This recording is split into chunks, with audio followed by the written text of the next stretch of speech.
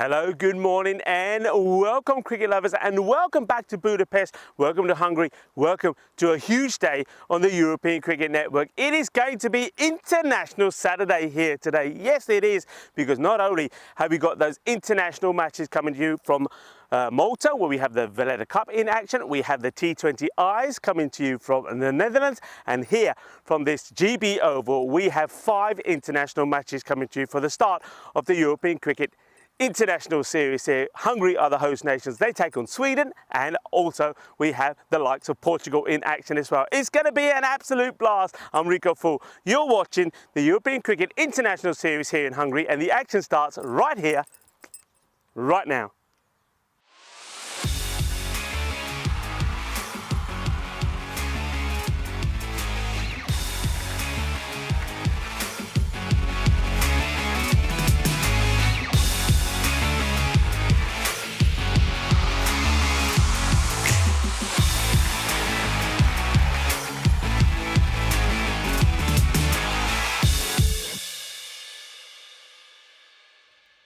This European Cricket International is proudly brought to you by HCL Software and Bizaway. Hello and welcome back. Yes, that's right, international action on this Saturday. 5 matches coming from the GB Oval here in Budapest, Hungary. And we kick off with, well, the host nation Hungary taking on the likes of Portugal. This promises to be a really good match. I can tell you that Portugal have played some very good cricket at the moment. They've got some very good players and I'm looking forward to seeing them in action. Of course, we've seen a lot of the Hungarian stars. It's an opportunity for them, though, to take what we've seen, the performances that we've seen from them playing in the European Cricket Series, and now put that into international practice. And there's going to be some good players there. We know all about them. I think the likes of Stan Ahuja will be looking to perform well, and Captain Mark Ahuja will be hoping that some of those new players that we've seen on the horizon would do well. For example, someone like Darshan, I think he's been absolutely incredible, and there's some others there that might get a call in as well and get their international debut in.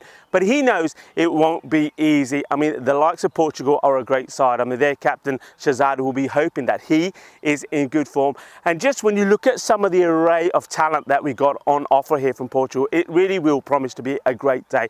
The likes of Kuldeep Gulaya, a very aggressive batter at the top of the order and a very good wicket keeper as well. You've got Sean Gomes in the side as well. And with the bowling, you've got Junaid Khan. This guy always impresses. He always takes wickets. And watch out for Francois Stoneman as well. I just get the feeling that the pace bowlers of Portugal will definitely be able to get some good rhythm and bounce from this pitch and make it quite uncomfortable, not just for Hungary, but also for Sweden, who we'll see later. It's going to be an absolute cracker. It's also going to be a scorcher. Temperatures, once again, will be around about 30 degrees. The two captains are ready for the coin toss. Let's join them in the middle, along with the tournament referee, Tyrone Peters, and right after that, back into our cube for the start of the first match.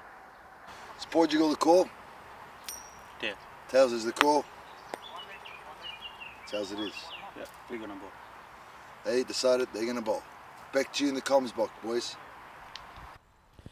Thank you very much, Tyser. Good morning, everyone. Good morning, everybody around the world. Welcome to this GB Oval here in lovely Budapest, Hungary. You can see they're just outside of the city, and it's an absolute pleasure to be here this morning for an International Super Saturday here.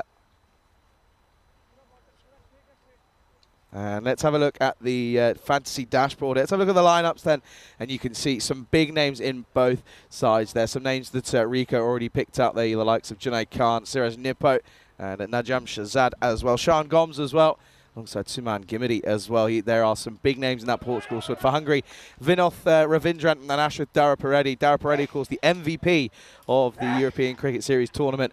And no real surprise to see him in this squad. Stan Ahuja most likely taking the gloves alongside, I mean, you got Shakra Zeke. It's a good lineup for both sides. And in all reality, the only weakness I could potentially see, it might be the bowling for Hungary potentially. Could just be where they may lack up against the strong lineups of the Portuguese batting lineup, but also their bowling. I mean, you look at Siraj Nipper, Junaid Khan, Parveen Singh for that left arm option. Bit of Faf Stoneman in there as well. Could certainly offer you a little bit with the ball. And well, then you look at the spin options of Siraj Nippo and Suman Gimridi as well. They can offer you a couple of overs of spin. Of course, it's T10 cricket here. You've got T20 cricket going on at the moment in Malta between Romania and Luxembourg. And then, of course, we've got T20IW cricket coming your way. That's, of course, in the Netherlands. And looking forward to this one here. Of course, it's one of 5 games here this beautiful Saturday. It's, of course, Super Saturday, International Saturday as well. You can see the teams making their way out to the middle.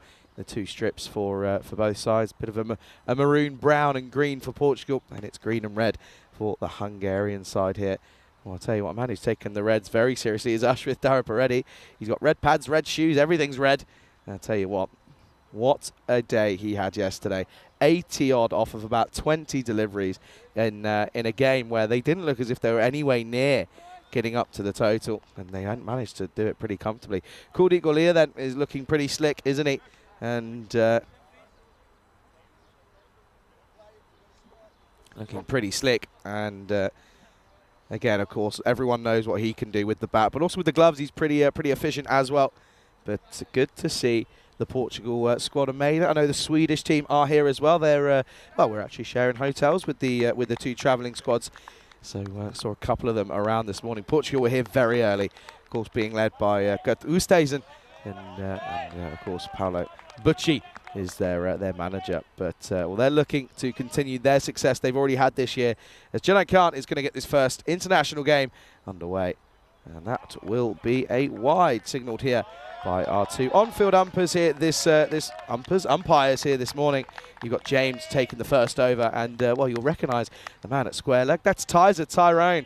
He's on field this morning, so it will be Sam Williams. He'll be your tournament referee, or the match referee, I should say. Cecil is your 3rd umpire in the umpires' tent. Not quite the best starts for Junaid Khan, bit of a loosener. Can't blame it on jet lag, but this time straight back on the money with the wobble. And it's a good delivery, but straight to, it looks like Suman Gimidi at point. That'll be a dot and a good chance to welcome back good friend and co-commentator Enrico Fool. Great to be here, everybody. Welcome to, well, the European Cricket Network International style international cricket here, also in the Netherlands and also in Malta. Yeah, lots of cricket. Here's Junaid Khan then. Clipped nicely. There's a man out there, though. That's Siraj Nippo, and he can't quite cut this off. And, well, he takes a bit of a tumble here. And, well, look, you can see he's looking a little bit worse for wear, is Siraj Nippo. A little bit slow there this morning. But that's going to be the first boundary, and it's Vinoth Ravindran who will get the runs on the board. Nippo is a character. I love watching this guy. He will always create a highlight reel or 2. Great effort from him. His shades go flying, but he can't catch up with the ball. Lovely shot from Vinoth Ravindran. who's been in good form, of course, and for the United Shalad captain. And of course, he played a big part in that amazing bronze final yesterday. It was quite incredible. He put a 111 partnership with the man who's out there at the moment, Dara Peretti. What a day it was as well. What a day. What a win. And of course, congratulations, of course, to the Budapest Blinders who went on and won the final over Cobra CC. But yeah, we had a superb day. A good chance for me to say good morning to a lot of people on the chat. Dave is there. Hello, Dave. And, well, even Charlie Hunt is on the chat. No but way. no, I wanted to say hello to a good friend of mine, Stephen Waddle, and also to Miguel Stoneman as well, who both men from Portugal, from Coimbra, are wishing their team well, Team Portugal. And, yeah, I wish all the teams well. I do believe that, Charlie, we're going to see some humdingers of matches here. Yeah, I reckon so. If yesterday was anything to go by. Up in the air then, chance, Siraj Nippo underneath it. Can he redeem himself here? No, and he's copped one as well. He's instantly reacted as well. He's definitely taken one on the cheek here. This could be nasty. Yeah, well, I said he's always in the action. He's always a highlight reel. Well, let's hope this is not too nasty, because that will be a disastrous start. Well, he's up, which is the key thing. But how much of this does he wear? Yeah, a fair bit. That is right on the side of the face, and that is sort of between the nose and the eye. And I reckon he's going to have to come off here for a while. Definitely. He can't stay on. Not easy. Once again, it's that false shot from Vinoth Ravindran. He doesn't like the short ball. He's been out to this sort of shot a number of times. Goes a long way up in the air. The sun is always going to be an issue. Tries to get under it. Doesn't get into a good position. And that ball goes and hits the side of his face. That's going to be nasty. He's going to need some ice on that straight away. And I think the 12th man surely has to come on here. I'm just trying to see. I think he is, as Shaider Rahman is the 12th man here. I think he's going to come on as a substitute for it. Well, he's either coming on or he's just going over to check him, because he can't stay on. That's whacked him right on the side of the face. yeah, I mean, you've got to take a moment. I know he's already strong, but you know, you just need to take. Even if you take, you know, an over or 2 overs off, just sit down, get a bit of cold compress on there. Look, yeah, he is now off. Yeah, that makes sense. Good thing is he's walking. He looks fine. There doesn't seem to be any issues in terms of cuts, but yeah, that's taken a thump. But I think more importantly, I think Nipu will be disappointed he doesn't take the catch. But Vinoth Ravindran gets a chance, gets a life, and now the chance to see Ashwit Darapareddy face his first ball. Yeah, big time. Lefty, he's crucial for the Hungarian side here. Just fends this back, and what we will see from Darapareddy, he'll take a couple of deliveries just to get his eye in. And well, a bit of news on him as well, which I found out yesterday. This is his last week here in Hungary. He's relocating up to good old, nice, warm Scotland. Yeah. So I tell you what, any Scottish viewers, I can't tell exactly well. I know that it is Scotland. If you've got a club and you're looking to snatch up a decent left-handed bat and a bit of a decent off spinner, well, you've got a potential option there. That's too short, but he misses out to Darapareddy early on in his innings here.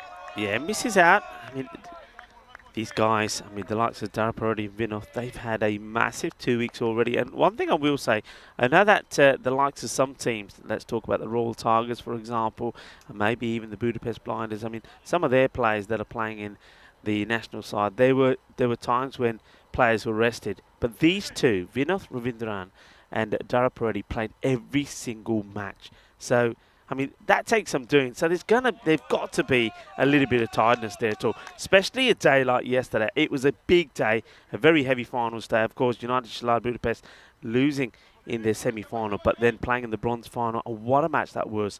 Over 307 runs scored in the match, 153 to 154. Darapareddy hitting 31 off the last over for victory, and doing it with the ball to go as well. That's the end of the over. And pretty tidy from Janae, but he'll be disappointed that he doesn't pick up a wicket. We were talking about some of the players I mentioned out there. Well, these are the squads. And, of course, people like Sheikh Raseek, really looking forward to see how he performs. Yadvinder Singh will be looking to get his opportunity as well. And the likes of Sachin Chauhan as well. And even Sanjay Kumar. So, a big opportunity. I did have the chance this morning also to talk to the captain, Mark Huja, and also the vice-captain of Portugal, Sean Gomes. And it was interesting to hear their thoughts, because both teams have got a mixture of experienced players and some new ones as well. So look out for those interviews on the old social media. Yeah, absolutely. Sign Armin as well for Sweden. He's looking like a big unit, and he can certainly hit a ball. And I tell you what, by the way, something I've noticed. Have you seen this, Rico? We've got ball collectors. Their positions almost every sort of 30, 50, 40 meters. Shot, lovely pickup just over the top. I don't know if he's going to have enough on it. It will plug. Faf Stoneman does an excellent bit of work. Faf is a superb fielder, and yeah, that'll just be one. But good start this for the skipper in Najam Shazad. Yeah, we've got ball boys and we've got ball girls as well. Yeah, great bit of work. This guy, keep an eye on him. This guy can catch a ball, and we've seen some great catching in Hungary. The likes of course, Usama Mohammed yesterday. Abbas Ghani took an absolute, well, one of the catches of the season so far, right in front of us, Ali Nawaz. But Francis Stoneman, great fielder, he really is. Yeah, Anthony Chambers as well. He took an absolute blinder in Gibraltar in a T20I series. And one thing you're going to have to see is that the old Portugal Duracell bunny in Suman Gimari, he's going to be all over the place. But yeah, Chambers took a screamer in Gibraltar quite a while ago now. Seems like a while ago in those T20Is up against Gibraltar at Europa Point Stadium. So yeah, listen, Portugal, well-oiled machine. Of course, had a good year last year in the T20I in the qualifiers. Up in the air, chance again. No communication. Oh, and it does get taken. That's actually a really good catch as the 12th man was coming in from. Whose course is on for Nippo, who was coming in, but it's actually an excellent catch in the end by square leg. Yeah, he catches this really well. The two get into each other's way, but once again, and this is Ravindran is going to have to go and do a bit of homework here, isn't he? It's that short ball. How many times have we seen him getting out to this? He was out to this cheaply in their semi-final as well. That's a really good catch. No communication there between the two fielders, but fortunately, the 12th man, Roman, doesn't knock it out on the hand of the fielder, who ends up taking a good catch. So Vinoth will go, and a very good catch in the end, taken there by Ashwal Rupu. Yeah, Ashwal Rupu that gets a good one. And first wicket down then, score is 9 for 1 here in the second. And, well, I was looking and we were sort of having a look to see who this third, they've got a good few candidates coming in at 3. They've gone for Stan Ahuja. Yeah, Stan, who early on in the series here, the European Cricket Series that is, played some really good shots. He's, and I think, okay, they've got a number of options they can go for. Darshan is up there as well. You could go with him. Even somebody like a man who really impressed us. And you've got Safi as well, batting really well. Sheikh Rasik, the captain of Cobra CC. But they've gone with Stan, maybe a bit more stability. And it is the captain of Portugal, Najam Shazad, that gets a breakthrough. Also, a man that represents Marlow Cricket Club. And, well, we know that Marlow Cricket, this will be a wide. Marlow Cricket Club normally win everything and anything out there in Portugal. And of course, they were the winners in that European Cricket Series earlier in the year. And this is one thing that you'll get to see from Najam Shazad, is that when he walks back, he likes a little bit of tongue action. Okay, right. I'm going to leave that with you. Now, everybody's going to be watching now. So keep an eye on him. Whenever we can get the camera on him when he walks back. And every so often, there's a little bit of tongue action from Shazad. It's just his thing. That's what he does. There he is there. At the moment, nothing. He's puffing at the moment, huffing and puffing. It's a bit hot. Oh, there he goes. I told you. I told you. There we go. There's the tongue action. Do you know what? He's going to look back on this and he's going to come out tomorrow and he's going to be thinking, Rico, I now don't feel as if I can do anything because I'm under the eagle eye. Oh, that's got through everything. What a delivery that is. Yeah, good ball from Najam Shazad. It's a big, strong player. Now, what are these? Has he rolled his back into the stumps? Because I heard a bit of a appeal here. Let's have a look. So, well, this is catching on now in cricket, isn't it? Oh, dear. Let's watch. He's in there long. No, that's good. He's there long enough. And he even drops his bat down. Even his the bat hasn't even moved anyway. Our wicket-keeper's getting excited and carried away now because of the Bairstow incident. Yes, I think so. Big time. And he was, I mean, the thing is as well, that was even longer than the Bairstow incident. You can see there, by the way, Tyrone Peters. He's a tall man. He's levers. And, well, you tell you what, if he puts his arm out when if they need to stop something, he'll clothesline you. Najam Shazad been a good over, 1 for 3, and this will be 2 for 3. It's an excellent catch. Sean Gomes in the cover region will remove Stan Ahuja for a 3-ball duck. And what an over that is from the skipper. He's got a knack of taking wickets as he as the skipper, and he will take 2 in that over then. What an over. It's 10 for 2 at the end of the second. Yeah, I mean, he just gets excited to stand. He gets the width, thinks, all right, I've got to go for this, but he doesn't get it out the middle, can't get it over the infield. And, well, Sean Gomes takes a very sharp catch, and it's going to be the first international duck here at the GB Oval. And a very warm welcome to Derek. Hello, Derek. And there's that dismissal once again. Sharp catch. Yeah, good one. It was a little bit uppish, but from the, of course, Stan Ahuja. But let's take a look, though. We can have a look at the, of course, the 3 teams that are participating. Of course, it's going to be, of course, Sweden and Portugal and Hungary here. So, good 3 teams. I think it's an even matchup between these 3 sides. Yeah, very much so. One thing that I noticed, Charlie, is, I mean, I've been to Sweden for the European Cricket Series there for a couple of years, and I've always felt that bowling and fielding, a lot of depth, a lot of strength. But in all the years that I've been there, so well, that's turned him inside out. Good delivery, good start from Junaid Khan. But batting's been weak. But this year, from what I saw, I mean, I wasn't there, but this year, the batters turned it on. So there's been a change, a bit of a change in Swedish cricket, and if they're able to get that into their game more consistently, they really are going to be a force to be reckoned with, because batting has been their sort of weakness. A little bit like a lot of people will say that maybe, I mean, I think you touched on it, perhaps the weakness for Hungary could be in their bowling. Well, this one, there's no weakness here from Tara Paredes. This is what he was doing all the way through the European Cricket Series here.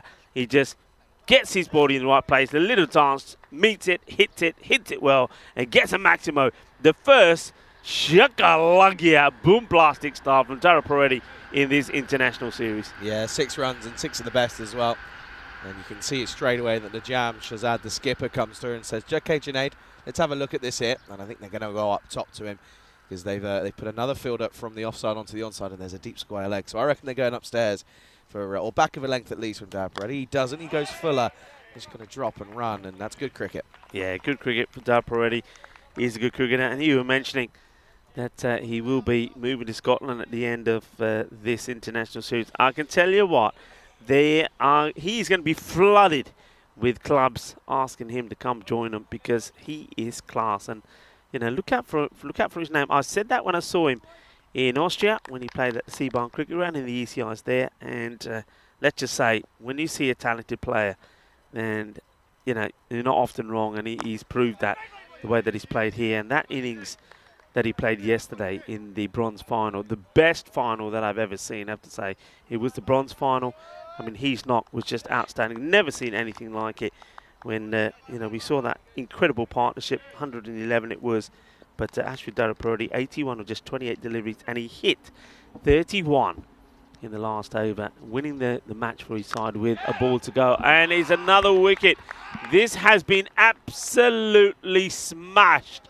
Absolutely smashed. Rasik cannot believe this is being caught. This ball is travelling, and the man who's got all the face paint on takes an incredible catch. That is motoring, and Mohammed Adnan just doesn't even flinch. Rasik can't believe it. It's going to be another duck. Yeah, another old Derek. He's busy this morning. Hungary are in some early trouble here. And, well, I was about to turn around and say right here on air that I reckon Rasik should be your number 3. But, well, after that's what you probably wouldn't say. So 17 for 3.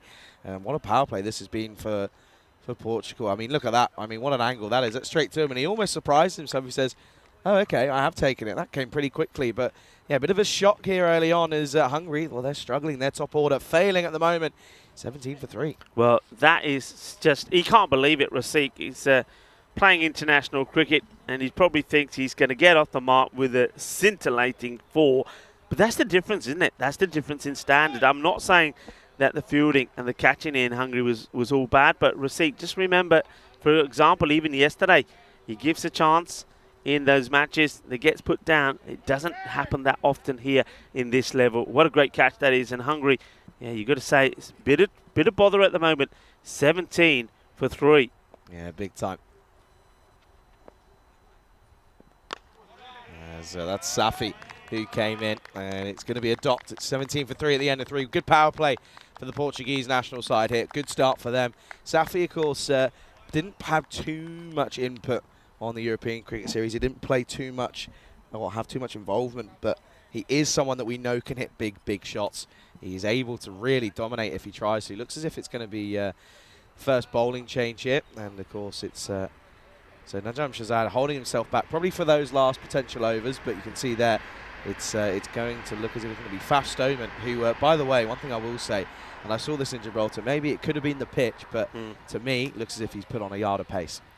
Yeah, Francis Stoneman, the first few times that I saw him, he used to have a lot of issues with wide balls, and but he's put that right. When I saw him at the SEG, he certainly had sorted it out. He was bowling well, he was bowling with some pace, and he was back to enjoying his cricket. And of course, he'll be getting good support from his family that are tuning in.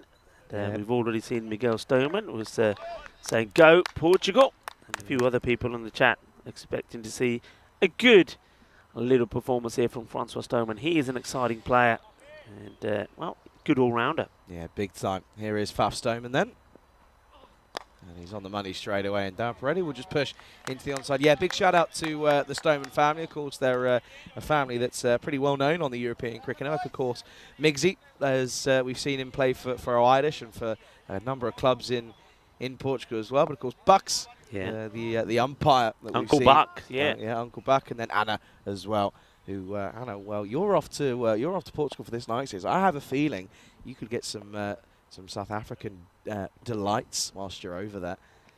As this is pumped, and this will be tough. Yeah, and do you know what? That has absolutely rocketed, and it was an awkward one for Chambers, in all fairness, because it was a bit on the half volley, and it was almost just trying to get anything behind it. But Safi has pumped this down the ground. This was, absolutely walloped, and Anthony Chambers trying to get the stop in, but I think by the time he's dived and got anywhere close to that ball has gone past him at the speed of knock. So great shot from Safi. Safi looking to do what he did for the Royal Tigers when they were in all sorts of bother. He came out and he put a good partnership together with the likes of Mark Ahuja.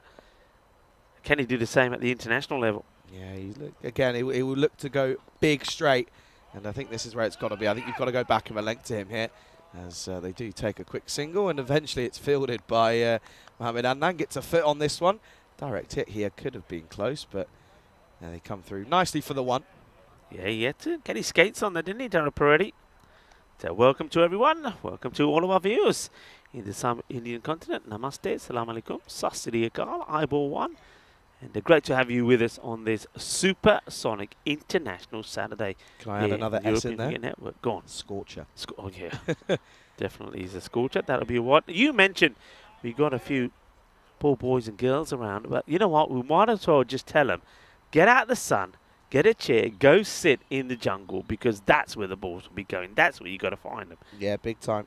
Tell you what, though, as well, if there's if any of the balls go in the river behind us, I might jump in there, because I reckon it might be a little bit refreshing. And this is another wide down the leg side. Faf Stoneman struggling in his first over here, but yeah, more support coming in for the Portuguese boys. Group Patel alongside Conrad, Greenshields as well. And, well, they're all saying, Conrad says, what a start. And absolutely, all right on top of them here are Portugal. But, yeah, it's I have to say, after all the excitement yesterday, as this is dragged onto the onside. But a good comeback, though, this time around. Yeah, I have to say, yesterday, with all that sort of screaming and shouting, that my voice is a little bit raspy this morning. And but to be honest with you, if you go back and look at when the highlights get posted of the of 3 out of the 4 games yesterday, you'll understand why. Yeah, it was definitely one of the all-time epic final days. Well, that's the thing. Sometimes final days can get flat, can't they? They can be a bit predictable. And also, let's face it, especially the bronze final. The bronze final could be just a you know. This is the thing. As he goes short, and this is a top edge, but he's found the middle of it. This will go all the way. This will be 6 runs yet again. And well, Stoneman, this over's not been a good one. He's already had 2 boundaries in it, a couple of wides as well, and he's under a lot of pressure. Zahir Safi is taking a liking to him here. Yeah, well, Safi's not holding back. The short one there from Francois Stoneman, and Safi says, "Yeah, bring it on." And he absolutely hammers it. Lovely jubbly. Goes all the way. 6 more. That's a good shot. Yeah, this change to Stoneman not really working. He's gone for 15 off this over. He's got to try and find some movement, isn't he? That's what when he gets it hooping, he's such a dangerous bowler. But if it's not really moving much for him, as this is slower and right back at him. And to be honest with you, I think that's more evasive action rather than trying to catch this one. But it'll be one. Look at this here, slower ball, and well, if he doesn't get a hand on that, that's right in the noggin. Yeah, that is self-defense because the Grizzly was at him, and Francois Stoneman, I think. Well, I'm pleased that he's got very quick, sharp reactions because that was travelling. I mean, that's the thing now. I mean, I feel like I'm saying that a lot because I know we've seen wickets that have fallen here, 3 of them. But you think about it, apart from Vinod, I mean, Stan has absolutely cracked these, and he's got caught by Gomes. And then we saw Sheikh Rasik absolutely hit a thunderbolt, and that was caught by Adnan. And we almost see another incredible catch. If he had caught that, that would have been the best caught and bowled ever. No, I'd walk away. I'd turn around and be like, you know what?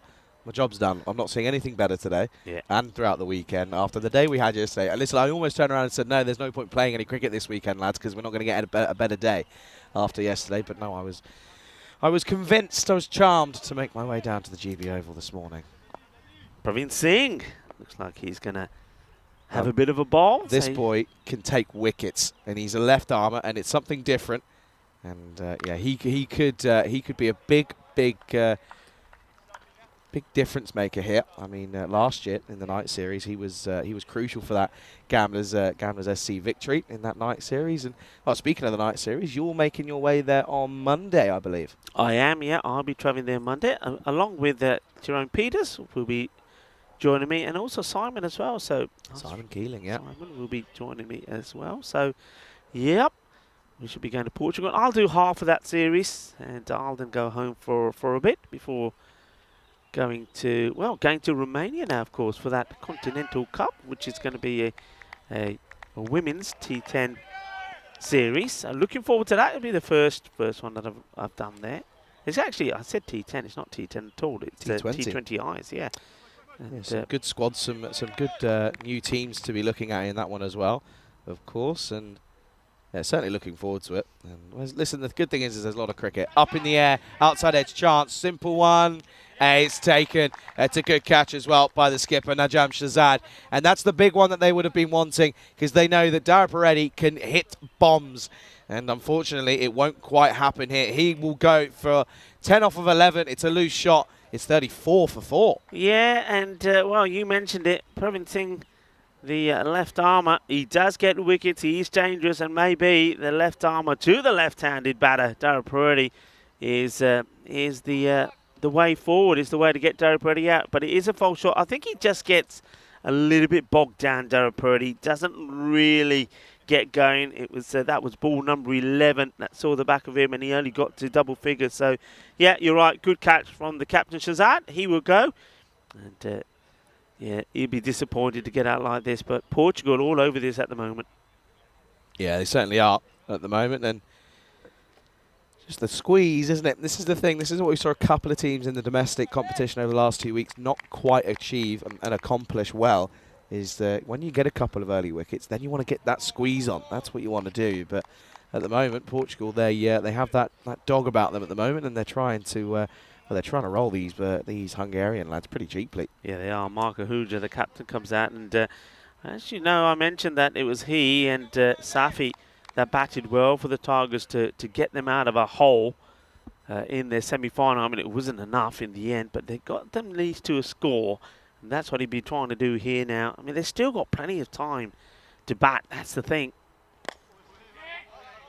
Cautiously plays this out. No run. Yeah, Praveen Singh though on the money straight away here today. Pretty sure Portugal made their way over from, of course, most of them I think flew to Cologne and then Cologne down to Budapest yesterday from Portugal. So a bit of a long travel day, but they're here and well, they're on fire at the moment. This is Gundy, and well, this is going to get hit nicely, and this will be 1 bounce 4, and a good start then for Mark Ahuja. Yeah, not the best of deliveries. A little bit too short. It's down the leg side. You can see the reaction from the bowler. Praveen Singh, he knows is not a good one.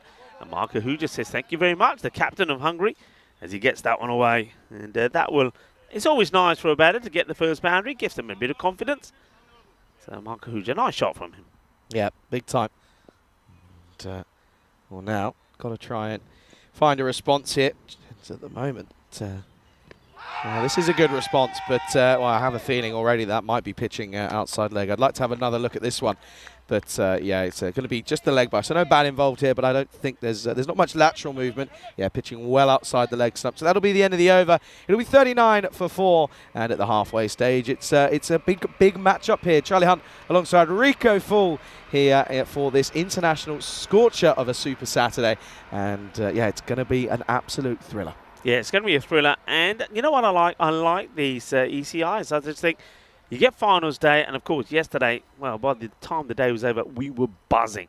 And on my way back, I was thinking, you know what, tomorrow we do it all again. And we've got international cricket, 5 international matches. So it's really looking forward to it. I think we're going to get a really good series. And I just still believe that it's going to be tight. I think we're going to see teams, you know, all teams will get wins, all teams will have losses against them. It'll be tight, it'll be close at the top. Yeah, I think so as well. Looks as if we're going to have the first introduction of spin then. So Nippo, who's got a bit of a battle wound, he's going to come in for his first over.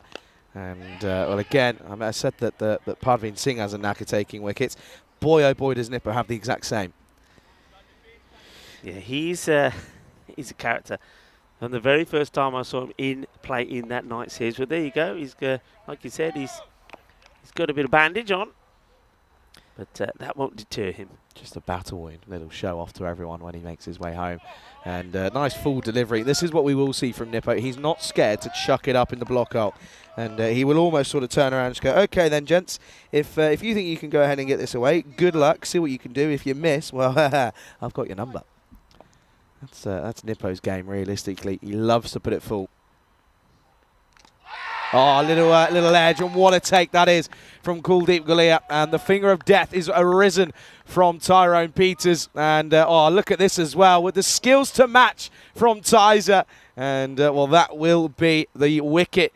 And, well, I was saying that he likes to go full. He surprises us with a bit of a shorter delivery. And Safi, he gets this one all wrong. Doesn't really get the foot movement right. Balance is off. And Gulia gets his first involvement. What a wicket to get. It's 40 for 5. Yeah, that is a really sharp bit of work from the man behind the stamps, Kuldeep Gulia, somebody else that I saw for the first time in my first night series in Coimbra. I believe that he was the MVP because he was just sensational behind the stumps, and he batted well as well. But watch this, by the way. Look, get Tizer in the old South African football team. They need him badly to the SA side. And Tizer, well, he knows. He can hear me out there, and he's thinking, yeah, get me in that team badly. I'm there. I reckon he's changing the condition of the ball there. And, well, Mr. Horns himself, Tyrone Peters, it's good to see him out there. Tyrone Peters has had a few highlights, hasn't he? We've seen him going into the jungle to try and find balls. We've seen him take a one-handed catch as well when the ball was coming into his officials area, and now he's out there doing the work. This is up in the air. He's going to get it just in the gap, I think.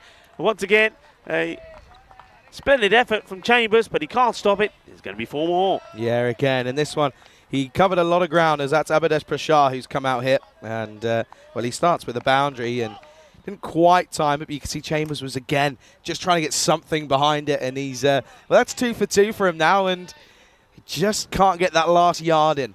Yeah, Abhilash Prashar, 42 of 14 in that bronze final, helping the Royal Tigers 153. And he smashed the ball well, but they still ended up on the losing side, which stunned everybody. But anyway, they still got batting here. But Nipu, yeah, Nipu, when I first saw him, every so often he had a few issues with the over pitching, a few full tosses, but it looks like he's been working on that. And just look where he bowls from as well. If you keep an eye on his bowling, he varies where he's bowling from the crease. So that one there, he bowled from way back in the crease. He's a clever little cunning bowler. End of the over. It'll be 46 for 5 at the end of 6, and at the moment struggling as if they might not. They're looking as if they may struggle to get up to a score of even in the 80s here. But that's a pretty abysmal scorecard for Hungary here. And the thing is as well, and this is the debate that we have quite a lot. We had it in Romania, we had it in Bulgaria. Is it fatigue? What, you know, as the host nation, you've got your team that your side's, you know, a mixture of players that have been playing cricket pretty much non-stop for the last 2 weeks for 12 days straight.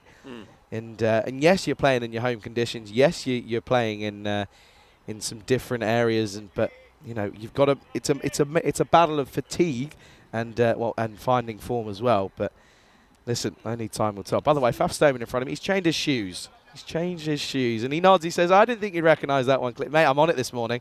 Trust me." Pravin Singh going to continue. Yeah, interesting point you make. It's a tough debate, though, isn't it? Well, this is over cover. Good shot. This will be 4. And even though he has changed his shoes, he's not going to be quick enough to cut this one off. Mark Ahuja strong through the covers. And, well, that's Exhibit A right there. Yeah, well, the 50 comes up. Yeah, I mean, interesting debate, as you say. Is it good? Is it not bad if you play a lot of cricket? I think it's good. If you're a cricketer and you're playing a lot of cricket and then you're going to put on the international jersey, well, to put it on and know you played a lot of cricket behind you, it's going to be good. Yeah, you're going to be a little tired, of course you are, but just look at what Romania did, you know. Romania had no issues. They played those internationals. They won every single game. That was before we came here. So I think it's all about the mindset as well, and of course it's all about the fitness of the players as well. If you keep yourself in good condition, good fitness, then I don't think you're going to have too many issues. Sweden just turned up, by the way. They're going to get an eagle eye on what they've got to come. As this one is into the pads, and well, they end up probably going at the wrong end, as Ahuja was pretty slow to get going as pressure called him through, but that'll be one leg by to the total. But yeah, it's an interesting debate, isn't it? It's one of those that I think for the next year or so, as we keep on doing these events and keep on doing these internationals at the end of it, it's a debate that will always arise. Yeah, it will come up all the time. But I think if you're a batter, and this is one thing I've said a lot of times, if you're a batter and you're normally used to playing, you know, you have one knock at the weekend and then it might be several weekends before you play again, to all of a sudden be able to go out there and just play and play and play, it gets you in form. And we've seen that. We've seen that in all the European cricket series that I've been to. So you'd expect Hungary to be in good shape with the bat, but at the moment it's not happening. But you still got 2 batters out there that could still, if they click, they can still get you to that 100 score. Mark Ahuja, the captain, looking to turn it on, and Amitabh Prashar is key as well. And the one thing they've got to do, as well as playing the big shots, is keep the rotation here. Use that left and right combination to their advantage. Yeah, absolutely. As well, you can see here, the keeper is standing up here. Well, the pressure is already on, and will it be a catch? No, it's just over Junaid Khan. Can he get something behind it? Yes.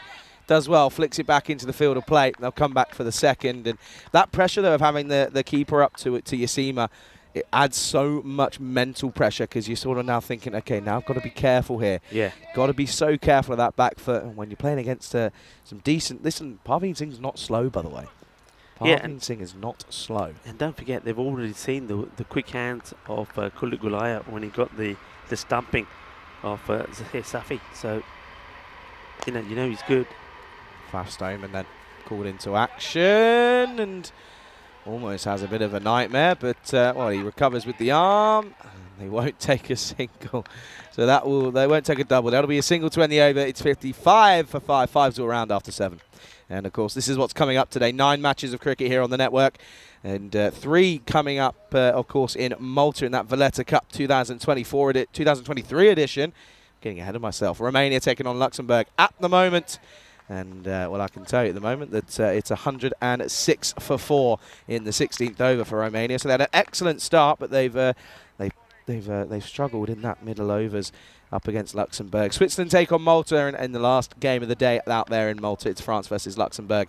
And Netherlands versus Scotland is the last game of the T20I Women's Tri-Series, of course. And yeah, that's, well, listen, if the Netherlands win that one, then it's they're going to be all tied on points. That's going to be a wide by Faf Stoneman. Yeah, just once again, I've seen him have these sort of issues before. You noticed that he has had a change of footwear, but so far, perhaps not helping him out. He's probably just finding that he's just sliding slightly as he's coming in. And he comes again. Let's see if he can get this one right. He does. This is just punched down the ground, and just should just be one, and is. It's good work from eventually by Sean Gomes. And well, you're talking about the ball boys having a bit of shade. I think someone's having a little sneaky dig in our shade here behind us. There's a ball boy who's rightfully so as well, having a little sit in the shade. Listen, it's hot out there. It's already up to about 30 degrees here, and it's not even 10 o'clock in the morning. But at the moment, still lacking in runs here. Just sat on 57. Oh, hello. And this has already been called. And this will be up in the air. It will fall between the two. They're thinking of a second. They won't come back though, but it will just be the one. But it's a no. And Stoneman can't quite find his rhythm here, can he? Yeah, I think what we're seeing is a classic scenario here of a bowler just not getting, doesn't feel right when he's running in. He doesn't feel his footing is right. He's tried to change his shoes. It's not helped him. So, yeah, he's having a few issues. Whether he might change coming from the other end, see if that makes any difference, i.e. But at the moment, he's got to deal with this free hit. Got to be a Yorker. Nice and full. And he does, and it's a perfect Yorker. They're now going to take on the run. If they go at the non-strikers end, he'll be gone. Doesn't. Well, backed up, yes. And, well, now they're thinking of a second. But that's where it needs to be. If you can bowl 6 of those, you're going to be one of the better bowlers in the continent. Yeah, that's well bowled. But Prashar at the moment, for me, Habitat Prashar, he is running wild. I've seen now on 3 occasions that he wants to take either a single or a 2 when it's not on. I don't know what he's thinking, whether it's just nervous energy, but he just needs to calm down a little bit. Oh, he's going to end up running out, his captain. This will be interesting, though, to see, because Francois Stoneman is trying to pitch the ball up, and, well, Prashar is one guy that can hit a straight ball, so let's see how this goes. And he does hit that straight ball pretty well, but to the fielder, just be a single. Yeah, I'm looking forward to seeing that man on your screen, by the way, Sean Gomes. Not seen him in person. I know he's capable of some pretty decent things, and well, I know you might have had a little chat to him before the start of today's play, so do keep an eye out for that on the old European cricket socials. But yeah, at the moment, it's yeah, I reckon he'll be coming in at 3 most likely. Anyway, Faf Stoneman, this is big from Mark Ahuja, and it just sits up nicely, and something just isn't clicking for old Faffy here, because he's struggled with his line and length. Now he's getting pumped big into the leg side. Yeah, I mean, this is a really good shot. I think it's that slightly slower delivery from Stoneman, but he doesn't get it right, and Mark Ahuja, apologies, the captain, he picks it and he pounds it to the boundary. Big hit. I'm sure Mark's probably used to that by being mistaken for Stan. He probably won't mind that. He's Stan okay won't with mind it either, because Stan didn't score any runs. That's true. Stan would say, I'll have those, thank you very much. Thank you very much. You'll bite your hand off, I reckon. And this time it's on the offside. Suman Gimri's got some work to do. He doesn't get there. And 9 times out of 10, you'd back him to cut this one off, but he won't this time around. And Mark Ahuja, who came in at a difficult period, is just slowly steadying the ship here. That's a beautiful shot. I mean, we've seen 2 really nice shots there. First one was the old swivel, the old, going to the boundary. Now this one comes down the ground, gives himself some space, and plays a delightful cut shot. And the timing on this was perfect as well. So, really nice shot. And, well, yeah, that's the issues I think that Faf is having. As he runs in, he's just losing his footing. He's gone for 31 with the ball to go in his spell. 70 on the board. Good morning to everybody on the chat. It's great to have you with us on this International Saturday. Works it away. Well, will be the end of the over. And that one takes the score to 72. So they're trying to get to the 100 here. Got 12 balls to try and do it in.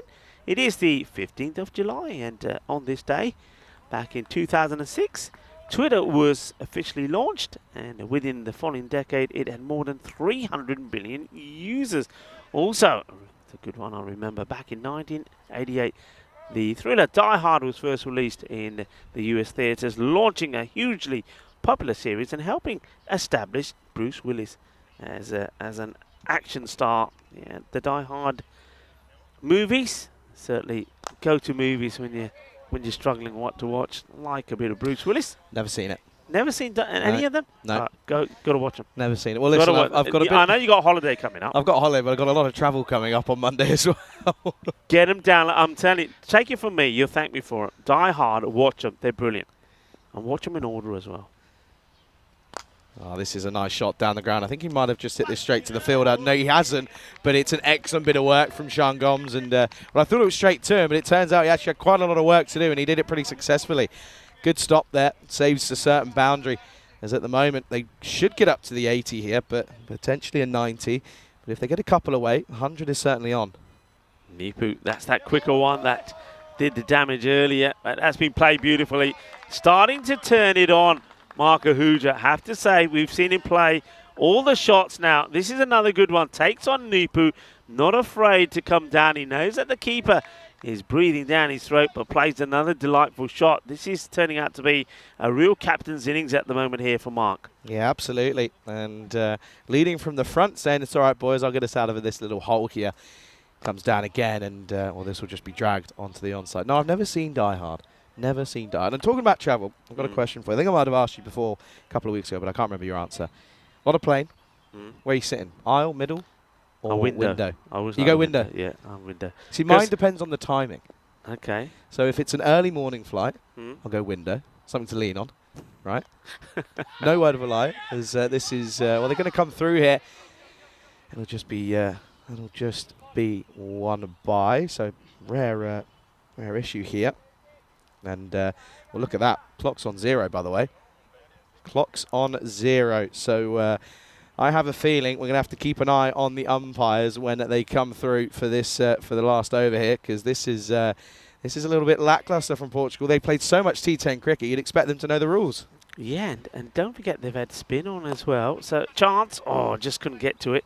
But yeah, this will be interesting. Be interesting to see if there are any if there is any time to be added on, or whether we're going to see some of it. So keep an eye on the umpires and keep an eye on Tyrone. Tizer. So.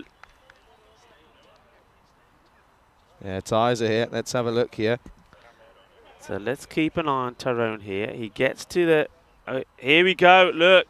Yeah, there we go. So Tyrone is doing the patting. So puts out the palm, shows the 5, and does the patting. And that means 5 penalty runs goes to the batting side. So, yeah, Portugal, they'll be disappointed with this, because this really is, well, it's not good from them. You've got to say it's not good for them. They played so much T10 cricket as well. Yeah. You know, I'd expect this from someone, you know, maybe when we were in Romania, you know, Croatia haven't played too much T10 cricket, or Greece, for example, in Bulgaria, played virtually, again, haven't played that much. Yeah, I'm a little surprised.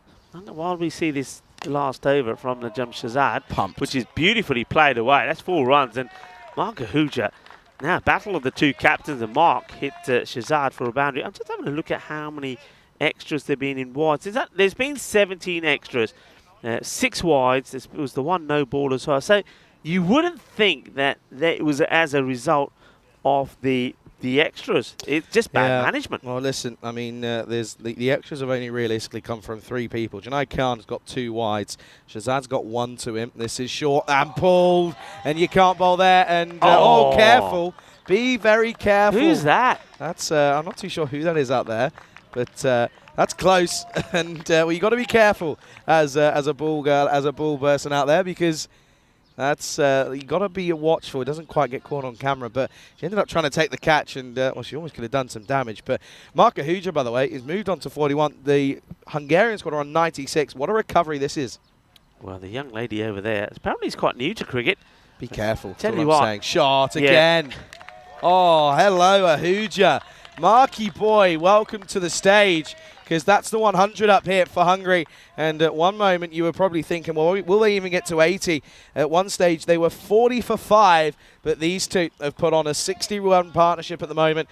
And, well, I'll tell you what, most of it's come from Ahuja. Yeah, he's batted so well, hasn't he? I mean, Prashar, he hasn't really been able to get going. You'd expect him to be hitting the big bombs, but Mark Ahuja, and the thing about it has been, it's been a proper pucker innings. It's not been a slog.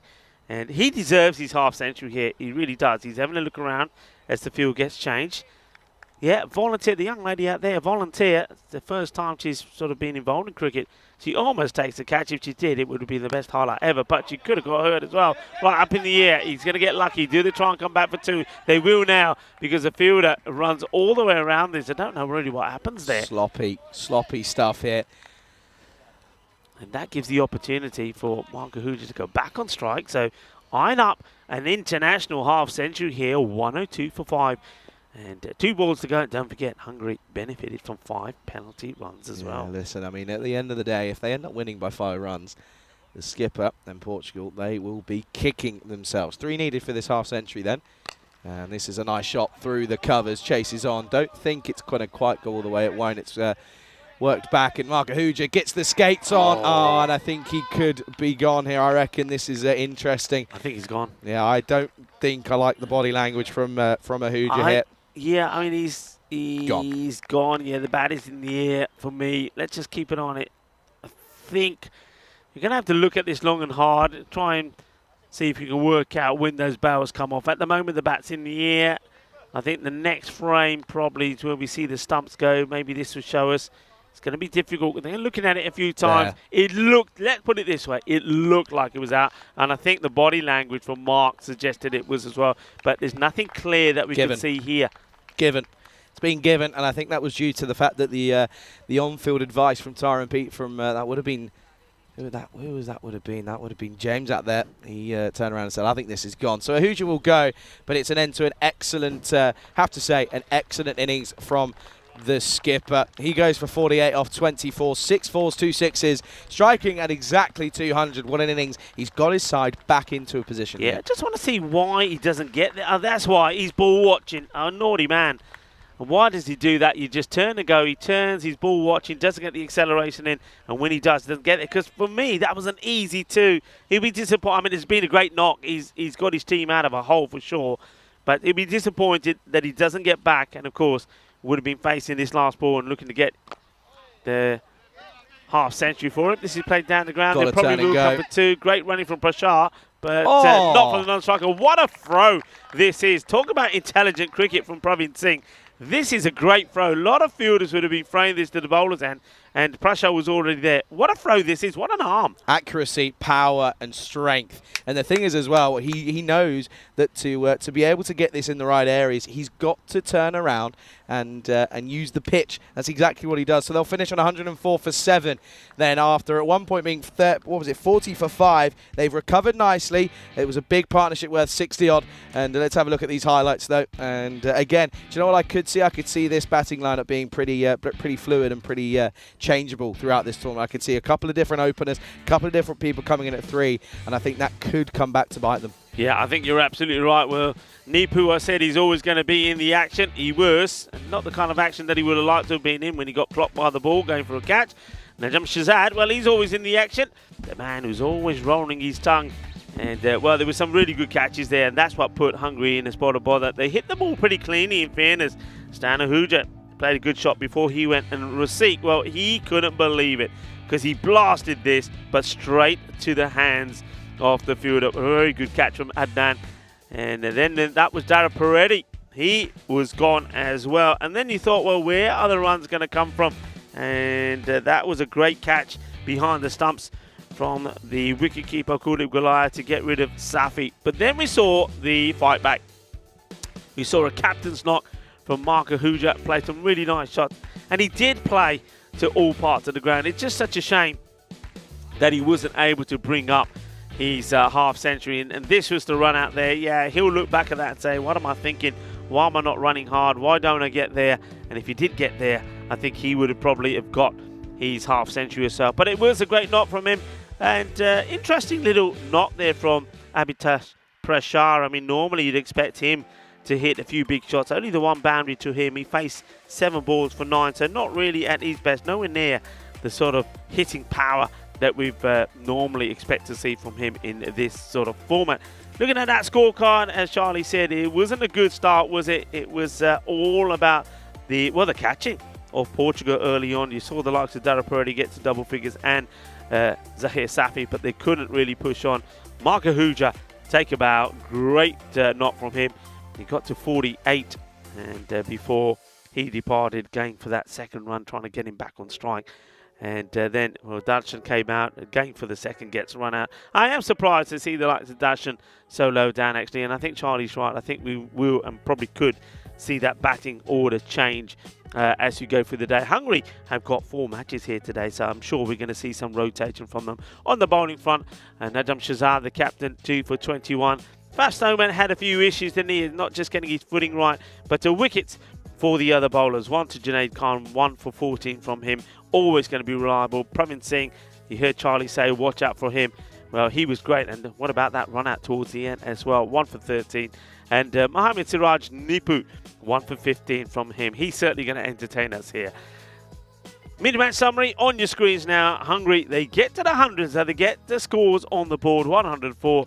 Portugal, remember, they're going to be batting the first time on this pitch. They've never done it before, so it's going to be interesting to see how they feel it plays. Be interesting to see how their batters do up against the bowling attack of Hungary. But they need 105 for victory. Join me, Rico Full and Charlie Hunt, when we come back for the conclusion of match number 1 on this International Saturday in Hungary.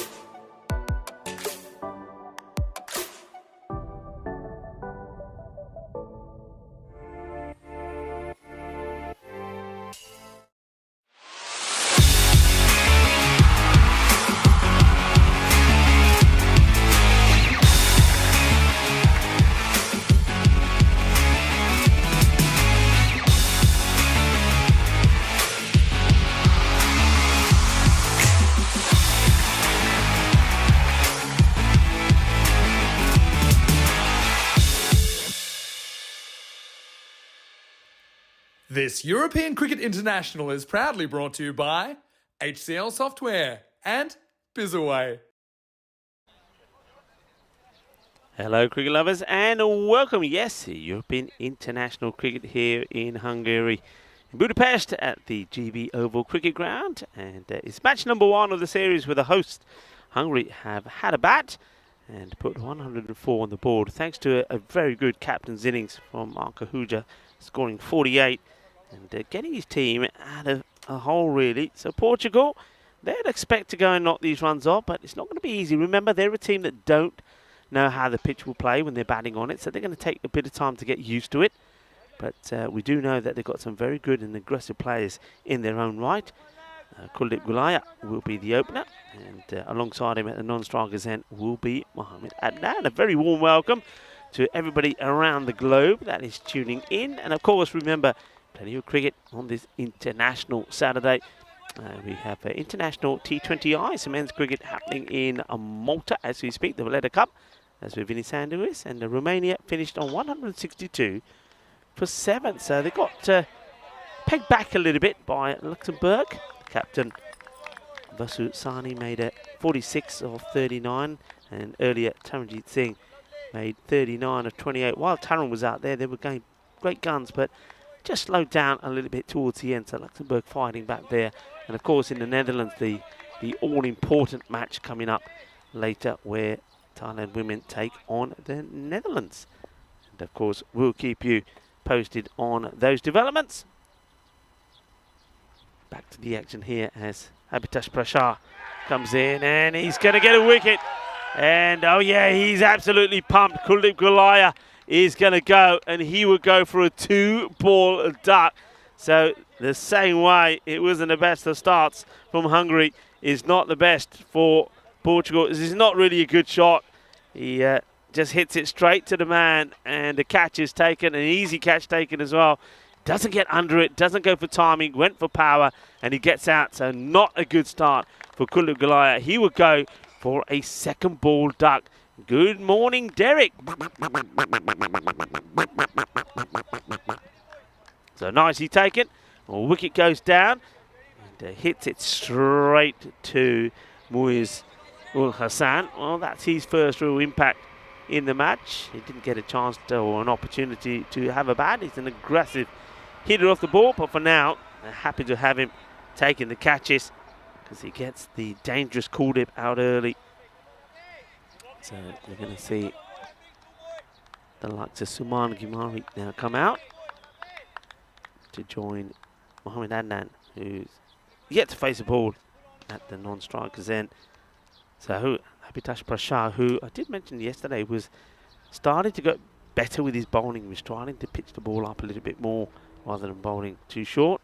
And that's that line I'm thinking about. But what a good shot this is. And from that shot, what you can tell is a number of things. Number 1, that Gimiri is in good form. It's a really nice shot from him. And number 2, the outfield has definitely had a cut early this morning because that ball went across it quicker than we've seen in the last couple of days. That's a lovely shot. Good way to get off the mark from Suman. So Prashar, will he go full again or will he try the shorter delivery? Someone Gimir gets off the mark with a lovely push through the covers. And it is that shorter delivery. So it goes for it. Got the field set as well. Nice field set. You can see that a lot of fielders are in tight on the offside to the right-hander. Third man is back. You've got a backward point and a point cover. And the man is up in mid-off as well. Just the 3 men on the leg side. You've got the 5-man 45 on the boundary, square leg and a mid-wicket. So the 2 men on the boundary are behind the keeper, 3rd man and fine leg. Oh, that's a really quick delivery. Gets beaten with pace. This is fast. This is quick. And this is Habitash Prashar at his best. What a lovely delivery that is. Gets through Suman. And Gimiri just watches this one go by. Yeah, that's beating him for pace. But just trying to take on the field. So in a way, this is not a bad little field set from Marco Huja. He's basically telling the bowlers to bowl that line outside the off, and he's challenging the batters to try and go over on the leg side. Well, it certainly worked with Kuldeep. And this is well played. Plenty of power in the shot, and this is timed beautifully. He gets it over the fielders. As you have a chance to look at some of the Swedish boys and in their kit, having a bit of a net and a warm-up. And, well, it's a bit of grizzly action for them as well. Welcome, boys. And looking forward to seeing them in action. Of course, that's the next match coming up where Hungary will stay on the field of play. So no rest for them until match number 3. They'll be taking on Sweden as we welcome back into our very warm and sticky cube to Charlie Hunt. Yeah, good morning, Rika. Good morning, everybody. 8 for 1 after 1. Good start for both sides, really. Gimmerty looks pretty good early on. By the way, Mohamed Adnan opening up here, and he was a bit of a surprise addition for me. I wasn't quite expecting to see him. He is a good bat, but I wasn't quite sure if we were going to see him here this weekend. But he is in the squad, in the lineup. Took a good catch in that first innings, so he's already had a good start to his day. But if he gets going, he can go big. I mean, this if he gets going, this total is nothing, in all fairness. Opportunity to see Sheikh Rafiq now with the ball. He would have been disappointed that he didn't get off the mark with the bat. He played a thunderous shot, but straight to Adnan. So it's a chance for him to get his revenge, and he could if the fielder can get there. This is a difficult one, and it's a great catch. That is world class. There is no other way to describe that. That is world class from Abhitish Prashar. What a catch this is. This is sensational. It is also a golden duck for Mohamed Adnan. And, well, Sheikh Rafiq, who was caught by him, gets his revenge as he gets his wicket. What a start it is, though, for Rafiq. Rafiq is a lovely guy, the captain of Cobra CC, and he starts international duty with a wicket thanks to a brilliant catch, and that's a golden derrick. Charlie, what a catch. Yeah, what a catch that is. And do you know what? You can see how much it means to him as well. We know what he's capable of in the field, and well, that's an excellent bit of work there, realistically. So it's a pretty good way to start your day in the field for Abhitesh, and you can see that he might have taken a bit of damage, but you know he won't mind. And well, in comes at Sean Gomes then here in at number 4. I was expecting him at number 3, but I think the early loss moved Suman up to that third batting position. But yeah, I mean, this is the big partnership for Portugal. Yeah, this is a big one. 2 batters that we've seen play well. When we've seen them, they've scored runs. But now they've got to put a bit of a partnership together here now, because Portugal, the same way that Hungary were early on, are in a bit of a pickle. 8 for 2. What a start, though, for Rafiq. He's a man who always plays with a smile on his face, and I can tell you what, he's smiling pretty happily at the moment.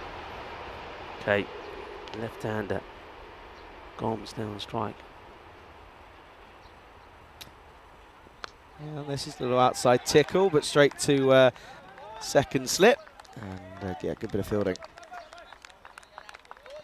Vice-captain, Sean Gomes. I did have a chance to have a chat with him before the start of the day. It was a lovely little chat. He was talking about the cricket that Portugal have played so far and some of their performances, and hoping that that the mix, the blend of some of the experienced players and some new players in the side would see them have a productive series here and a successful one. This is down the leg side. It's a bit of a wide from Rafiq. And I think he just signals to the umpire that he wants to come around the wicket now to the left-hander. Good take behind the stumps there from Stana Huja. It's warm. It is so warm. This is rather incredible. It's certainly ramping up the heat out there.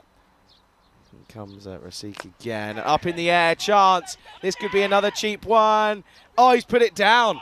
What's happened here? This should have been a pretty simple catch. Just seems as if there's no communication, and, well, Abhitesh Prashar has to go at it last second. Well, after taking a brilliant catch, I mean, I don't know what they've done here. It's like one man's run past it, probably because Prashar has called it and said it's mine. Gets the dive in, and he does like to take him getting that dive in forward, but he puts it down, and, well, Sean Gomes gets a life. He's dropped on 0. That could be a big drop as well, as we know he can certainly take on the bowlers here. And well, do you know what, Rico? I said that the bowling unit of Hungary could be the issue. They're proving me wrong here. 10 for 2, Portugal, halfway through this second over. Down leg side. Oh, well, Tyrone Peters, that's how he starts his out signal. He starts wide and the arm comes all the way up. And just when I saw that arm move here for a moment, I thought, Tyrone, surely not, because there goes the arm. And then he's just signaling there that no, it's going down the leg side. Tyrone, don't do that to me. He's hearing every word, by the way, Tyrone. I can tell you that. Yeah, he heard me have a little desire about his skills with the ball up in the air, and he won't miss out on this one, as this will be 1 bounce 4, and anything that is full and wide he will take on with ease. Yeah, give me a nice shot in the power play. Of course, we're still in that power play. We've got this over and 1 more to go, and these are the sort of shots that they need to try and execute at the moment, get it over those infielders. So ball to go in the second, 14 for 2. Suman Gamir has certainly made a good start. Rasik. Oh dear, sorry, I've just seen the chat. End of the second, Portugal 14 for 2. Well, I'll see if it's turned around. Says, where's Machado and Conrad? Machado unavailable for selection for this this weekend. It's 241 matches, by the way, since that last Golden Ball. Well, do you know, I thought we could have had one yesterday. There was a couple of chances. The final, the first semi-final, and the bronze final. I thought we could have had it as well, but didn't quite happen. So we're still waiting for that. So Machado unavailable for selection. Conrad is injured with a side strain. And then Radtek Sifat says, where's Cristiano Ronaldo? Well, first of all, wrong sport. Second of all, probably living up life in Saudi. Yeah, but I can tell you this, there probably will be some Ronaldo celebrations. We always have a few of them. Hello to Liam Day. Give it the old Suey. Hope you will. Okay then, Prashar, good first over, and he's taking a good catch. And, well, this is just going to be 1 into the onside. These two very quick between the wickets. They'll take them on here. Yeah, good bit of action there. They take the single, so Gomes is trying to now get himself going. Remember, stands down. He had that chance. Prashar was the man that put him down, so he'd love to pick up his wicket. Okay, can they keep Gamiri quiet? He's played some nice shots as Suman Gamir at the moment. Changing the field, of course, now to the right-hander. Third man goes back on the boundary.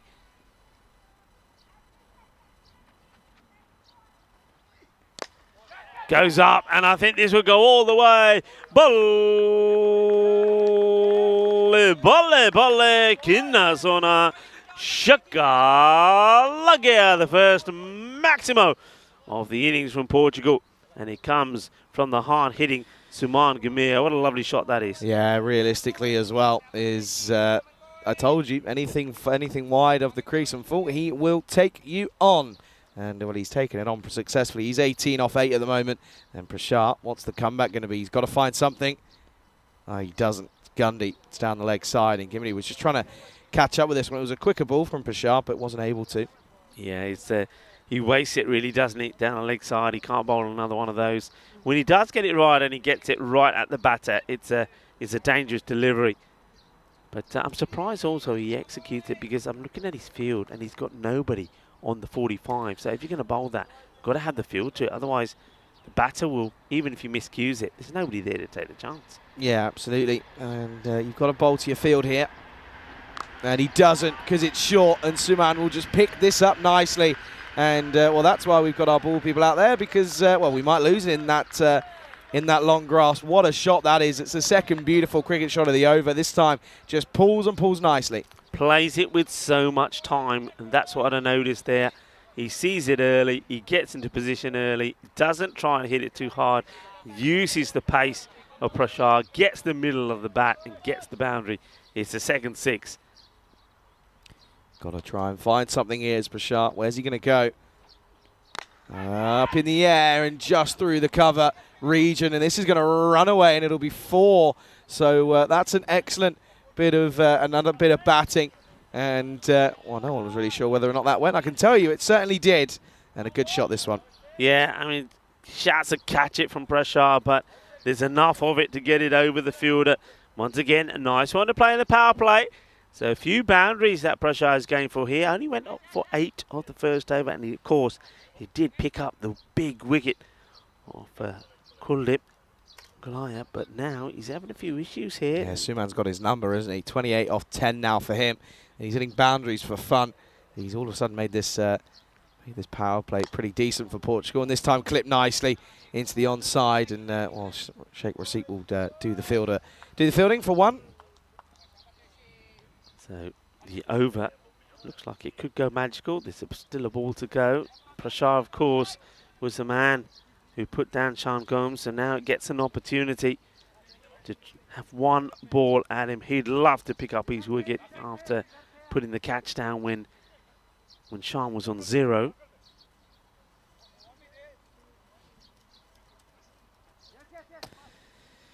Yeah, I mean, this is. I was speaking to Tyser, and one thing you got to remember, Tyser, of course, has quite a lot of ties. Excuse the pun, wasn't intended.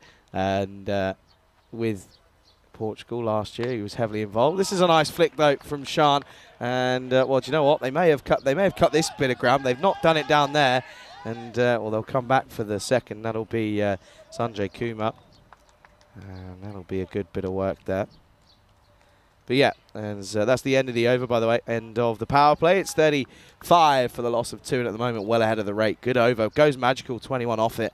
But yeah, Sean Gomes is also, of course, an exceptional batter, I have to say. But I think he's admitted it as well, that T10 isn't quite his favourite or favoured format. Likes the T20 and the longer format stuff. But yeah, he knows that T10 is probably something that he needs to have a little bit of work on, and I think going from the off is something that he wants to try and become a part of his arsenal as well. Yeah, I think you're right. A few people and on the chat liking what Portugal are doing at the moment, and Asif Malik saying destructive batting, and Nabin Gautam saying Saman Gumiri, you beauty. Well, he is playing some lovely shots at the moment, and well, Samrajit Singh is in the chat saying good luck Portugal team. There's a lot of support here for Portugal. Come on, where's the Hungarian support? Come on, you Hungarians. Let's have you in the chat as well. So host nation. Get on there and yeah, give some support to you boys as well. As it's going to be Mohamed Saklain then. So a bit of a different role for him. We've seen him opening for the Tigers. This time around though, he's going to be taking this 4th over. Suman 29 off 11. And oh, hello. I think he's going to be okay. But they just want to check this one just in case. Close. What an arm that was, though. Yeah, Rasit in the action. I think, first impressions, the bat just gets down in time. Let's watch it again. Is it past the line? Ooh, hello. Is it past the line? I think maybe. Ooh. Close. Close. I mean, the thing is, it's one of those where you're going to have to look at it. Is it past the line or not? I think the umpire, you're going to have to go with the umpire's call. And, of course, I think got Tyrone out there. Tyrone's positioning was pretty good. Look where he is. He's looking at it. So not out the decision. I think that's a fair call, but a great bit of fielding from Rasit. Yeah, super fielding. As they just want to get their field right. But, yeah, just keeping an eye on it.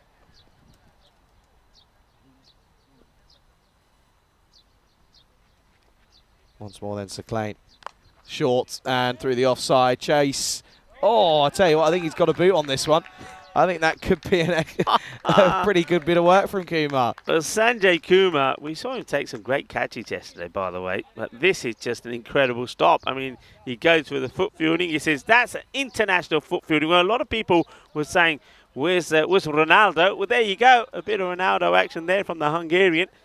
And Sanjay Kumar makes the stop, which I don't think he knew too much about, but he does make the stop. It was a little last-ditch effort, but could be crucial. And as they come down towards the latter stage of this match, but at the moment they're ahead of the rate by a fair bit as well. They need to go at 10.5 or just under 10.5. They're doing so. This one is, well, he's played it so late. It bounces over the keeper, but again, for just one. Sean Gomes just giving Gumity the strike here. That's all he's got to do. Yeah, he's decided after giving that chance that, you know what, the way this rate is, as we have a look at the Swedish side there. Hello to Team Sweden, just doing, at the moment, just some light stretches and exercises. Looking forward to seeing them in action next. Yeah, I think here Gomes has just decided, you know what, with the way things have happened, I'm just going to stay here, keep providing support to Gamir and not have to do anything major unless need be.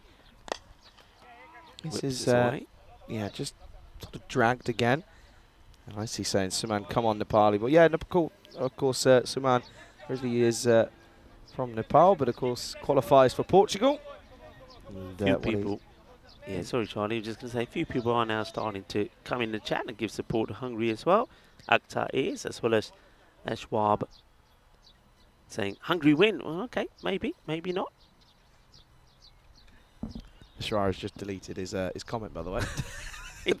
He changed his mind No pretty word quickly. of a lie, he literally just did. Chance gone. Great catch.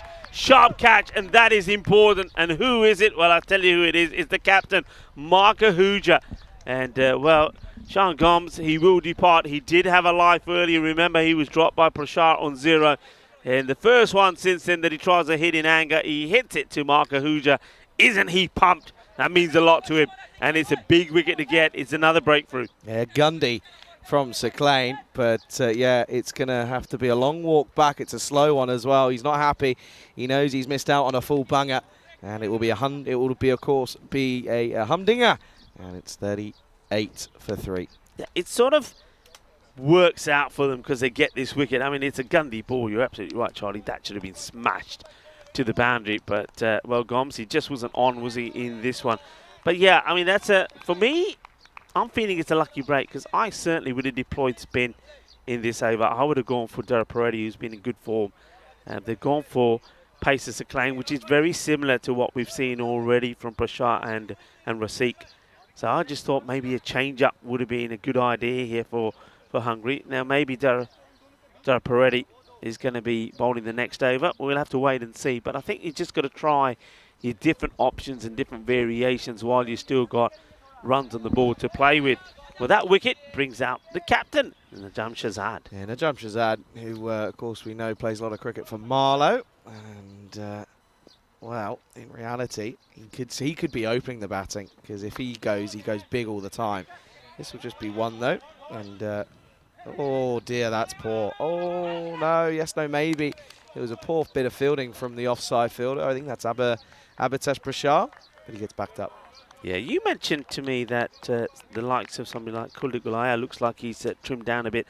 Tell you who also has, Najam Shazad. I mean, he looks like a unit now. When I saw him at the SCG, for Marlow, he didn't play all the games because he'd been away. I think he'd been back home visiting family in Pakistan. So when he came in to the matches, so towards coming up to sort of semi-finals and finals day, he didn't look in the best of shape, but he's done some work. He's looking trim, he's looking mean, and he's certainly a man that can, like you said, can single-handedly destroy any bowling attack.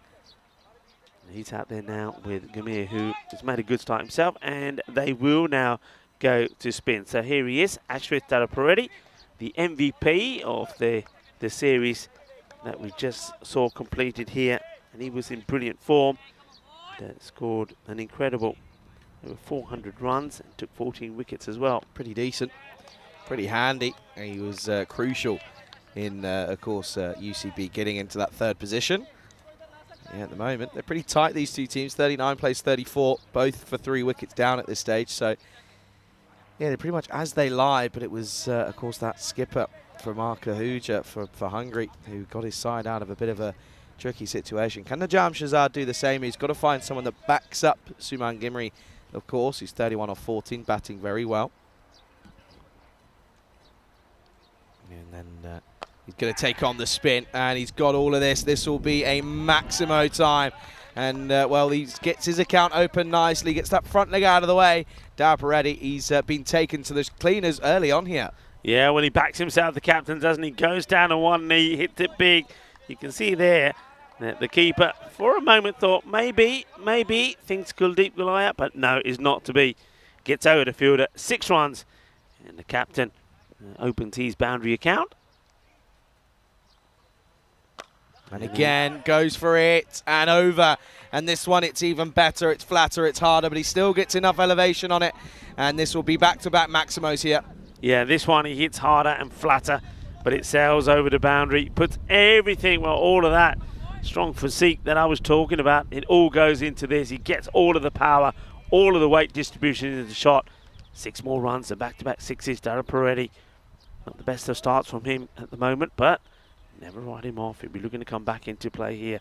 Goes Fuller, and well, this is going to be another volley. Well, Dara Peretti, he knows all about hitting sixes. He hit 5 of them in the last over yesterday in the bronze final to get his team a victory. Well, now he's getting a little bit of payback time. Yeah, isn't he just as well? And he's probably thinking, okay, I know how this feels. I know what it feels to be a batter doing this, but now as a bowler, it's not great. It doesn't feel fantastic at the moment. But Shazad, he's moved on to 19 off just 5 here.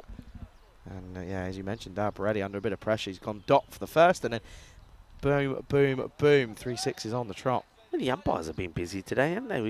There's a little bit of footwork there from James as well, stopping the ball. And Dara Peretti, as we so often see, he's got his shades on. By the way, Rico, they've had a big chunk of time already here of Hungary in this innings. Oh, he's gone again. Hasn't quite got it, though. Went straight to the fielder. And, well, how's this happened here? Watch this. This is a great pick on a throw from Receipt, but watch, it hits the edge, and it could have gone anywhere. Almost hits the stumps at the other end. That's quite incredible. Look at the batter at the other end. Gamir says, how does that get over here? Okay, he's bowling to another batter. And Suman also goes for the shot. Is he going to get it through the field? He is. It's going to be 4 more. Vinod Ravindran couldn't stop it, gets a hand to it. But it's too hot and spicy for him, as this is going to be 4 more. What an over this is. Dara Peretti goes for 23 in his first over. And just like that, Portugal are well and truly in the driving seat. 62 for 3 at the end of 5. 72 days to go until we get to that all-important European Cricket Championship. The Euros of cricket coming up, of course. 31 nations, 1 European champion. Will the Netherlands 11 do the unthinkable? Will they go on to do the double? As, of course, they are the reigning champions, the defending champions looking to defend their crown. Have a look at the groups here, all confirmed. Serbia, the last team that were confirmed for this tournament, which is good to see. Of course, we saw them in the T20Is recently in Bulgaria. So it'll mean we'll get to see, of course, the main man in Adrian Dunbar. As there are some big teams participating in that tournament, of course. That's down in Khartoum. And if you're in the Khartoum Malaga region at that time of year, listen, it's free entry. Come on down, yeah. Come on down. Join us there. Join the team, join the crew, enjoy the fun, and get into the fan zone as well. Of course. Listen, I was there. Yeah, I was in the fan zone. Oh, it's a good place to be. Yeah, good food, good drinks. Good. It's a good vibe, isn't it? Really good vibe. Good vibes, good cricket. And, well, listen, if you don't get down there, you're going to regret it badly. And I'm telling you that for free. Yeah, if you love your cricket and you like your European cricket and if you like what we do, well, the big show really is the one down at Cardamania. So come down and watch the cricket, get involved, get in the fan zone, have a few drinks, of course.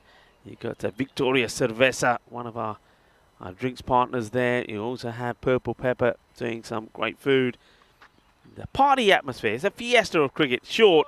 And this one will be played away. I don't think anybody's going to be getting this one. I think this is where, this is bad bowling for me.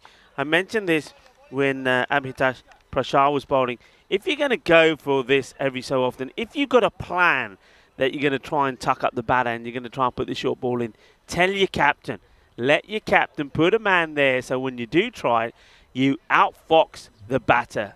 You outsmart, outthink the batter, and you get maybe a surprise wicket. But if you're going to leave that corridor open with nobody there, don't bowl it because you're going to get no success at all because there's nobody there to catch it. Yeah, there's no point trying to dig it in here because you're not going to get anywhere. There's no one out on that leg side, as you say, Rico. It makes no sense. And then Shazad will just laugh it up. Goes full up, and this time it's just chipped over Markahuja.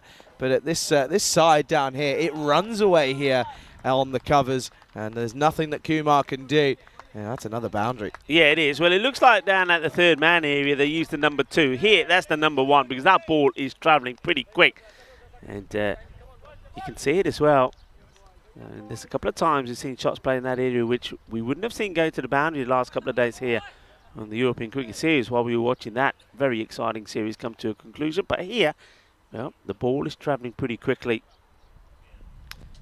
35 needed off 26. It's due to this innings from Shazad that they're looking pretty comfortable, and this is again pumped, but not quite to the fullest of extents, and will just be again just be 1. But yeah, Shazad at the moment is keeping them going, isn't he? He's got them into an area where it's now just 8 needed and over, and at that rate, you probably would back Portugal here. Yeah, you would. You'd have to. I mean, in fairness, if they wanted to, they could do this in just 1 over. 34 needed. I don't think they will, though.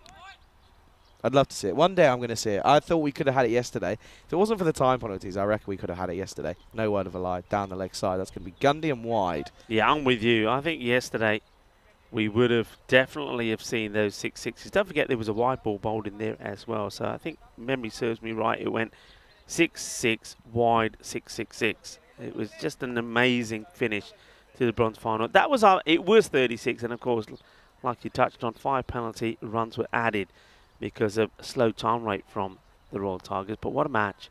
One of the best matches that I have seen. Wider again. So dot ball to end it. It goes for 10. It's at the end of the 6th over. Score is 72 for 3. Rohit in the chat says, what's the dates for the ECL 2024? I don't think they're confirmed yet, are they? I'm not too sure. No, not too sure. They may be, but early I don't on know. in the year, but yeah, not. I mean, we've only just, I think we learnt at the beginning of the start of the series here when Roger Finer, our CEO, was here for a brief there too. We only just learnt that we renewed and extended the contract for Cartama for another year, including 2024, which is great news, of course. The home of cricket, it has been in Europe for the last few years. So now that's been confirmed, I think keep a lookout for those dates, but it will be early on in the year. And top of my head, I'm guessing probably will be once again around about February time at some point. A lot of cricket, and you can see how much cricket we've got getting in here at the moment this year. It's a bumper year. More events like that Continental T20 women's series coming up in Romania, coming up all the time. So I think 2024 will be even bigger. And talking about big, this is high up in the air, but Dara Peretti under it. And takes a very good catch. This ball is moving around a lot. I don't know why. You can't put it down to win because there isn't any. But it looks like it's going towards the boundary. And then if you follow Dara Peretti, the ball keeps, well, it's like sucked in. It's sucked into the middle. So it's going. He's got it, and finally hangs on to it. And it's a nice catch, nicely taken. And well, what a start this is for Muiz Hassan. So just like Rasiq, he bowls his first ball in international cricket and he gets a wicket. Yeah, it's a big one to get, as it will be 72 for 4, and Najam goes. Maybe there is a late possible twist in this tale, as Asfal Rupu will be the next batter to come out. You look at what's left to come, though, for Portugal. Faf Stoneman and Anthony Chambers, of course, in the domestic game in Portugal, are very, very successful. Parveen Singh, Junaid Khan, Siraj Nippu can all hold a bat as well. I mean, Siraj Nippu at one point, he was batting at 11 in the T20Is, but he was hitting some beautiful cover drives, so he can bat. Oh, no, what are you doing? That is awful. I'm sorry, there's no sugarcoating this one. Rupu first up, trying to scoop through fine leg, and he's got it completely, utterly wrong. And it's going to be a first ball quacker, not in the right position, heads in the wrong place, and he goes. It's a simple catch. Well, this is what not to do when the world is watching and you take centre stage. He gets himself a golden duck. So first of all, he's going to get... But he gets it all right. I mean, if he hits it for 6, me and you would have been saying, wow, look at that, sexy cricket and all the rest. But, I mean, it's the first ball you're facing. You've just lost the wicket. You just need to go out there, get your head down, and give support to Suman Gamiri. And what do? You give your wicket away playing an absolute, well, gunda shot. Shot money gunda, Bapazagi gunda. And it means that I'm going to say it's got to be on debut. Muiz Hassan has got the opportunity of taking a hat-trick. What a start this could be for his international career. Oh, it could be incredible. 2 balls, 2 wickets. Third one coming up. Chambers didn't have the best of times in the field. He's got to be feeling the pressure here now. Well, got to be. You go out there and you're on a hat-trick ball. Yeah, you feel it. Of course you do. Especially when the cameras are on as well. Okay then. Ul Hassan on a hat-trick. Well played. Yeah. Good shot from Chambers. Just pushes this and gets off the mark. That's confidently played as well. Yeah, comfortable. Sounds good off the bat. It's always a good time for a batter when it sounds good as well. So, yeah, I'll tell you what, though. Gertie, the head coach, Gert Oosthuizen, he will be looking at that catch. And Rupu, ooh, you could be getting a talking to. He's going to get some stick, isn't he? Big time. Rightfully so as well. It was a poor shot. Suman Gimri turns around and says, yeah, you don't need to mess around with all this trying to go funky. Just play shots over the offside, and rightfully so, because at the moment, Suman Gimri, he's watched it all unfold from the non-striker's end. He turns around and says, yeah, I'm getting back in the action. Oh, my, what a shot. Shot of the day so far. This is cracking. Well, even the ball boy there, ball man, I should say, running out of the way of it, thinking, okay, got to get out of the way. This is looking dangerous. Yeah, he certainly is. And, well, Ul Hassan's not on a hat-trick anymore. That's ignore what's on your screen. There we go. We're back to normal. And this is off the pad and going down leg by quite a fair distance. So Klein was going to come through and try and take that, but he couldn't, and tried to do a little 360 as well. And that'll just be a leg bite. Yeah. That's missing another set of stumps, even if there was one. So a bit of a begging of an attempt. I mean, realistically, though, if this does go down to that last over, which I don't know if it will, I reckon there'll be time penalties here, even if they do get there. Anthony Chambers is just going to push this one up and just gets over. The in-ring fielder. Oh, trouble, but I think Stan Ahuja might not have taken this properly here. Yeah, he gets sent back. He starts to get sent back. Let's have a look at this. Oh, move. He gets the dive. I mean, he does get He's there. in, but move, Kumar. Come on, you know the game. Get out of the way. Kumar just getting his camera time. Well, this is what's coming up next. So Hungary going to play back-to-back matches. I haven't looked there to see if I can see any changes. I don't really. And Sweden, their captain, Shazeb Chowdhury, he'll be hoping that someone like Sher Ali, who's that's a surprise. Sher Ali behind the stumps. I thought they'd be using him to have a bowl because he's a bit of a bowler, so gets a lot of swing. So, but look, good players in there. Khalid Zahid, Zabi Zahid in the side Saeed as Ahmed. well. Yeah. Saeed Ahmed with the bat. Trust Saeed me, Ahmed. one to watch. Spin back into the attack. And this is just again chipped over the top, and that'll just be a single. Gets Gimmerty back on strike. He's in the 40s now. Okay, Dara Peretti, his first over did go magical for 23. But needs a wicket, and they need the wicket of this man. Suman Gamir takes him on, it goes up, and it will go all the way. Manos arriba, arbitro. Porque eso es 6 carreras. Que guay, que genial, que grande. And Suman Gamiri eyeing up an international half-century. Yeah, in the runs again, and it's we've seen this time and time again from Suman here on the network, from Suman Gimidi. He is so good on the offside, and that's what makes him such a difficult batter to bowl against. He's going to go again, and he's got it. And we'll watch out in the van, and there's the clunk, and that will be the half-century for Suman Gimidi. And, yeah, rightfully so. They get the celebrations going for him because it's been an outstanding innings. Yeah, hits it well. This time he goes down on one knee, and he knows as soon as he's made contact with that, that is sailing over for 6. Gets his half-century, well batted, ball banana, felicidades for Suman Gamiri, 53 of 20. 11 needed, and he's gone for it again, and he's got it again. And once more, Suman Gimri's turned around saying, yeah, don't worry about this time penalty rubbish. I'm going to try and do it here right now. And Dara Peretti, the spin not working. Yeah, not working. He just doesn't have the bite in his bowling. I mean, this is where you think you'd get a quicker one in, rush the batter, but he's just floating them up. He's bowling slot balls. 5 needed for a victory. And, well, that won't be it. He just drags his length back. But he's still very, very annoyed with himself, and understandably so here, as it does look as if Portugal, of course, are going to come off with a victory here. Yeah, I mean, if you have a look at Dara Purdy, I don't know if we get a chance to see all of this through, but his reaction afterwards, it's frustration. Look at that. Yeah, big time. 4 needed. And Chambers trying to do it, but it won't be. They will take it into the 9th over. Score is 101 for 5 as we come to the end of the 8th over. Yeah, Rasik looks like he's going to be asked to bowl it. He made a brilliant start. Not with the bat, unfortunately, where he wasn't being able to get any runs, but with the ball, he got a wicket off his very first delivery in international cricket, and it was a good one. It was the wicket of Mohamed Adnan, the man who took the catch to remove him when he blasted the ball. Thought he was going to get a boundary, but he was out.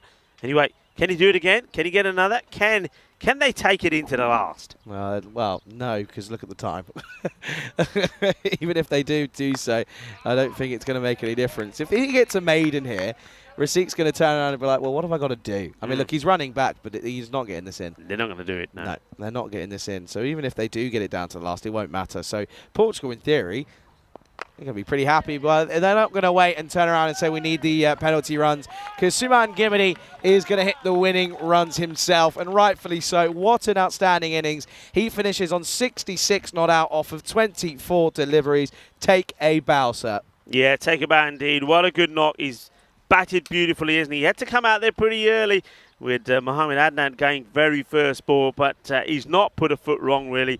Batted beautifully, played some lovely shots, hit some big ones out on the offside and out there in the mid-wicket long on area. A really good knock. And well done to Team Portugal. Portugal winning the first and, well, doing it quite handsomely as well with 10 balls to go.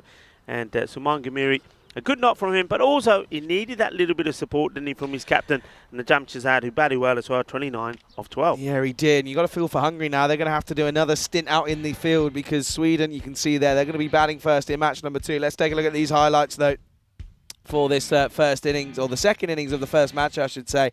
And well, in all fairness, you probably thought, okay, Portugal in a bit of bother early on here, as you can see there. Suman Gimri came out at 3, and moving him up to 3 rather than Shah clearly pays off. But yeah, it was some big shots from Suman.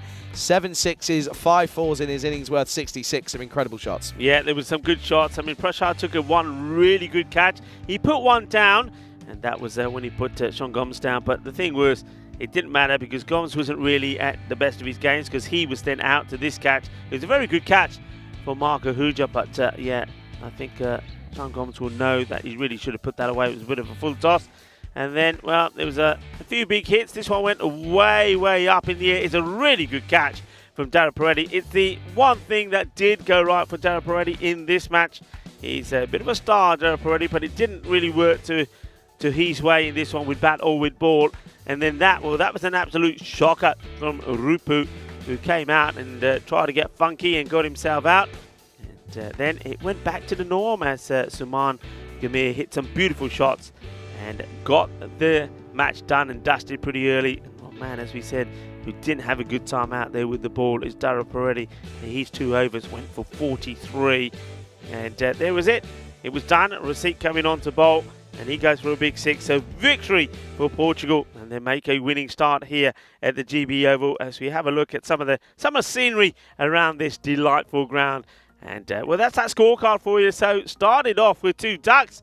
We had a normal and we had a golden, but then after that, Suman Gamir came in and turned on the style. Sean Gomes couldn't really get game, but Najam Shazad, the captain, 29 of 12, just settled some of those nerves. And then at the end, after that, it was plain sailing victory for Portugal. And as we can see, the bowling figures there, nobody really had real joy, apart from Muiz Ul Hassan, who on debut picked up 2 wickets off his very first 2 deliveries. So well done to him. But Ashrit Dara Peretti Maybe he is feeling a little bit tired after a mammoth day yesterday and a mammoth European Cricket Series here. But he's got to turn it on. He's got to get better. He's got to get good. Otherwise, Hungary are going to struggle. Yeah, big time. You can see there, Portugal, your winners here by 5 wickets then. That next game coming up in 17 minutes' time. Do make sure you return for that as Hungary take on Sweden. It's a pleasure to be here on a beautiful Saturday. It's the European Cricket International's Hungary edition, and it's coming up right here on the European Cricket Network.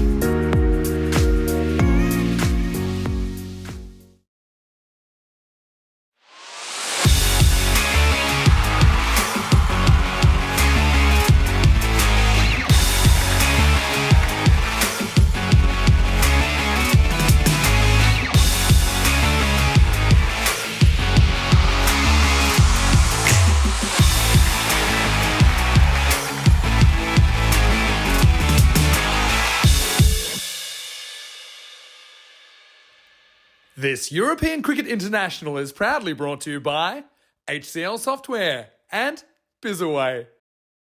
Good morning, everyone. Welcome back to this Scorcher Super Saturday here in Budapest, Hungary for the second match of this European Cricket International Series. It's the host nation, Hungary. They take on Sweden here, and I'm looking forward to seeing the Swedes.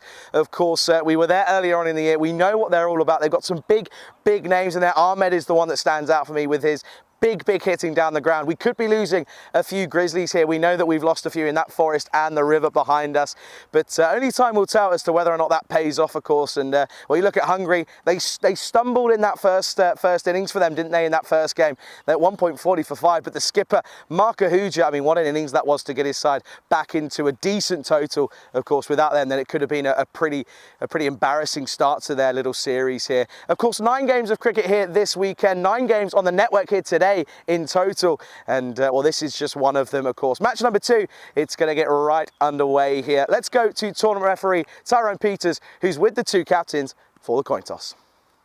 Sweden to call. Tails. Tails is the call. It's tail. We'll bat first. You're going to have a bet. Back to you boys in the comms box. Thank you very much to Tyrone Peters and Shazab Chowdhury of Sweden, the captain, deciding that they will have a bat first. I think that's a very positive move, and well, on a day like today when the heat is on, I think I think your teammates will think you're crazy if you win the toss and take the field first. So they're looking to get up there and get some good runs on the board. Sudis Khan, Sher Ali, who's been in superb form, and Abu Zar are going to hope to really cash in here and put more pressure on the Hungarian side that lost that very first match. And well, they know that it was their batting that didn't really click. They only managed to get to 104. What we have seen in the European Cricket Series that we saw over 2 weeks, that about the average score around 125, 130 is what you really got to be looking for, really, if you're batting first. We've seen some big ones as well. In fact, remember Budapest Blinders, who of course eventually became the champions. They scored 196 in one match. We saw 188 being scored, and a few times we saw scores well over that 150 as well. So runs are out there to be scored. The outfield has been cut as well. We've seen certain parts of the ground where the ball is moving along the deck a lot quicker. But it's one of those pitches, and I've said this before, that once you get yourself in as a batter, you go on to score big runs. And we saw that certainly that Suman Gamiri of Portugal did just that against Hungary in that player of the match performance from him. 66 of 24 deliveries. So we're ready for match number 2, international style here at the GB Oval. Let the battle begin. The battle of bat versus ball. It will be Hitesh Prashar to bowl the first over, and it's going to be bowling to Sher Ali, a man who was in very good form in the European Cricket Series in Sweden, and he did score a fantastic century. So, here we go. Here's the start of match number 2. And he could be going first ball. He will go first ball.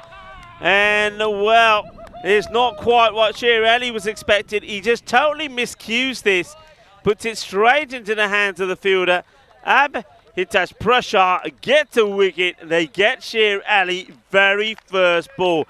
This is huge. Sher Ali just doesn't get this right. It hits high up the top of the bat. No mistakes there from Jara Paredes. He ain't going to put that down. He's too good a player. What a start for Hungary. And, well, there you have it. Yeah, we're going to see the Diamond Duck come up. We haven't quite got the Royal Duck. We're working on that, but Diamond will do. And he's going to go. It just doesn't get it right. It's a bit of a nothing shot. And Sher Ali, he stands there for a while in a little bit of disbelief, then practices that shot a few times and then makes the slow walk off. So he will go. So what a start, Hungary. They needed to bounce back after that defeat. They need to be hungry. They need to be hungry for a win. They made the perfect start so far. They get the dangerous Sher Ali out without scoring the very first ball of the match. It is a Royal Duck. Prashar now to to Zar. The left-hander. Pays and misses at this, Abu Zar. Welcome back to all of our viewers around the world. Lovely to have you on this Saturday morning. And Nabin Gautam saying, Suman Ghamiri making Nepalese proud. Well, yeah, what a lovely comment that is. Yeah, didn't he bat well? And he should. I know that, well, this is a bit of a full toss. It's not a good delivery. It will go for 4. Doesn't quite middle it, but it's not a good ball from Prashar. I still believe that for a talented player, and he is, Prashar, that he still, every over, he lets himself down with at least 1 or 2 bad deliveries, and that's one thing he's got to iron out of his game, especially when you're playing at this level. He's got to be consistent and got to get that ball in the right areas consistently. You can't be bowling beamers. Can't be bowling full tosses at this level. That's better. Better areas.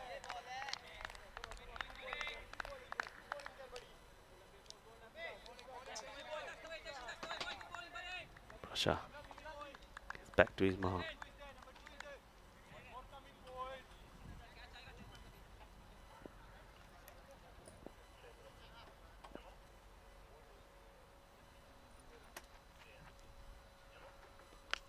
Edge, and well, he swings hard and he gets lucky. Hay poquito de suerte ahí por el bateador, porque es 4 carreras otra vez. Ahora tienes 2, and this one worse, just a bit of luck. It was wide, swings hard, gets the edge, and even though there is a wide third man in place, can't get there. Now they've got to try and find this ball as it goes into the overgrown grass there at the far end, and they're looking for it but can't find it. Well, we're going to have to send one of the ball boys over there maybe to have a look at it. And, well, maybe he's found it. I was going to ask Andis to show it one more time, and we could have told him where to go, but it doesn't matter. They have found it. So the ball does come back. So Prashar will consider himself to be just a little bit unlucky there. As once again, we're joined by some lovely dragonflies in the cube, and they're not afraid of us at all. They're just all over us. And yesterday they had a field day. I think they liked the peacock shirts we were wearing. They were all over us. Yeah, nice to have them. Very friendly as well. Got some nice photos of them. I think Deanne Oro's put one up the other day, and nice photo of some of the wildlife that we have around us. And of course, yesterday was Be Kind and Be Nice to Bugs Day as well. So we were very good. We didn't hurt any of the bugs around us.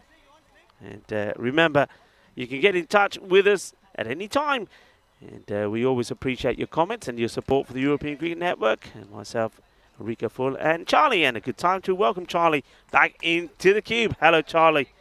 Yeah, good morning, Rico. Good morning, everyone. And yeah, if you want to get in contact with us, do go ahead and do so. What do we always say, Rico? Don't ring us. Yeah, Please don't call me. That's all I'm saying. We love all your messages, though, and we really do appreciate all your support as well. And we are forever thankful as Sheikh Rasik looks as if he's going to have the second over here, which is a good move. Good early wicket to get in Sher Ali, of course, but one man you've got to look out for, Syed Ahmed. Watch him come in at number 4, most likely. Oh, wow, he can hit a ball. Rasik made a brilliant start on debut when he picked up a wicket at the very first ball. And that match against Portugal. 2 batters, good communication as they take the run. Loving the contrasting colours, of course, of these national teams. The colours of their flag. It's transpiring onto their kit. And of course, on Hungary, right on the front of their jerseys, you can see the coat of arms. Big fan of the blue and yellow for Sweden, I have to say.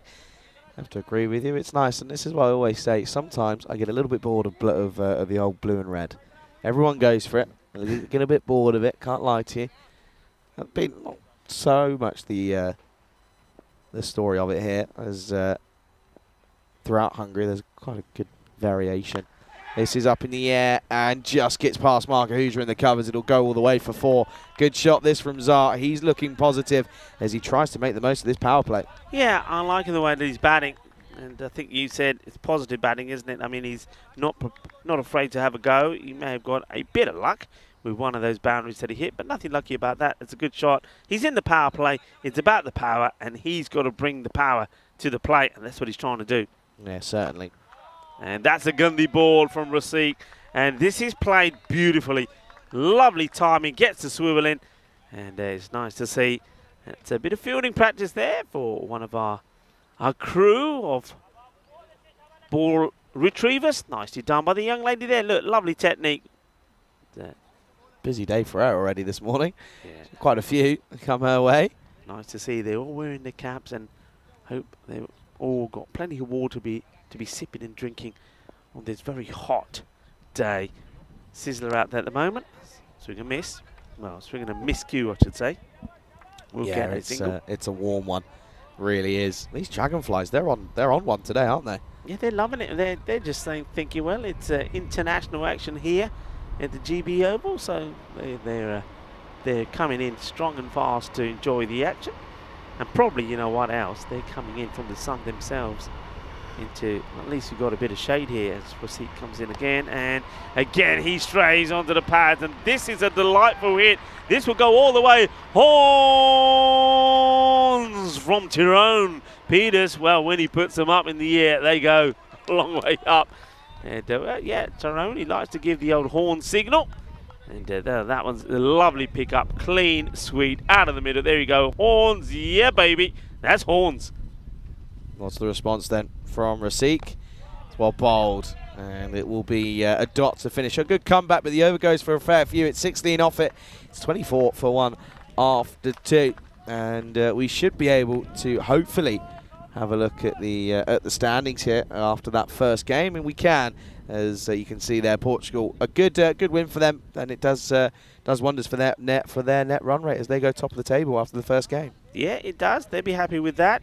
Then, of course, Hungary will be looking to bounce right back here. They won't want to go 0-2, so they want a good reply. That over there from Rasik goes for 16. And one thing that they do, and they do this a lot in club level as well, and it seems to also transpire when they're playing international cricket. So Abhitash Prashar is going to bowl himself out here. They don't like to hold back somebody like Prashar. I'm just wondering, sometimes it might be an idea to do so. Yeah, I know what you mean. I know what he's saying. Zar 17 off 8. This is down the leg side. Duncan will call it for a while. Yeah, Duncan alongside Tyrone Peters here for this second game of the day. And well, a man in front of us, I'm not going to say it too loudly, but Peretti, not quite the best of starts to his morning. Of course, had a great day yesterday. Straight back down to earth here this morning, though. Yeah, he just, maybe, possibly a little tired, but didn't perform to his best. He knows it. We saw the frustration from him when he was bowling. And speaking of bowling, that's not a bad delivery there from Prashar. Just holds this one back. It's a clever delivery. So, a couple of dots to start off with in this one from Abhitash Prashar. So, yeah, you could just rotate the bowling back a little bit. So, maybe you can say, right, okay, rather than bowl Prashar out, maybe give Saqlain this over. And then you go to your spin over number 4. You're holding Prashar back, who is a main strike bowler. Maybe put him on when your team is under a little bit of cost. But they're quite happy to bowl him out, and I just think when you've got bowlers that are very similar, you can always hold back a bowler. So it'd be great, if you can go back to something like Prashar in, say, the 7th over when you really need a wicket, you need something to happen, because the likes of Sweden are getting away a bit. You can always fall back on him, but use him early. You're not able to do that. It'd be interesting to see whether Rasik will come back on the bowl the 4th. I don't think so. He was a little bit expensive. Went for 16. Wow, look at this one that's just landed on, by the way. That's a colourful one. Outside air. No, it wasn't. Thought I heard something. Wow, okay. My ears are playing tricks on me, and it's the exact same thing again. I've jumped the gun. It's the dragonfly. It was going bzzz. I thought I heard something there. Maybe, do you know, it might have been you picking up your pen, to be fair. You were writing something down as it went past. It might have been you. I'm going to blame you for that one. All right, I'll take it. I thought he got him there, but then no one else went up. So I was like, oh, okay. Mind you, you're a wicket keeper. You're always thinking of hearing true. things. That is true. I always think it's out. You've got to. You don't ask, you don't get, Rico. Take that into life as well. Trust me. Here is Abhitash Prashar then. Been a good over apart from that wide. And, well, this time there is an edge, but it's straight to the man. It's a flyer, and he takes this one nicely. Does the man out there. That's Ahir Safi who takes the catch, and it's a good one as well. It was flying pretty quickly. Was it off the bat of Abu Zar? So he will go for 17 off 12. Got a few nice shots in there, but couldn't quite take on Abatash Prashar. He goes, and the score is 25 for 2. Well, he takes the catch, and then, well, it looks like he might have done himself a bit of damage there. You know, he takes the catch, and now he's got a few people around him as they're having a look at his fingers. Maybe a bit of the free spray may go out there, a bit of the old magic spray, but he holds on to the catch. Prashar gets the wicket off Abu Zar. Zar, well, I think he played his part. He knows what he's got to do in the power play. He was having a go. Got away with one of these earlier, but that's a nice catch. That's nicely taken. And yeah, then he's having a look at his fingers there. Seems to be okay now. He's still examining one of those. There he is there. He's holding that finger pretty tight. So, but he holds on to the catch. That's the most important thing. And the field placing, well, got to hand it to Stan Ahuja. He stuck with it. He knew that Zar would be going for that shot. Hit the man up there and took the catches. One thing that they haven't always done is have that third man back. It's had a good bit of field position. 25 for 2. A couple of balls still to go in the power play. Here is Saeed Ahmed then. And well, this is up, and well, Duncan turns it around, but he's sort of just been wandering into no man's land, and well, that ball had everything. The only thing it didn't have, though, was a wicket. Yeah, well, where is Ahmed going here? I mean, he's not watching his... I mean, I think maybe he feels it. Maybe he thinks, all right, I'm a goner here. He's running nowhere, and it's not that you can't see your non-striker. He's wearing a yellow shirt, for God's sake. You can see him. Go back, get back in there. Going nowhere was Ahmed. No, wasn't happy, and a bit of a wary start for Ahmed. But listen, we could be in trouble here if he gets going. I have a feeling he loves to go downtown, and if it's anything full, he'll take it on. And well, this time he sort of slices and carves this away, and but he carves it away nicely for 6. And well, I thought he was going to go downtown all the time, but this time he goes square, and it comes off nicely because he goes all the way. It gets a maximum. And it's a bit of the old helicopter about it as well. It's 25 for 2, becomes 31 for 2 at the end of the third. He's a big old unit, isn't he? And I just get the feeling you don't want somebody like him who can give you so much with the bat to just run himself out. So it's a good job that he doesn't get run out the very first ball. And the next one, he pumps away for another boundary. And they're going away quite nicely. So they'll be pretty happy with where they are here now. We've had 2 Maximos in the innings. And so this Khan, who's still there, has hit 1, but he's only on 7 though. So, but only phase 3 delivers it, has to be fair to say. But he'll be wanting a bit more to strike now, I'm sure. Yeah, big time. And these two, I think this is again a pretty crucial wicket. This second wicket partnership. You've got to think that if these two can't quite get going, then they could struggle here. But a good power play going at 10, so up near enough. Looking at that 115 mark, as Saklayne is going to start with a good delivery for a dot. Yeah, Saklayne, I've been impressed with his bowling. I think of all the bowlers that we've seen, Saklayne here on national team duty now is probably the one more consistent in terms of his line of length. Kept it more or less outside the off, attacked the wickets as well. Didn't bowl too many gundy balls, let's put it that way. No, he certainly didn't. Well, this one is just straight to cover. They will come through for one, rightfully so. Yeah, now that field has to change to the left-hander. He's already shown his power, has Ahmed, when he hit one over point for a big 6. So let's see how they set this field. So there is a man who's back on the boundary there. And then they've got a nice tight ring around on the offside. Third man back, as well as long on and mid-wicket and square leg. So 3 on the leg side. Another moment where it's nice and, well, if you like your oddly satisfying things, so that's one of them. 32 for 2 and 3.2. Makes me smile. It's the little things that make you smile, Rico. Oh, this one is going to be gone. And, well, Ahmed, we know he likes to go big downtown, was chasing the wider one. And what a catch this is, by the way.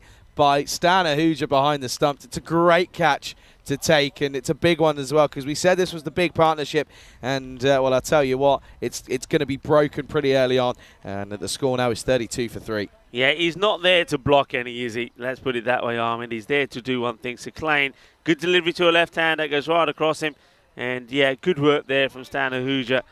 Gets his gloves to it, doesn't make the mistake, takes the catch, says, there you go, thank you very much, thanks for coming. And well, Saeed Ahmed does hit 1 ball for 6, but he will depart.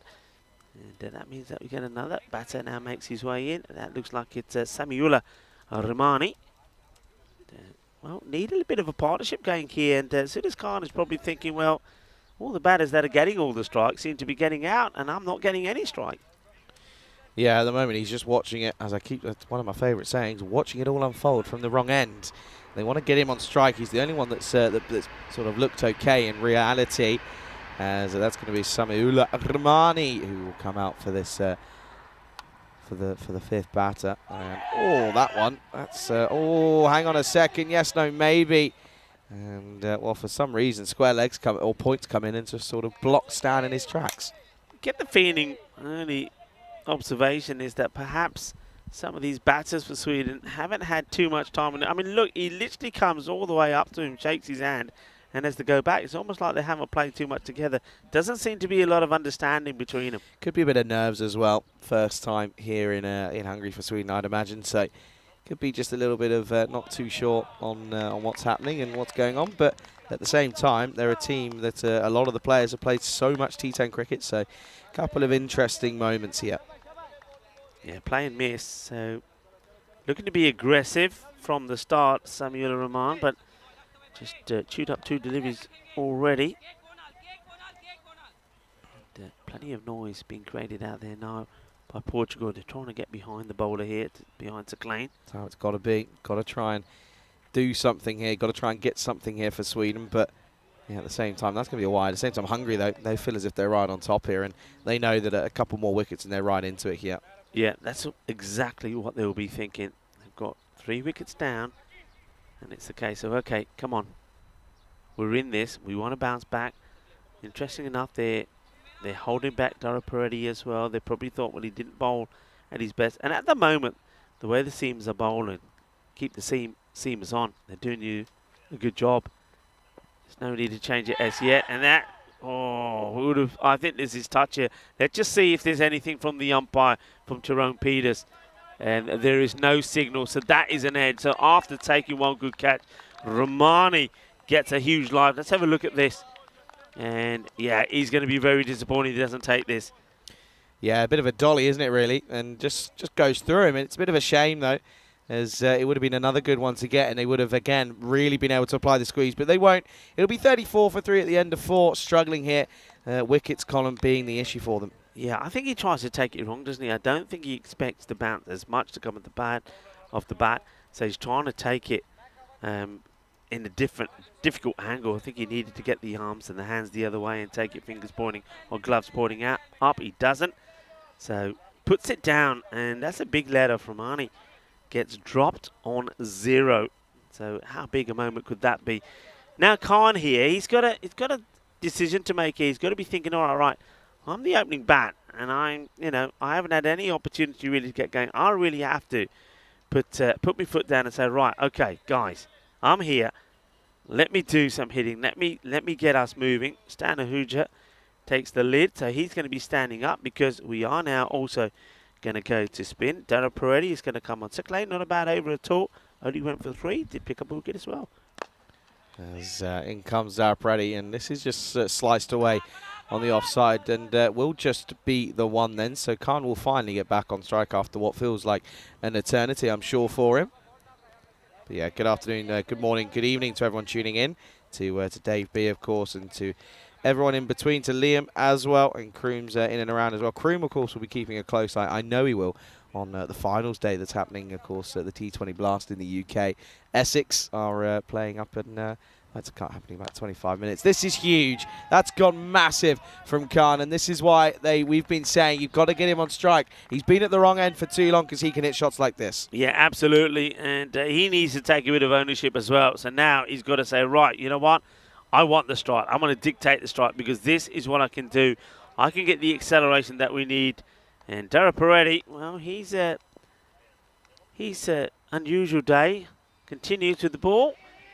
So this one gets played away, but no run. That's a good comeback from him. He teases the batter out of his crease. And Sulis Khan gets a bit of batter onto it, but not able to turn it into any runs. Yeah, Dara Peretti is under pressure here with the ball. Needs to be at his best. Let's see if he can get a breakthrough here. Well, that's the cricket delivery. This is what we didn't see from him in the last match. He was very much predictable. He was very much slot bowling, but this is better. That was the quicker one. So he's had to think about it, hasn't he? And he's starting to get those variations in place. Yeah, that's where it's got to be. Well, this one now is dragged as Khan goes down the ground and well fielded by, that's the Vinod Ravindran out there. And yeah, they just take the one. Yeah, take the one. Let's have a quick look at what we're seeing happening in Malta and Luxembourg. 114 for 3, trying to get to 162. Well, this is a lovely shot. He goes down on one knee and absolutely blasts this down the ground. What a lovely shot this is. Oh, this is beautiful. Just watch this. Down he goes, hits it on the up, and that stays hit. Yeah, big time. And what a way to end the over. It will be the end of the 5th, and the score here is going to be 48 for 3 at the end of 5. Charlie Hunt alongside Rico full hit today at this scorcher of a Super Saturday international style. Yeah, welcome to the Cube. And well, we've started nicknaming it the microwave now. It's the microwave cube because it's very warm in here. But I tell you what, it might be warm, but what a view.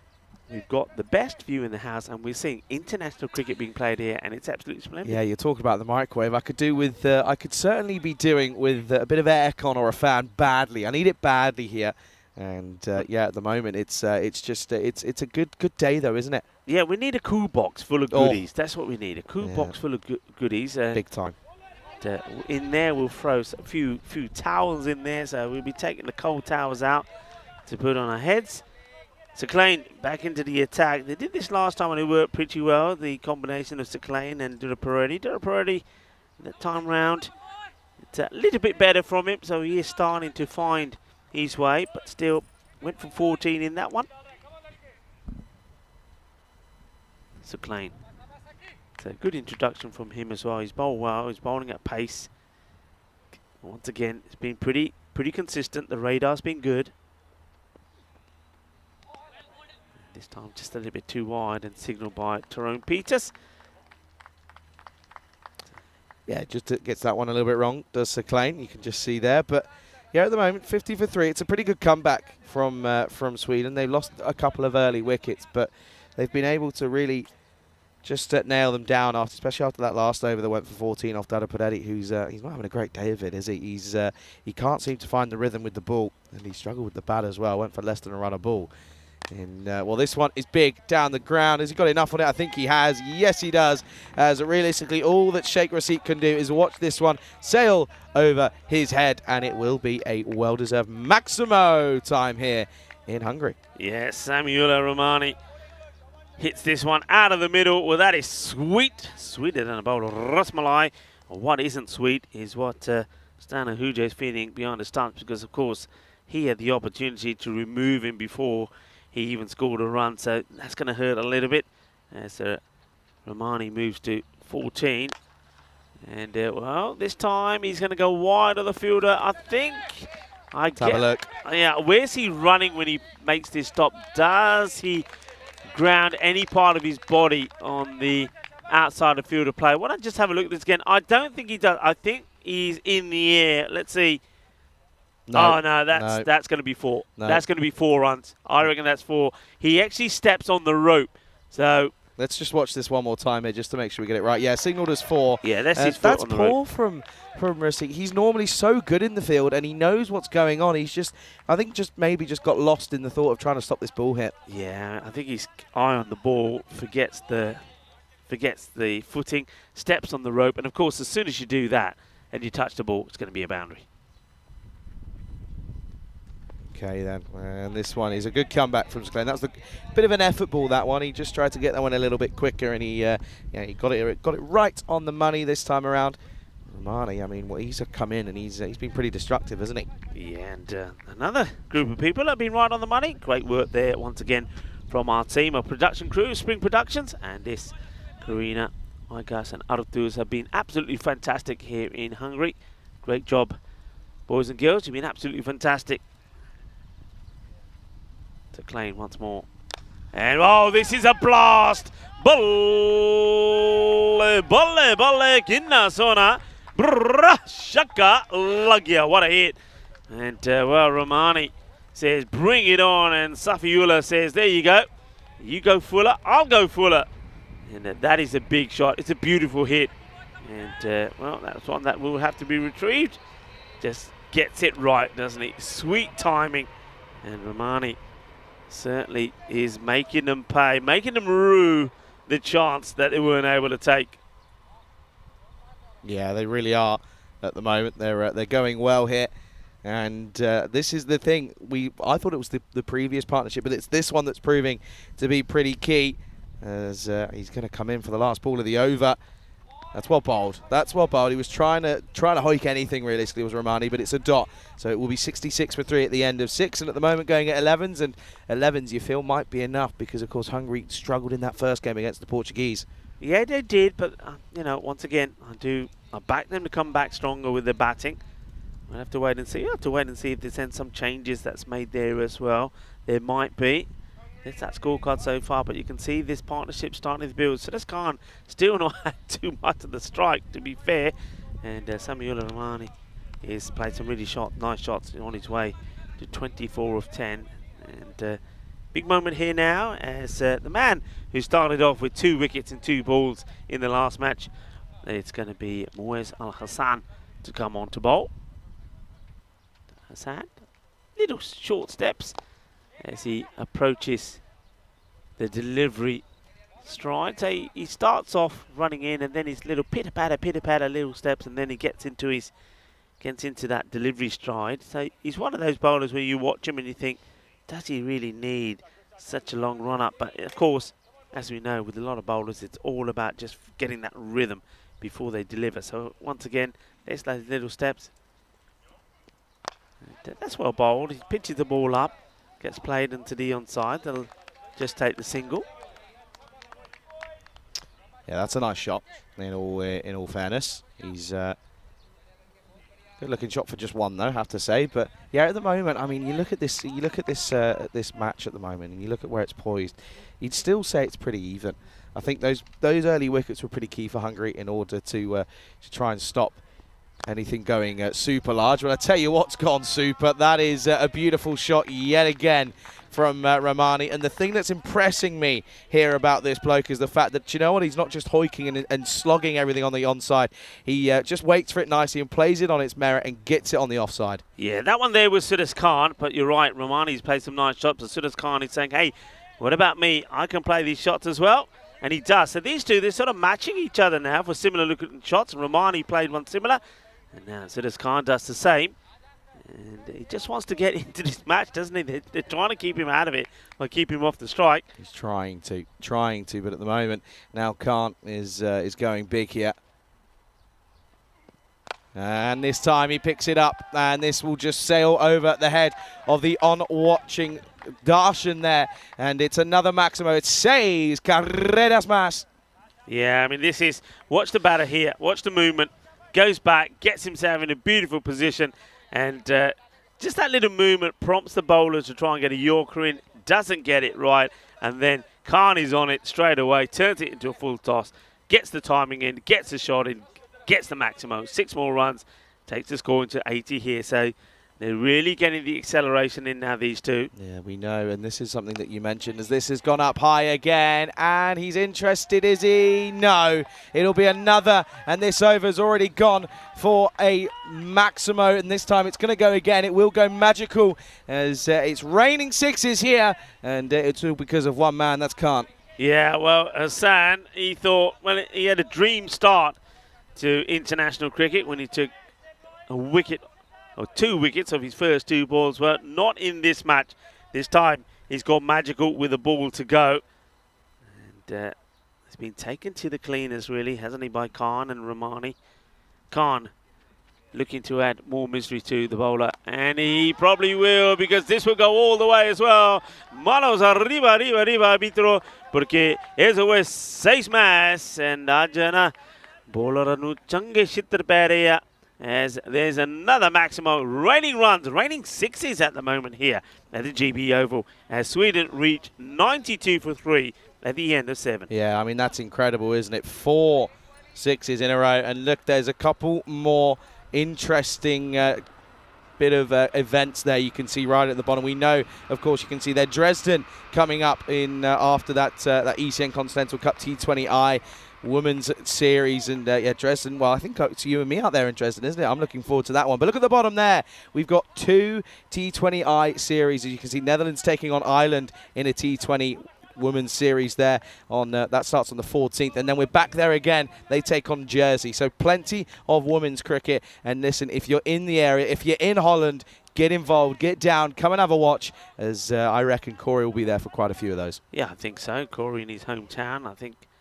he'll be enjoying those as well. Corey, of course, doing a great job at the moment with the series there. Of course, that comes to an end today, and what a match they've got there with the Netherlands taking on Thailand. That could be, well, that would be a decider, won't it? And in Malta and Luxembourg, they're pushing, aren't they? 146 for 3. And talking about pushing, well, this is just aggressive hitting. This is another one that's just been launched. Got all of it. Yeah, well, Tyrone now signals to 6. I was wondering what was going on with Tyrone for a moment. I thought he was going to forget, but of course he's just saying to the 12th man, okay, while they're flying this ball, come on, get on here, bring the water on. Let's not waste any time. But what a hit that is. But yeah, interesting match. Romania 162 for 7. They finished at 20. Luxembourg at the moment, well in this, 146 for 3. And they're in the 17th over. So they need 17 runs off 22 deliveries. Yeah, big time here. And you can see this partnership now 66. Well, add 6 more, 72 now off 24, because it will bring up the 100 for Sweden. And although they lost early wickets, it's this key partnership. It's worth 72, and they are just hitting anything that comes their way here. Yeah, Sanjay Kumar. Just to think back to the day that he had yesterday. Just remember when he was bowling, these last 2 overs both went for 20 runs. That was in finals day yesterday. And, well, he's getting a bit of tap here as well. So he's probably thinking, what's going on? What have I done to deserve this? Well, sneaks that one through, though, so that's better. Yeah, he gets that one right. And that will be a sigh of relief, I would imagine, after being pummeled a few times. But look at these two, 40 off 15 and 37 off 15. I mean, that's remarkable hitting from anyone. And we saw some incredible stuff yesterday. We're seeing it again here. Oh, pick up nicely. What a shot that is from Romani. And, well, you can see there the Swedes. Well, I think they've just put the flag up in reality as they want a bit of shade. But it could just be from protection as it's raining 6s here. Well, Romani, what a hit. I mean, once again, though, we've said this before, and we'll say it again. You get it at this level. You get a chance. You got to take it. Stan Ahuja behind the stumps will be feeling every one of these as they go over the boundary, and that's another one. Shaba, Kinna Sona, Shaka, Lagya, Balle, Tyrone Peters. Put them up in the air like you just don't care, because that was horns. It's another one. What an over. And Sanjay Kumar, well, he's gone for a hat-trick of magical overs now. He went for 2 20s the last time we saw him, and now at international level, he says, well, I can do it international style as well. He goes for 24. Oh dear. 1 needed for his half century for Romani. As you can see at the moment, it's pretty sensational bit of batting this. And look at this run rate already now creeping up to 14.5, nearly at 15s. And well, if they do that, they're going to get up to a very, very good total here. And what would certainly be an above par total, as they're going to go to spin then. Okay, so Dara Pirelli, they're held him back. He's going to bowl the 9th. We say it all happens in the 9th, don't we? 116 on the board. And you just get the feeling that they ain't done yet. Well, this one is a difficult one for Stan Ahuja to deal with. But I get the feeling if he's able to take this cleanly, could have been an opportunity. I think it definitely was, yeah. But look at the bounce. Look how high it is. He had a lot to do there, the keeper. Okay, then. This one is pumped. And it's short, but it still goes the distance. And, well, what a shot this is. And at the moment, Hungary, I tell you what, you know how sometimes we were talking about in the first game that it's either going to be the fatigue that wins or they're going to come through and play some big cricket? At the moment, the fatigue is really getting one over Hungary here. Yeah, you cannot hit a ball harder than what Sudas Khan just hit that at. That was peppered, and peppered big. Huge shot. And, well, new balls, please, as that one disappears. 122. And Sudas Khan is just one boundary away from a half century. And the issues and the troubles from Jarapareddy, well, they continue. Can he get a good over, a good finish into his over here? This one gets dragged out. There should just be a single. It will be. The thing is, though, you got two batters that are set. I mean, Khan, 47. Romani, well, he too is eyeing up a 50. He's 49. One thing on his mind, attack, hit big. Goes for it, gets it out of the middle, and it would go all the way. Balle. Sare bolo shaba. Kinya badanya. To Samuel Romani, apni half century puri kalli. Felicidades, 55 of 18 deliveries. What a partnership this is turning out to be. They are cranking it up. It came together with 32 for 3.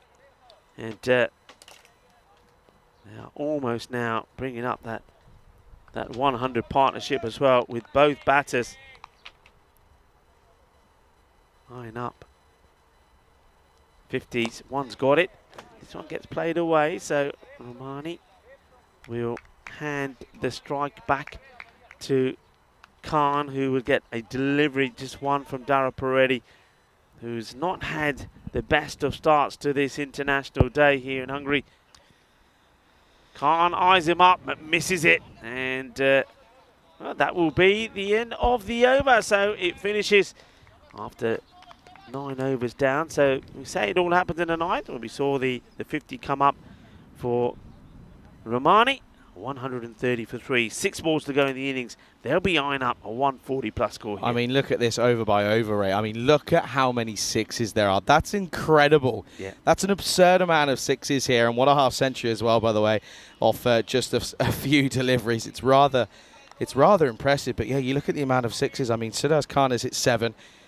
Romani has hit 8, and Syed Ahmed hit 1 as well. So, I mean, that's a fair few. 16 in the innings. I mean, that's incredible. Is there 130 for 3, last overtime. And we'll add this one. That's going to be 17. That is massive. Oh, my Lord. Yeah, we're going to run out of Grizzlies here, I reckon. Well, you know, you said there's the lake behind us. This is in it. This is huge. What a hit that is. That is absolutely crunch. What a hit. And these two, well, that is now the 100 partnership between the two. That'll come up on your screen pretty soon. They came together with the score on 32. It's quite incredible. It really is. Slower delivery. Well, it might be slower, but it's still going one way. And that will go all the way to the boundary as well. Well, I said they'd be looking to get 140-something. They're not happy with 140-something. They want 150-something. That's 2 deliveries, 2 big sixes. Oh, this is incredible. This is absurd from Sweden here. At one stage, looking as if they were going to struggle. These two have come in and, well, it's just been sensational at the moment. Sudas Khan, of course, has been there from the start and is looking to be there at the end. But at the moment, it's not him that's doing the damage. That's well bowled. They've kept that one just inside. This partnership now worth 110 off just 35, though. Yeah, quite amazing. Incredible hitting. From, I mean, at the halfway point, 49. So they've added 83. Is it? No, it is 90. 93. Well, hang on a minute. There's another 4 to this, so it just keeps going up. 97 have been added since the start of that 6th over. That's quite amazing, and it'd be interesting to see. I reckon they're going to get to over 100 runs scored in the last 5 overs. A great effort there from Vinoth Ravindran. Charlie just having a few issues with it. You know what I know what you've done, Charlie. I know what you've done. Yeah. As this is get played away. And, well, it's racing away. Going to have to get the dive in here. And Mark does. Smothers it. Well done to the captain. And just keeps this to 2. Yeah, I mean, having a sweet sugary drink It's not is probably not the best of ideas, because once you get the sweetness in, the ants love it. And now Charlie is doing his best to get rid of the ants. He says he fixed it. I know he hasn't. I have. I got rid of all the sugar. It's fine. Ants smell the sugar. No. They're in here, and he's going to have ants in his pants. That's going to be a wide. Great, can't wait. So we're getting closer to that 150, 149 ball to go. What a start this has been. Trust me, I from fixed it. Sweden. It's been absolutely fantastic. Great work from them. And last ball time then. I mean, look at this, 74 off 24. Will he go 80? No, I think it might be a boundary, though it still will be. So they do get up to the 150. What an innings. What a partnership between these two. Credit where credit's due. We've again seen something special here in Hungary. They will finish on 153 for 3. I mean, at one stage, they were 30 odd for 3. To get to a recovery like this, I mean, it doesn't exactly come all the time, and they've done it, and they've made it look very easy here.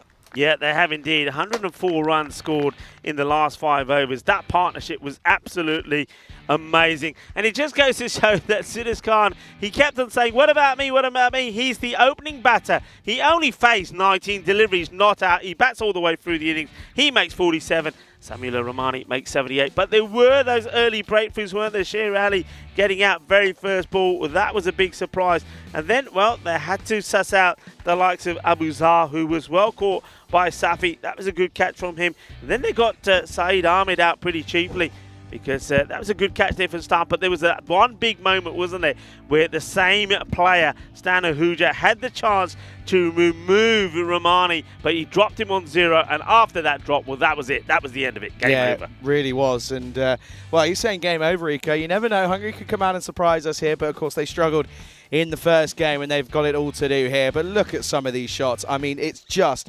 outstanding. And, again, the more impressive thing is it's pure cricket shots as well. It's not just slogging, it's brute power from the two Swedes. And at the moment, it's all about the Sweden 2 batters, isn't it? Because they've just pummeled some incredible runs, in all fairness, haven't they? They've done an incredible job to get themselves up to an outstanding total of 153 for 3 off of their 10 overs. And it doesn't get any better than that. Look at some of these shots. They're just incredible. Let's have a look at the confirmation then here of this scorecard. It's going to be an outrageous one, because it's going to have some incredible stats. Let's look at this.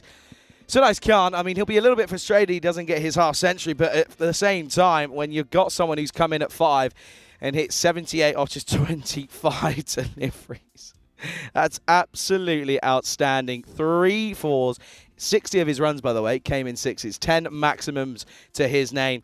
And, well, he ends up finishing on 78 not out. Incredible work from him. Have a look at the bowlers, though. I mean, there are going to be some really tough economy rates here. I mean, look at this one. As you see there, 26 for Hassan off his 1 over. Sanjay Kumar only got the 1 over, 24 for him. Rasit went for 39 off his 2 overs, also went wicketless, which doesn't help. Prashad was the only one who bowled well, as he went for 2 for 15. And in reality, though, Hungary, they've got it all to do. They struggled this morning. They've got it all to do again here as we reach midday here in Hungary. And at the moment, it's the midway point between match number 2. The second innings is coming up very, very shortly here on the European Cricket Network. Don't go anywhere. You're watching with myself, Charlie Hunt, alongside Rico Fool, all happening here right now on the European Cricket Network.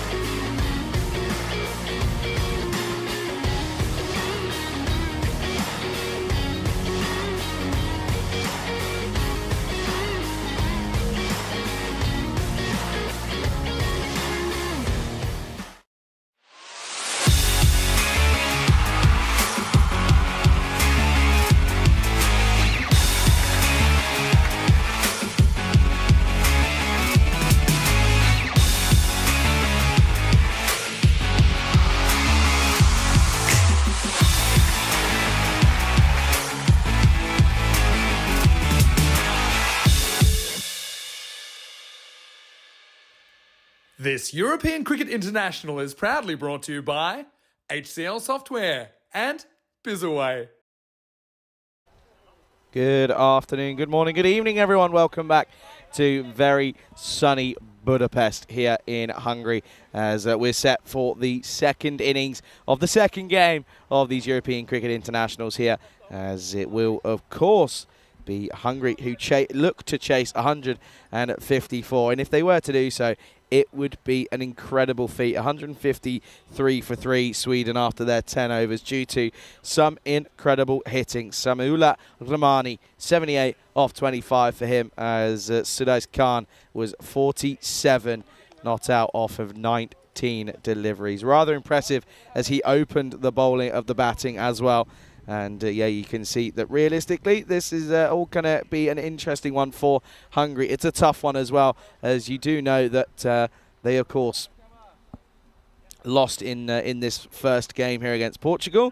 So they've got it all to do here, as otherwise they could look to go 0-2 in this very early on in this tournament. And, well, early losses and consecutive losses are not what you need. Sweden, though, as well, they're going to be right on top here, aren't they, after getting to a mammoth total of 150. Could they be the ones that go ahead and prove and provide the most problems for the other two sides in Portugal and Hungary? Only time will tell, though. 154 needed off 60 deliveries is the equation. Ravindran, he's on strike first as Bullock starts, and this is pulled again into the onside then for Ravindran, and this will run away towards the boundary. What a start, as we know he's not too comfortable with anything back of a length as he tries to play onto the onside, but he got this one away nicely first up, swivels on it nicely, gives it the old MJ, and that's going to be a boundary to get us underway here. Good looking shot, 4 runs.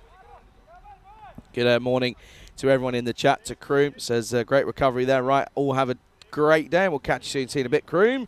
And to Dave B, and to everyone in between, pleasure to have you alongside myself and Rico here on the European Cricket Network. And, well, what a first start that is, and a man who certainly enjoyed that is Rico Fool, who joins me back in the commentary box. Rico, this could be an interesting chase, as, oh dear, he's been completely bamboozled here. And, well, this is being given as runs here? I think he might have got a tickle on this. Yeah, it was a spicy chance. Sher Ali not able to get hands to it, but yeah, this is definitely bad onto this, and they've done their homework, because once again they're going upstairs to Vinoth Ravindran, and that's where he's got out a few times, isn't it? This short delivery. The bowler thinks it's a chance. He thinks that it should be taken, and Nasir Baluch is not going to be too happy that Sher Ali couldn't get to that.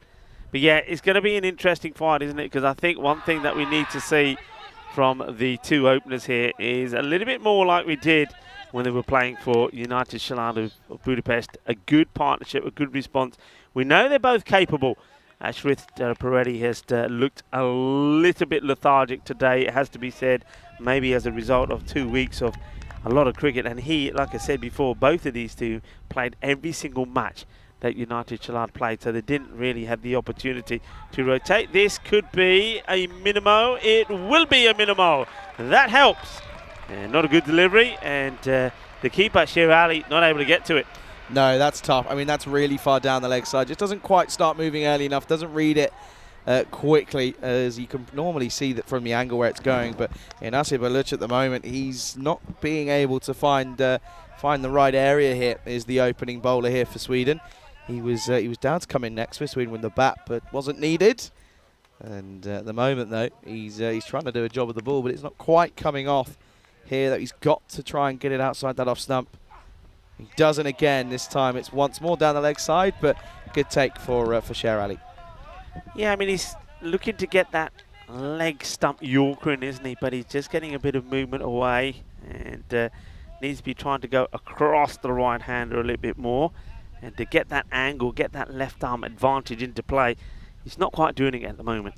No, it's not the rhythm, is it? He's again, the angle could possibly change in reality. I think that might help him, because he's getting that movement, isn't he? he's getting that nice bit of movement. He's also not struggling for pace, but he can't quite start it out wide enough to then have it come angling back in on the legs. If he gets it right, it's going to be a very difficult delivery to face, but he can't quite get it there. Yeah, you're absolutely right. If he gets it right, it reminds me a little bit like a player that we see a lot of in Spain, the likes of Atif Mahmoud. He's got that sort of action, so he's a left armer, he's getting that ball, but he's got to get it right. He's got to just go a little bit across, got to go a little across the right-hander. That's better. That's the delivery you're talking about. That's when he becomes dangerous. Yeah, that's when he becomes a tricky customer to deal with, in all fairness. But yeah, that's again a good shot though from Ravindran. So it will be one, and we'll get a look at Dara Peretti, who went for just under a runnable 11 in that first game. Again, he's not had a great day as he got pummeled with the ball in both games, and he's didn't get any runs in the last game as well. So chance for him to, well, I tell you what, if he goes like he did yesterday, they could get this total pretty easily. Here is it then up against Balic then, and this is driven nicely, but will just be a dot. Good delivery this time, and well, Balic is probably thinking, thank the Lord I'm facing up against the lefty. Yeah, he walks back to his mark. Spring in the step, have to say. Sweden, they look fresh, they look alert, they look up for this. That's Baluch once again, and gone. And it's a disappointment for Ashwith Dalaparetti. It's just not been his day at all at the moment. He doesn't get this right, doesn't get it out the middle of the bat, and he finds the safe hands of Sahid.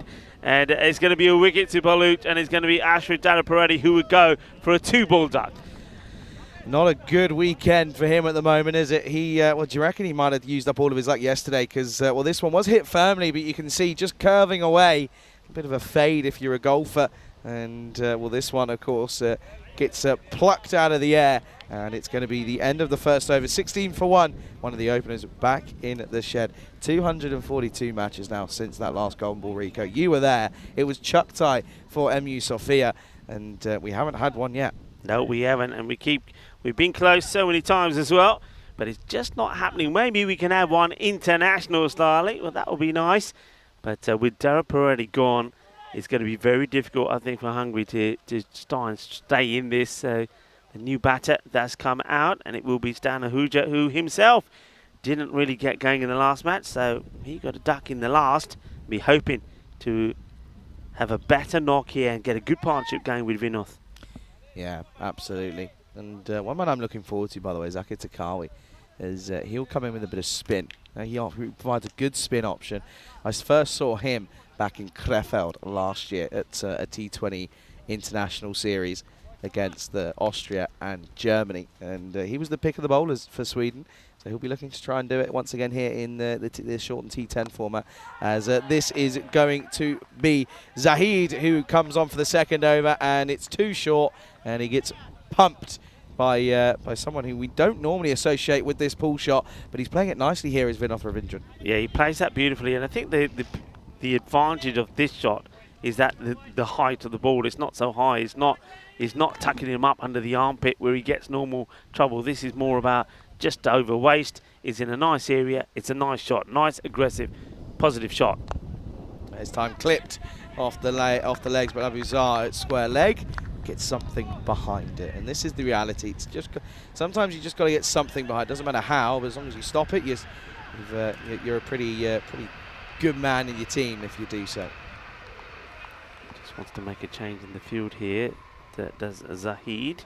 So moving players around, and yeah, it gets one to go across onto the leg side. So wants to tighten up that area sort of between mid wicket and square.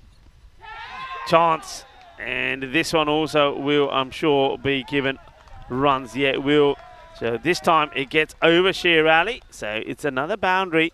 So you can both batters, Vinoth and now Stan Ahuja, gets off the mark with one that comes off the gloves, so 4 runs. Yeah, it still goes a long way, so that just tells you the pace that Zahid's bowling. It wasn't quite just out of the reach, wasn't it, of Sher Ali? As he's a good keeper, though, isn't he? I know he's good with the gloves. That was just outside of his reach, and a bit of luck for Stan Ahuja, who he struggled in the last game.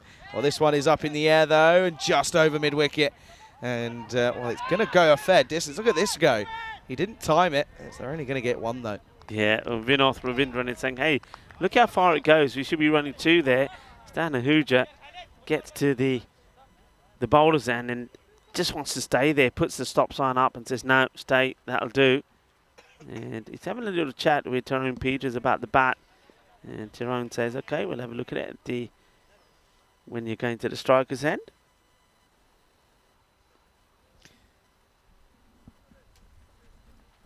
Okay, then. This time, he's just pushed into the offside. And again, good running, though. Good positive running. They've got to do that because if they don't get the boundaries, they've got to try and rotate the strike so that they don't get stuck. Ahuja, though, just, well, it wasn't really his call, but he was hesitating at one point. Yeah, good bit of cricket all around. I mean, good running from the batters, good bit of fielding, shot at the stumps, well backed up. Oh, what a nut. What an absolute ripper that is. And what a way to end your over. It's an incredible delivery. It's just outside off. And Stan Ahuja has no idea. End of the second. Hungary 27 for 1. Yeah, 27 for 1. They'd be pretty pleased with the rate that they're going at. But even with that, they're still requiring almost 16 and over from here on in. You can see Sweden seeing if they can join the likes of Portugal with a win, not the first match that they play, but Hungary, they need to stay in contention. They are the home side. They've got 4 matches today, already lost the first one. They're playing the second here. Then after a break in match 3 where Portugal and Sweden go head to head, they then finish the day playing 2 more matches. So a big day for them. It's going to be a test of stamina. And I get the feeling the likes of some of their players already are struggling. Dara Paredes certainly looks like he is after playing 12 days of European Cricket Series cricket.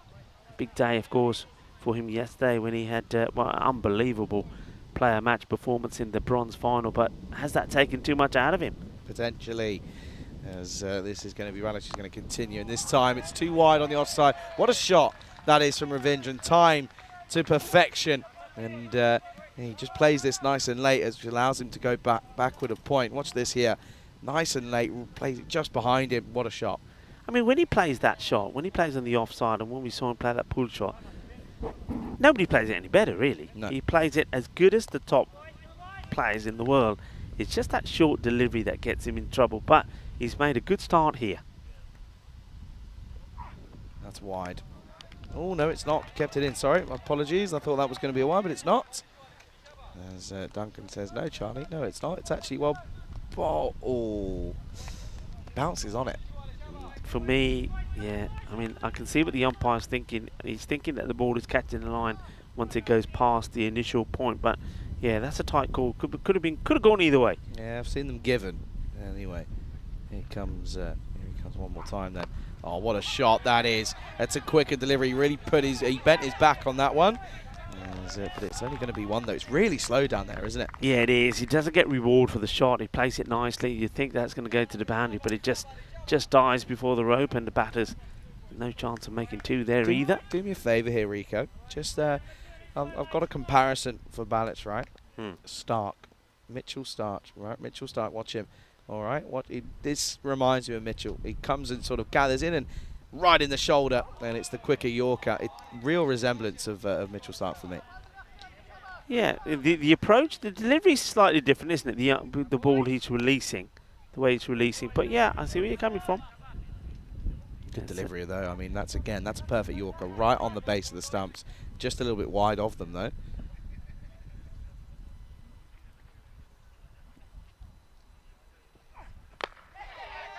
Gets it over the infield, but it won't go to the boundaries. There's not the cleaners of hits, and this time they will hustle and get the 2 because the fielder just took a bit of a time to get the ball under control and got the throw in. But they're running hard, and you said it, Charlie, when you're not hitting boundaries, the next best thing to do is to try and get and turn those singles into 2s. Yeah, big time. And it's all about running that first one hard, isn't it? You can see there, Tyza saying, no, buddy, there's no issue. What are you on about?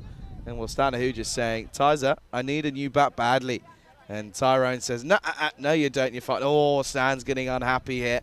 And Tyza says, it's not that bad. You'll be fine. Yeah, I think Tyrone is probably just messaged to the the third official to say, get the 12th man ready to bring one on.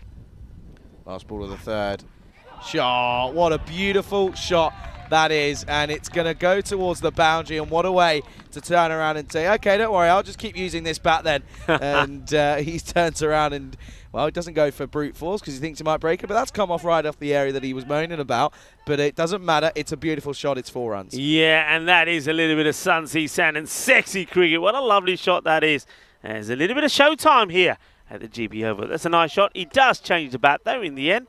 So Tyrone Peters did radio that through. So Stan gets the change of the bat. And, yeah, I see Tyrone is saying, yeah, we'll do it at the end of the over because we don't want to waste any time. And 2 right as well. Don't forget, I mean, in that first match, both teams were really having issues with the time. So they need to improve in that area. And Sweden, let's see how they fare in the field. Ravindran has made 20 now. Stan Ahuja has gone to double figures with that lovely shot. It's a great shot, a shot of a man who's obviously in some good form. It's the end of the power play as well. 38 for 1. And that rate just hovering around about that sort of 15 to 16 mark. And depending on how the over goes, it goes up and down, but they won't want it to get any higher. This time pushed. And they won't take one as that's Prashant Jukla. Couldn't quite take that one cleanly, but doesn't bother them too much. At the moment, they're Hungary ahead of where Sweden were, but it's not. It now isn't the issue. It's those middle overs, or the back end of this innings. Realistically, is where Sweden went ballistic, didn't they? With that innings of 78 off not very many deliveries. Shot! What a shot that is!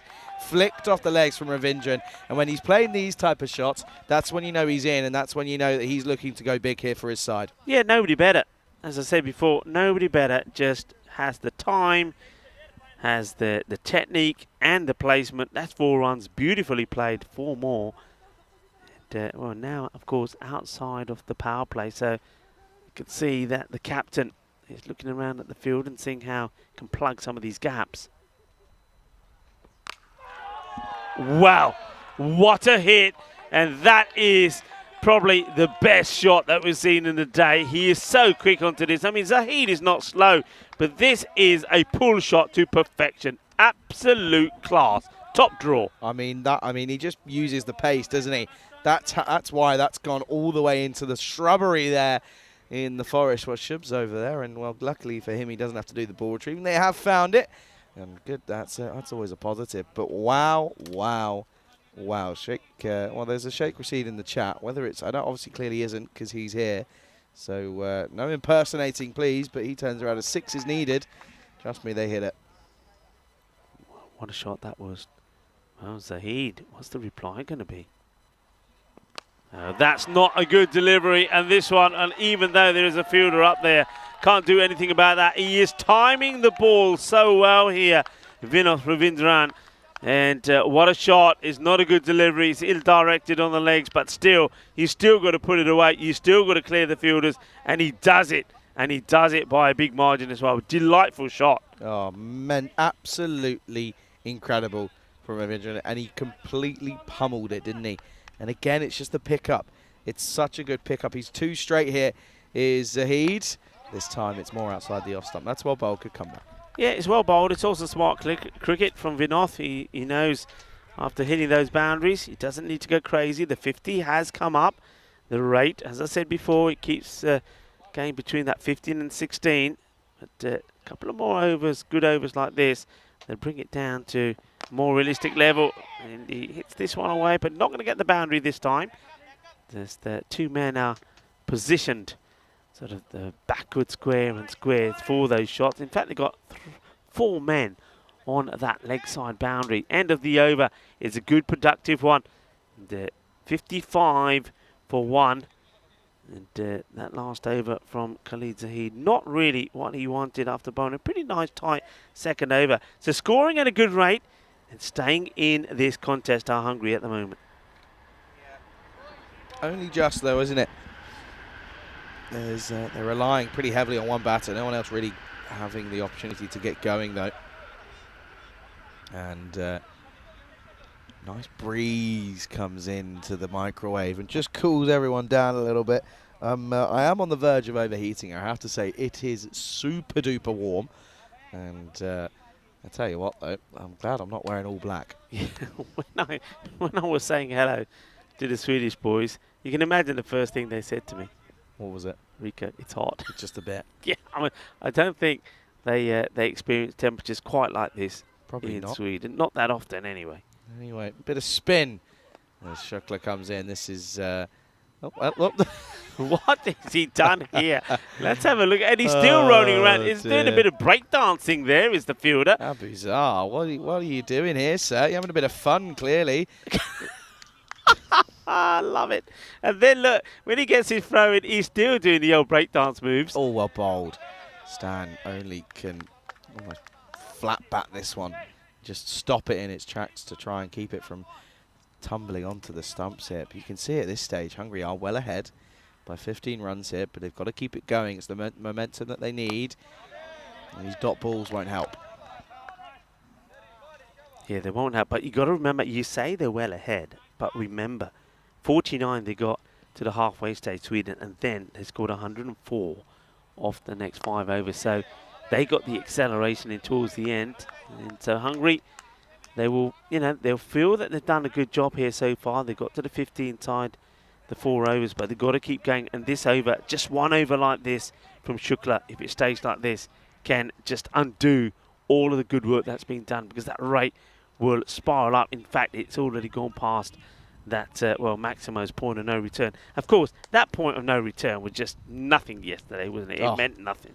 Oh, Gundy ball, and that will be latched onto. Well, this is a real, long hop, donkey drop, call it what you want. It was a Gundy ball, and it gets absolutely plastered away. Absolutely awful. You can see there, just the release wasn't right. And at this stage, though, and on this at this level, you can't be having those issues at the moment. But yeah, I mean, time-wise, you look at it now, you're probably thinking they're going to be okay. 20 minutes down, pretty much at the halfway stage. Last ball. Oh, full toss, slapped, gone. That's 6. Don't worry about it. And they may just want to check the side on angle here, just to be sure here, as this one could be a 7-up. Yeah, I get the feeling it will be. I think that's too high. And let's see what the umpires think about it. I think it's too high. Oh, well, I'm surprised, Charlie. I'm surprised. I thought that was going to be called. Isn't. End of the over then, and it goes pretty large. Goes to a 14. It was a good one up until the point where they ended up hitting some boundaries. And you can see there at the end of the 5th halfway stage, 69 on the board for the loss of 1. At the moment, we are in match number 2 here of these European Cricket Internationals. Hungary schedule, you can see there, Sweden taking on Portugal in match number 3. Portugal have got 4 games today, and Hungary, they've got the they've got a fair few as well. Portugal got 3, sorry, Hungary have got 4, and then you see there tomorrow, Portugal, Sweden, as they will get us underway tomorrow. Just the 4 games tomorrow, earlier finish time, and it allows a couple people to get their travels going. 69 for 1 then at the end of 5. Coming into this 6th over, Takawi, I was telling you about him, Rico. First saw him about a year and a half ago, as we're going to see him come in here. Bit of drift early on. They're going to take it on here. Oh, no. It's an awful throw. There's no bat on this one. Ties are letting us know. Watch this one here. I mean, he would have been gone if it's a better throw. Yeah, it's our breakdancer again, I think. Abuzar, who's there, doesn't get a good throw in. And Sher Ali, not much he could do about that. Takawi again, and gets hold of this pretty well. And it would go all the way. Balle, balle, balle, Kinnazona. Shaka Lagia, a nice hit. Nicely played. And Takawi, he's not the bowler who can bowl left and right-handed, is he? Don't think so. Sweden. No. Don't think so. Oh, if he is, I've never seen it. Anyway. Change of angle. Oh, it's a full toss. Low one, though. Just in front. As he went for the, oh, it's gone for 4. That's gone for 4, and that's the worst of the worst. Doesn't take the catch, and it also goes through for a boundary. Khalid, he's had a bit of a stinker there. Yeah, he's had a stinker. A man who's not had a stinker, gets a bit of luck as well, is Vinod Ravindran, because he's moved past the 50. Well batted to Vinod Ravindran. Goes on to 60 now with that boundary. 60 of 21. It's a half century. from Vinod, the captain of United Chalad Budapest. And, well, okay, this could be curtains, though. He gives a chance to Sher Ali, and he will depart. Gets to 60, wants to remain super aggressive, but that's going to be the end of him. So now somebody new has to come out there and continue the assault. It's the bad time to lose a wicket just when they were getting the momentum going, and gets it wrong. It's not the first time that Ravindran has been out to that type of dismissal. No, it certainly isn't. And yeah, Takawi will break this little partnership up then, and it will be 80 for 2 here in the 6th over. Zakawi takes us first. Sher Ali, no mistakes. A nice round of applause for Vinod Ravindran. I mean, those highlights would definitely be worth looking at again. He played some delightful shots, and it's a shame that we didn't get a chance to have a look at his wagon wheel there for that 50. I mean, it came up pretty quickly. But get a chance, if you get a chance, have a look at it, because he did play shots all around the ground. It really was a tremendous knock. Yeah, it certainly was. And at the moment, though, the thing is, though, is when someone did that for Sweden, as of course it was Romani, he kicked on, didn't he? And he kicked on big time. Yeah. And we're taking a wicket there, though. Just changes it, though, as Samuel is right in front of us, and he gave us a bit of a smirk when I mentioned his name. Zahir Safi, now this guy, we know he doesn't hold back. He can hit the ball pretty well as well. He's got the spin of Taki to deal with. I'm liking the wide brim hat, though. I'm liking the option. I like the move to it. Just one, though, off the mark straight away.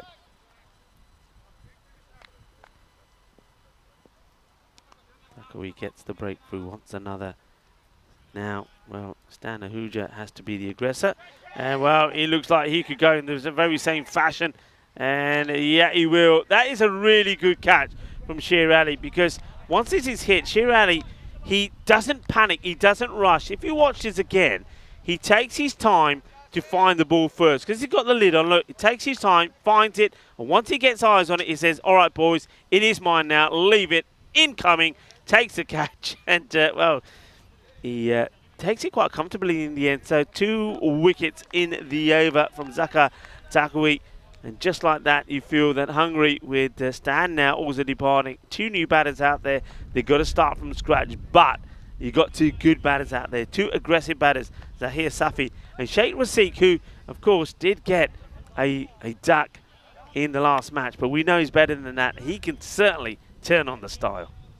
Yeah, he certainly can, and what an over it is. Goes 6 and a 4, and then gets 2 wickets in there as well. End of the 6th.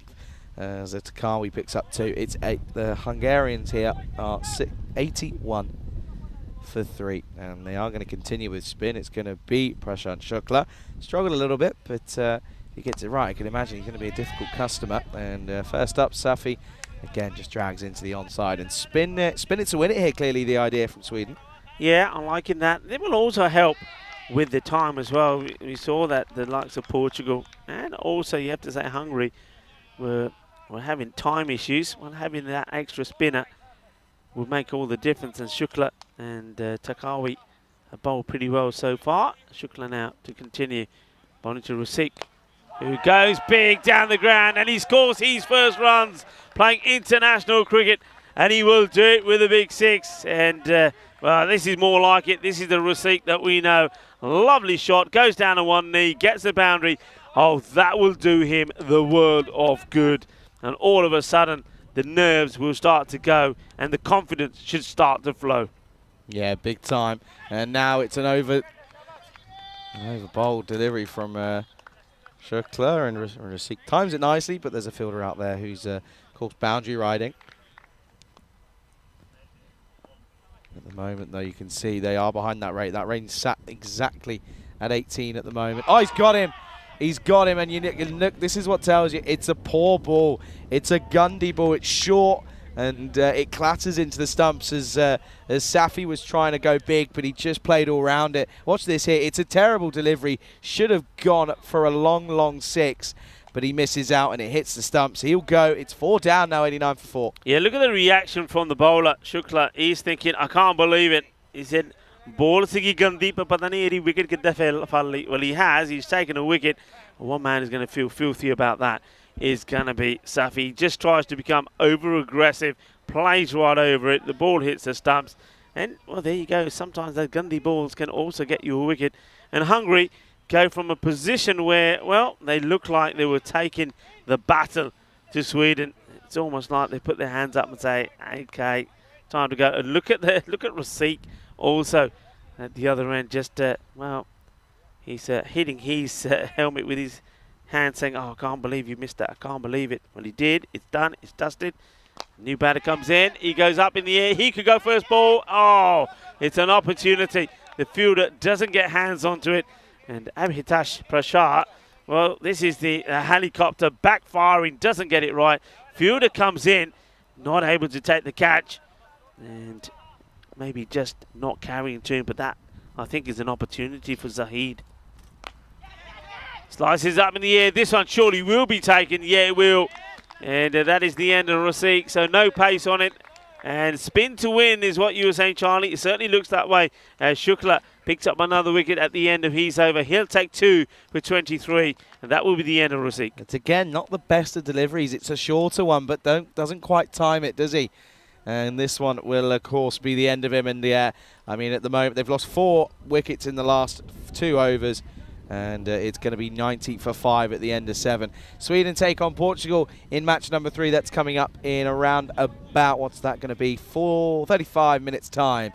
You can see that France, you can see there though that realistically it's going to be an interesting match up there as Sweden look as if they're going to get a victory here, and it's going to be well, someone's O's. Rico, if Sweden do win this one, someone's O's is going to have to go. You know you like that one. I know you do. Somebody has got to go. Yeah, I do like it. You mentioned that in Romania, and I said, I like that, Charlie. Like it. I've just had a panic. Well, what's happened? I thought my laptop was overheating or something, but not. It's just the application I'm using. That's fine. Honestly, touch that. Go on, give that a touch. See how hot that is. Yeah, that's burning. That's They not are good. burning. What's yours like? Mine's all right because the well, our little friends there are you keeping go. it. Look, you got a Our little friend friends are keeping it cool. They are. Oh, that's a well bowled delivery from Zahid, and right on the full Yorker length. Got it right, nice and wide as well, but not too wide. He's got it again. This one likes you. And, well, Rico's trying to... If we can go com-cam quickly. Rico's got a friend here. I don't know if we'll see it because they're very little. But, yeah, hello to my little friend. Oh, you're going to have to stay there for a ball there. Rico, don't move. All right, we'll come to you after this one. This one is dragged leg side and well fielded. Will just be one. Come on then, let's have a look. See if... Oh, don't move, Rico. There you go. Look, see, there's your friend. There you go. That's my little friend there. Don't move. No, he's all right. He likes me. There he goes. He doesn't mind you. He goes, no, he's over to you now. Yeah. Go away. We do like it. We like the little baby dragonflies coming They in. just hover. Enjoying the cricket, enjoying some of the sweets and sweetie drinks that you're offering them. At least the ants are gone. You don't want to get rid of the Hey, ants. you said it didn't work. I told you it would work. Trust me. Zahid coming into bowling to the captain, Mark Ahuja, batted very well in the match earlier today. These two, well, they spent a bit of time in the partnership together before. Now they've got to do it again. Abhitash Prashar never really got going. He was there. I think he made 9 of 7 deliveries or so at the end of the innings. But can he get some of these big shots going as well? If he can, well, I've said this before, nobody hits it cleaner. This time into the onside, and he has hit this clean enough though. As Prashar, this will be a 6, and realistically, someone's got to go massive here now, haven't they? Goes very deep in his crease. This is what we've seen work for a lot of people here in this this GB Oval. And a couple of the bowlers from Portugal came up to me and were saying, "Right, Charlie, what do you think is the best option?" I said, "You've got to go full, and it's got to be right on the money. Because if you don't, they will sit deep and they will pummel you. Can't go back for length because it just sits up, and unless you're quick enough, but." You can't do that because otherwise you're going to get picked up here. And the Portugal boys, watch out. They're taking evasive action. There's Faf Stoneman.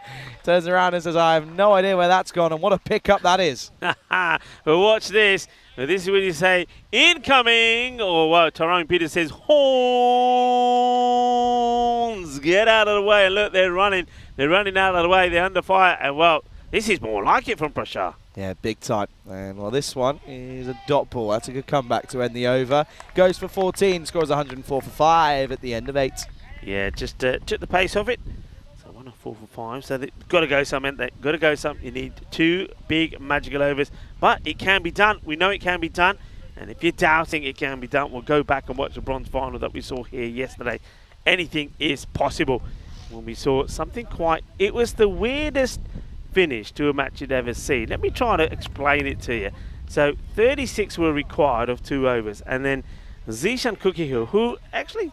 I'm surprised he's obviously not available to play, otherwise I'm sure he would have been selected. But anyway, Zishan Kukihill comes on and bowls over number 9 and bowls a 3-wicket maiden, which means 36 required. But oh no, there's always some drama, as this one should be and will be out. So there is a wicket.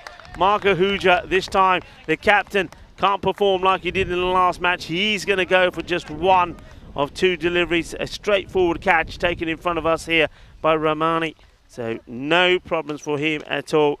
So, well, that makes it even harder because they need to be hitting boundaries, not giving wickets away or dot balls. But just going back to that bronze final yesterday. So we had over number 9, a 3-wicket maiden. It was quite unbelievable, which meant 36 required at the last. But hang on a minute, penalty time added. So penalty runs were given. So that meant that the target went from 36 to 31 required of the over, and then it went 6, 6, wide, 6, 6, 6. Ashwith Paretti, and well, forget the 6s, this is going to be another wicket, and that is a soft one. And well, Takawi gets another, and Darshan Sudashanai, he's going to get a first bowler here. So a man who was in really good form in the European Cricket Series here, well, he loses his shape, loses his wicket, and well, we've got a bowler. And it's the spinner, the bowler you were talking about, on a hat-trick here. Yeah, Zaki Takawi takes another one. That's 2 in 2. Golden Quacker then, and that's going to be Darshan it goes. And interestingly enough here, though, it's going to be another chance at a hat-trick. We've already had a chance earlier today. And, well, we've already had a fair few. We've had, I think it's 5 now, isn't it? At the moment, it is 5 here in Hungary. So looking to add a 6th here, it would, of course, be Takawi. And I know Takawi, listen, if he gets a hat-trick, watch out for his celebrations. He loves a celebration. At the moment, though, it's going to be Ul Hassan who comes in. He's facing a hat-trick delivery, 104 for 7 here. Takawi, 4 for 11, looking for a 5 for as well. It's a hat-trick ball. Up in the air, and he won't get there. Look what time. Well, he has to go and get there himself. I can't believe that you're bowling a hat-trick ball and there's nobody here. I mean, look, that would have been well, the easiest watch this, of catches. Look, the umpire, look at Duncan. Duncan turns around and he was having a joke, I think. I think Duncan was saying, what are you doing out there? It was a hat-trick ball. Why wasn't anybody in for it? It's a good point, though. Still looking for his 5 for, though. Could be done here to Carl. He's got 3 deliveries left. Up in the air, it won't be a chance. This will sail over long on's head, and the scorers are under fire yet again. Yeah, well, yeah. I mean, if you think they're running for nothing, have a look at the top of that marquee. We'll maybe stay on it a bit here.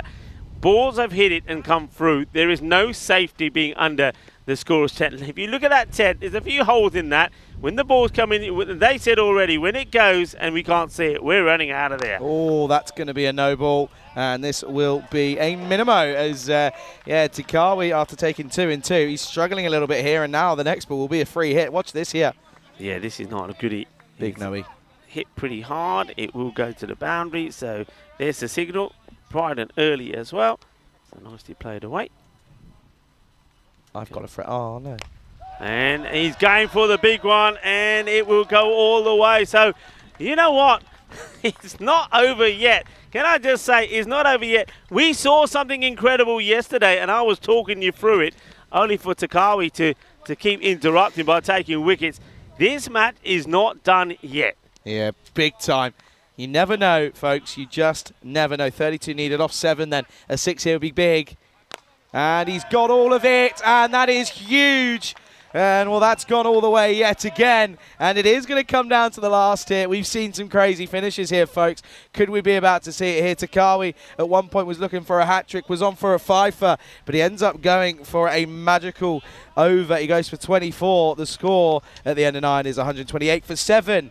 And at the moment, it's 26 needed off the last. It's just another ECN over, isn't it? International style this time.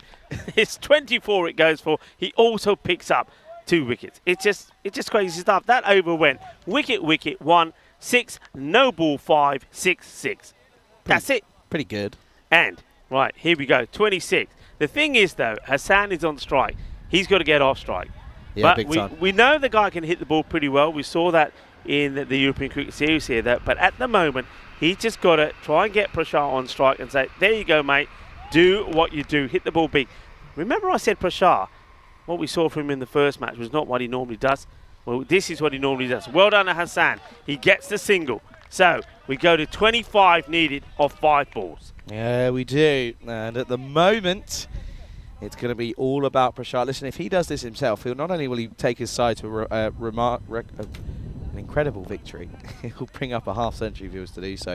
Everyone's back then here for 25 needed off 5. That's a dot, well bowled. And that's going to now make things very, very difficult here. And, well, in reality, even if they go 6-6-6, it's not going to be enough. Yeah, I mean, it was there, wasn't it? But he goes for power rather than time. And it's a good delivery also from Zahid, because he will know from the shots that Prashar's played, all of them are down the ground, so he won't be pitching up. Yeah, absolutely. Well, he does pitch it up, and this time he can just carve it out onto the onside, off the offside even, and it will just be 1, and that will mean that Sweden are going to probably most likely be your winners here. Yeah, I mean, you can't see them throwing this away here now. It's a good man to hold back. But remember what I was telling you about in that last match, or in this match actually early on, when I was talking about Abhitash Prashar, bowling him out early. Once again, see what the other teams do here. Zahid, he's been held back. He's bowling here, bowling beautifully. That's gone for 4. But when Sweden really got motoring there towards the end, and like I said, they scored 104 in the last 5, wouldn't it have been great if the captain could have said to someone like Prashar, hey, you got an over left, you bowl this one, get the breakthrough for me, stop this partnership, and we can stop them getting to a big score. That's why I think you need to, if you can, and you've got the opportunity, you need to hold back one of your big bowlers. Yeah, big time. 2 deliveries coming then. Well, this will be hit into the onside, and it will be gone. Good catch by Nasir Baluch out there, and that will be the end of Ul Hassan. He got a nice shot away, but this one was just to pick out the fielder, and well, that will be all she wrote, won't it? Yeah, that's the end of that. It's another wicket, and Zabi Zahid will say thank you very much to the fielder, Baluch, who takes a nice catch, and Baluch himself, I think it's somebody that I'm looking forward to seeing him bowl a bit more, because I think if he gets it right, I mean, he was a little bit leg-side-ish, but if he gets it right, I think he's going to take a lot of wickets, because I like the length that he was bowling. So watch out for him. Big time. Big time here. As see another good replay of the catch here. It was a good one in all fairness. And he still had to take it, as it's going to be our man. Sanjay Kumar is coming out then at number 10. He's got 1 ball left. Can he try and get something away and make himself look semi-decent after a pretty abysmal last couple of showings here? He will pick out the man. Yes, he will. And they will finish with 2 wickets in 2. And Zahid will finish with good figures of 2 for 20 as Sanjay Kumar, his last 24 hours or so here on the network has not been a good one. No, and this was new to me. This is something that myself and Corey were told here in Hungary. That's called a laughing duck. Apparently, if you're out the last ball of an innings, it's called a laughing duck. From so, where? Hey, so it's a laughing duck. Who says it should that? be a laughing duck. It actually should be a golden duck. So it was his first ball. Yeah, laughing. Well, you're good at looking things up. I'm going to allow you to look it up in the break. But anyway, there's a number of other ducks that we can have. But that one will be a laughing duck. The one we want to see is the Peacock Friday duck, by the way. But anyway, this is what's coming up next. Sweden taking on Portugal. It's going to be a great match because both 2 teams have shown us some very good form at the moment. That one is, I've got to say, Hungary. Good effort from them. They tried to get the acceleration in themselves the same way that Sweden did, but they fall 19 runs short. So Sweden, they pick up a win like Portugal do there as well. So 2 teams that have had a win apiece come together, but Hungary, well, they know they're going to have a big finish in the day. Yeah, big time. Someone's O will have to go. Let's take a look at the highlights then here. And it was a good start. They got Dara Peretti early. And, well, his weekend hasn't got off to a flyer. It was a great catch from the man at mid-off to take it. And this one realistically was, well, you see there, Stan Ahuja was trying to say, my bat's broken, Tizer. Come on, let me have a go here. And then, well, he turned around and just said, no, it's okay. I'll just scoop it nicely. And, yeah, good-looking shot, that one. You know what that was about? He's showing pointing that part of the bat to Tyrone. Tyrone has a look at it, says, now's that bat. So he says, you know what, I'm going to use it again, and then he will have to replace it. And he does. He got replaced. Thing is, he should have started with that bat because that went better for him, to be fair. Yeah, big time. And you see this one here is a good catch. I tell you what, boys, these Portugal players are a bunch of jokers, I'm telling you. As we look at the rest of these highlights here, Sher Ali had a good time behind the stumps, didn't he?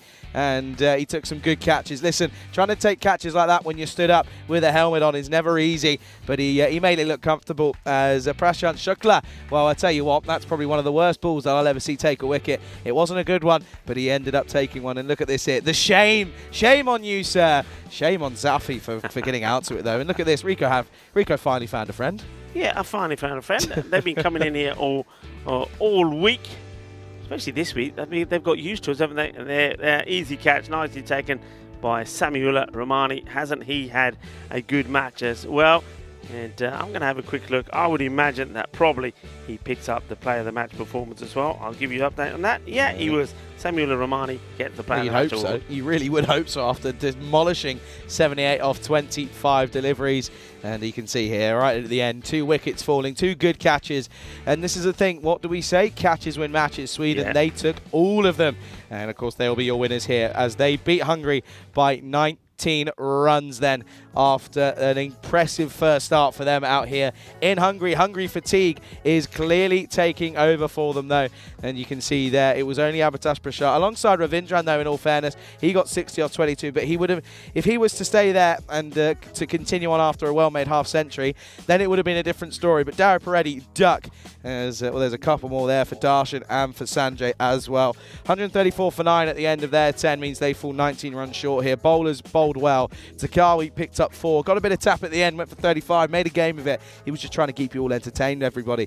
Zahid 2 for 20, bowled well. 2 for 23 for Shukla as well, and a wicket for Balic as well. As Hungary lose here, as Sweden get their first victory. Match 3 coming up in 20 minutes time. Do make sure you're here, and well, as long as you're here, then we'll entertain you.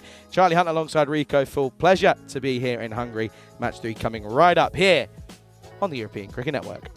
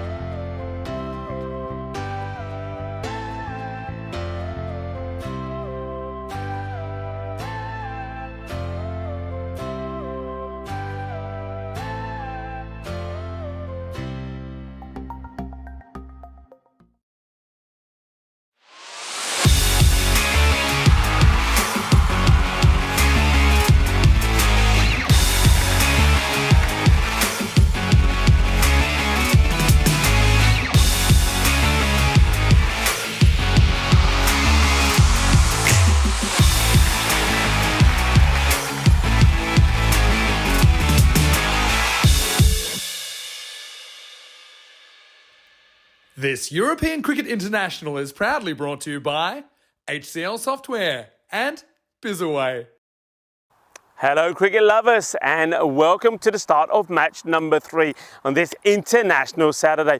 Looking forward to this one. It's time for the host team Hungary to have a break. They've got a big day ahead of them, haven't they? They've already had 2 matches and then they've got 2 more to play straight after this one. So while they have a break, we're going to get a chance to see Sweden again taking on Portugal. Portugal looked good this morning. Their captain was in very good form, and Najam Shazad with bat and with ball. And I think with the bat, the likes of Suman Gamiri, wasn't he sensational? A great half century for him. So Portugal, they're up and about, and I think we're going to see better from the likes of Francois Stoneman in this one as well, and maybe someone like Kuldeep Golaya is going to get some good runs as well. What about Sweden? They surprised us as well. Made a slow start, didn't they, with the batting? So even though the likes of Sher Ali wasn't able to perform, he of course was out first ball. But watch out for him. He's going to bounce back big in this one. But I think Khan was sensational. Batted all the way through the innings. Doesn't get to a half century. Only faces 19 balls, but gets to 47. But what about that knock from Rahimi? He was absolutely fantastic.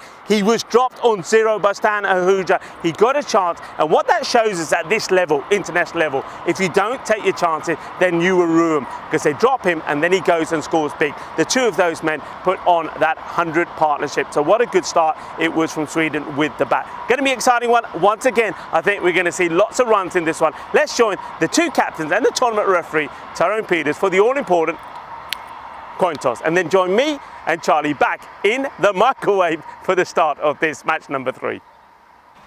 Portugal the call. Dead. That's a hit. Whoa, whoa. They're going to bat. Back to you, Rico. Well, it's not Rico, it's Charlie, but thank you anyway, Tizer, and a very good morning, good afternoon to everyone tuning in all around the world. Pleasure to be here for this 3rd instalment of this European Cricket International Series here in Hungary, and Sweden taking on Portugal. Well, the updated standings will now say Sweden 1-0, Portugal 1-0. Someone's O has got to go, as you can see then Nazar Mohammed has come in to replace the skipper in Chowdhury. So it will be Samuel Rahmani who will be the captain here, and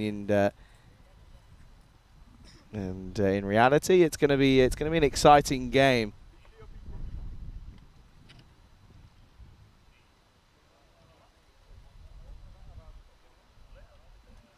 Anyway, as you can see there, Junaid Khan is going to be opening up the bowling.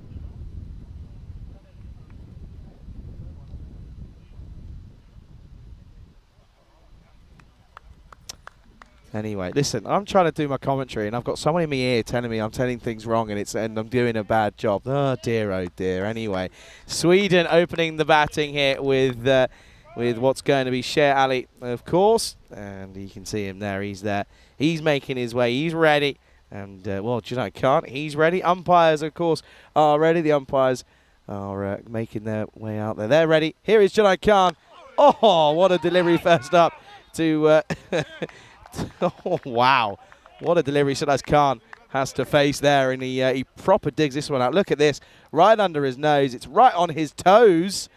Does well to get it out, but they'll get a run. It's going to be a single to start. Good afternoon to everyone tuning in around the world, whether it be on fan code out in the subcontinent in India, or whether it be on the ECN European Cricket Network YouTube channel. And a good afternoon to all of you, and thanks for joining us here on this 3rd game of the day here. Of course, it's the 3rd of 9 matches on the network, 3rd of 5 out here in Hungary. Oh dear. Siraj Nippo has run forward, run back with it. Nippo, come on, buddy. Where's the ball? There it is. He's found it.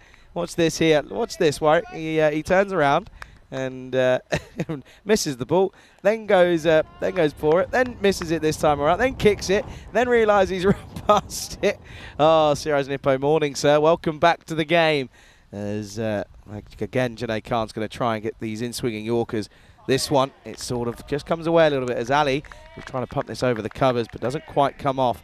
Yeah, good afternoon to Steve, who comes back. Miguel Stoneman comes back as well in the chat. To Nick, to Liam, to everyone as well. And listen, I know a lot of people are multi-screening and looking at a lot of different streams. Malta, of course, going on at the moment. And, Well, of course, Luxembourg beat Romania by 7 wickets. It was due to some great batting from Cope, who was 49 off of just 26, hit 8 fours, which was rather sensational. And Vij, the skipper, was 39 off 29 as well, and Barker 33 off 18, which meant that Luxembourg, of course, got a victory in that game against Romania. Romania not having the best of times this time around, but Malta.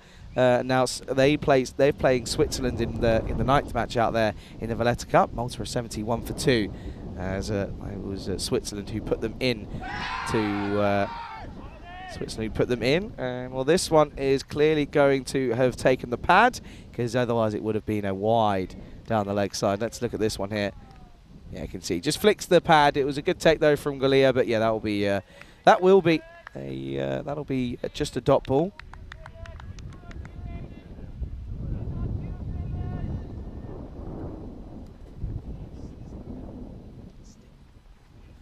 Last delivery there. It's been a good over. Oh, well, this has gone up high and long and handsome at that as well. And it will just carry the rope. And that will be a Maximo here. And, well, this one is a huge shot this time around from Sher Ali. It took a few deliveries to get going, but when he did, he got all of it. And it will be a 6 to finish the over. Still a good one, though, from Junaid Khan. It's 7 off. It's 7 for no loss at the end of the first. And a good afternoon to Stephen Waddle, who, of course, in the chat as well. And it's a good chance to welcome back good friend and co-commentator in Rico Full. Rico, good shot there last up for Sher Ali. Yeah, an important one. His first runs in this series, remember, got a 0 in the last match, so he's up and running. He'll be pleased about that. He's a great player. He's made his mark in Sweden as an awesome, aggressive striker of the ball, and he'll be looking to leave a mark here in Hungary by the time this international series is over. Najam Shazad, the captain, to bowl the second over. Had a good first over, didn't he, in the last game for Portugal? And yeah, right. What were you trying to tell me about my 1-0? What? Well, I was trying to tell you that the fantasy was an update for us. Yeah, I know that, but I told everyone. Minimo. Minimo. Yeah, Minimo. That's not a good start from the captain, so he doesn't do his team any favours. Yeah, well, that saying of yours about the O's, and I thought you were saying that but one of the teams is also on an O and had to go. I didn't realise you were talking about the O referring to O as in haven't lost a match so far. That's what I was trying to say. You with me now? Was. You know that's. I told you this one, and you would even turn around and messed it up here. So interesting. I didn't mess it up. You did. You couldn't cope with me. You couldn't cope with me talking behind your headset. You absolutely cooked it. It's fine though, as this one is back, and that will be a dot. Dot ball. And Shazad gets it where he needs to be. Would have been disappointed, the captain. He gets that wrong.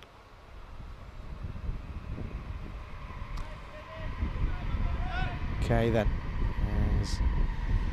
Yeah, 12 at the moment on the board. Been a pretty decent start. It was a relatively quiet over for Junaid Khan. He'll be pretty happy with that, apart from the 6 to end it. This one is, that's not the best though. That'll be another wide. Struggling a little bit here though, isn't he, at the moment.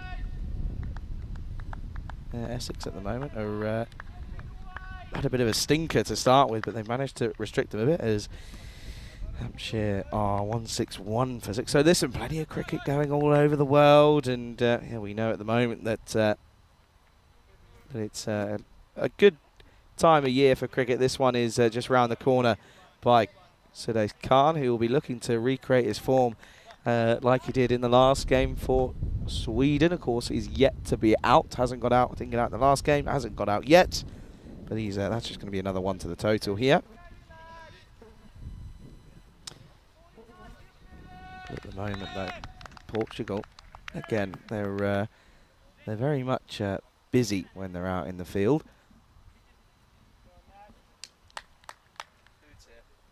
There's a bit of a pause. I'm not too sure as to what it is, but Najam Shazad comes back then. And this is wide, but straight to point. And Suman Gimini, he's having an absolute cracker of a day.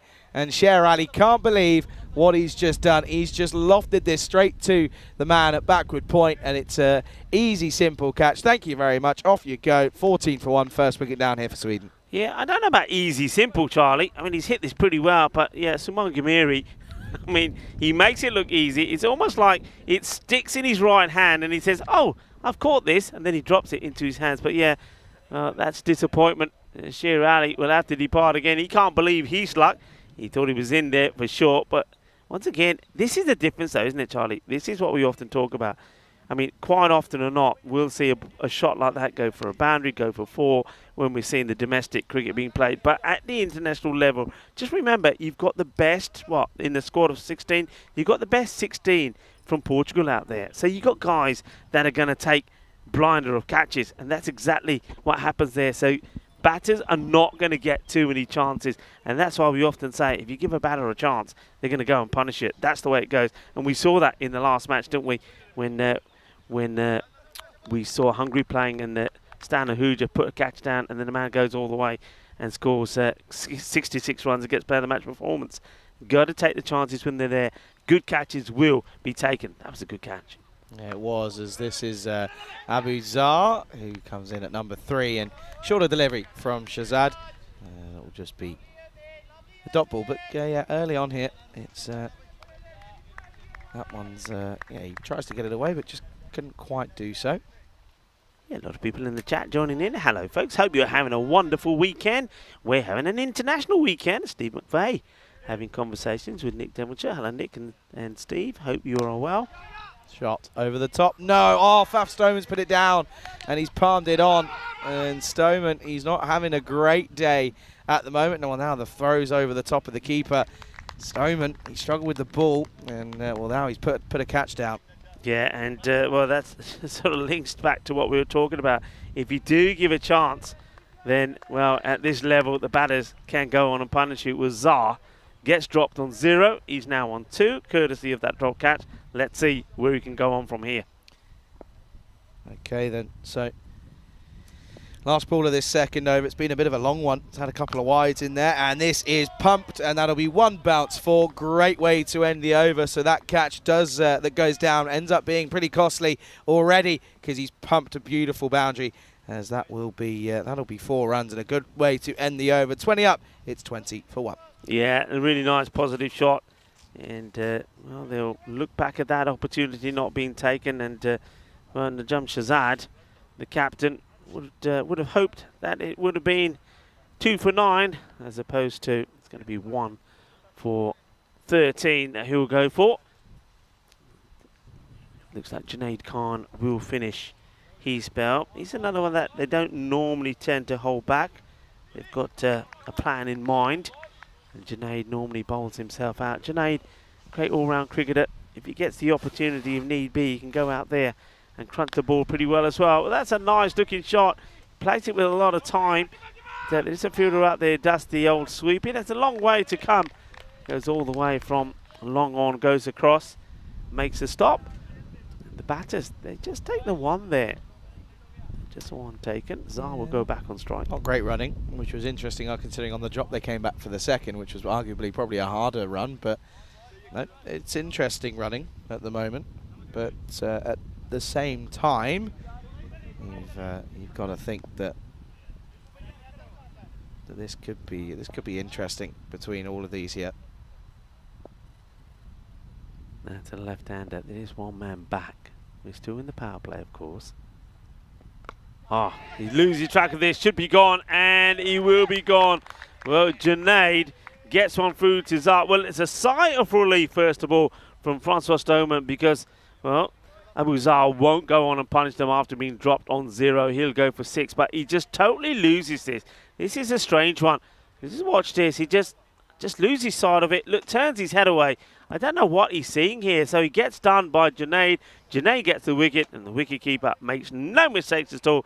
Kuluk Kulaya gets another. Yeah, and I think it just got big on him, really, Rico. And yeah, he's going to have to go. And yeah, the 2 batters that have come and gone have had a bit of a tricky time of it already this time around. So it will be 21 for 2 as yeah, he just loses sight of it. It gets big on him, and he just takes his eye off the ball, doesn't he? And it just pops up, and it's a pretty simple catch for the keeper to come around and get. And yeah, Galia has another involvement in a wicket here, and well, that's another caught for him. Had 1 in the last game, a good one off the bowling of the spinner of Siraj Nippo, and he takes another one. The interior designers in the old cube or microwave this morning. Yeah, we're having a makeover here. We got to do this on a regular basis. Oh, we're used that to breeze. it now. Oh, that's a good We have to breeze. close one end and open the other. That's the way we've got to do it. That's going to be a wide from Junaid, bowling to the left-hander. Doesn't get it right. Yeah, it's a bit of an art form. So we start in the morning with one side covered up, one open. And then as the sun goes round, we have to change it round, and that helps some of the air come through, and we need it because otherwise it gets stifling hot in here. Yeah, well, Very uncomfortable. There's all the twos again, by the way. oh, picked up. Hasn't quite got all of their man out there. No. Oh, dear. Oh, dear. Oh, dear. That's Mohammed Adnan out there. He's got this one completely and utterly wrong. And, well, it could have been a big wicket inside Ahmed, who has come to the crease, but it won't be. And it will be a boundary. So another bit of salt being rubbed into the wound here. Yeah, he needed to stop that, didn't he? I mean, that's not the best of fielding. You've got to try and stop it. He seems to run around it.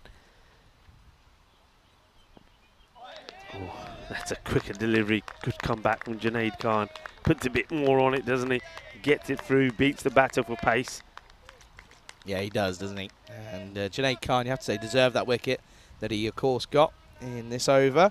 Bowled well. He has bowled well. He's always a pretty consistent performer for the Portuguese national side. Does it at domestic level, brings it out here. It's the awkward pace and bounce, but it's also the swing that he gets. And this one, pummeled. Oh, what a shot that is. That will go all the way into the shrubbery here. That's 4, and Ahmed, he's gone at 4.4. What a shot that is. That is a great shot. Of course, Ahmed, when he came out the last match, we saw him hit 1-6 off his second ball, and then off the third ball he got out. So he's somebody that's in there to inject some power, to inject some big hitting, to really increase the run rate. And that's what he's aiming to do. Remember, they've still got plenty of batting to come. We know that.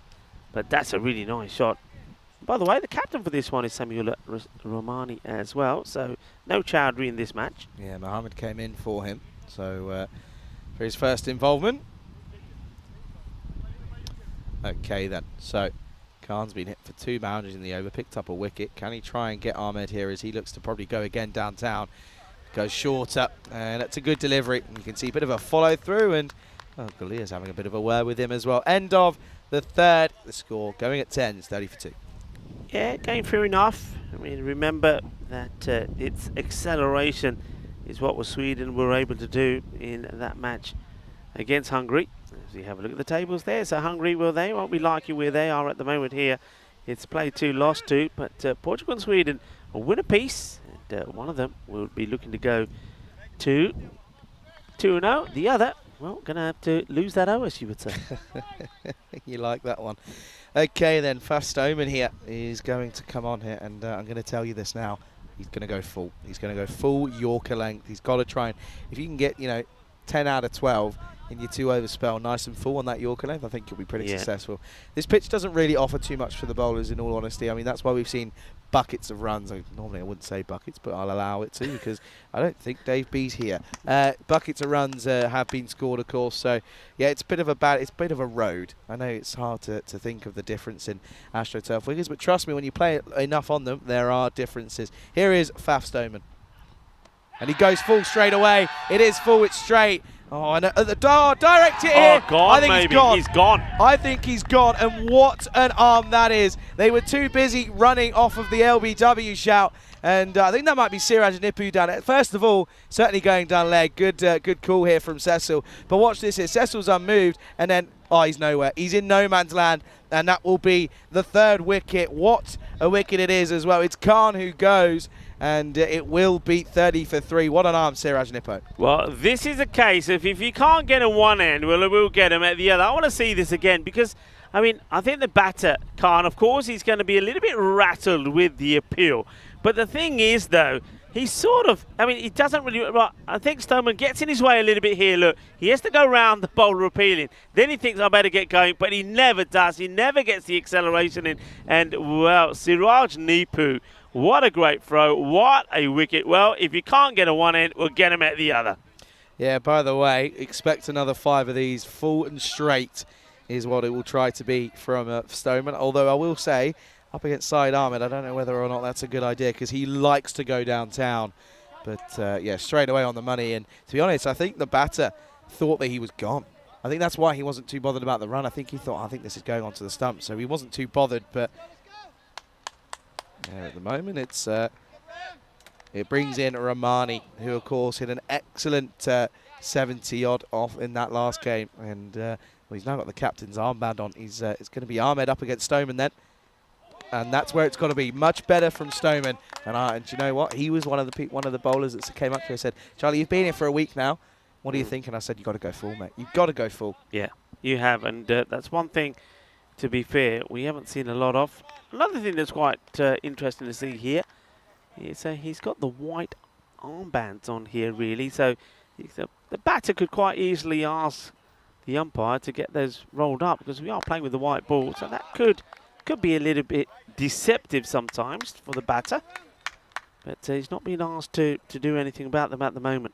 Yeah, big time. This is better, though, from Stoneman. Better than what he did in the first game, of course. He's got it right so far, isn't he? He's only bowled three deliveries. But still, he's got it in the right areas, which is key. And no surprise that most of his team are pretty happy with him now. Don't change it. Don't change anything, especially not against a new batter. Go full again. And he does, but it's in the slot. Up in the air, though, Chambers.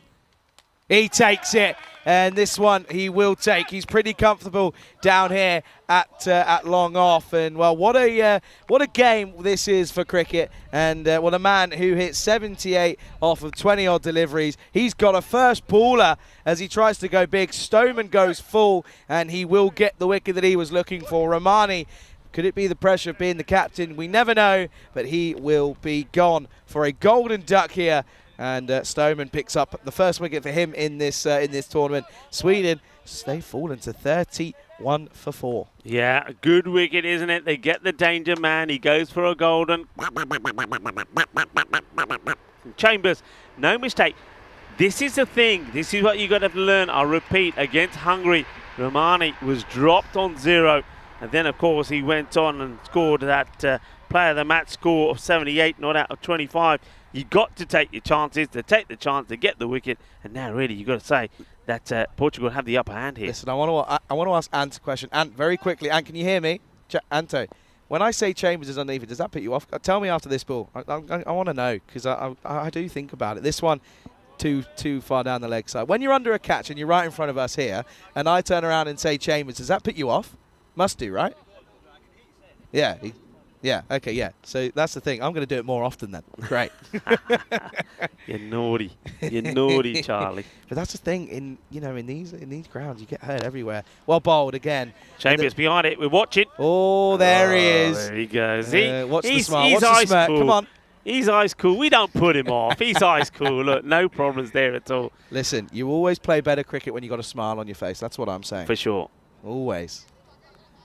But this is the thing. When you bowl full, if you get it slightly wrong and it's a low full toss, they're still really tough ones to get under. Although Ahmed would probably think he'd back himself here. So he's currently gone for a pretty decent 1 for 3 off the over. Last ball, can he get it right?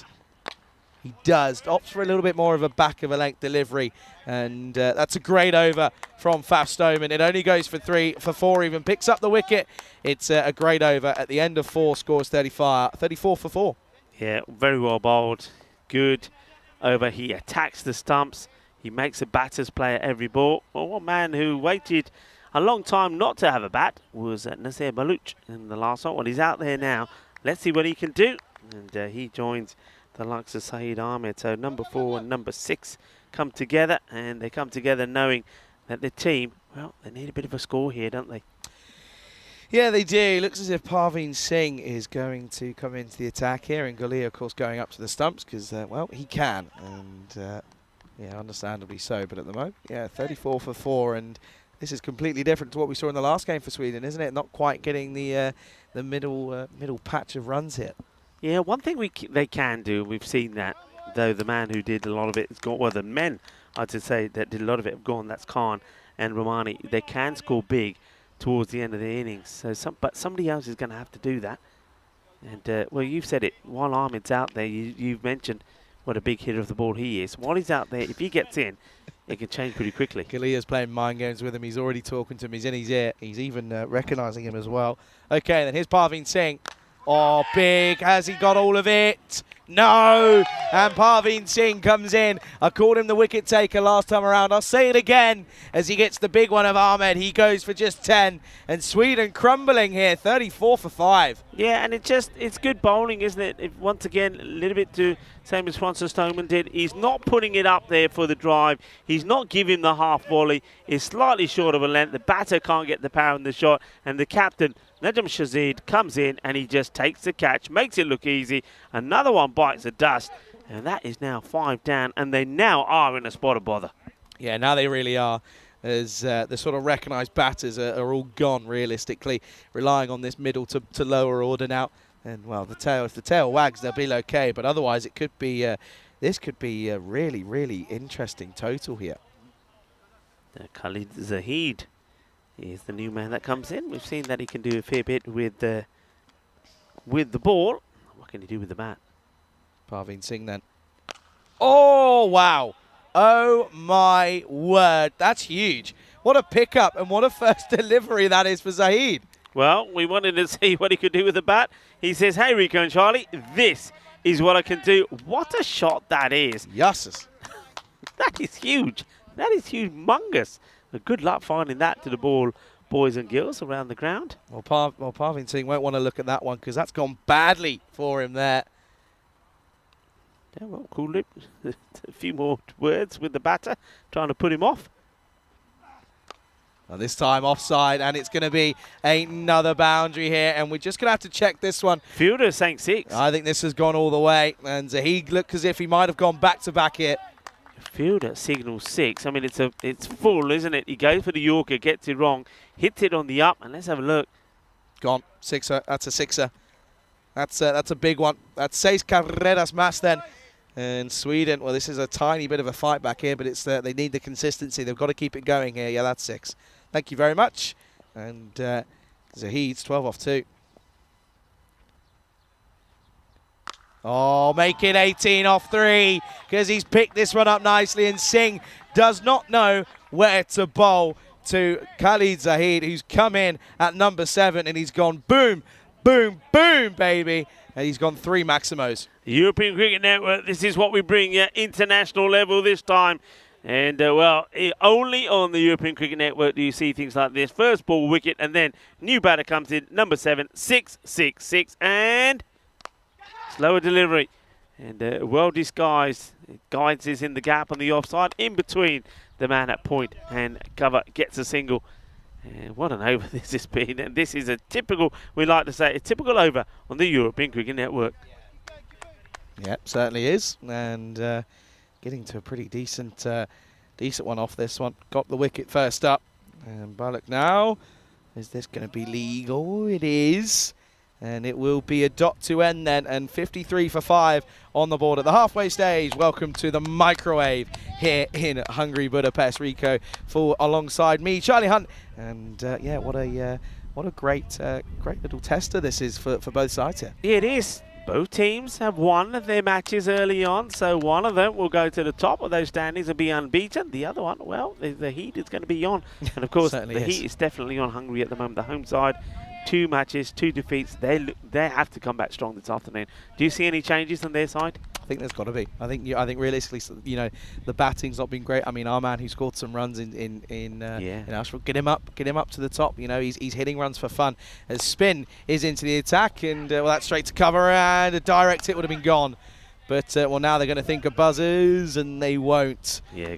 Good decision not to. Yeah, a few people around the ground have just been listening to some spectators. They would like to see maybe someone like Rasik going further up the order, perhaps. Maybe that could make a difference. Darshan, somebody who's batted well up the order, came in pretty late. I think he came in about number 6 or number 7. I mean, there's changes that they could make. Whether they make them or not, we're going to have to wait and see. And also, I think the other change they have to make is try to give players a bit of a bit of a break, because I certainly saw a lot of tired bodies in that one. Maybe someone like Dara Parodi, I know they're having a rest here now. Maybe you rest him for one match and use him in the last one.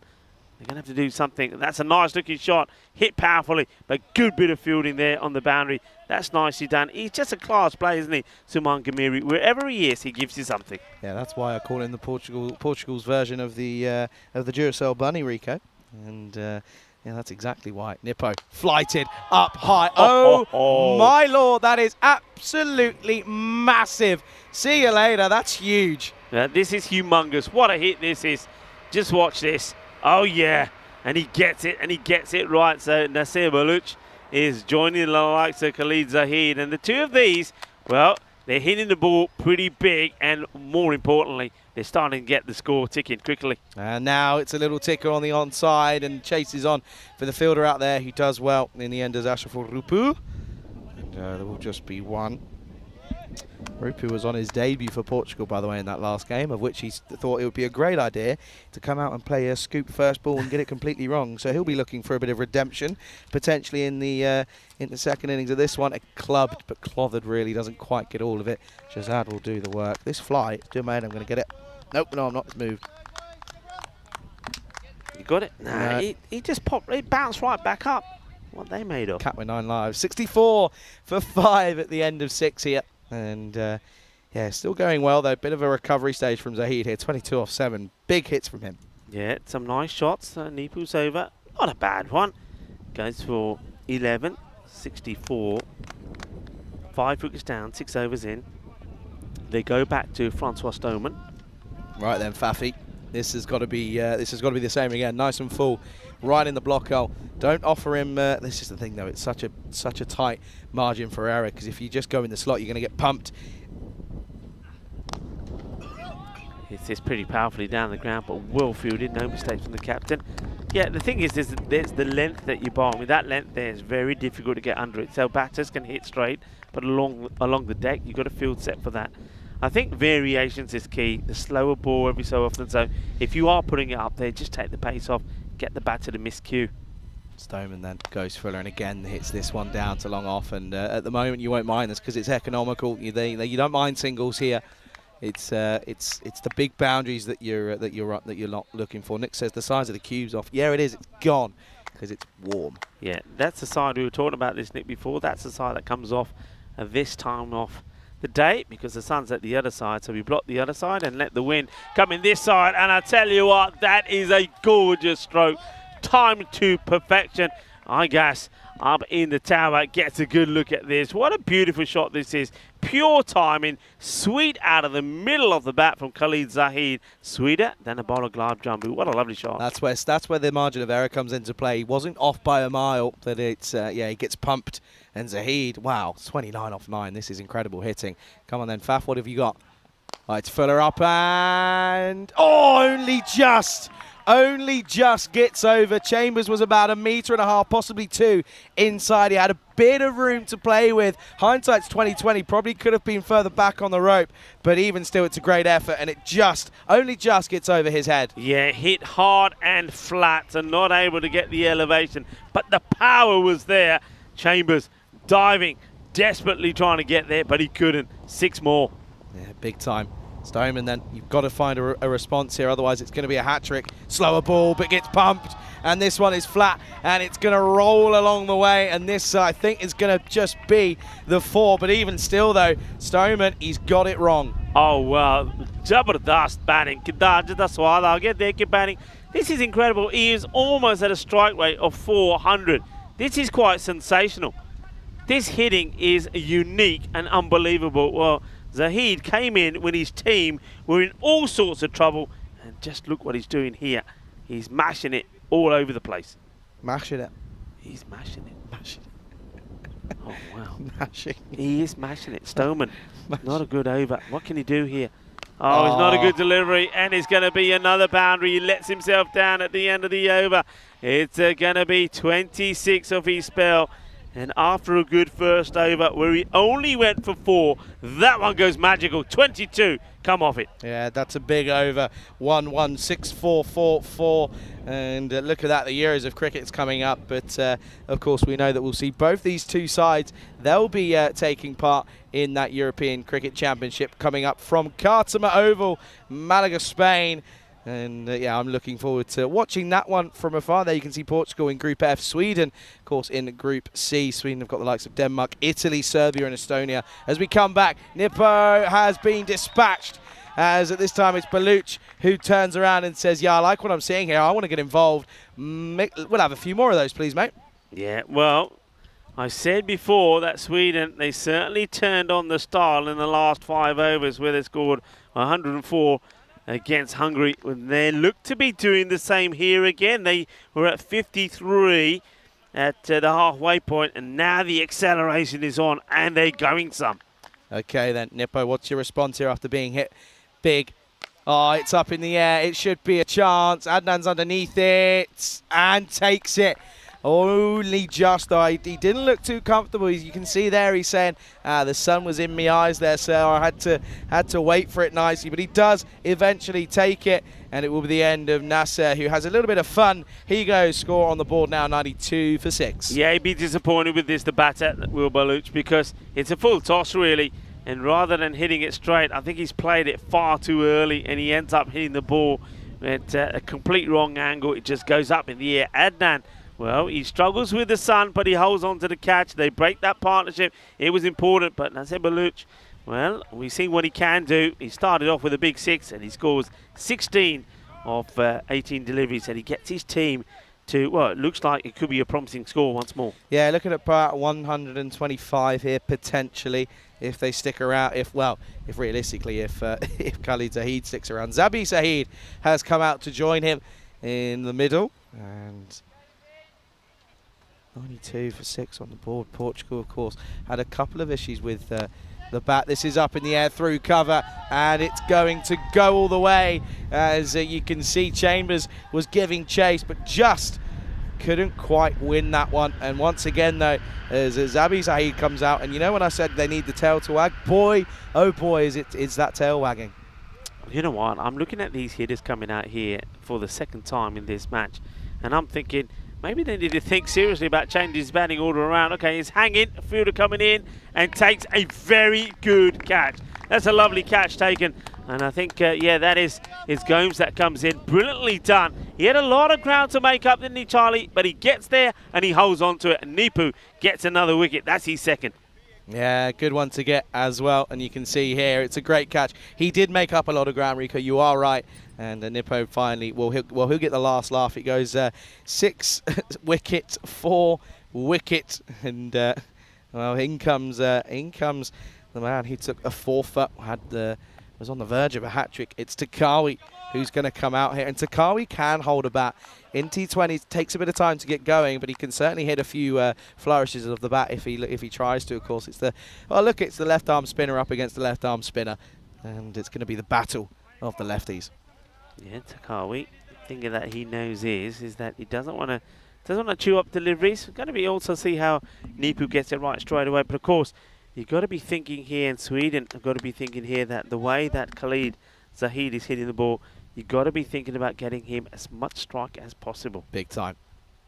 And this is just pushed, and rightfully so. Oh, what a pickup! Wow. Oh, that would have been so good. Sensational bit of fielding. This is brilliant from Sean Gomes. What a pickup, what a throw. That would have been one of the best. Would have been gone by a mile. Sean Gomes, one of the best fielders on the circuit. Putting it out there. Look at that. Makes so much ground in quick time, and then has the ability to do that. Is rather incredible.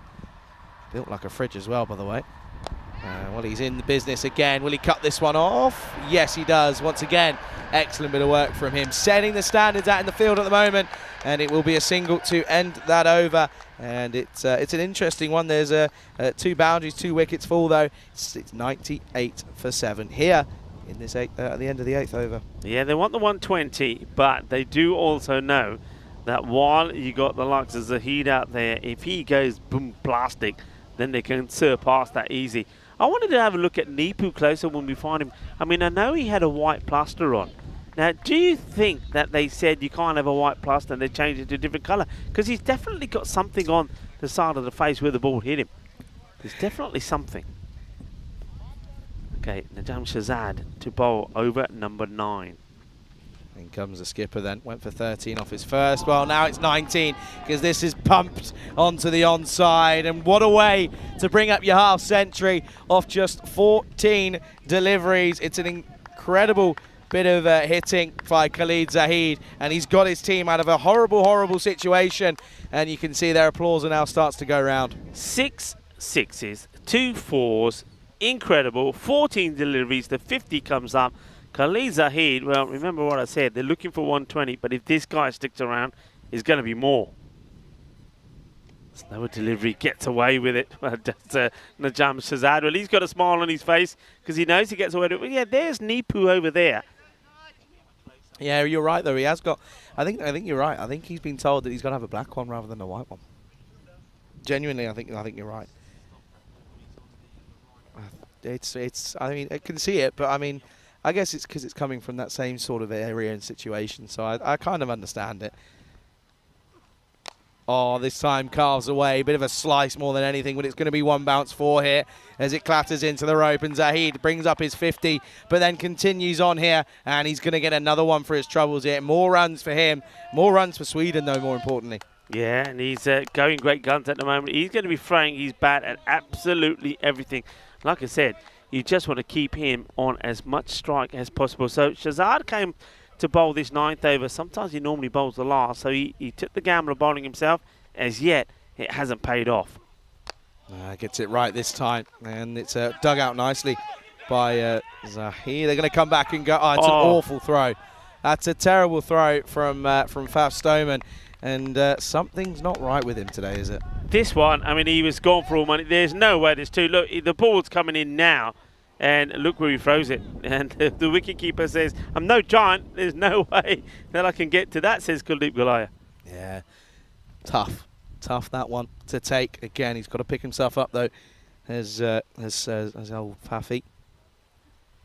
Slower ball, well bowled, going down the leg side, and they're also going to come through for a run, and that's the issue there. Shahzad very easily could have prevented that single. Thing is, though, is it a result that you get the hard hitter at the non-striker send for a bit and still have a go at Tawaki? I think maybe. Takari then on strike does like to get the old scoop out at times. He likes to sort of glance it around as well. He's more of a touchy player rather than a big blaster of the ball. You and I we're bumping up on the old caffeine today, aren't we? Yeah, we're bumping up on it. But that's the thing. Put that on the back of your neck. The thing is, they're coming. Oh, that's nice. It's good though. They're coming cold, so. I think the first job we do is cool ourselves down with the cans. Then this will probably be a wide. Yeah, will be signalled by umpire Guri. Guri and Cecil are out there doing a fantastic job. Our men in black. Got it. Did you? Yeah, I got the fly. You're allowed today. You couldn't. Yes, you're not. You weren't allowed to do it. Yeah, yesterday. It was all over me legs. It was doing me head in. It's fine though. It's fine. Anyway, last delivery of this over. It's gone for 14 at the moment. With that wide. Pick up a wicket to Kawi. Yeah, he's been told to swing hard because he doesn't want a single, and he'll go down though. It's a catch taken, but he had to play that shot. There's no way that Zahid was going to be taking anything other than a boundary from the other end because he wants to stay on strike. So he goes for the shot. Doesn't quite. You see, this is why you need the swivel. There was no in that shot, and because there's no he's out. And let's have a look at this again, and that replay again of that shot. Because he doesn't get the swivel in, he almost stops his body from rotating around, so he doesn't get the power of the shot. Just watch this. He stops there. He needs to go all the way around. Gets that extra bit of clobber in the shot, and he would have cleared the fielder. It's not to be. A wicket from Najam Shahzad towards the end of his over. He'll finish with 2 for 26. 112 for 8. Big last over coming up. Yeah, it is. It's a good one to get as well, but yeah, it does mean that Zahid is going to be on strike, and who are they going to turn to? Wow.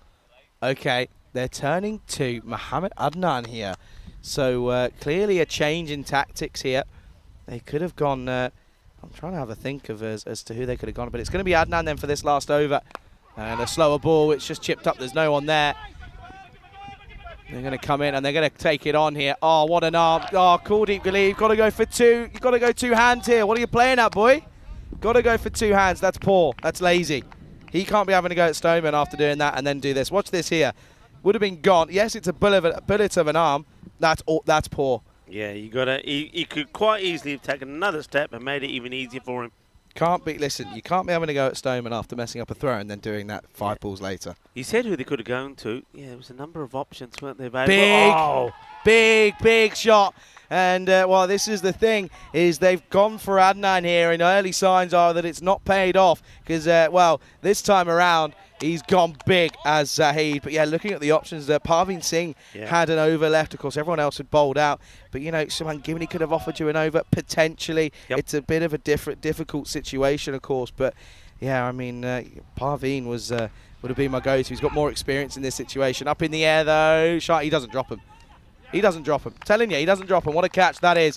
And Zahid's cameo comes to an excellent end, though. 64 off 21, and he will go. But he's already done the job that he had to do. He's got Sweden up to a pretty decent score hit. As he'll go, and it will be 120 for 9. Yeah, so Mohamed Adnan, he does come on to have a bowl. He does get hit with a big... The thing is about that is, one thing that Portugal will be thinking is a couple of times in their being win, because of their fielding, they've allowed that set batter to get back on strike. I mean, that run-out opportunity is a good example of that.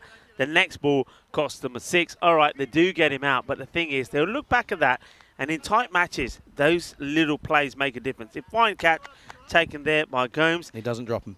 New batter in, but, you know, I still get the feeling there's 3 balls to go here. They're not going to be pushing these around. They're going for big shots. Yeah, well, it's the last wicket as well. So 120 for 9 then with 3 deliveries. Here's Shukla. And, well, this will be up in the air. Is it going to fall safely? No, it's Parveen Singh that will take the catch. So, in all fairness, the change to Adnan has worked because he picks up 2 scalps for his troubles, and it will be 120 all out here in the last over for Sweden. But if you look at reality, that is an excellent score considering at one point in this innings, they were sat at 34 for 5. So to be able to then, for the next 5 wickets, put on a good mammoth total, nearly 100 runs for that 5 wickets. Again, in the latter stages, they go big in the innings, and Sweden will finish 120 all out. Take a look at the highlights, though, of this, of course, of this first innings here of this match 3 of these internationals. And, well, that was the last ball of the first over. It was a relatively quiet one from Junaid Khan, but then Ali went big. And, well, this one, what a good catch it was. Looked simple, but Rico, you were right. You were saying, Charlie, it's not simple. That's a tough one to take. Yeah, it was a tough one because it was absolutely smacked. And then the batter here completely loses track of this ball, doesn't know where it is. And that was the end of Abu Zar after he was given a life a bit later, and that could have been sensational, and it was sensational. The LBW didn't stand, so they said, you know what, we'll go at the other end, and they do. Well done to Nipu. And Nipu, he's been knocked down today, he's been hit by the ball, he's been in some grisly action himself, but it doesn't stop him pulling off another highlight for himself. Here's a straightforward catch from the captain, Najam Shazad, and then we saw the Swedish side come up with their attack. And it was Khalid Zahid who hit the ball beautifully. 64 of 21 he scored. And there was a good partnership between him and Nasir Baluch, who himself played some really nice shots as well. And you got to say, though, that sometimes the bowling wasn't right. It was a little bit down the leg side. Francis Stoneman wasted a few down the leg side to him as well. Something had to give. Well, there it was. And it was Mohamed Adnan who came on to bowl the last over and ended up doing what he had to. He picked up 2 wickets, and that would have been all out for Sweden as well. Sweden would be disappointed because they left 2 balls out there. That's something that they got to learn. I mean, those 2 balls, depending on who's facing, could be as many as 12 runs. But it was an opportunity for them to push on past the 120. But they do get to that 120. 53 off the first 5 overs and 67 off the second. Have a look at that scorecard. Once again, it's somebody in the middle order that has to perform for them, and it was Khalid Zahid, 64 of 21, a great knock from him, and a good partnership between him and Nasir Baluch as well. The bowling figures, well, it's I think we're going to see a real mixture here. You're going to see the likes of, well, right at the end there, Mohamed Adnan, he picked up 2 wickets just for 8 runs. There was 2 wickets also for the captain, Najam Shazad, 2 for 26. He'd be pretty happy with his spell. Junaid Khan always delivers, doesn't he? 1 for 17. But Francis Stoneman just losing his way a little bit, didn't he? He bowled his 2 overs. Went for 26. His first over was brilliant, but the second one went magical, went for 22. He knows that he needs to tighten up a bit. And probably seeing they could have quite easily gone back to him, but they felt that the 19 off that one over that he bowled was a little bit too many and didn't want to expose him again. It ended up being a good call, ended up being a good shout from the captain, Najam Shahzad, who went to Adnan, and Adnan did deliver. Match number 3 here, then evenly poised, I think. I think they get to sort of a par score here to do Sweden. So Portugal, they need a good start, but they'll back themselves if they can get a partnership game to go all the way and knock these runs off. Going to be an exciting one, though, because both these two teams have already shown a fair bit of class out there in the middle. So good finish coming up. Join me, Rico Full and Charlie Hunt, when we return in 10 minutes' time.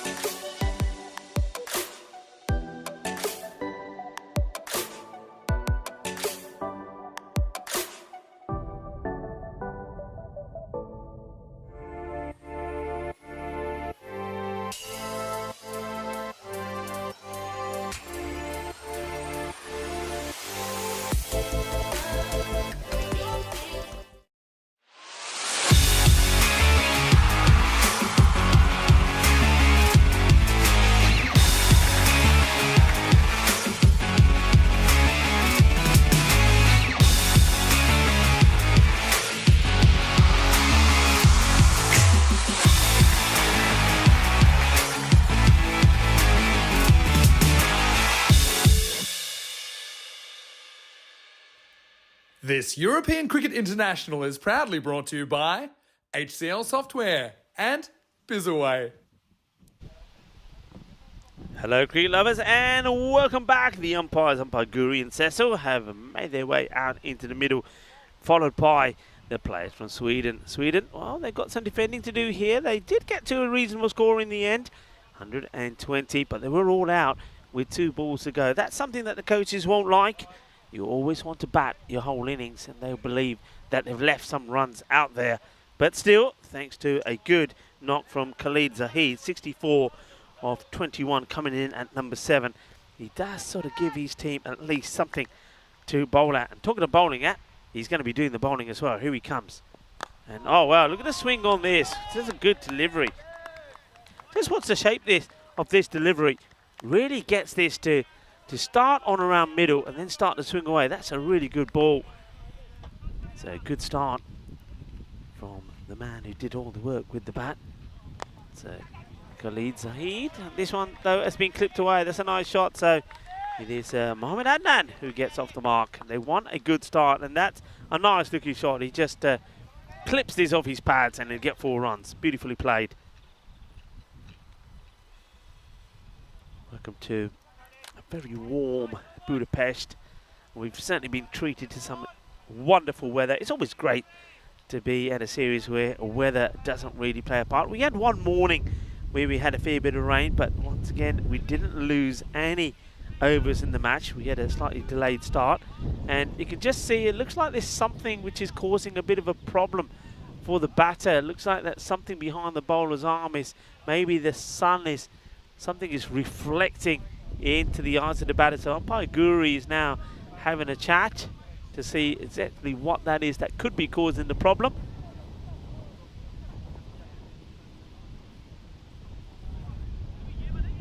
So we're having a look at what it is. I wonder if it's the old satellite internet receiver on the top of the production fan. We don't know what it is, but I don't know if it's something that can be changed though. But thing is though, it's worth saying, as I've said, we've been out here.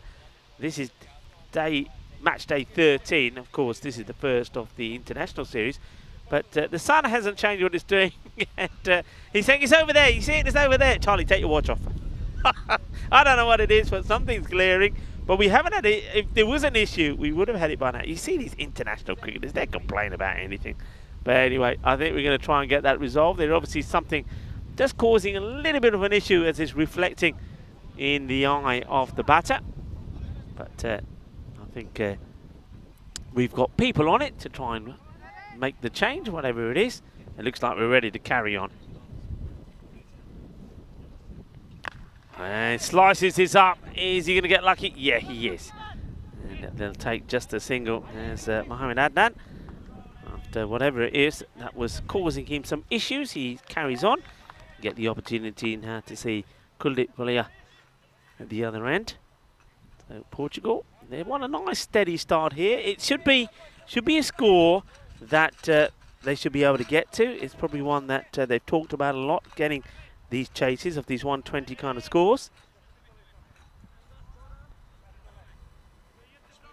Khalid Zahid would love to get a few wickets here and certainly be the contender then for sure as the player of the match. Zahid once more. And almost plays it onto the stumps, but it gets past the fielder. And it's going to be 4 runs. A little bit unlucky. Poquito de malo suerte ahí por el bowler, Khalid, but buena suerte por el bateador as Kuluk gets off the mark with 4 runs. Rico Full here of the European Cricket Network. And joining me back into a very hot, sweaty cube is Charlie Hunt. Yeah, thanks, Rico. Good afternoon, everyone. And word is that he was getting annoyed at the camera. Apparently there was something shining off the camera, to which everyone turned around and said, listen, bud, we've just played for 2 weeks. You'll be fine. 2 weeks with no issue. I'm sure you'll survive. This is then driven nicely down the ground. Chases on. Excellent bit of fielding. Great work in the end from our man down. I think that's Asif Baluchi's got that one. One thing on that boundary, though, by the way, that went for 4 down towards fine leg. There's a man at short fine leg. He just didn't, you know, he wasn't really looking as if he was ready. Didn't sort of look on and expect the ball to come to him. He wasn't sort of reading the game. In other words, he didn't do that, what we saw there from Baluch, which was brilliantly done. Anticipation, commitment, making the stop. Well bowled into the pads of Adnan, and that'll be the end of the over. First over down, 10 for no loss after 1. Yeah, it's a good start, tidy start. I think he bowled well. He didn't bowl too many loose deliveries. He was unlucky as well with the old French cut, if you like, which went all the way to the boundary, but they keep them under where they want to be, only just in that one, and that's what they're looking to do here, Sweden. I think every over, keep them around about that 10 or below that rate, get an over in when you get a few wickets, whereas Portugal, they're the complete opposite. They want to be, I think, they're wanting to be around about 35 to 40 in the power play, but keeping those wickets intact, that's the plan from them. Yeah, big time. And you can see there, Baluchi did the work this time, is now going to go ahead and come on to bowl this next over. And at the moment, yeah, Portugal 10 for no loss after the first over. Pretty good start, couple of boundaries in there and 2 singles as well. Yeah, hello to Liam Day, and he was saying that both Adnan and Rupu are good additions to the Portuguese side. Yeah, Rupu hasn't really quite made his mark yet. He was out to a very unconventional type of shot, so he'll be looking to get that out of his head. And well, a lot of people are liking, of course, Suman Gamiri, the Nepalese player, and he's already made a good mark. And Liam Day also saying that someone like Kuldeep doesn't usually miss out twice, and that's a very good point. Kuldeep Gulaya, also a very good, talented batter, and if he gets going, he can hit the ball as hard as anyone that I know.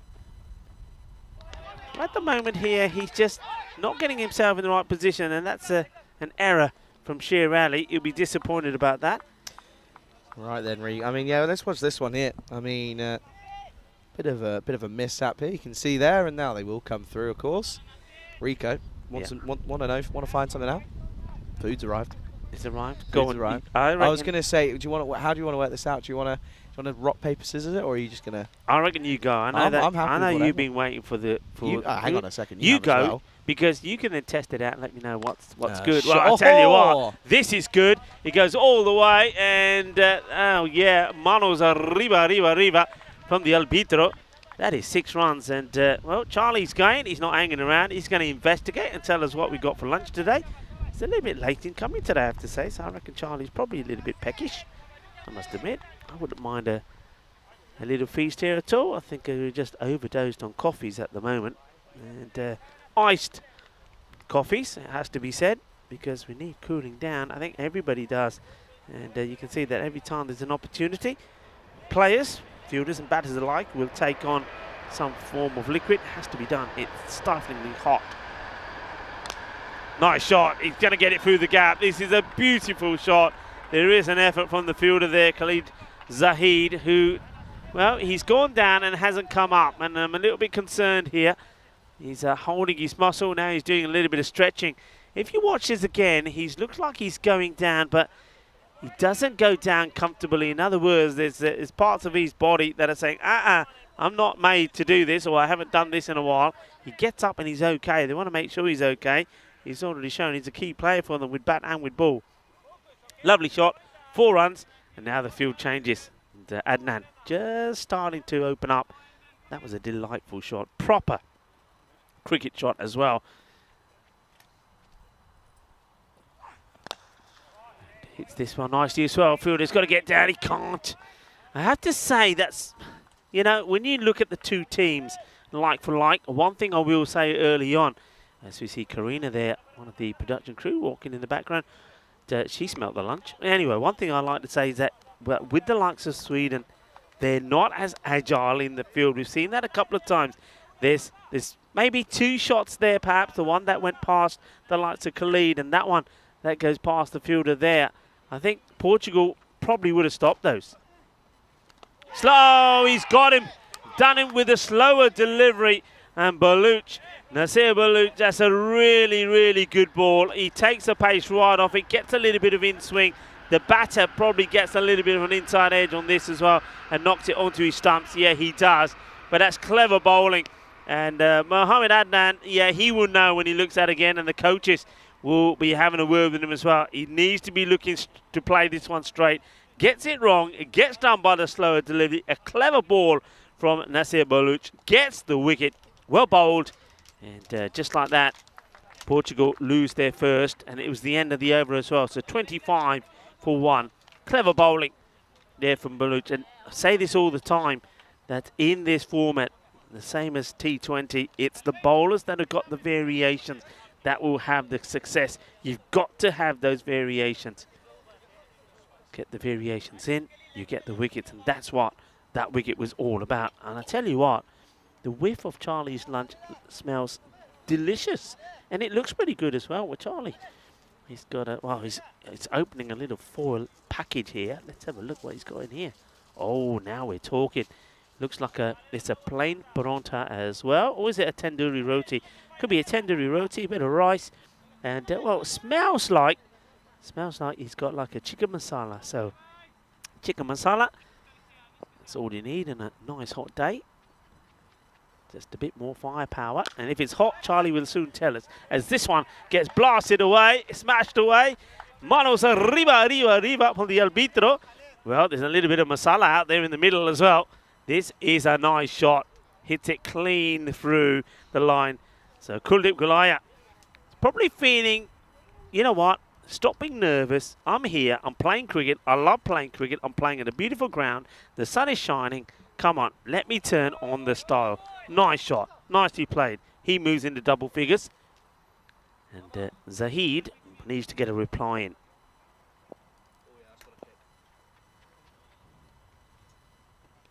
It's going to be, oh, it's okay. We'll see this again, no doubt. There's no protest at all from the batter. And yeah, that's really good bowling. You know, one thing we always say, get the Yorker in, get the Yorker in. Well, that is as good. And I think in the limited overs matches, if you're a bowler and you can bowl those, bowl me 5 of those, I'm happy. I'll take those. Because very difficult to play, and that's when the batters then have to start getting a little bit adventurous with the shots that they play. But very difficult, of course, to play a ball that's in that area to the boundary. Well, there's no steam coming out of Charlie's ears at the moment, though. There's a lot of sweat pouring off his forehead. The towel is doing its job. Yeah, that's one thing that we've learned from the very first day being here. Don't leave the hotel without at least a couple of towels, because we've needed them. In comes Zahid. It's a nicely bowled. He's quicker than you think, actually, Zahid. He's probably a little bit similar to the pace of Junaid Khan. So he will rush you. And he's got pretty good accuracy and probably got a good radar at the moment as well as getting the ball in the right areas. Hasn't really bowled a shocking delivery as yet. Hello to Bajendra Yadav. I hope you're well. Steve McVeigh is also in the chat. Well bowled, but this is a lovely shot, and if Charlie wasn't tucking into his curry, he would have had this, you know what. But Charlie, well, curry in a hurry as he lets this one go by. But what a lovely shot that is, and love the way that Kuldeep Gulaya holds the pose there. And he says, oh, kitte apni ladki jehdi photo khicni, meri ek photo bhi khich de. Smile please, click, click, click. Well, that's a nice one for the camera. A really nice shot, and he holds the pose as well. Lovely shot.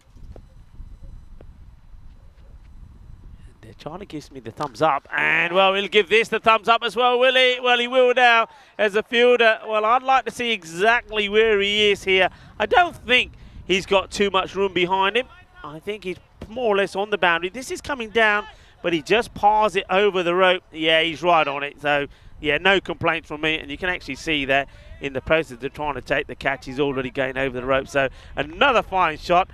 Zahid's spell comes to an end. 2 overs bowled by him, 28 runs. And Portugal, they're where they want to be. I said they want to be around about 35 to 40 at the end of the power play. And in fact, they're on 43. Lost the 1 wicket, but Kuldeep Gulaya has changed his approach and is batting beautifully.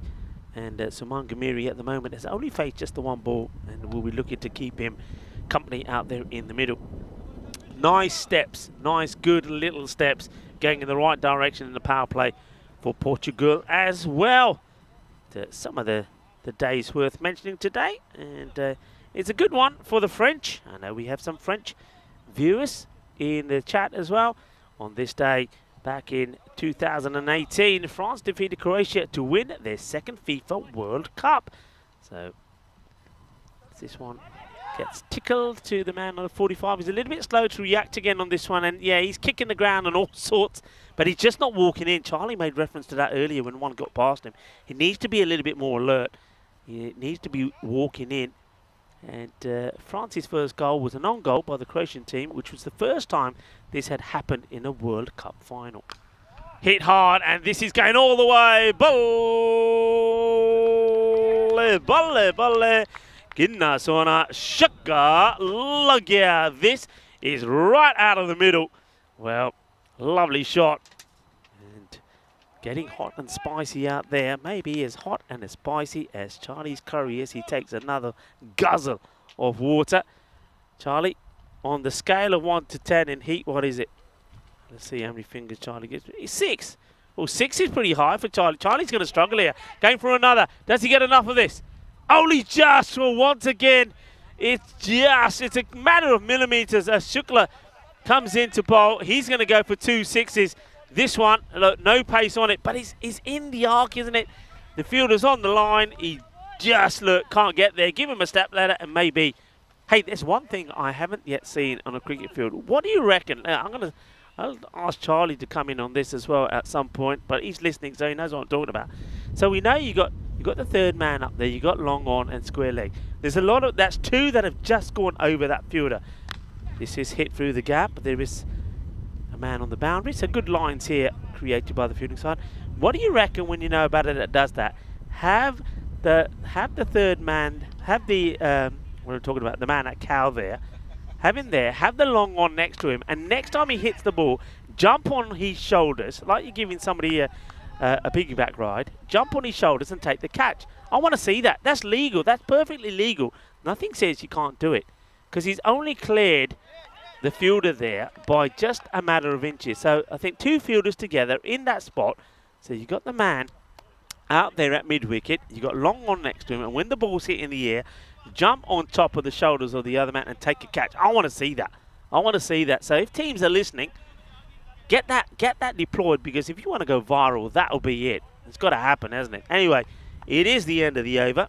4 overs have been completed. 57 for 1. Yeah, I want to see something like that. It'd be original, it'd be creative, and it will be sensational to see as well. So Shukla, not a bad over from him. Creates an opportunity, almost gets a wicket, but he will go for 13. They need a breakthrough here, another one. Portugal have got that rate right where they want it. They're going at around about, they need around about 10 and over. Sweden want to try and push that to around about the 12 or 14. High up in the air, it's going, and it's gone. Once again, well, this time maybe the man on the shoulders is probably not going to get there. I don't want to say we're going to start like circus cricket and have another man on top of another man. But anyway, you can see what I'm talking about. This one, where does this land? No, look, just there. Maybe if he's got somebody standing on his shoulders or sat on his shoulders, would you take that catch? Could have taken the other 2, though. Anyway, it's not the case at the moment, and Kuldeep Gulaya is having a field day out there at the moment. Took a while to get going, didn't he? But I said at the time, he's got to believe in himself, got to play some shots, and he is. And now he's in his zone. 41 of 13. This is high up in the air and out the reach of the fielder. He's trying to catch up with it, and now he's not even going to, he's not going to get to stop this at all. And I go back to what I said before. I just get the feeling here that Portugal, that though that maybe the batting and the bowling will be even Stevens, but Portugal for me are a little bit more dynamic in the field, and that's where these little battles could be won. That's another one that potentially, perhaps, could have been stopped. Takawi. Shorter. And chance, and this time it's grabbed. And it's a little bit of an ice cream cone maybe from the tall man, where they seem to get Samuela Rimani right in the right spots, doesn't he? Wherever you need the height, he's there. It will be the wicket that they're looking for. They'll get Kuldeep Gulaya, and Kuldeep gets to 45 off just 14 deliveries, and then he will fall to that wicket. So the spin does it again, and Zaka Takawi gets the breakthrough. And well, do you have to ask the question just how much this this little partnership, this dual partnership of spin, how important it will be in this series, because we've seen once again that they combine together, they create chances and also take wickets. You see that Sami Ula, he's actually on tiptoes when he takes that catch, and there's not too many players that would have taken that because he's a tall man, but he gets the breakthrough, he gets the wicket of Goliath. Goes for 45 of 15. The man who was out before him was Mohammed Adnan. He went for 19 of 8 deliveries. So you've got literally 2 new batters out there because Saman Ghamiri has only faced 4 balls for 1. And he's now joined out there by the captain, Najam Shahzad. And Shahzad, I can assure you, he's not going to be out there trying to push balls around for singles. It's not his style. And that's not what he's out there to do. So he has a look around, checks the field. Takawi is ready to come at him. 3 balls to go in the over. 1 for 10 so far. 67 for 2. Despite that wicket falling of Goliath, you would say that Portugal on top here. Floats it up, and oh well, that is big. That's going into the river. And adios pelota. Esa pelota no va. Esa pelota va por la playa. Adios, it's gone. It's a full toss. And Najam Shahzad doesn't have to move. It's right in the slot. It's not a good delivery. Manos arriba from the arbitro. And, well, that has disappeared. And now some thinking to be done as Najam Shahzad goes bang, boom blastic off that very first delivery. And welcome again to everybody that's joining us in the chat. Great to hear so many people that are tuning in, and I know you got a lot of cricket that's happening at the moment, and we can tell you about what's happening in the Valletta Cup. Malta finished, I think, a below par 156 for 9. Jaspal Singh 58 of 37, and Zishan Khan 40 from 29, helping them to get to that score. Shahzad swing and a miss at this one. That's pushed in a little bit wider, so Switzerland will back themselves to get there. Of course, our very man from the office, Ashwin, also part of that Switzerland team. Let's hope he's having a good time out there. This one gets played away in the gap. Has he got enough to go to the boundary? I think it does. So once again, with the lawn being cut, it will go to the boundary. Nicely played. Nice shot. Yeah, the wicket front there, we saw that Fletcher took 4 for 24, and we saw wickets also 3 for there from another one of the Swiss bowlers. This is the upcoming events. A lot of changes to this, happening quick and fast. I mean, I know that straight after this, we've got, well, I'll be going to Portugal to start the night series, which starts on Tuesday. And the European Cricket Series in Prague will be starting as well. Then Switzerland follows, as this one's going to be 4 runs. We'll go back to the action. We'll show you that ball again. So that ball just blasted away to the boundary.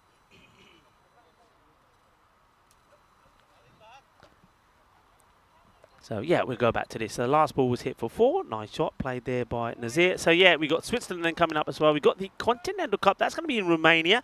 So more, I mean, talk about, you guys were wanting, guys and girls were wanting women's cricket. Well, you got loads of it now. We've got more coming up from Romania and in the Netherlands. This is up in the air as well. It's going to be, well, 4 and 6. This goes all the way as well. And Romani coming on to bowl, and bowling runs at the moment. His first ball hit away behind point for 4. Now this one, another time that the batter just holds the pose.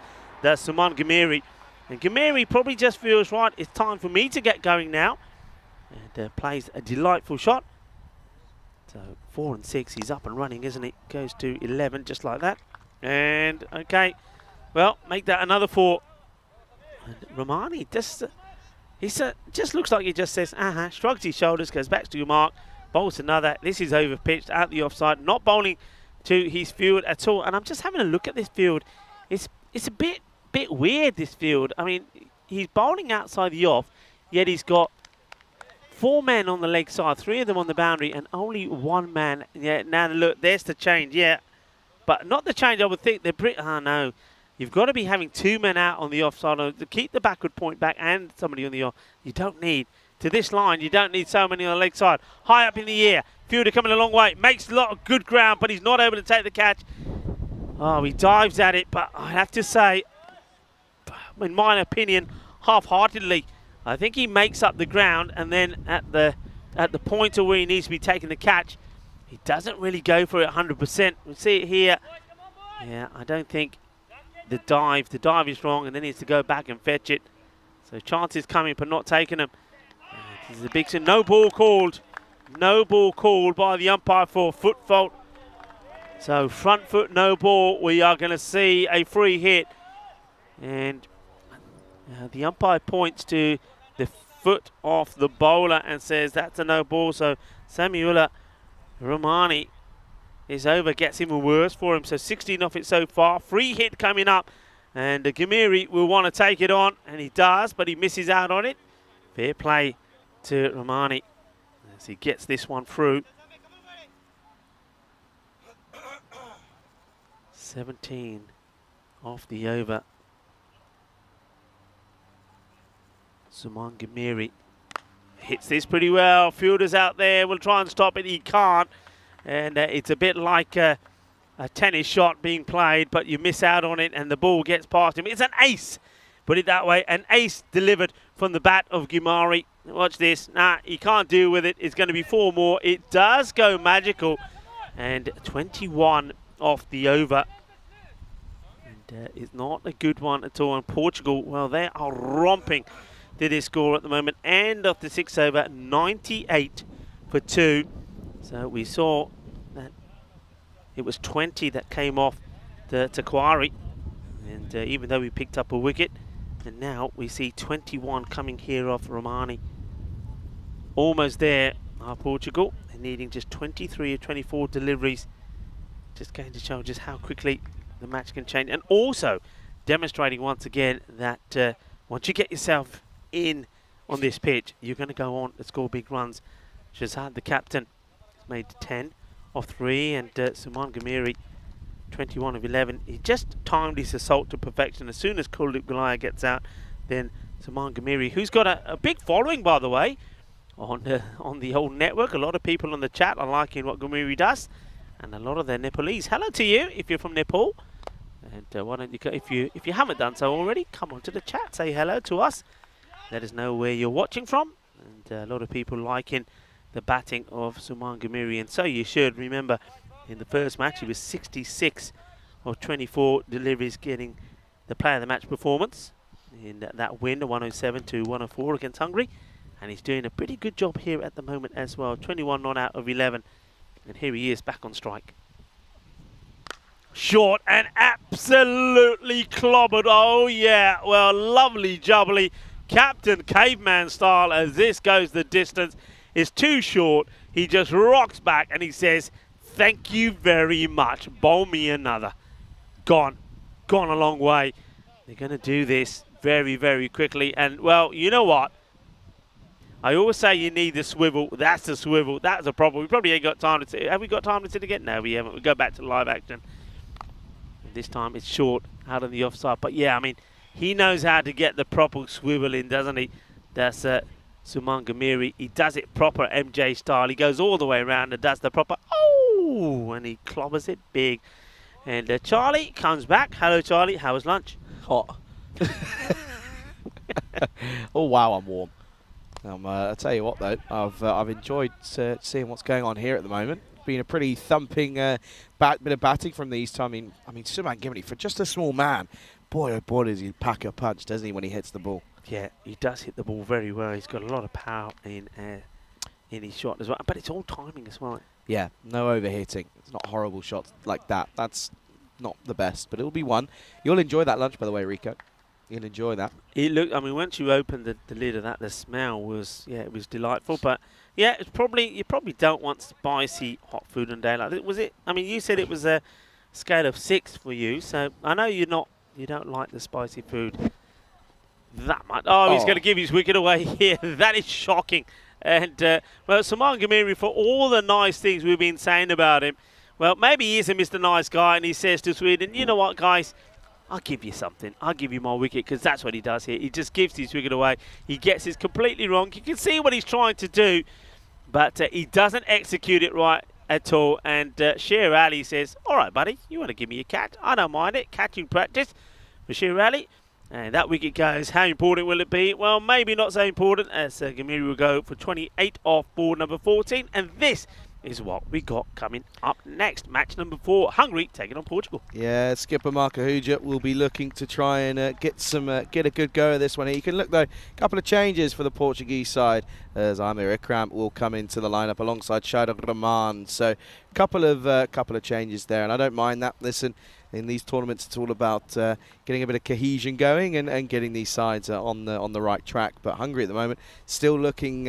Well, they want to get rid of one of their O's. It's the one that they haven't won yet. That's the one that they're trying to get rid of. They need a win here, because otherwise they can have no chance as we get towards tomorrow or the latter stage of today. I mean, I'll tell you what though, Rico, today's gone pretty quick for me. Anyway, here is Nazir Mohammed, comes in for his first delivery of this tournament.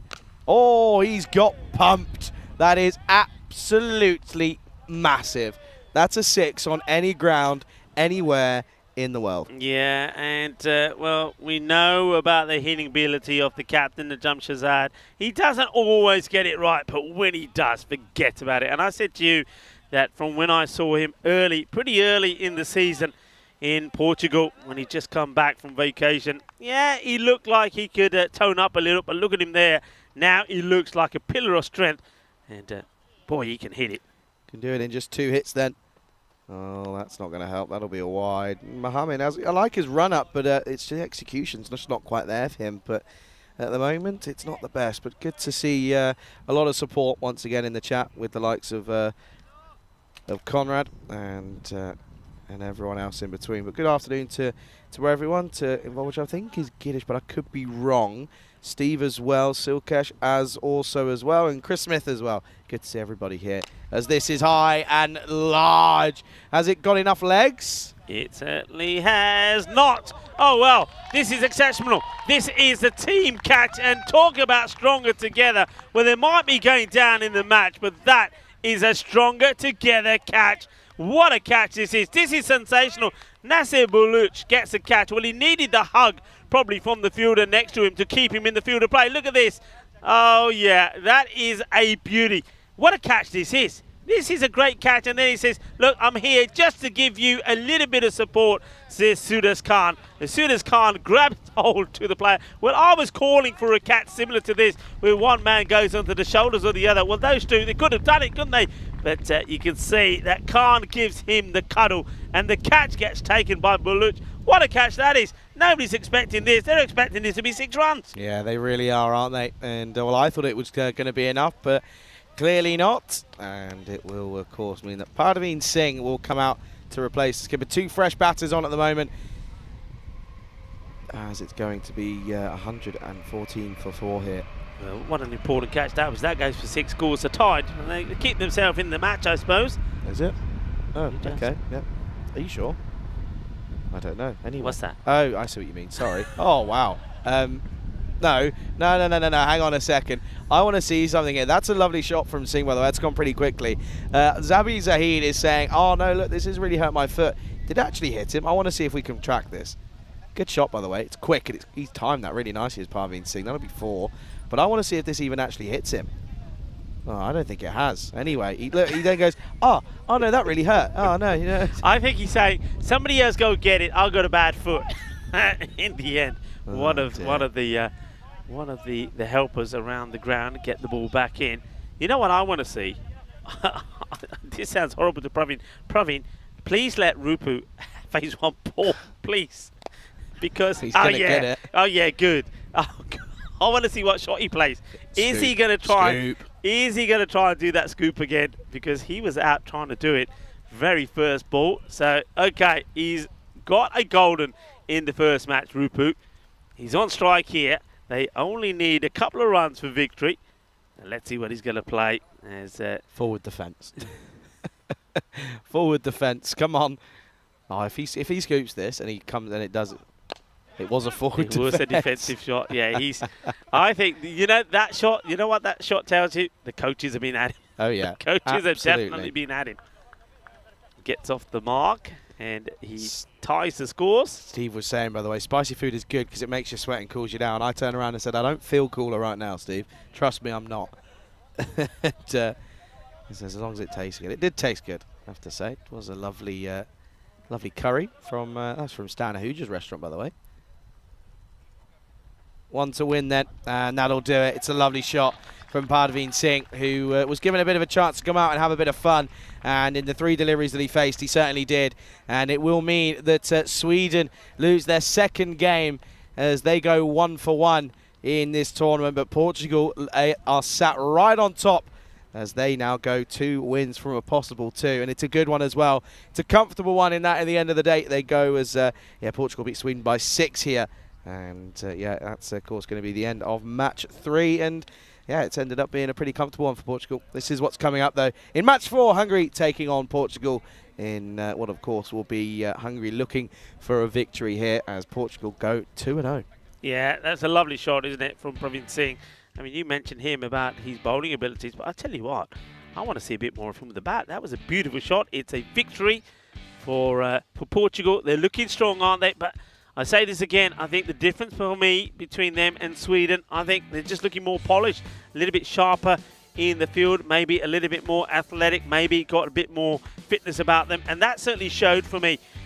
Sweden, they've got power, and I think when they get going and when things go their way, they can be totally destructive. But this time round, I think it was the polished performance from the Portuguese that get them 2 wins out of 2.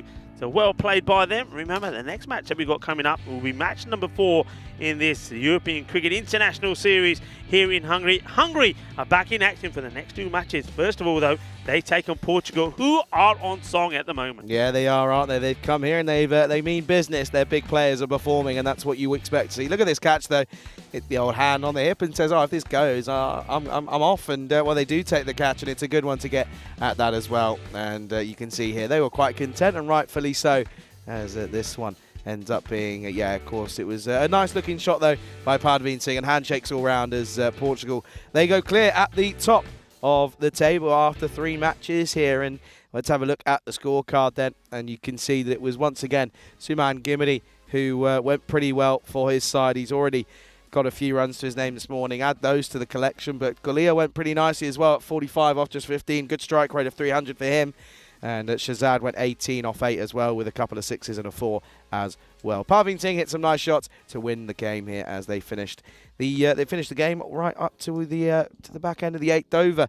Have a look at the bowlers though for Sweden. They shared it around, didn't they? The only bowler to bowl out was Zahid. He went for 28, but Ramani went for 21. Takawi went for 20. And Mohammed went for 17 off his single over. So, of course, it will be a 6-wicket victory in match 3 then. Match 4 coming up in half an hour's time. Make sure you do get involved and you stick around. And when you do make your way back, make sure you get involved in the live chat. Charlie Hunt here alongside Rico Full then as you're watching this European Cricket International Series here in Budapest, Hungary at the GB Oval.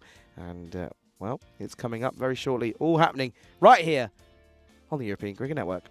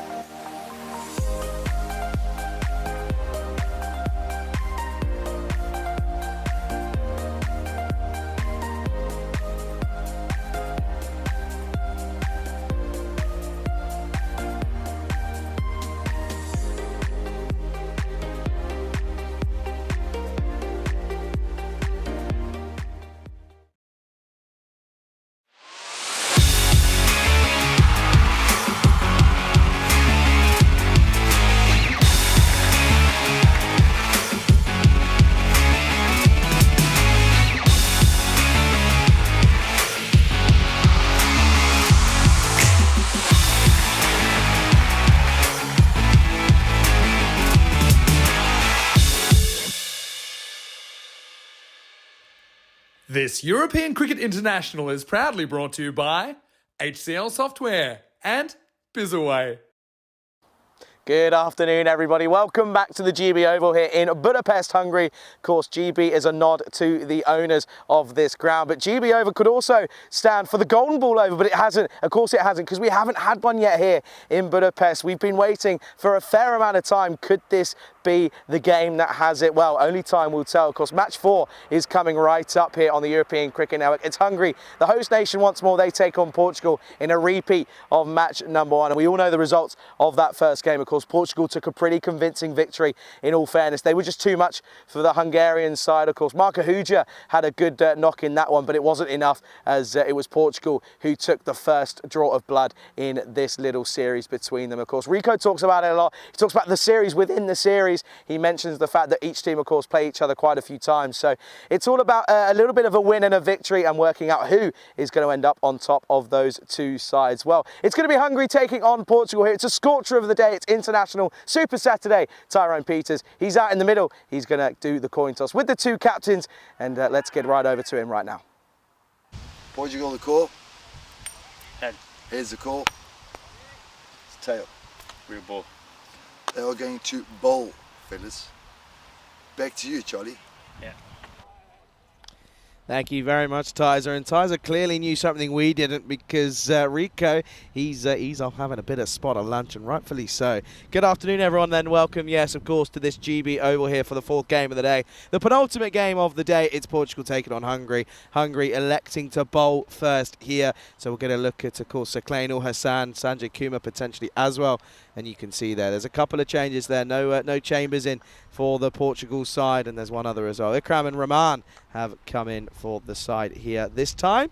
And of course, we're looking forward to seeing the batting once more of this Portuguese side, because they've been put into bat. Interesting choice here from Hungary. I'm not too sure if it's the right one. I think realistically, you give these guys a full 10 overs, they could certainly be hitting you for a fair few. Of course, Hungary know that they got the game, they let it go from them in the first meeting this morning, as realistically they were they had them under a bit of a squeeze at one time or another, but they let it go, and they weren't able to take a victory there. But Portugal now 2-0.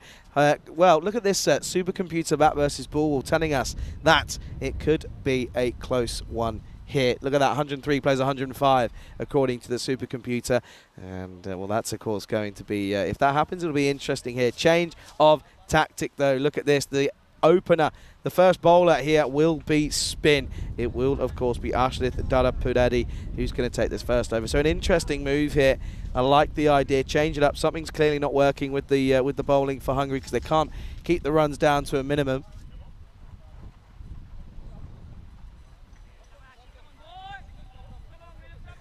And there is the main man. He's got the shades on, and at the moment it's yeah, of course, not been the best of days for of course Tara Paredes. I mean, in reality, the poor soldiers had a bit of a nightmare. You can see there's Stana Huja with the gloves on. Of course, his brother is the captain here, as we're waiting for that clock to tick over the quarter-past mark, and of course it certainly has. And match number 4 getting right underway with spin.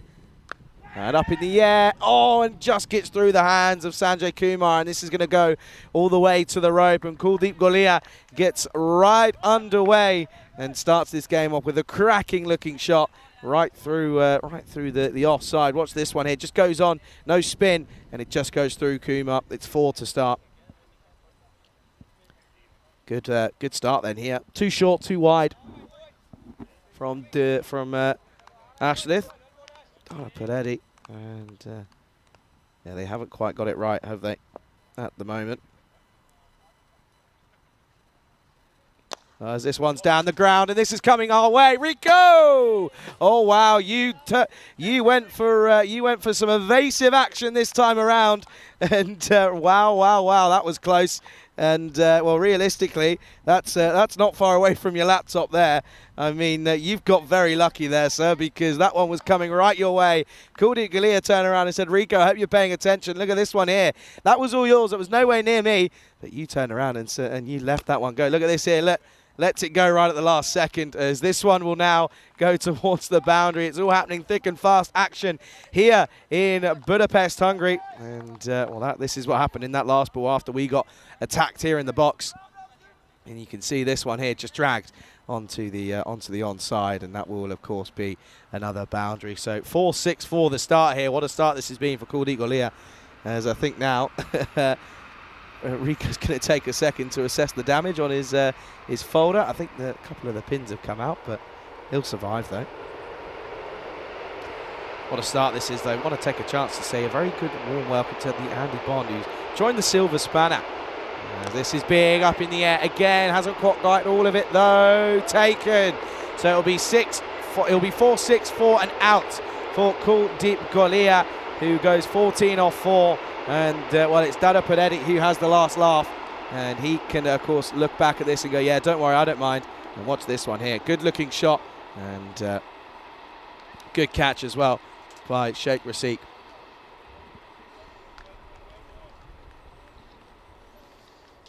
Yeah, and Golia, rightfully so, is a little bit frustrated with himself. You can't really blame him as well, because he was looking good, wasn't he? He was getting away with some beautiful shots. And but it will bring an end to his little flourish of runs here. Right, picks out the man, doesn't quite get all of it. And, of course, that will be the end of him. Score 14-1.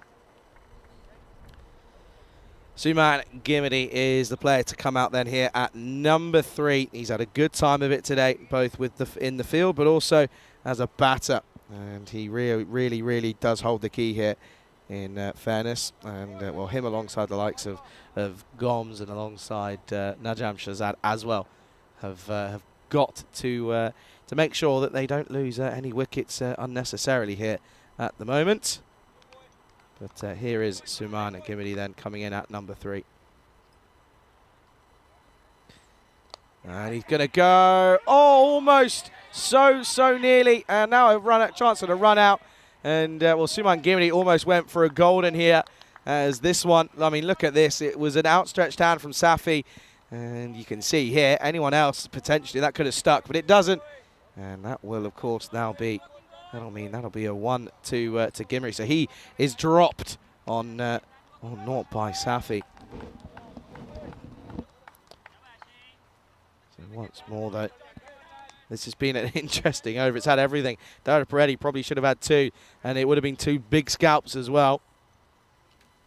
And then he's punching this away into the offside, but straight to the fielder. Good work by Ashton. And what a good take that is from Stan Ahudra as well. It was a wild one. And at the end of the first over, score is 15-1. Have a look at our socials here. Charlie Hunt for the European Cricket Network. We'll be joined by Rico full momentarily. He's still assessing the damage done by a delivery that came in. I think he's going to have to get a new folder.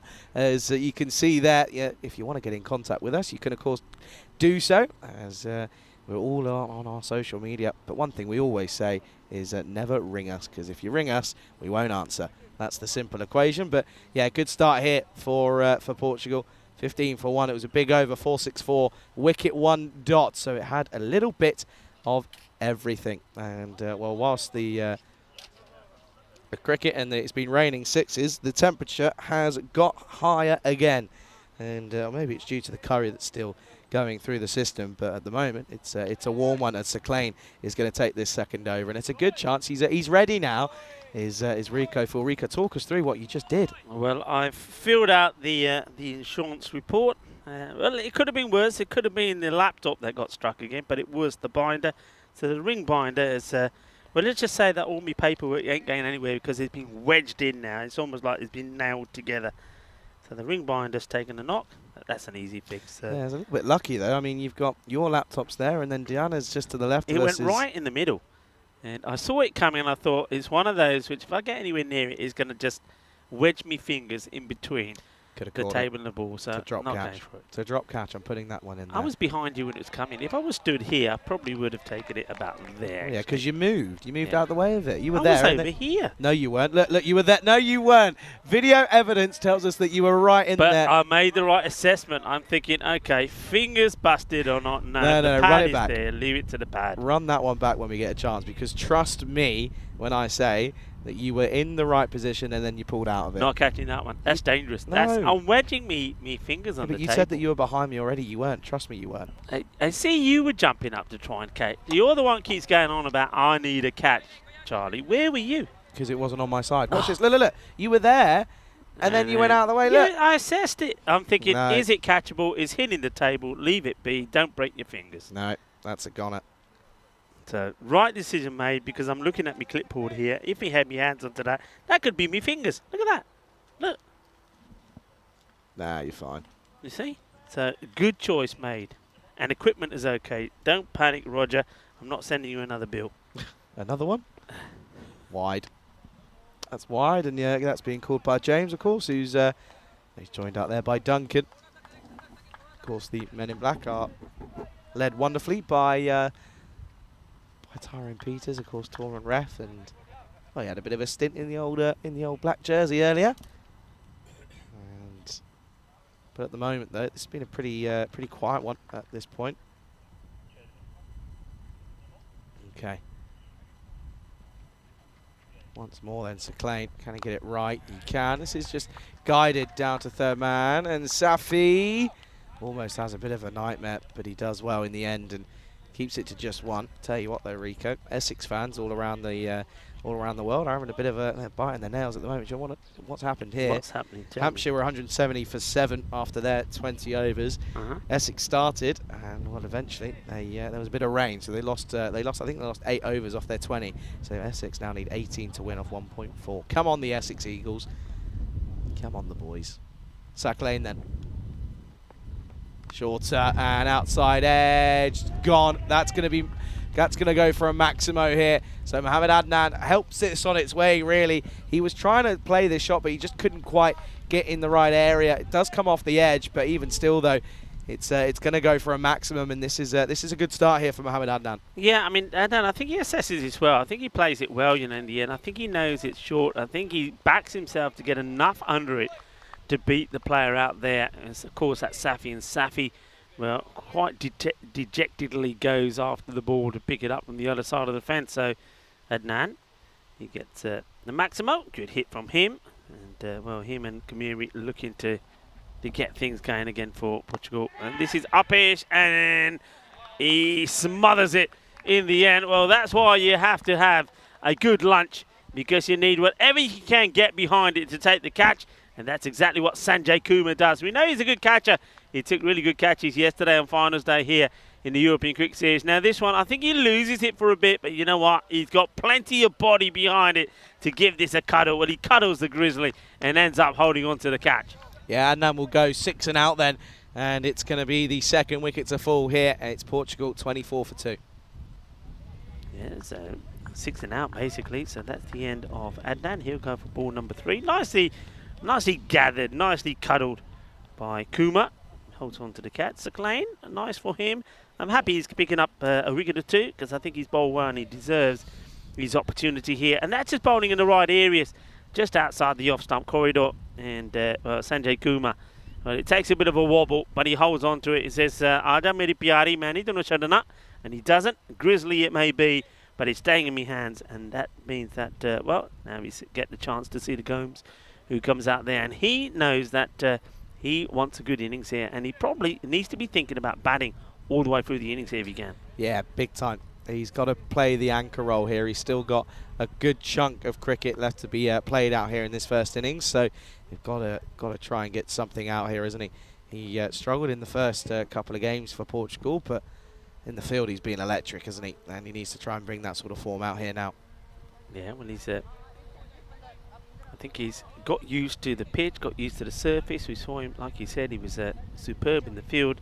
Now he needs to bring that into his batting as well. Hello to everybody. Dave was saying hi to us again, and was also saying hi to Chris Smith. Hello to you all. Hope you enjoyed what has been a super day here. A super Saturday on the European Cricket Network. Some cricket also happening in Malta. Give you scores of that in a second.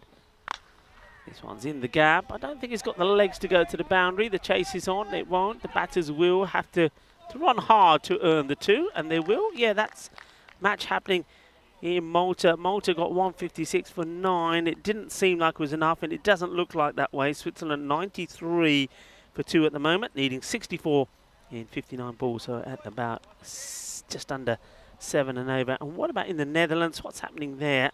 Try and give you some of the scores happening in the Netherlands. Of course, we've got the T20I International Women's Cricket happening there. The last match is taking place there. Scotland women taking on the Netherlands. This one will bounce just before the fielder. It will be a single. And the Scottish women are batting, and we're 79 all out. So, Yikes. ouch. Yikes indeed. So interesting scores coming up there though. But at the moment, this is going to be the end of the second over. 27 for 2 on the board for Portugal. Let's have a look at the updated standings there. You see Portugal are top, and well, they're clear at the top, aren't they, at the moment, by a solid 2 points due to that victory. And oh, go on the Essex. Sorry, excuse me. I'm trying to keep my cool, but Essex, they needed 13 off the last. They've just hit a 6. Go on the boys. I'm trying to keep my eye on like 4 different games of cricket at the moment. It's quite hard. There's a lot of cricket happening at the moment. The other day, of course, we were watching, for myself and Corey, we were keeping an eye on the cricket here, and also the test match was an exciting finish as well. Oh, the Ashes, of course. Of course it was. So, okay, we're going to go back to Ashwin Darapareddy. See if he can get another. He'd love to. He'd love to change the way his day has gone so far. And, well, this is just... sometimes it's not your day, as this one will go for 4. It's once again a perfect lob over the wicket keeper, and the ball just trickles away to the boundary. And look at Darapareddy, he's thinking, what have I done to deserve this? Not full enough to be on the sweep there for Sean Gomes, and yeah, he's not quite not in the right position. Yeah, you can see, look, he plays it almost at his chest. Oh, Essex did it with, they hit a 6. Go on the boys, get in there. Played out. Hey, I wonder if we can have a look at. I'm just having a look at the kit here from Hungary. What are your thoughts on this white inner strip that goes inside? I mean, you're bowling with that.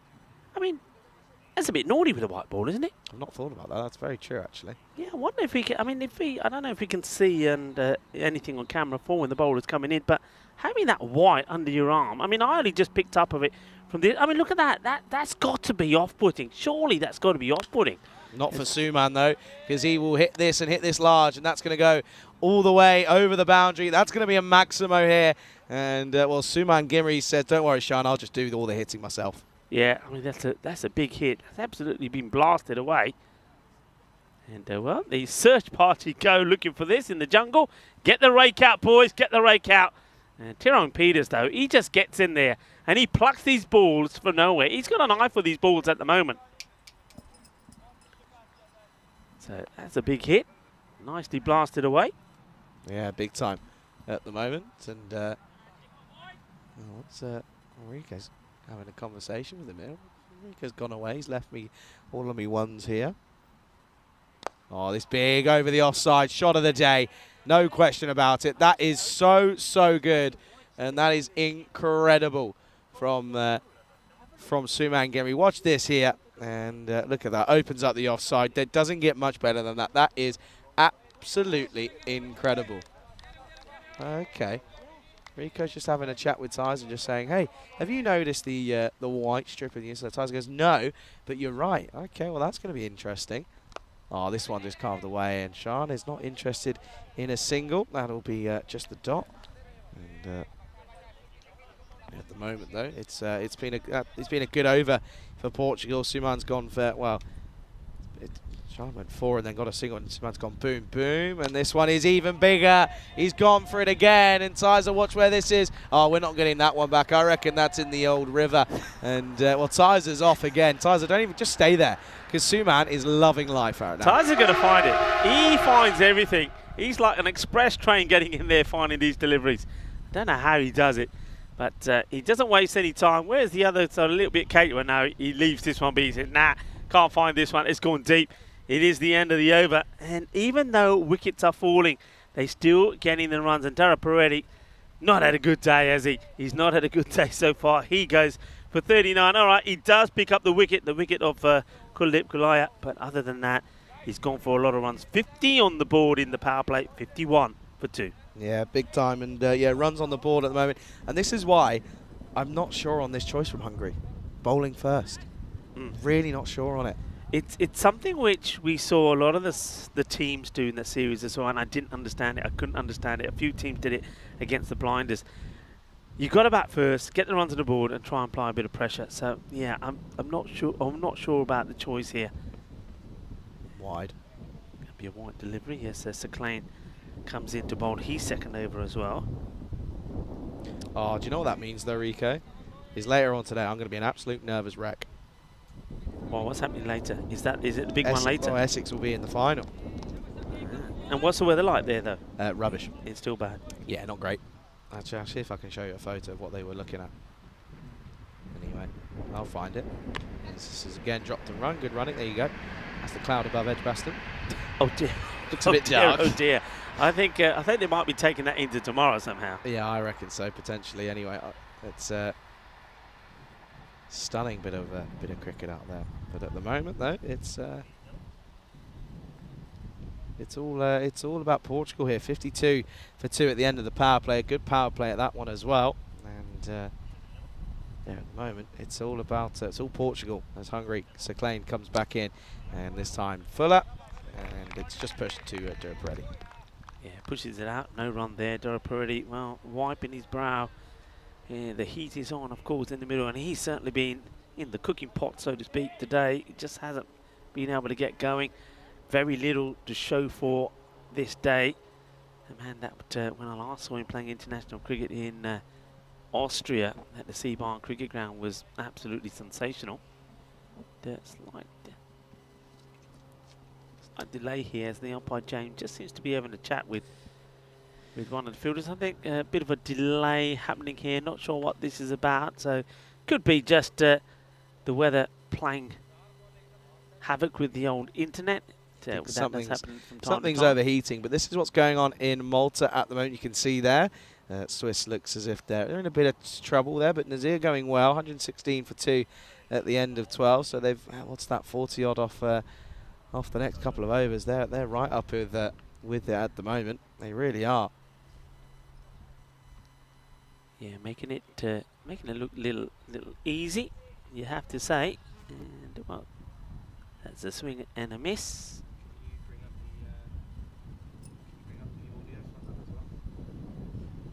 So yeah, that's it. Switzerland, of course, are taking on Malta there, and so I think we may be coming back here. I'm just having a look at that. I wonder what's the CHE then? Not too sure. I mean, it's Switzerland. Why is that down as CHE? Can somebody explain that to me? I don't understand why that is there. What do you want to eat?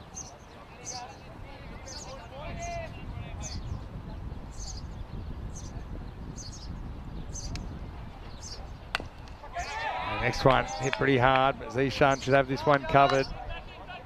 Get a single.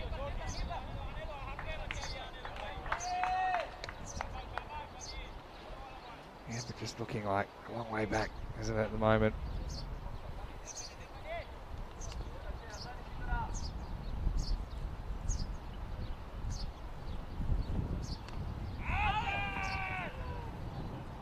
Appeal, but with the ball not getting held on to by Afrikaan.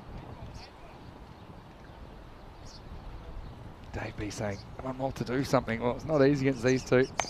Full toss, hit into the gap. But fielder comes around quickly. Swaka does the fielding.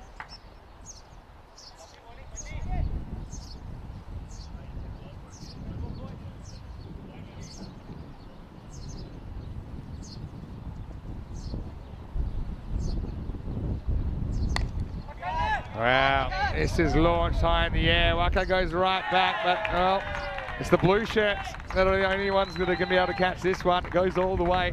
Maximo! Well, it's great to hear the sounds of Mr. Maximo saying Maximo as well. That's good timing, isn't it? Well, we're ready to get back started here. Sorry about that short delay, but yeah, Switzerland are well on course. This will be down the leg side, and well, no Maximo here, just the wide. Yeah, I wonder if can any of our viewers, I know some people are going split screen, just tell me, am I losing my marbles, or why is Switzerland abbreviated with CHE? Somebody will have an answer for me, I'm sure. So it is Switzerland taking on Malta there, but I don't know what the CHE stood for. But anyway, it looks like Switzerland are on their way to a victory there. They've got plenty of time, and there's a good partnership that's there. And talking about partnerships, that's what Portugal are building here. A very good partnership between Gimiri, who already has shown his class in day one of this European Cricket International Series here in Hungary. And an opportunity for someone like Sean Gomes also to show what he can do. And like I say, I think it's a good opportunity for him to just nestle in and try and bat all the way through this innings, and they'll still get to a score. He doesn't really have to do anything big. Here he is on strike. Of course, I remember the first time I saw this guy make his mark on the big stage. As he placed his away nicely, no run. And that was, of course, when Portugal in the European Cricket Championships, the first time we saw them, they got off to a bad start, didn't they? I think they lost their first 4 or 5 matches on the spin. And then they came back with a bang, and, well, Sean Gomes was the man who sparked that off. He got them the victory over the Netherlands, and he made 4 50s on the spin to help the Portugal make a remarkable comeback. So I'll always remember that, and he batted beautifully well. And this is nicely played, and this could be 6. It will be 6. Well, that's a cracking shot. That goes all the way over point, and, well, Gomes goes boom-blastic as it goes all the way. Just goes to show, like I said before, he's just another batter that has been able to tweak his game to play this format. Good shot. Nice boundary from him. As we look around the ground, and more spectators coming to join and watch the cricket. I can see that Chris Dowell has brought some friends and family to come and have a look. Nice that he's been able to join us as well. Man who played some good cricket for Tuna Bugdani. Oh, that's a lovely shot, but a fielder there watches the bounce nicely, gets a throw in. Good bit of fielding, good bit of cricket, as that's the end of Sir Clane's spell. And once again, respectable, I have to say. He picks up 1 for 24, but Portugal going away very nicely here at the moment. That score now at the end of 4 overs, 61 for 2. So 10 come off that over from Sir Clane. Need to find a way to get wickets, so I like the fact that they're using variations. They're going to go to a man who played brilliantly for his side, Cobra CC. He led them well. Rosique hoping to make a bit more of a mark at international level as he's coming on to bowl over number 5. Yeah, again, he's had a bit of a tough one this time around this morning, but trying to find a way of working something out here as he goes fuller. This is driven nicely into the covers, but straight to deep cover, and that will, well, should be and is just the one. Yeah, nice shot played. Dave saying, "What happened? We got Malta like." Yeah, Dave, we're getting a bit snazzy here. We had a bit of an issue to sort out here, and we thought, well, instead of myself and Charlie waffle on, I'll leave you with some stats and some graphics. We'll go live to Malta. We can do that, you know. Technology is a wonderful thing. Scary thing. That's what it is. Oh, that's high in the air. Gone, that's 6. Just gets over and just has enough on it, doesn't he? Oh, well, I mean, I'm just having a look at Mark Ahuja. He was keeping an eye on the ball. He is, and I don't know if we got this on camera, he's ended up twisting his ankle. Watch this. I don't know if we see him. Is he on camera as this ball goes over? He's just getting in shot around here. Yeah, we don't see him on camera, but I think it might have been on that manhole cover. As this one gets played away, should be another boundary. It will be another boundary. So 6 and 4, hungry for more is Suman Gimiri. And, well, the little maestro, he is turning on the form, isn't he? Turning on the style. He's batting beautifully here today. Yeah, he is. He looks a class above everyone at the moment, doesn't he? Just seems to be rather on it, realistically. As he's now gone up. Well, just as I say that, he might offer an opportunity here. Will anyone get there? No. And, well, that's a big drop, isn't it? It's Muizul Hassan who ends up being the one that gets there the first time around, but he puts it down. Well, Saman Gamiri, just to remind you, he was dropped on 0 by Safi as well. It would have been a good catch from Safi, and now that's another opportunity. You've got to say that's an opportunity. You've got to try and take those so he gets alive in 30s as well. And that's disappointment for the bowler. It's these little things, isn't it? These little things which maybe the likes of, you've got to say, the likes of Portugal, the way they're playing at the moment, and they're taking those chances, and to a degree, so are Sweden. So I think when you look at the two teams, or the three things together, I think Portugal, I think in the field they've been pretty outstanding. The ground fielding's been good. They've taken key catches as well. Those little things make a difference. Yes. Rosique comes in again. It's a nice looking shot. It should just be a single. That will take us to the end of the over. And Portugal going along nicely, 74 for 2, as we welcome you back into our cube and welcome you back to a Super Saturday, Super International Saturday. Yeah, big time. It's a lot of cricket coming up right here on the network, and it's an exciting day again. It's been an exciting week. First time we've ever had 3 events on at the exact same time, and it's also the first time we've had a non-European nation participating in an event. Of course, Thailand out in the Netherlands. Charlie Hunter alongside Rico for the European Cricket Network here in Budapest. And talking about what's down below, take a look at all of our socials, of course. That's where all of the great content goes up. Listen, I already know that this morning the finish to that bronze final was posted, and rightfully so. And if you don't know what we're talking about, where have you been, first of all? But make sure you go ahead and check that out on all of our socials. And you can see there just on the bottom of it as we go back to live action. And well, this is going to be hit into the onside, and Sean Gomes struggling a little bit to just find that rhythm, isn't he?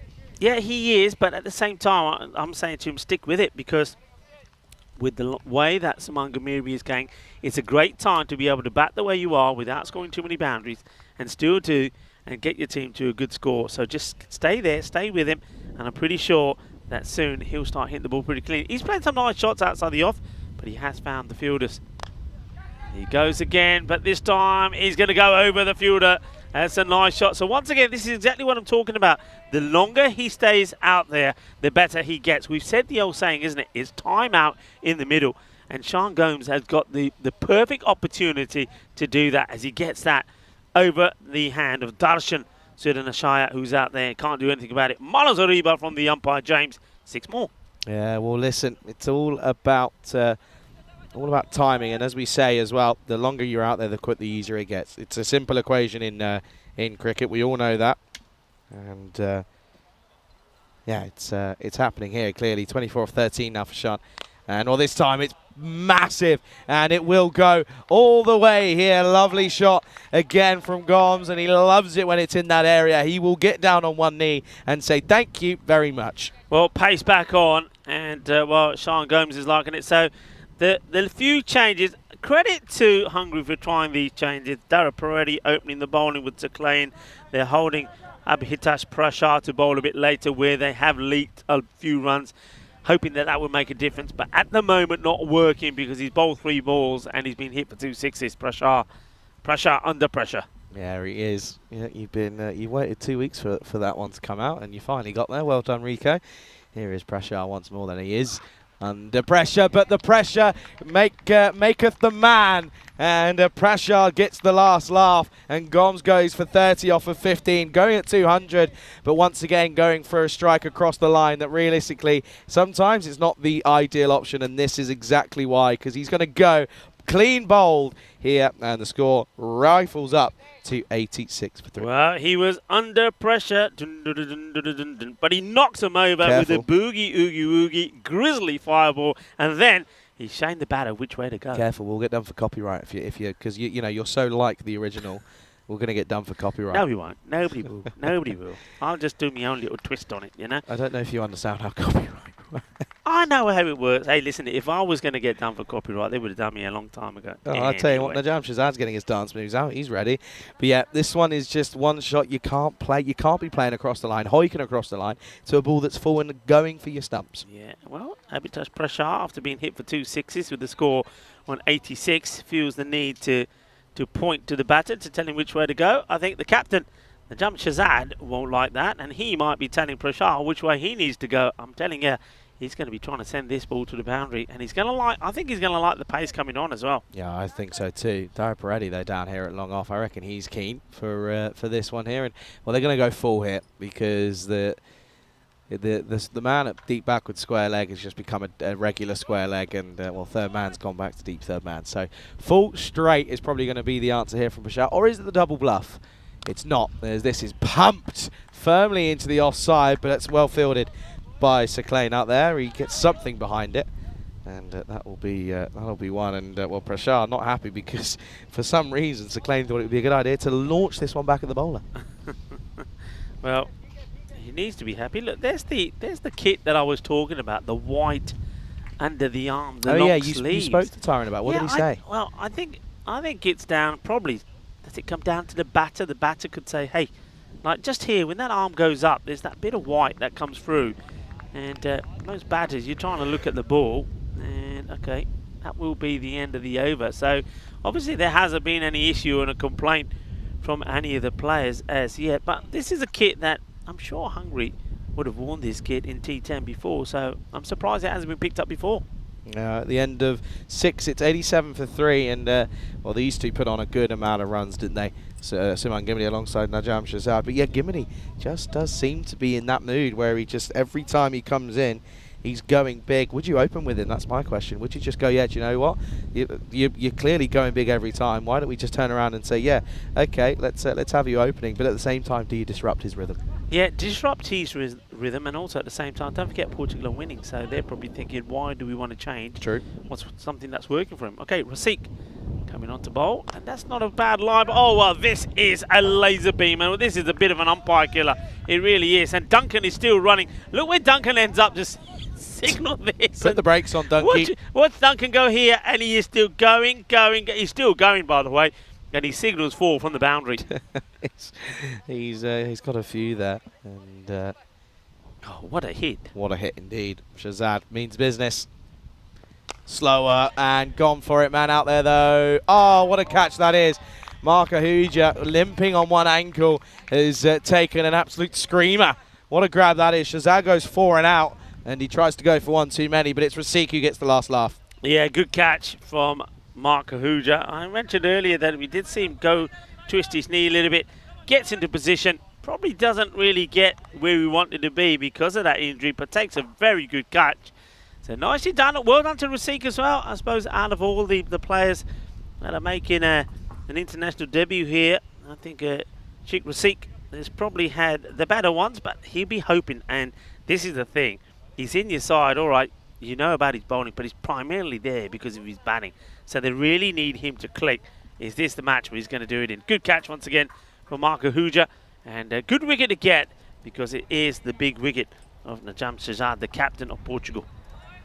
Yeah, it's a good one to get as well because he is someone that can just take you to the cleaners at the moment. And unfortunately it won't happen, but it gives a chance to a man who's coming in for the first time here today. And for his side, of course, played in all games now for Portugal. It's Rupu. He's off the mark with a single.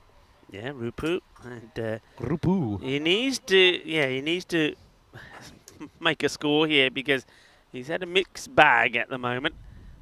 And they got out in a, well, very strange fashion way. So, Rasik. Slower delivery. It goes after it. It's high. It goes all the way, I think. Yeah, manos arriba from Duncan. As he puts them up in the air like he just don't care. It's going to be seis carreras más. And it swings hard. It hits it hard. That's the little man, Saman Gamiri. And this will go all the way. 6 more to him. He's been an absolute delight to watch here today. Remember, he was the player of the match with 66 of 24 in the first match. He was in the runs again in the second where he scored 28 of 14. And now here in the third match, he once again is on his way, 38 of 14. He just scores at such a good rate as well. This time, oh, straight to the fielder. Good stop by Darshan there on the angle. Otherwise, I mean, he saved a certain 3 runs there. Yeah, and how much of this and where did he catch it? He's now examining his ankle. This wasn't all hands. Oh, it was, I don't think it was any hands at all. It's clocked him right on the ankle. He's now hobbling about, and probably he wants a bit of that magic spray. Just doing a bit of stretching there, but that's clonked him right on the ankle. That is going to be throbbing at the moment. well, I reckon he needs to try and get a bit of spray on that. He's being brave not to go for it. Oh, and this one will clatter into Rupu's midriff, and it will be a dot to end the over. And at the end of that over, of course, it was a dot, and it's 98 for 4 after 7. And of course, just a reminder, folks, that we are, of course, starting our Czech Republic journey. That starts on Monday, little Czech adventure, and it will be Brno taking on Prague ECI in the first game. That starts at 7:15 GMT, 9:15 Central European time, and 12:45 in India, and it'll be Danny Hudacek alongside, I believe, Vinny Sandu, aka Mr. Maximo. They'll be calling you through those games for the Czech Republic series, and looking forward to that one. And yeah, of course, it's always a good place to go to. Yeah, it certainly is. And Danny Hudacek will be looking forward to Vinaradi playing again. I know that it's probably one of his favourite sides. So hello to Danny Hudacek, and of course, that is starting on Monday. Vinny Sandu will be there with Danny. And a lot of cricket though happening once again. I think we're gonna see a number of events happening at the same time. You're gonna be spoilt for the cricket. You'll be split screens and hopping from one to another. Never such thing as too much cricket. Hey, Rico. And again, and well, this is a wild swing from Gimiri, a little bit uncharacteristically chasing a wider one here. Yeah, they don't want to throw away a good start they've got. They've got 100 on the board here, and they want to be looking to try it once again here. They still bulk of this over and 2 more to go. They want to be looking 130 to 140, especially when you got a set better in there, and Saman Gimari will know that he's going to be pretty key in getting that. Okay, big move here. The man on the boundary at square comes inside. Does go full, and shock, he gets slapped. I mean, Gimiri today has turned up and has meant business here. Put your hands up, umpire. Seis carreras más here. Suman Gimiri, he just does not want to stop here, does he? No, he doesn't want to stop. And you know, what do you nickname this guy? I mean, the little maestro, the pocket rocket? I mean, whatever you want to say. He is smashing the ball big. He's in some form at the moment. His move's on to 45 of 70. Hungary have got to get this guy out there. He's going to want to do so badly here. Got to try and find a way. Horns here, baby. Oh, and he misses out. That would have been such a good bit of timing. That would have been perfect timing, eh? Tyzer's getting excited, I reckon. Well, there's a bit of love in the air for Rupu as well. There's Hassan Shiraya is saying Rupu and a few hearts for him. Well, Hasnan, I hope that Rupu can provide you with some loving shots as well. And somebody saying penalty Cummings. Yeah, keep an eye on that time. Potentially. Wouldn't be the first time today, that's for sure. That's just pushed for one, though. They're going to come back for second here, and he's going to get in. That's good running. They take on the arm of Ul Hassan. He bowls it in more than anything, and this is poor fielding here. Yeah, it's you got to be better than this. You got to be alert, and what I like is the visual side of it from Portugal. They're saying, look, they don't look to be too keen to be chasing this in. So, you know what? We're pushing them. Let's take the 2, and they do. Yeah, just keep an eye on that clock. So this over and 1 more to finish before that clock runs out. Oh, this one just dragged onto the onside. Should again come back for the second. He'll turn and go. Great running this is. Superb. Absolutely brilliant. Setting the standards here are these two out in the middle. Great understanding between them. And look at this. Turns and goes straight away. Yeah, and this is the thing, you know. I mean, a lot of people, of course, quite rightly are going to be saying about the weather. It's difficult. It's hard. But Gimiri, 3rd time he's out there. He spent a lot of time out the middle. But is he turning down those 2s? Oh, no. He's running, and he's running hard. 49. Last ball then, 1 for his half century yet again here. Oh, and he lets this one go, and that's when you know someone's in. Even though he's won it, he knows he's close to this half century. He has the sense of mind to leave the extras. Yeah, that's clever, isn't it? He knows it's going to be a wide. He says, you know what, leave it be. And he does. He'll have to be bowled again by Hassan. Not the greatest of overs, is it, realistically? As at the moment, it's only gone for 12, but it just doesn't feel that tidy. And it's up in the air. Marco Huja. Yeah, he's taken it. and he's going to fall agonisingly short of another half century here on the network as Suman Gimity. He'll go for 49 off 21. It's an excellent innings, though, in all fairness, and in all honesty, this is the big wicket that Hungary were looking for, which is a good one if you're a Hungarian cricket fan. If you're a Portugal fan, though, you're going to be a little bit disappointed. Suman Gimity goes, score 111 for 5. Yeah, I mean, okay, well done to Hassan. It ends up being not a bad over, and he gets the big wicket, doesn't he, of Suman Gimity? So that'll give him something to be happy and proud about. A 111 for 5. So Suman Gimity does fall on the Nelson. There's still, though, 12 deliveries to go. Once again, like I said before, they'll want 130 plus here for sure. But one of the key batters has gone, so somebody else has got to click and click straight away. Well, now we're going to get a little look at a couple of different options here, as Ahmad Ikram is going to come out to join Ashraful Rupu out in the middle here. End of that 8th over then, by the way. So it's going to be Apitash Prashar who's going to come on for his second over. 1 for 13 off his first. Can he pick up another scalp here? And at the moment, looking as if they're going to get up to a possible 125, maybe 130. Still going to find a few bombs, though, if they're going to get there. Rupu hasn't got anything away just yet. Oh, and he's tried to get this one away. Has he picked the gap? No. Yard. Nearly. That will just be one then. Yeah, well, this is good work from Ashraf Daraparedi. He makes the stop, then he has to negotiate the other fielder. Look at this. He has to go round him, keep his feet inside, and then get the throw in. So just the one. So this is going to be interesting. And have a look now at the new batter.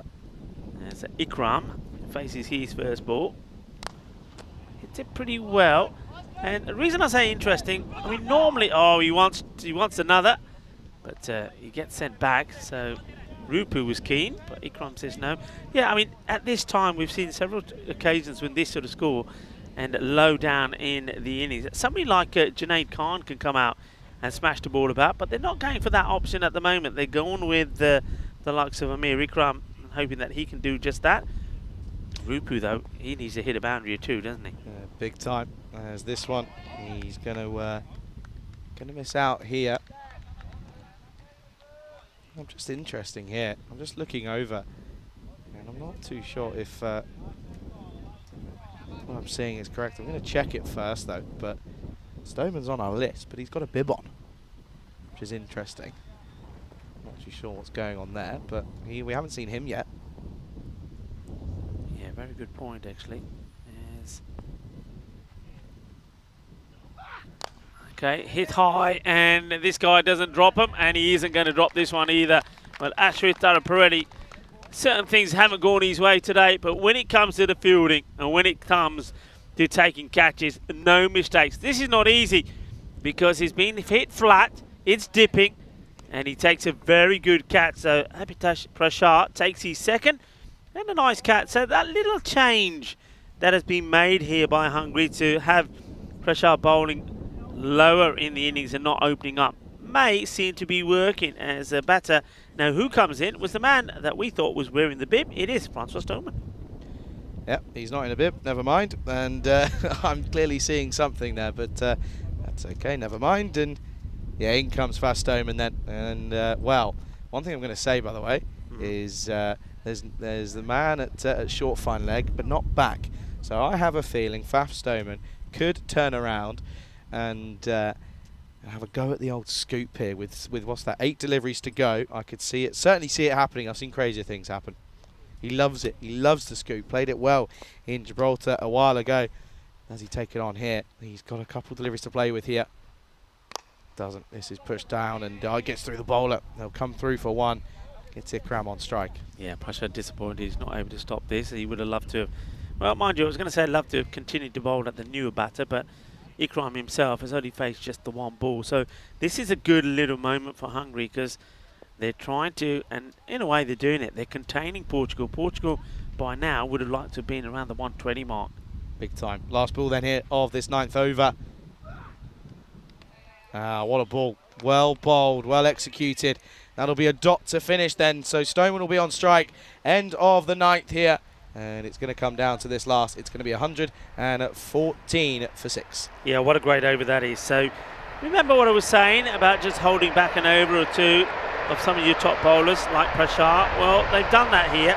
Prashar's bowled the 9th. It's only gone for 3. So little things making little changes seems to be working. 114 for 6, 9 completed. What a good delivery that was to finish off with that over. Just going for 3. Yeah, good over as well, as you mentioned, Rico. And yeah, this last over then. So, I mean, 6 in the over gets them up to, of course, up to that 120. But I'm telling you, at least once in this next over, Faf's bringing out the old scoop. Trust me. Okay. If he doesn't, I'm going to have words. Because he does it every single time. Anyway, here we go then. Last overtime.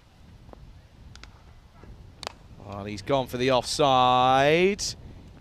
Yeah, great catch. Well, he won't be able to play the scoop shot because he's not going to survive any longer. He goes for just 1, and this is an excellent bit of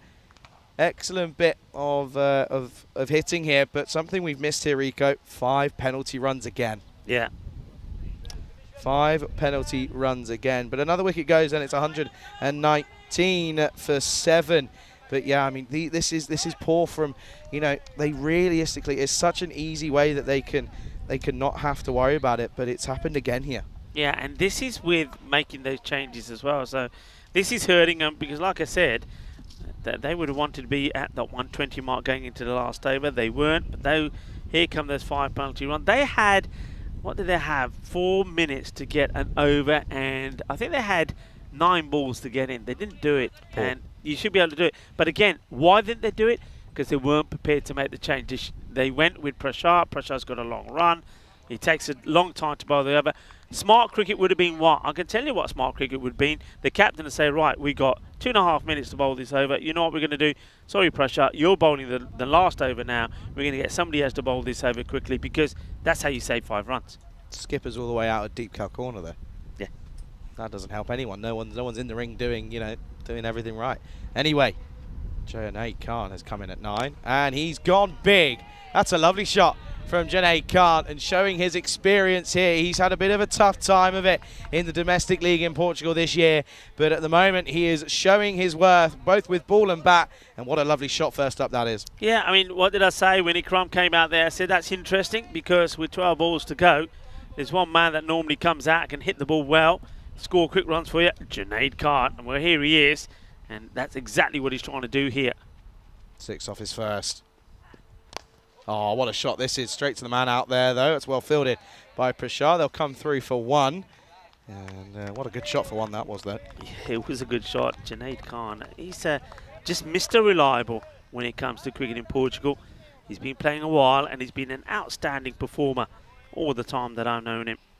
I'd love to face an over from him, you know. I'd love to give it a go. I think I don't know how well I'd fare, but worth a bit of fun. That's going to well, they're not sure here. We're gonna have to look at side on here because I reckon this could be a no or a wide. It's one of the two anyway. Yeah, let's see if we can work out the height on it. And I reckon that could have been called here. Yeah, I wonder if he's get it opposite. Here we go, side on this. Oh yeah, no big ball. time. That's a no ball. Yeah, there you go. There's the call. No ball. Yeah, no ball call. That rightfully so. Good use of the technology, good work from Spring, good work from the umpires. Listen, that's what they're there for, and doing a good job of it as well. Okay then. Free hit then coming up for Ikram.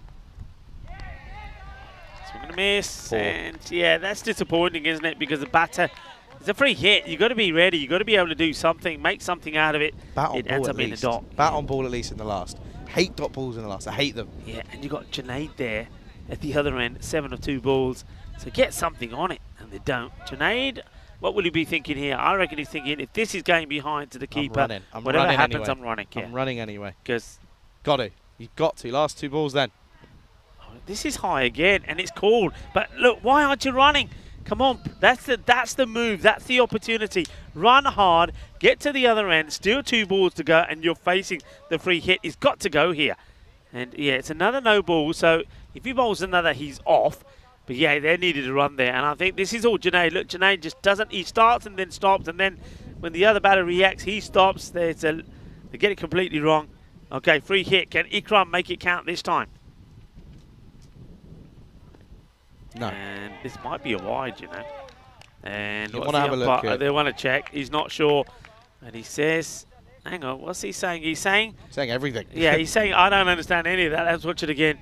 He does come down. I think he's probably okay. It's 1 for the over. So he's probably okay because I don't think it clearly goes over his head. So No, it's fine. It's fine. It's fair enough. Anyway, another dot though. last ball then. Last ball of the innings. And it's going to be up in the air. Chance. Oh, what a great catch. That's outstanding. What a way to finish off the innings. It's ebbed and flowed for both sides, but the final call here is that it's going to be an excellent grab by that man there. Sheikh Rasik, take a bow. Yeah, Rasik, he's done it all the way through the last 10 to 12 days, hasn't he, Rasik? He's been outstanding. He's led the Cobblers to the final of the European Cricket Series here where they fell short to the Budapest Blinders. He's been in sensational form. That's what he's been doing, but also he's been scoring loads of runs. I just hope he gets the opportunity this time. Make a few changes, Hungary. Have him up the order. Maybe him and Darshan, 2 men up the order, and see if they can give you a good start. A good catch right there at the end means that 130 will be the score that will be required. Let's take a look at these highlights then. You saw there, Rico was under fire early on in the game. He was trying to sort himself out after a bite to eat. And, he's taken a couple of catches here today as Sheikh Rasik. That was one of them. And, that meant Mohamed Adnan could have a good go of it here. And, then this one was a pretty simple one. It was almost dropped, but eventually Sanjay Kumar took the catch. And much to the almost surprise, really, from his side, but we know he doesn't drop many. Suman Gimmery, once again, he is just a man on a mission at the moment, coming in at 3, once again, getting 6s galore, 36 in Maximos here, 6 6s for him. He was joined by Sean Gomes, who finally, after 2 attempts here today, on the 3rd time of trying, he was able to get a few runs. 30 off 15. He was gone, though, trying to hoik across the onside by Apitesh Prashar. That brought the skipper, Shahzad, he went wide after a good catch by Mark Ahuja, who was hobbling on one leg, by the way. And then Rupu came out to join Suman Gimmery as he just watched Gimmery bring on the onslaught here. And, this one was trying to bring up his half century, but he was caught just short, and he finishes on 49. Yeah, another good catch there by Mark Ahuja. The only downside, I think you have to say, for Portugal there, it was probably Ikram. Ikram just, wasted up too many deliveries. I think in the end he was 7 balls for 1, so that's disappointment, especially when you had someone like Junaid at the other end who quite easily could have hit a few more boundaries. So they'd be disappointed with that, but still, they set 130 for the likes of Hungary to get. Yeah, big time. And at one point you were thinking, will they even get to 115 here? But they end up doing so. And then, of course, you've got to remember that there were a fair few penalty runs in there, 5 penalty runs, a couple of extras as well. Have a look at the lineups, or not the lineups, scorecard for Portugal. And once again, the top 2, the openers. Should there be a change there? Not working for them. Gulia 14, Adnan 6. Gumidi went in the runs again, coming in at 3, 49 off 21. Sean Gomes was 30 off 15, and then everyone else sort of came in and went pretty much straight away, which meant that they ended up falling to 129 for 8. Look at the bowlers, though, for Hungary. Once again, 4 wides up against Seclane, so not the best from him. And Ul Hassan, he got 3 wickets off for 22 off his 2. He's the pick of the bowlers, and they've got it all to do here. Don't go anywhere then. The second innings is coming up in 10 minutes' time as Portugal look to make it 3-0 here in beautiful, scorching, boiling Budapest, Hungary.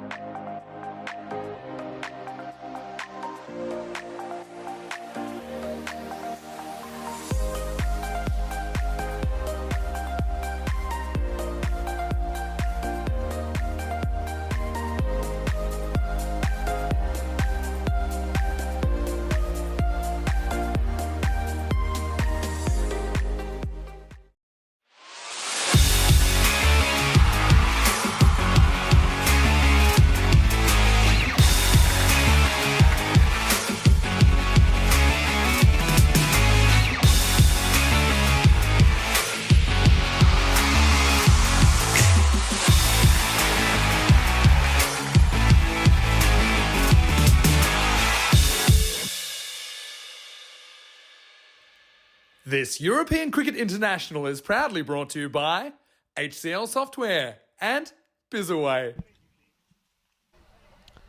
Hello, cricket lovers, and welcome back. And Hungary searching for their first point in this series. The host nation have played 2 and lost 2, and they've got to get a good innings together here to get to the 130 that they need for victory. So far today, we saw them struggle. They got to 104 against Portugal. Portugal won that, though, getting to the target with 10 balls to go. And then when they were chasing a high 154 for victory against Sweden, they got to a respectable 134 for 9. So we have shown that they're getting better with the bat. And if they bat the way they did against Sweden, you back them to get there, but they need a good, solid start. It'd be also interesting to see if they make any changes to the batting lineup as well. And I'm pleased to see they have, at the 9 strikers end, I see Darshan Sudashane who's out there. That's a good move for me. Darshan was opening the batting for his club and he was scoring good runs. So I like that move. Darshan up to the top of the order. And it'd be interesting to see who they go with as the striker. Do they make a change there as well, or do they stick with the likes of Vinod? I think Vinod has to be your opener. I don't think you change that, and it looks like it is. Yeah, there he is. So the game with Vinod and Darshan, I don't mind that. So Daraparedi can come down 1 down, or you go with somebody like Rasik, who could come in at number 3. You've got batting options there, but you need him to come out there when they've got balls to play with. That one's a good start. It's just outside the off. Going to get a dot ball in there. Junaid Khan, and never easy to get him away. It's a good start from Junaid. Welcome to people tuning in from around the globe. A lot of cricket for you to watch. Of course, we saw that Switzerland, they did get to victory over Malta.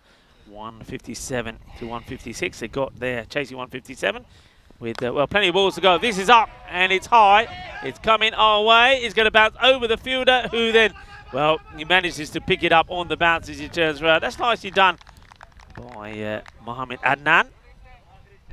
Doesn't quite get it clean out the middle, but enough to get at least himself off the mark. So this is now Darshan Sudashanaya taking guard, and he'll be a little bit nervous, of course he will be, but be looking to make a good positive start here, being up the order, and can give you some updates about the cricket in the women's T20Is as well. It was an easy victory for the Netherlands women's. Scotland got to 79 and Netherlands getting the other way around, actually, I should say. They're on their way to that victory. They need 12 for 35, so they're almost there. I'm calling it a bit early already, but they should get there quite easily, shouldn't they? Chasing 79's put on the board, 80 required, and they're just 12 runs short. This is played away and will be a single, so that should be a comfortable victory there for Netherlands, going back to winning ways, and that'll leave the table up there looking very interesting indeed. In fact, what that probably means is that all the teams will be probably on the same number of points. And just double checking that, yeah, it will. If Netherlands win that, they'll be on 4 points, so will the Scottish women and also Thailand. So net run rate will be deciding things over there, so probably a good reason why the Netherlands looking to finish that one quite quickly. Turning our attentions back to here, and well, Charlie is ready to throw in the towel. A towel that has come in very handy. It's a good idea to bring these towels in, isn't it, Charlie? Oh, it's a warm one. So much so, I've had to put another slather of sun cream on my face because I can feel myself getting red. I can't once again. That's down the leg side. Good take from Golia. That will be 8 wide. Yeah, interesting stuff out there for the Dutchies out there, getting most likely getting a victory there. Changes things up in net run rate. Who is the superior net run rate? Is it Scotland, I assume? I didn't get a chance to look at that quickly. I'll tell you what, I'm going to tell you now. I'm going to go back to it. That tab. There you go. There we go. There it is there. So Thailand. Yeah, Thailand got the best. But this match here, I mean, if Netherlands win quite healthily, they'll certainly boost there. So they can, I don't think they'll go top. They certainly will go, I think they'll go second. Yeah, by the way, you've just missed Ravindran and hit a beautiful shot onto the leg side, by the way. And yeah, good shot that one as well. Good way to get yourself in. And you can see there just above a runner at 2 runs a ball here. Just under 13 required. It's exactly 13 required off the start. But this has been a good start here. They've had a couple of singles, couple of wides. Sinead Khan struggling here to get his rhythm. Can he find a way?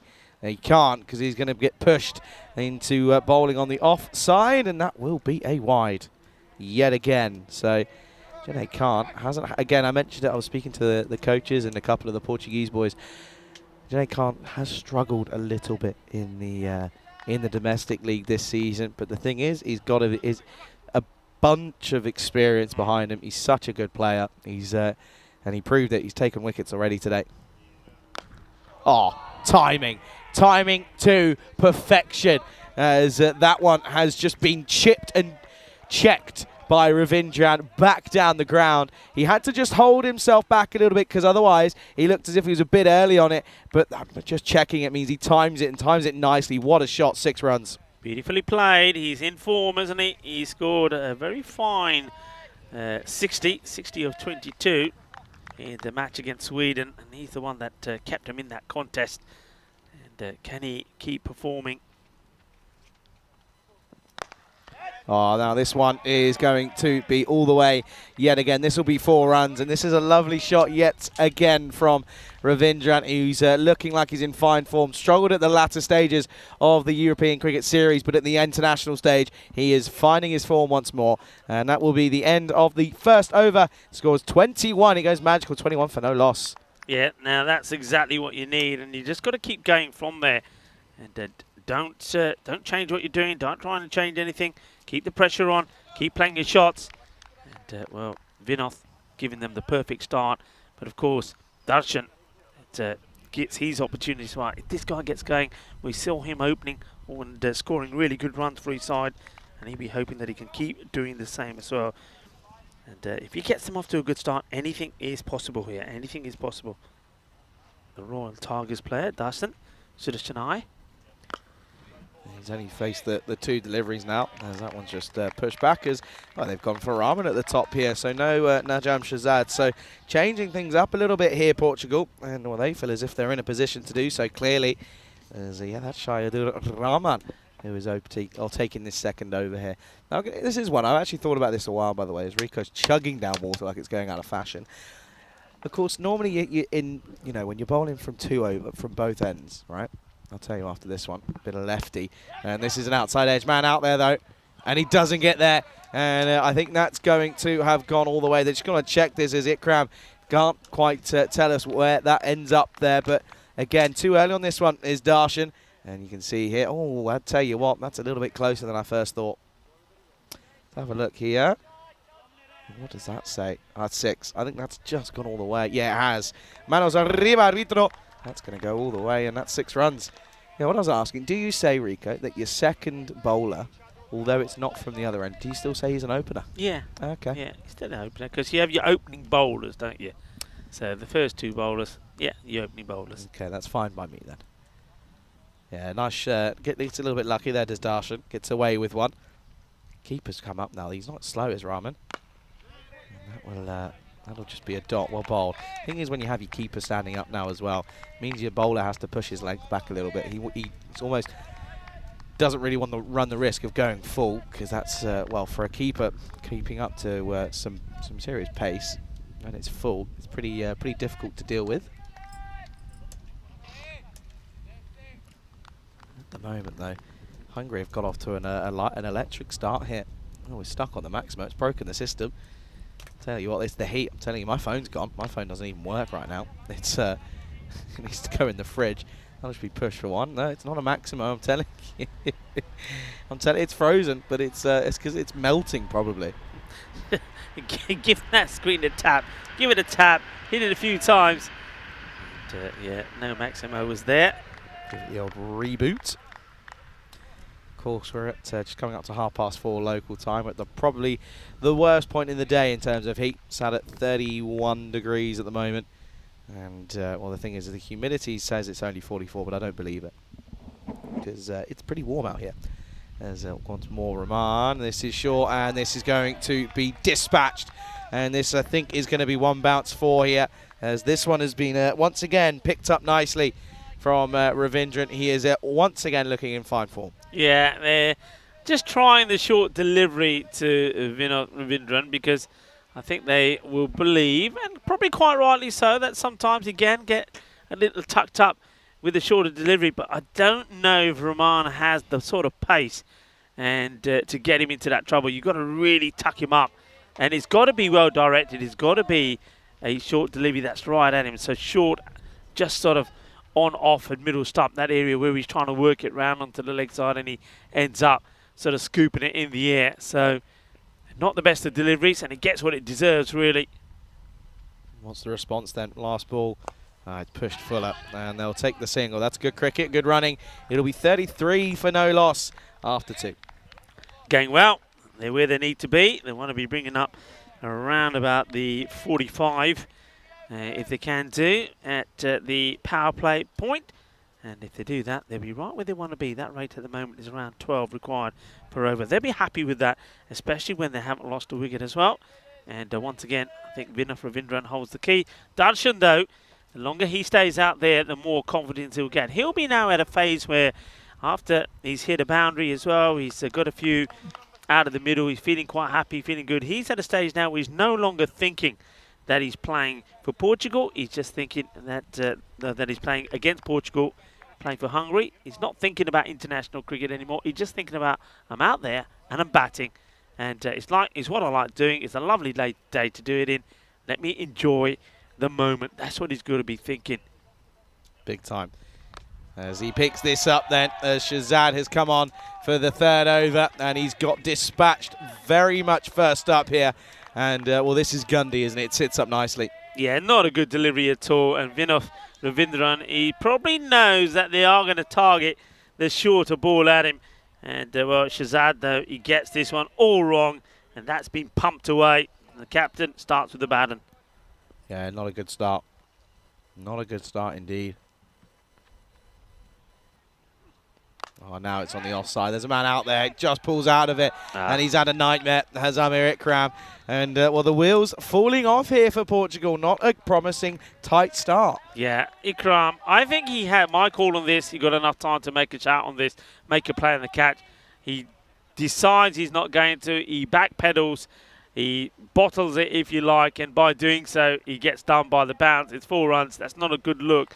And that's going to be disappointment for the captain. I think Najm Shahzad, the bowler, as well as the captain, is going to, well, make a mental note of that and certainly bring that up in the team talk later. Big time. Comes in then once more, and this time it's over the top. Has he quite got enough on this one, or will it plug? No, it doesn't, because we know that down here it's a bit of a vortex area, because it will go and go quickly. Yeah, he doesn't get it out the middle. You see that it comes a bit off the toe end, but he gets the leverage, gets it over the infielders, and though the fielders then hoping for a bounce that plugs, it doesn't. And the fresh cut that this outfield had late last night or early this morning seems to have worked. Well, in certain areas. In certain areas. They're past that 45 point that they were looking for, by the way, Rico. And now this will be flat batted, and they don't take the run. Yeah, no run there. So, Captain Najm Shahzad walks back to his mark. You know that once this match is over in Portugal for today, anyway, they're done. So they're going to have a good rest. Early rest as well. An early rest as well. So it's an opportunity for them to get a good win, then put their feet up, watch the last match here, probably get some nice cold water down. They could take a stroll down to the shop at the end of the road, at the end of the little drive into this ground. As this is whipped away, there's going to be more boundaries. They're bowling runs at the moment to Ravindran, and you know what? He's saying, thank you very much, keep putting them there, because this is easy peasy, gets it over the man, nobody on the boundary, 4 more runs. Yeah, Portugal. I mean, that's what they'll be thinking. I mean, captain's got to get them together and say, hey, boys, good finish here, and I'll buy you all ice creams, because they do some nice ice creams in that shop. Ice creams or some cold ones, and at the moment, yeah, it's 51 comes up. This partnership worth 50. Ravindran's hit 40 of them. Shanish Nayak has hit 8 of them, the rest in extras, and at the moment, it's all Hungary as they look to finally try and get a couple of points on the board here. Oh, now it's up in the air. Okay, chance. This is a big one here. Yeah, he takes it. That's an excellent grab in the end. And that's a poor shot, though. in reality. Didn't need to take it on. He'd already got 18 off the over, and Ravindran will go for 40. He gets in, he gets out, and it's going to be, of course, 51 for 1 at the end of the third, and that's a power play done as well. Yeah, that is really disappointing. I don't like to see that. I mean, of course, he's not playing a shot to get out, but you've got 18 of Najam Shahzad. You've taken the rate down from 12 to 11. You don't have to play this shot. Be prepared to push it out, take a single, go back on strike. That's the play for me. Don't give your wicket away. It was a risky shot to play. It doesn't pay off. And, well, he gets a good start, doesn't he, Vinod Ravindran, but he'll go for 40. Unlucky ball number 13 gets him out. So Darshan now will be joined by another batter. And I'm guessing it should be the likes of Dara Paredes.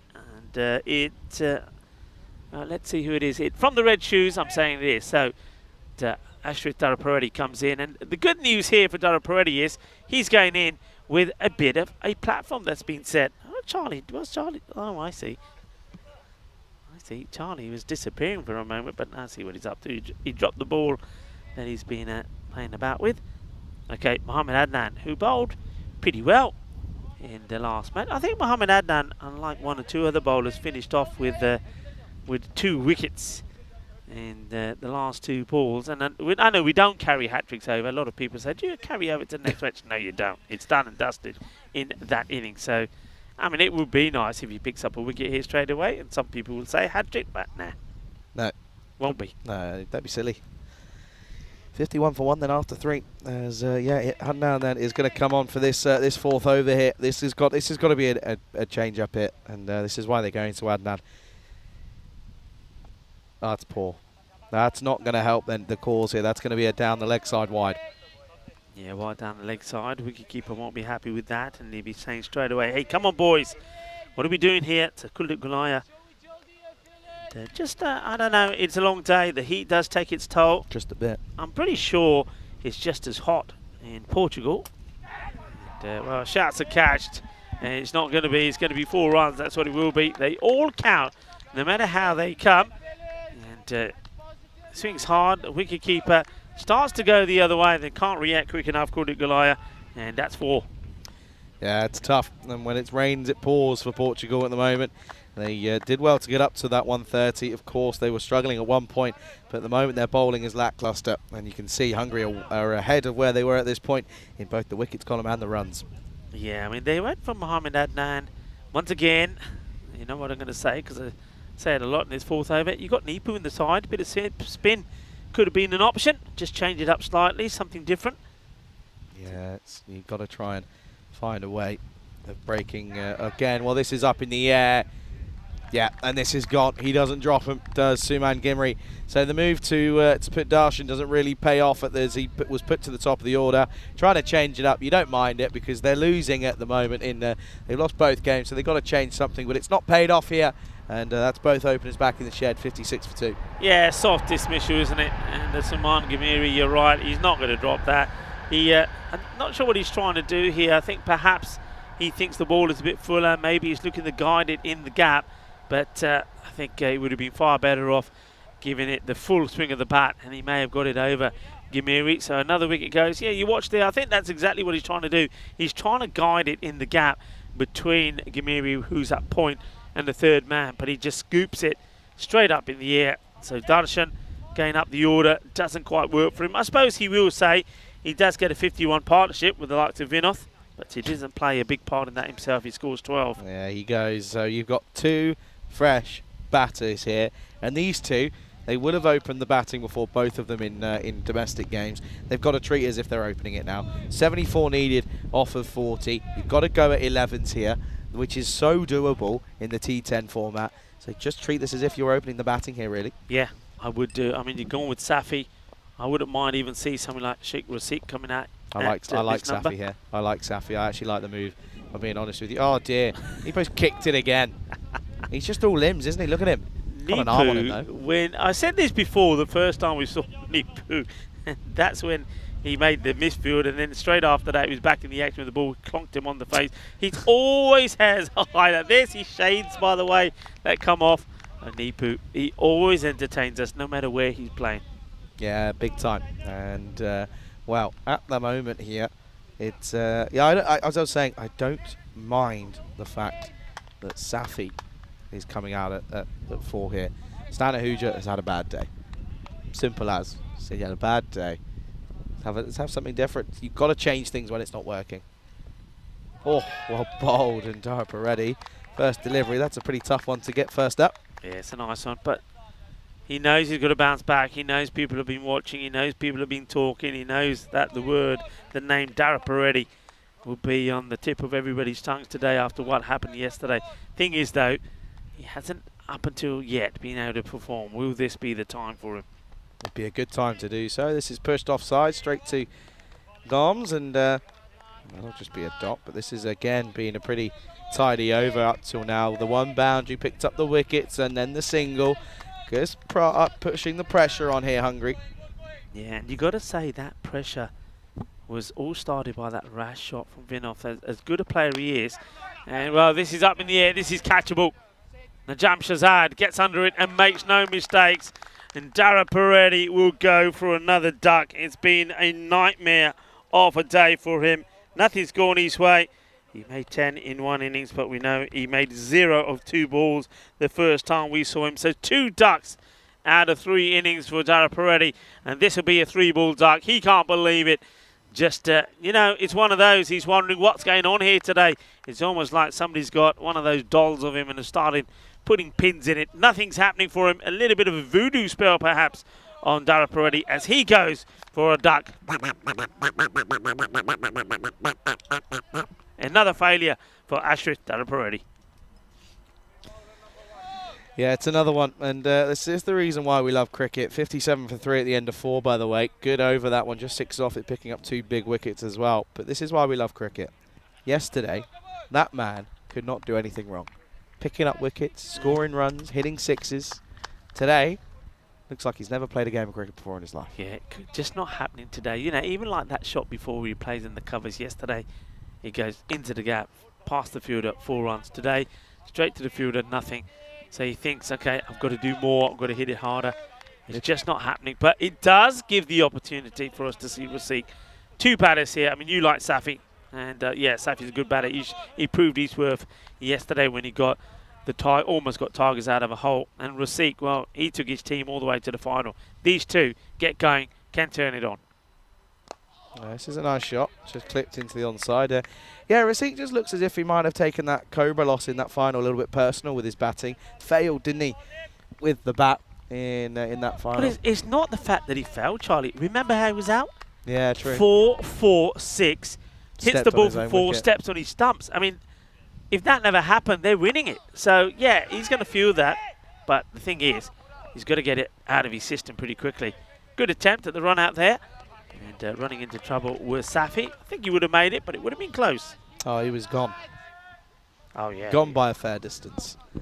At the moment, though, it's all about Hungary. But that last over from Adnan, good move. They probably would have normally gone Faf at 4, but they change it up. So Faf might be getting used as maybe someone in the latter stages of this game. He might not even be used as a bowler, to be honest, but you never know. Oh, this one on the offside. That split the field. That's 4. What a shot. That's more like it. Bring it on, Raseek. This is what he does. And I keep saying that because we know what these batters in Hungary can do, because we've seen, well, before today, we saw 12 days of it. Some great hitting, big sixes, smashing the ball to all parts of the ground. They've just been, well, maybe they've been a little bit shy on international debut, 1 or 2 of them. But they've had some games now. Time to turn it on. It is, isn't it? This is where it counts. As a Gimmery will come round and keeps it to just 1. That's brilliant fielding. Really is brilliant fielding. They were certainly looking to try and come back for the second, but they don't. It'll just be 1. And the Nippo over is currently gone for 8. You can see that net run rate, or the run rate required, sorry, already just gone above 2.5 and over now. Or a ball, I should say. Well, this one is hit nicely. Chases on, and he almost gets there. It's a great last-ditch effort from Sean Gomes, but he unfortunately can't quite get enough behind it, and it finishes with a boundary, and well, that boundary could be an interesting one. Outstanding effort. Look at the dive here. I mean, that's a goalkeeper saving a penalty, but unfortunately in cricket, he couldn't quite make the stop. It goes over the rope. It's going to be 4 runs, and let's have a look as some of the upcoming events that we got here. Yeah, Czechia, we're on our way. It's coming up on Monday. Then, well, Rico's not going there. He's going to Portugal. He's off to Coimbra. As that event gets underway, of course, and then we're on our way to Switzerland, and during that you'll be off to Romania, and well then Dresden. Well, me and you will reunite. I have a little break between now and then then we've got some more events coming up in Holland as well, and that's going to be an exciting time. As Adnan is going to continue, and he's going to get pumped down the ground, and it's about time that Rasik decided to turn up here, and he's showing up big time. Yeah, 2 boundaries now from Rasik. This is a good shot. Backs himself, gets it right, and Adnan, well, finds that his first ball goes for 6. He only bowled, well, his first over, he picked up 2 for 6 in it. And remember the match before, he finished with 2 wickets in his last over. So he's been taking wickets, but he won't like the fact that Rasik has just pumped him for a boundary. What's his reply? Shorter, well bowled. And he digs this one in, innit? And yeah, an excellent reply that is. You can see there, 1 for the over. And he uses it early on as the response. Shock, fast bowler says, you pump me, I'm going to absolutely take you here. Yeah. Goes short. Yeah, good reply. Apologise for the lack of on-screen graphics. Once again, we've had a little bit of a technical issue, and, well, it should be resolved momentarily. The joys of... the joys of relying on the internet for what we do as our job. It's not only us, but listen, we rely heavily as a company and what we do. Comes the bowler again, and oh, this one has been mullered, and it's right in the slot. I think it goes for 4. It doesn't go all the way because he's hit this flat and hard. But there you go. There's Rasik. Clubs it and says, okay, now I'm feeling in the zone. Now I'm feeling confident. Now, well, international cricket, I know what it's all about now. And you know what? I reckon I'm up for it. A good shot from Rasik. What was that? You know, right, I'm thinking about this now, right? Yeah. You know the Grand Prix in Budapest is this time next week, right? Yes. F1. What was that sound? That wasn't a train. That sounded like an F1 car. Did you? By the way, we're not far away from it. We're about 10 minutes away from the Hungary ring, just to let you know. Oh yeah, that's big. That is huge. He's picked that up nicely, and Adnan, he's gone for a few here. Yeah, lovely hit. Oh yeah, this is what I'm talking about. This is what we've been missing. This is what we need to see. This is what Hungary is looking to show us. They're looking to show us what some of their players can do, what some of the newbies can do. Well, that's a fantastic shot. Smashed away. Nicely done. Okay, bring it on. Comes the bowler. And this time, down the leg side, I think it catches a bit of the pad. The umpire shakes his head. Not out. And then, nice take behind the stumps, though. Won't be out. Yeah, he's always impressive. It is Gulia, in all fairness. But yeah, doesn't quite take that one right. Or he does, but it's down the leg side anyway. But there is something on it because it's not a wide. End of the 6th, 85 for 3. Yeah, I mean, they've taken that rate down a little notch. It was around about the 12 and a bit. Is now goes to 11. So good on Hungary this. And Mohamed Adnan will go for 22 of his spell. 2 for 22. There's that figure again. That's following us around, isn't it? Certainly is at the moment. And yeah, listen, we're running you through what's going on at the moment because we're just having an issue with our on-screen graphics. But yeah, at the moment it's 129 for 8, plays 85 for 3 at the moment, and that's going to be a dot ball. That's going to be Nippo who continues on. He went for 12 off his first at the moment. He's looking pretty good. Yeah, good calling there from Rasik. Clear, loud, sending back Safi. They'll take the single.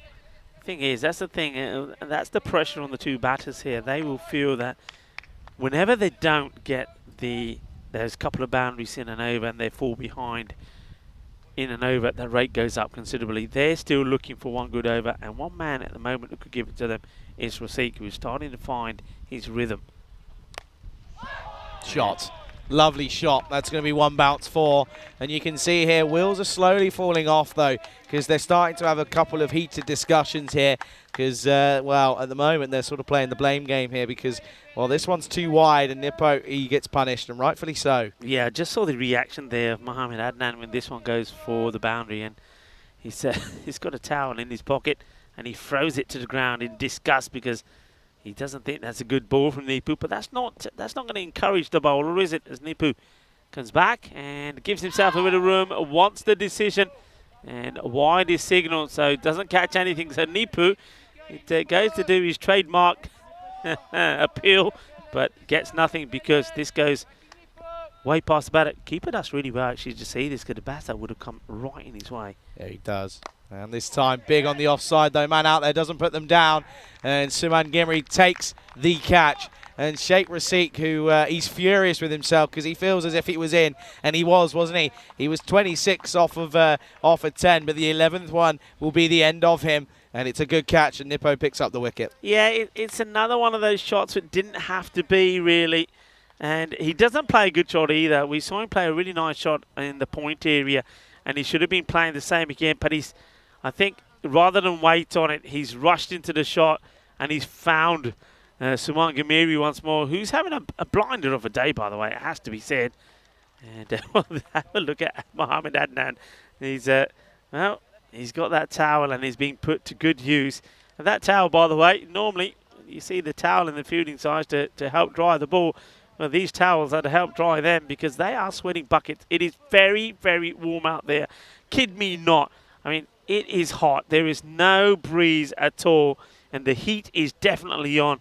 And, well, I tell you what, fair play to the players and the umpires, and, of course, everybody else around the ground that are concentrating, including the blue crew, the scorers, and, of course, Spring Productions, the likes of Karina up in the tower, and Igas and Andis.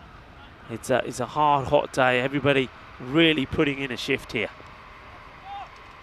Nipu now bowling left arm over to the left-hander who comes in, and it's Abhitash Prashar, who just to me seems to be a man who is determined to do well here. Hits this pretty well. Well fielded. Nicely done by the captain, Najam Shahzad. And it will be just a single. And, if you did run there, it would have been out, and it would have been the best runner ever from a throw from the outfielder, because it trickles along and goes and hits the bails, or knocks the bails off at the other end, and I don't think Pressure would have got there. Nipu back now around the wicket to the right-hander, so left arm round to Safi. Safi then.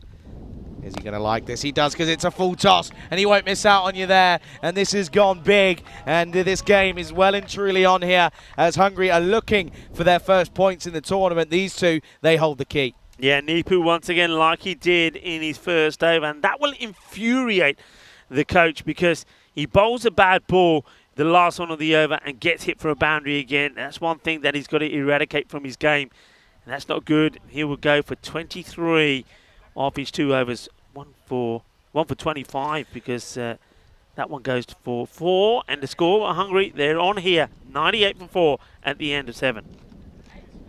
Yeah, you can see here, this is the last game that's coming up today. Hungary, well, they may have no win there at the moment, but they could have one here as they're looking to chase this down. They take on Sweden. They're watching on there in the nets. They're getting loose. That's going to be the last game coming up. And there may, I have a feeling, by the way, there may be a slight delay to that one, but only time will, of course, tell.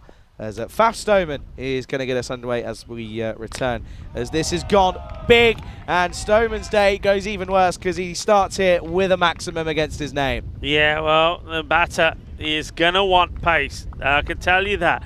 It's not a good idea. For me, not a good idea to bowl pace to Abhitash Prashar. And if they don't know him, they will know him now, because if you bowl him pace, and if you pitch a ball up that he can drive, or if you bowl at his pads, forget it, it's gone. Yeah, you got to try and find something else. You've got to go full Yorker length. And he does, and that's such a good comeback. That's the ball. That's such a good comeback from Fafi. He knows what he's got to do. That last one was just a little bit of a loosener, but at the moment, looseners could be costly, as it's 26 needed off 16 here. Yeah, that's the ball. That's where he has to be. What, 2 runs difference at the moment between these two sides. Could it come down to the last over? Yeah, and once again, let's keep an eye on the time as well, because has been an issue a few times, but no issue with this shot, because he's hit one for 6, and now he's hit this one for 6. And for Hungary for more is Abhitash Prashar. He's a top player, he's a top campaigner, he's hungry for a win here, isn't he? There's a dot ball in between the 6 and 4 Rico, I'm afraid, just to let you know. Don't worry though, we'll give it to you, it's fine. It's a bit hot. I know, we ignore the dot. It's a bit hot. No, we 6 don't. and 4 scoring shots. Yeah, fine. Come on then, Fafi. You've got to get it full. You've got to get it on his toes, because he can't get you away when you're there. Got to find that extra bit of pace as well, isn't he? And he's missed out on his length again, and he's getting crunched into the offside once more, and it's not working. It's not worked. The change of him coming into the last couple of overs here is not paying off, because Prashar is chewing him up here. Yeah, lovely shot. And Hungary, well, they're hungry for a victory, aren't they? Of course they are.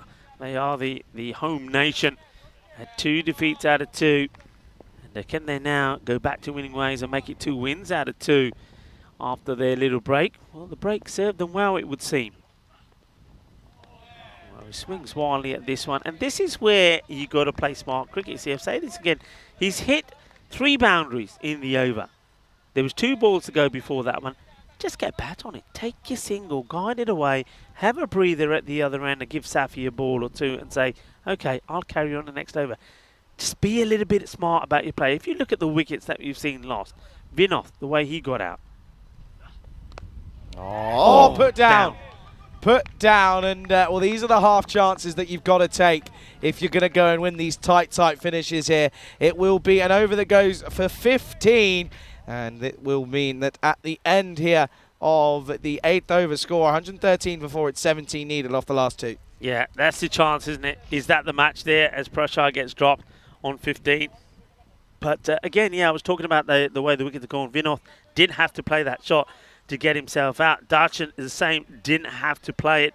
And Rasik, another one, didn't have to play it. Just play smart cricket. Got to understand the run chase, understand where you are in the game and say, right, I don't have to do that. Just play smart cricket. Seems as if the heat's getting to everyone here. Computers are being shut down left, right and centre. It's okay, though. We don't mind. We understand. 8 overs then. It's they've got 4.5 minutes to get through this over, by the way. As Junaid Khan gets pumped. Well, at the moment, it may not matter, because it's now just 11 needed to win off 11 here, as Prashar has gone big. What's he doing batting down at 6? Yeah. It's one of those. You say that, though, Charlie. Have a look at the people that have gone above him. We know they can all bat. It's all about applying yourself. But yeah, I said to you before, he's on. Look at him. Just look at the look. There's no smiles. It's complete determination. He's on for this. He reminds me the way that he was in the ECI when everybody else was failing. He was the one man that kept on going. Good comeback from Junaid. Well bowled. But, well, they need to run a ball. But can they take it into the last? That's what Portugal will be saying. Maybe get the wicket. Get the wicket here. Prashar, new batter comes in. Take it into the last. But Prashar is looking to finish it with 2 shots. Yeah, he is, isn't he? He's looking to do it in style. But at the same time, you don't want to lose him for the same token. Oh, this one is cheeky. He's got a little bit of something on this. It's going to run away fast. And the shorter ball isn't working, because he gets a bit of glove on this perhaps, and it will be a boundary. Yeah, that'll help. That'll just take all the tension off Prashar, though. Look at him. Determination. I can tell you this. If you want to see a smile, if you want to see some joy, you'll see it if he wins this match. I can tell you that, because at the moment, he's just in the zone. Oh, that's huge. And that'll tie the scores here. Hungary, they are looking to bring up their first win. They've waited until right towards the back end of the day. And here in the back end of this game as well, they've left it late, but it looks as if they're going to do it here. Yeah, well, Abhitash Prashar, 37 of 12 in that loss by 19 runs to Sweden in the second match. But this time, he's on 32 of 11, incredible strike rate, and he wants to do the job here, and he's done it. Scores are tied. Any run now would do it. So Hungary, they do bounce back with a victory. Yeah, it's excellent work as well. Prashar, though, once again, mental, isn't it? 32 off 11 and he's batting at 6. He's such a good batter to come in. And, well, you just imagine what happens if he faces a few more deliveries here. Anyway, one run needed here for victory. Will he do it? And he will. Will he or will he not? Well, now they might think about it. No, it'll be a dot at the end of it. Yeah, dot, but I think there's still a ball to go, so he's still in. It's in his hands. I don't think he's going to miss out on this one, though. I really don't. I think there'll be a huge sort of cheer from him, and he'll be the player of the match as well in this one, because don't forget, he did take 2 for 16, and they just changed things up slightly, Hungary, and it's worked for them. Yeah, absolutely, and it's worked. And he won't do it the over. So it's going to need to be one needed off the last here. We're going into the last over. Yeah, I mean, okay, some of those things. Let's have a look at the changes they made. First of all, in the bowling, they went for Dara Peretti early on. The power play still went for 51, but it meant that they were able to slow things down towards the end, the second part of the innings, with Prashar bowling really well, only conceding the likes of 16 runs of his 2 overs. That word. With the batting here, Darshan goes up to the top of the order. Doesn't score big runs, but still gets a 51 partnership with Vinoth. And then Ashwin, he wasn't able to perform once again, Ashwin Darapareddy. But Safi also didn't really click. Rasik came out, gave him a little bit something, and now Prashar making things happen as well. And Safi's still there. All right, he hasn't clicked, but he's played his part. And that's what it's about. If you're not on song, then you stick around and play your part in that innings, in that partnership. And that's what these two have done. Absolutely. And Safi, now, well, he'll take great pleasure if he gets the winning runs. And the bowler doing a lot of warming up here. And it's Ashraf Arapu who's going to get a chance to have a bowl. It's a lot of warming up, considering he's probably only going to bowl the one ball. And he will. And Hungary finally will get points on the board then. And, well, Portugal are going to have to turn around, and they're going to need to look at where things have gone wrong here, because, well, they've got, as you mentioned, Rico, they have the rest of the evening off. And at the same token, they'll be back tomorrow, and they'll be looking for vengeance as Hungary, well, in this little mini-series that I spoke about at the start of the game, it's 1-1 between these two. Yeah, and well done to Hungary. I mean, it didn't start well for them. They were under pressure, weren't they, losing the first 2 matches. They lost first up to Portugal and then also to Sweden, but they had that break, and whatever it was that they had in that break seems to have done the job, because they came out in a much better place. All right, Ashwin Darapareddy still hasn't really got going, and the likes of Stan Ahuja would like to feel that he can get in the runs as well. But the likes of Rasik, Safi, even Darshan starting to click, and Abhitash Prashar is now playing some great cricket. And one man I'm pleased to see in the side, Yadwinder Singh. Maybe he can make a difference, but the question is, where do you bat him? Because you've got to use him, maybe, for me, in the power play. It's going to be interesting to see where they use him. Sweden, they'll be looking to come back with a bang as well. They, remember, have had a bit of a break. So that match coming up, I think at the scheduled time, in just under 15 minutes time, as we have a look at the highlights. Vinoth once again made a great start. A cracking knock from him. 40 of 13, but I will say he'd be disappointed to give his wicket away. Yeah, this is the thing. We're saying it's a really good innings, but at the same token, it's not, because he's one of few that were able to get in, but he wasn't able to convert it. Yes, he was striking at an incredible strike rate of 307. It wasn't enough. They end up, well, of course it was in total, but at the same token, though, he's got to kick on, because otherwise, you know, someone else could not have kicked on, and then if he was to miss out by a few runs, you know, game's a game. Yeah. But it's lucky for him. Hungary are the winners here, and well, Sean Gomes couldn't quite cut that one off. And yeah, good to see Sheikh Rashid finally getting in the runs as well. Batting at 5, hit some big shots for 3 4s and 2 6s. But then that meant that Abhidas Prashar came out in a player of the match performance as well. Yeah. It's 32 not out off 13. Yeah, I mean, he just, if one man, just by the look of him, signifies how determined he was in getting a win for his side. Well, Abhitash Prashar was it. He was focused, determined, a gutsy player he is, and his pride would have hurt as well. Don't forget, Charlie, also, he's a Royal Tigers player, so, you know, things in the series here didn't go well for the Royal Tigers. They didn't finish anywhere in the end. They were beaten, of course, in that bronze final, and it's the way that they're beaten. So he was hurting from that. He would have been hurting from the way they started in this series as well, but his performance there, his player of the match performance there, gets them the win. Let's have a look at that scorecard. We mentioned Vinoth Rivadran, 40 of 13, but once again, I think he'll be disappointed. Needs to be disappointed the way he, and also the likes of Darshan, also the likes of Rasik, gave the wickets away. But thankfully, they had pressure there to be there towards the end. Excellent strike rate from him. Gets them the win that they needed. Yeah, absolutely. And you can see there the strike rate was enough for Hungary, as they are your winners here in this fourth match of this mini series, or the international series here. And just very late confirmation, match 5 will start 5 minutes later at 20 minutes past the local time, wherever you are. So you look there, it's all gone wrong. Faf Stoneman again goes for 15 off his 1 over. And you can see also Junaid Khan, 37 off his 2 without picking up a wicket.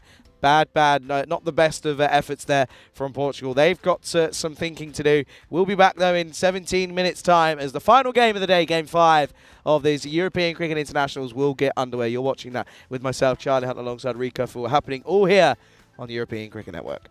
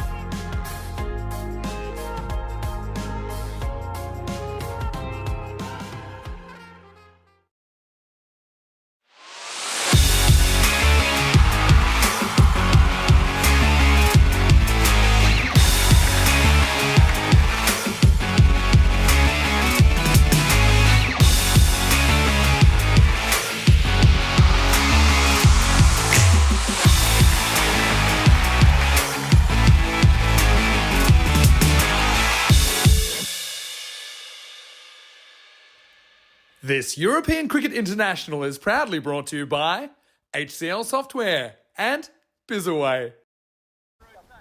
Hello and welcome to the final match of this International Saturday here in Hungary at the GB Oval, and it is the home nation Hungary that will be playing up against Sweden. Hungary will be looking to go back to winning ways. I mean, they've had a hard day here today, won't they? They would love to finish on a high. The thing is though, who can get the performances in for them? Can somebody like Stan Ahuja put a good knock in with the bat? Will they make some changes? Will Darshan or maybe Rasik get their opportunity? Well, we're going to have to wait and see. What we do know is that if they click, they can perform and they can put big scores on the board. With the ball then be pretty good. I think Abhitash Prasad is bowling well, but I think a lot of people are hoping that we see something special from Ashrit Darapareddy in the final match. Sweden, they've been playing well. They've got players that have been performing and scoring runs. Khalid has been very good for them. Khan has scored runs as well. And then Rahimi has been pretty good as well. Can they also perform? Can they shine in the last one? One man I think who is looking to is the top of the order, Sher Ali. He's behind the stumps. We normally see him doing a little bit of bowling as well, but he's been asked to be the wicketkeeper here. That means that when it comes to the batting, he's pretty key. So Sher Ali, keep an eye out for him. He's my pick in this one, maybe goes big in the end. But what we do know is going to be a fantastic conclusion to what has been a super day. Remember, we've had the matches from here in Hungary, those from the Netherlands as well. What a great bit of cricket we've seen for the women's T20 eyes there. And also T20 action in Malta as well. Great cricket, and it's been an international Saturday that you've all enjoyed. And I think you're going to enjoy one more from Hungary today at the end of this Super Saturday international styling. Let's go over to the two captains in the middle for the all-important coin toss, and then right after that, back into the cube for the start of the last match. Match number 5 in this European Cricket International Series between Hungary, Portugal and Sweden. Sweden to call. Tails. Tails is the call. It's a head. Your ball. They're going to bowl. Back to you boys. Sorry, back to you guys in the comments box. Tyrone Peters, he's a man. He's the man, isn't he? And well, probably the heat getting to around a little bit as well. Being the tournament referee, done some umpiring here today as well. And it is a long, hot day. And I can tell you what, that Hungary, they'll be feeling it as well. And Sweden as well. I don't think it was quite this warm when they left Sweden to come here. Feeling the heat, well, we all are. And well, we're drinking tons of water as well, just to keep our energy levels up. And well, as the last match here, match number 5 in this European Cricket International Series, Hungary, Sweden and Portugal. Hungary, can they get another win under their belt? Well, they are 1 and 2, so the 0 has gone. They've lost that 0, Charlie. They've lost it. Anyway, can they continue in good form? Vinath Ravindran is starting to perform for this side. Ashrit Darapareddy, though, isn't. And Stan Ahuja would like to do better in this one. The question is, will he get a chance with the bat? Rasik, nice to see him finding his form. Safi has put some good knocks in as well. Over to the other side, Sher Ali, well, he's been a little bit unlucky. Sidis Khan has shown what he can do. And Samulla Romani has been very good as well. And we saw some good knocks there also from Nasir Baluch as well. And also from Khalid Zahid, some good all-round performances from him. I mean, he's listed as an all-rounder, and he certainly showed that. And, well, we haven't seen too much of this. And we're seeing for the first time a bat versus ball. Waller computer is saying that Sweden 107 to 100 in favourite to win this one.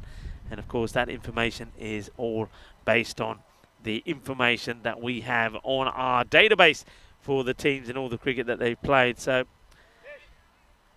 interesting to see, and we're ready to go as well in this one. Hungary, as you saw, won the toss, elected to field. That's a real surprise for me, and I'm pretty sure that if you're asking most people, you're winning the toss, what do you want to do? They'll say we want to have a bat. It's hot out there. You'd rather go out there, get your batters to click, put the runs on the board, and then you make the fielding side that has had a hard time in the middle, in the heat, have to then, in a 10-over changeover time, go out there and try and knock the runs off. But, well, they're handing that opportunity to Sweden, which means they're hoping to restrict them and maybe hoping to skittle them for a low score. Let's wait and see how this goes. They're sticking to what worked pretty well for them last time in terms of them changing the bowlers around a little bit. They're going with Dara Peretti with spin to start. He'll start with a wide here, and it will be called. The batter doesn't really move before the ball is bowled. That's what Dara Peretti checking. And you know what? Dara Peretti thinks, I'm going to take the shades off and have a bowl as well. It's not often that we've seen him bowling without his shades. Oh, he gets his all wrong. Dara Peretti just can't get there. Oh, well, if anybody could, Dara Peretti is the man. He tries, but he can't reach it. And it's just out of his reach. Just watch this, just out of his reach. Tremendous effort from the bowler. So a bit of luck for Sudas Khan. And, he's, of course, joined out there by Sher Ali, who this time around is looking to get some runs and get going. This is going to be another wide. Dara Peretti just pushing this a little bit wider. And, Hungary maybe looking to go with the same sort of setup as before, but they have got Yadwinder Singh in their side. And good looking shot, and the fielder comes across, gets a stop, does Prashar, and will keep it to 1. Yadwinder Singh, the representing Juna Baghdadi, of course. He's got 206 runs in the European Cricket Series here, and I liked him.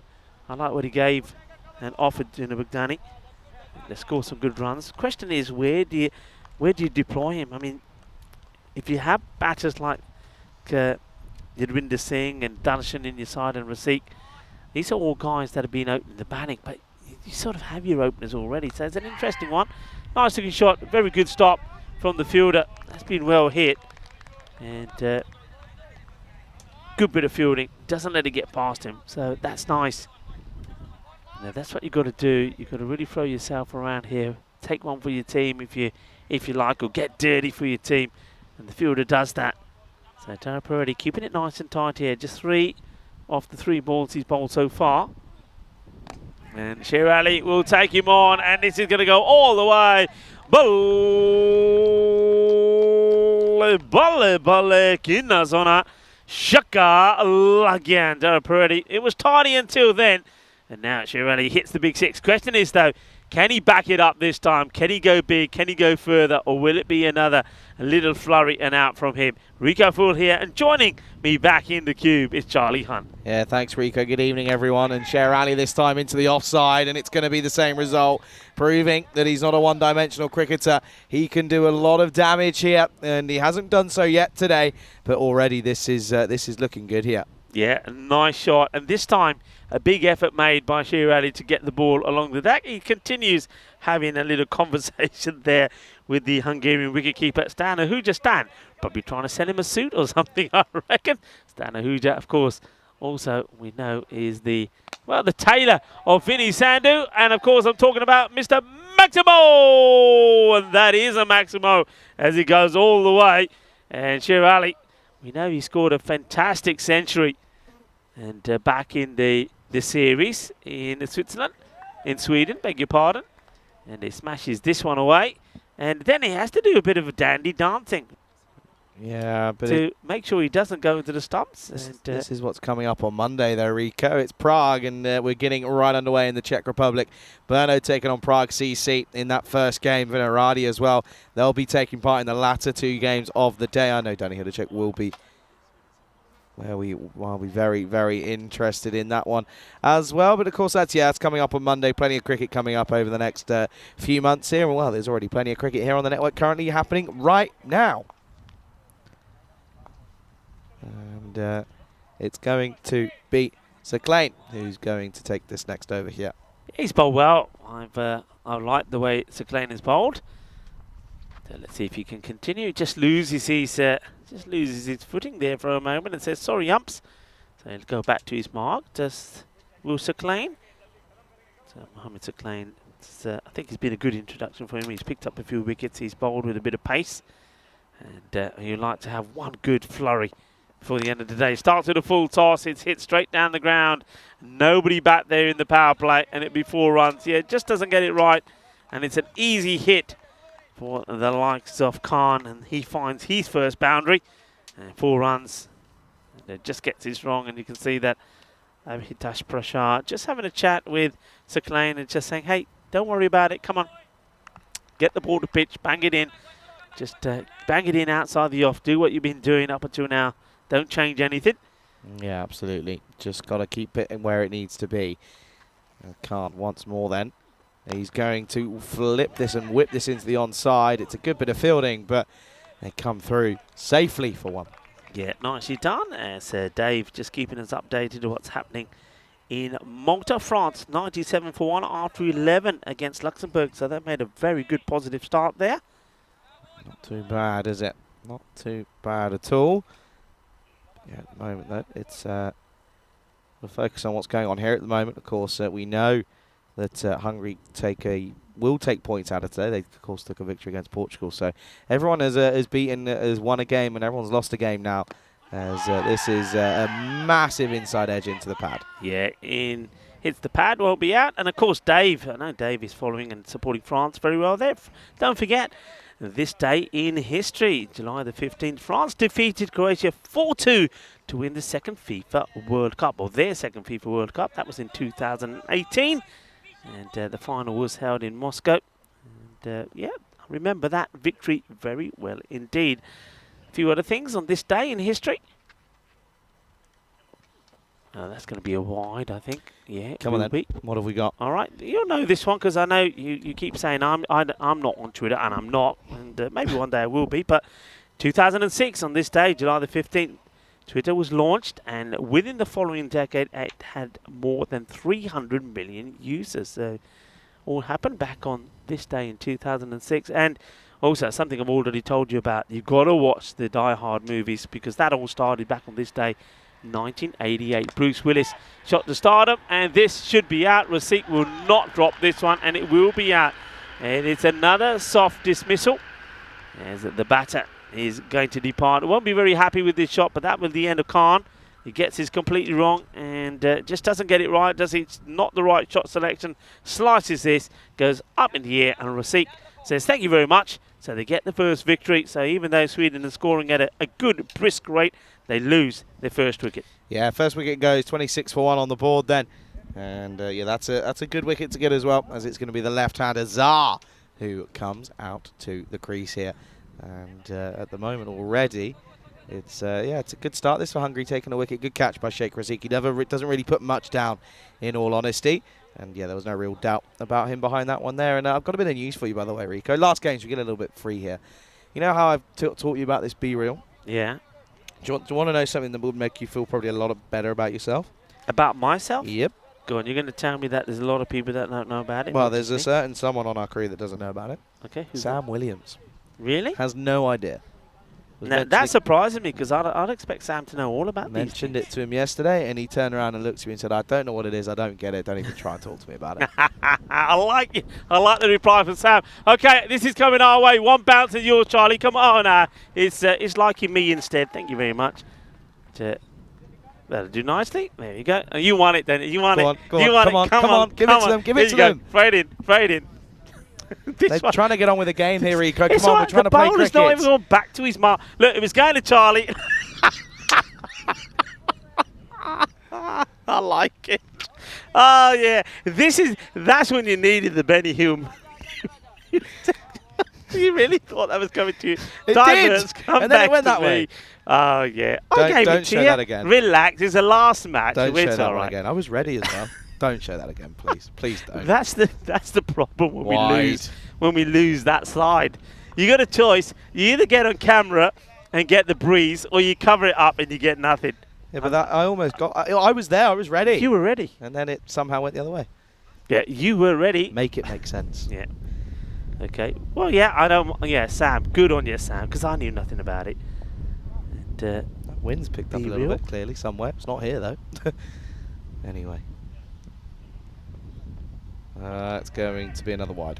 It's a long over this from Sir Klein, and teams have had issues getting. Isn't it funny? I mean, in the domestic series, I think maybe once or was it twice that we saw in all the matches, the 59 matches, once or twice we saw penalty runs. Yet here on the international scene, where players you think would know better, we've seen it already a number of times. So teams have to do better. Just watching it back, it's quite funny. God. Oh, what a bit delivery that is. 6 and out then for Zar. And, well, he's going to go. He's cleaned up by Seclane. He picks up 2 in his first over. And he picks up 2 big ones as well. End of the over it will be. It'll be 34 for 2. And that is horrible from Zar. Yeah, it is. And you can see that Sher Ali is saying to him, what are you doing, man? He's hit 1-6. And then he just gets his... He gives his wicket away, and not the first batter too. It was a horrible shot. Shot Maria Ganda. Bapas aa gaya banda. Dande tod ke pan ke thalle rakh dete, and he's got to go. So Sahid Ahmed will make his way out to join Sher Ali. Can I ask you a question? Tell me. What does Gundy actually translate to? Dirty. Oh. Dirty shot. Okay, go. Dirty shot. Gundy, dirty, okay. Standings here updated, 2 points apiece for Sweden, Hungary. So basically, whoever wins this will go level on points with Portugal here. So basically, playing for second place, it depends on the victory and the way they do it. If they end up getting more or a superior net run rate than Portugal, but at the moment, the way they're sat, of course, Sweden sat at a -600, whereas just the -100 for the others. So this one is a big game here, and of course we know that there's only the 4 games tomorrow. And the good news is you've still got both of us. Rico's not going anywhere. He's not deserting me this time. He's sticking around. He doesn't leave until Monday either. I leave before him, in fact. Yeah, you do. You're leaving at a real early hour. I shall probably be. Well, I'll be Will in I my be bed, sleeping tucked on up, Sunday? having a nice sleep. I don't. Yeah, you're better off not sleeping. Will you I know be what'll sleeping? happen. You'll miss the taxi if you sleep. No. I won't miss it. It's just whether or not I get enough sleep or not. Well, probably not, anyway. Here's Ul Hassan then for this third over. Pulled, gone, 6.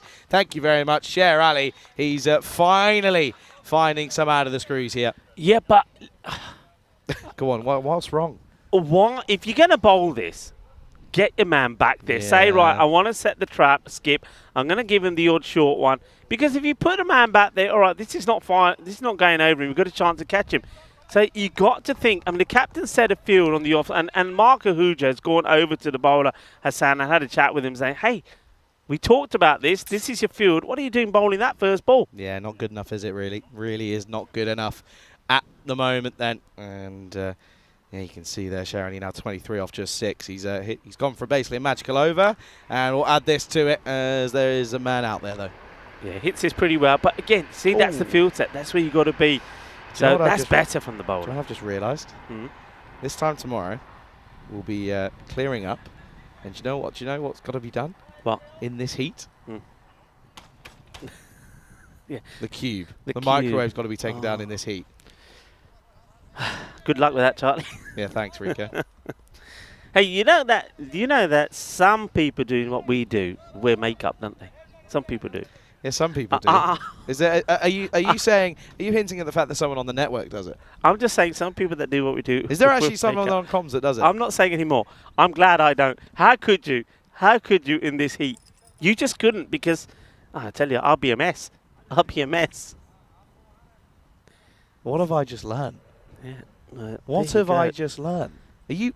I'm what? No, I don't. No. I know that. I can show you my towel when nothing comes off when I'm I wiping can the show sweat you on my face. I can show you my towel. There are those that do. Okay, good pick up, good shot from Mark Ahuja, but he gets in okay.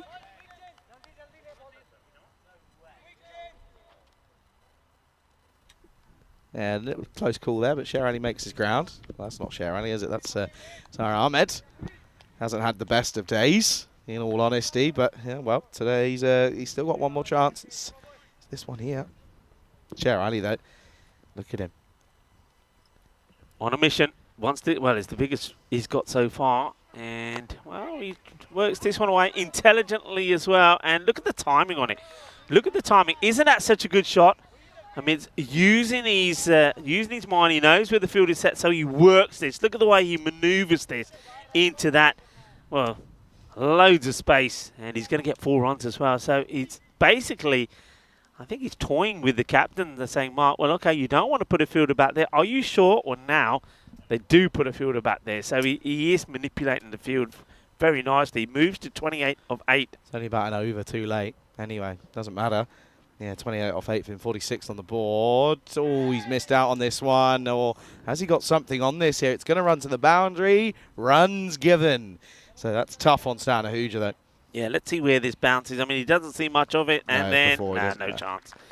No chance. I mean, it hits the ground pretty hard, doesn't it? One good thing about this ground, I will say, I mean, it's one of those where if you're diving around on, you don't mind it because it's a little soft, isn't it? I think if you were giving this a rating of comfort, if it was a mattress, you'd say, yeah, it's nice and spongy. I like a nice sleep on this. I would give it in comfort value. I think it would be a good 8 because that grass is nice and spongy. It's nicely cushioned, so it's a good one to dive on.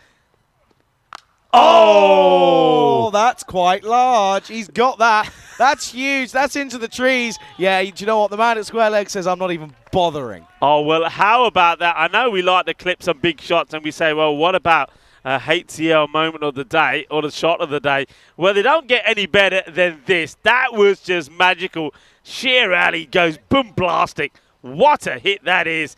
Well, Cecil is saying, yeah, that's 6, but you know what? If I could, I'd give it 12. That was massive. Huge way to end the over. And it's a 6 off it, but it's a good over. It goes for a 22. Muselsan's not had a good day for his first day with the Hungarian shirt on his back. It is 56 for 2 at the end of 3. Rico, last game of the day. Where's your favourite holiday that you've ever been on? Barbados. Oh. Cricket tour and stroke holiday.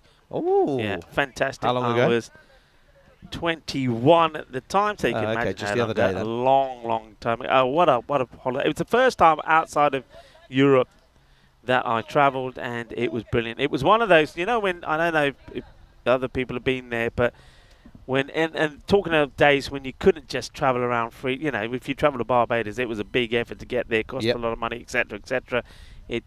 People didn't travel so much then, but it was one of those, when I came back, it took me a good, I reckon, easy 6 weeks to get over the fact that I came back. I wanted to stay there forever. It was wonderful. It really was. And of course, out there, Barbados, playing cricket, watching cricket in the sunshine, you know, rum punches, the old Jolly Roger cruise, the whole works. I loved it. Yeah, fair enough. One place you want to go on holiday? That's my next question. Okay. Oh, shot clipped, and this is going to be a Maximo then. Says Carreras here. Ahmed is getting into the swing of things here. He is a late arrival to the party. Yeah, and nicely played. Where I'd like to go on holiday? Japan. Oh, yeah, good shout. Yeah, I want to go to Japan. Yeah, I like to go to Japan. Fair So anybody want to go to Japan with me? Come on. Who wants to take me to Japan? I'll go to Japan. Yeah, you? Come on, same question What to do you want? What one first? Okay, first of all, best holiday. Oh, there's a couple. There's a couple to think of here. Now, this thing is narrowing it down is not easy. This is punched well. Oh, no. Oh, Marky boy. Markahuja. Oh, dear. Now, he's only to the left of me, so I'm not going to be too harsh on him here. But that isn't great. Nah, I mean, he set good standards in the field, but I don't know. He's one of those where he's thinking, he's bounced once, he's bouncing twice, then I'll take it. And then that extra bounce just takes him away from it. Yeah, he'll be disappointed. He set high standards today, so he's going to be disappointed that he misses out on that one. Karina following him all the way as well. What's the response? It's been a couple of boundaries, and that's going to be a dot. Okay, favourite one? California road trip. Ah, okay. I was a bit younger. We flew into Vegas. Picked up, so I know that's not California before someone in the chat goes, Tony, that's not Vegas, it's in California. Flew into Vegas, picked up an RV, and then went, oh, hang on, how's this ended up going there? That'll just be one. Flew into Vegas, picked up an RV, so a motorhome, and ended up going all the way down to Palm Springs, or Desert Springs, and then went all the way up the coast, up through LA, through Monterey, up to San Fran all the way through the Yosemite National Park, Big Sur and all that as well, and then back to Vegas.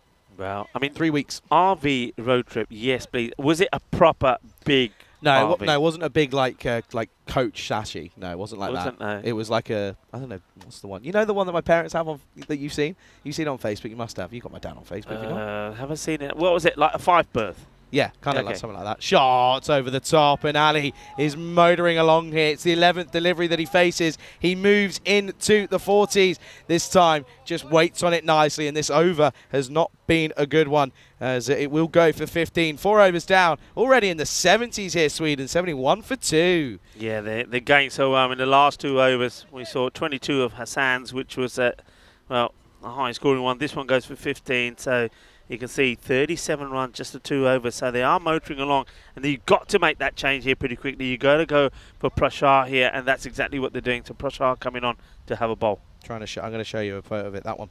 Not exactly that one, a little bit bigger than that, Okay. but that kind of design. Nice, though. Nice. Yeah, good fun. Yeah, good crack. nice. I mean, I've done the RV. I know we're going to go on to where you want to go in a moment, but I was just going to say I've done the RV when we were in the UK, and we took it from from North London all the way up to North Wales to Yorkshire and back. It was brilliant. It was fantastic. Okay. It was fantastic. We did about 3,000 miles in it. Yeah, We had and a the great rest. holiday because you see so much more, and I love the idea.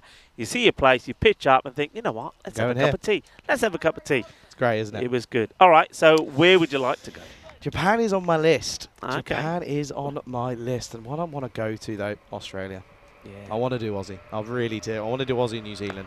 I really do. I also, I've never been to Asia, actually. So India's up there, have to say. Oh, yeah. Do want to make my way over there at some point.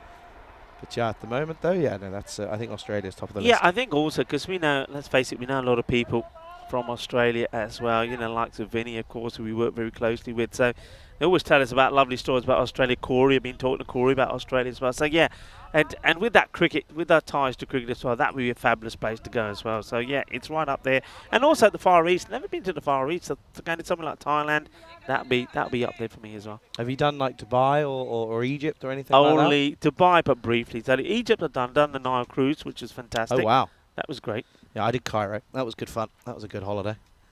That was where I learnt to swim. Wow. Shot! That's so good from Ahmed, who gets in on the party then here. Is that Ahmed? No, it's not. That's Sher Ali. What a shot that is. Yeah, Ali brings the power to the party. This is such a... Look at that shot. Oh, that is oozing class in it. Beautiful shot. And Sher Ali, well, he's got himself out cheaply a couple of times, isn't he? He got out for 0.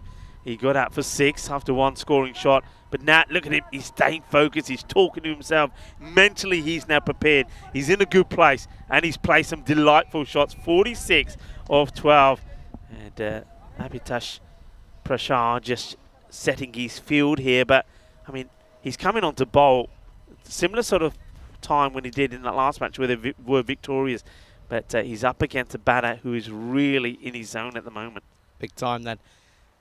And this one is hit well down the ground, and it will be 4, and that will be the half century there. Shubi almost gets taken out, but it's a half century of just 13 deliveries for Sher Ali. He's taken all day, but finally he gets going, striking at 385. Oh, what a hit. I mean, he's got so much power, and Shub, well, it was like the raging bull coming towards him. And I tell you what, if Mark Ahuja made any contact with Shub, that was it. Shub was done and dusted. Shub was gone.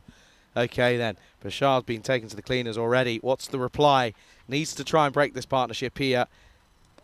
Oh, they won't. It's a wide. That's poor. Yeah, good call from the umpire. I mean, the standard of the umpiring here, can I just say, I mean, I know I said it in the trophy presentation ceremony last night, but the umpires have been absolutely brilliant. Once again, Sesoguri and Duncan that have been here today, the likes of Tyrone Peters that have been out there in the middle, James, been absolutely brilliant on the ball, and they've been consistent, and they've worked so well as a team.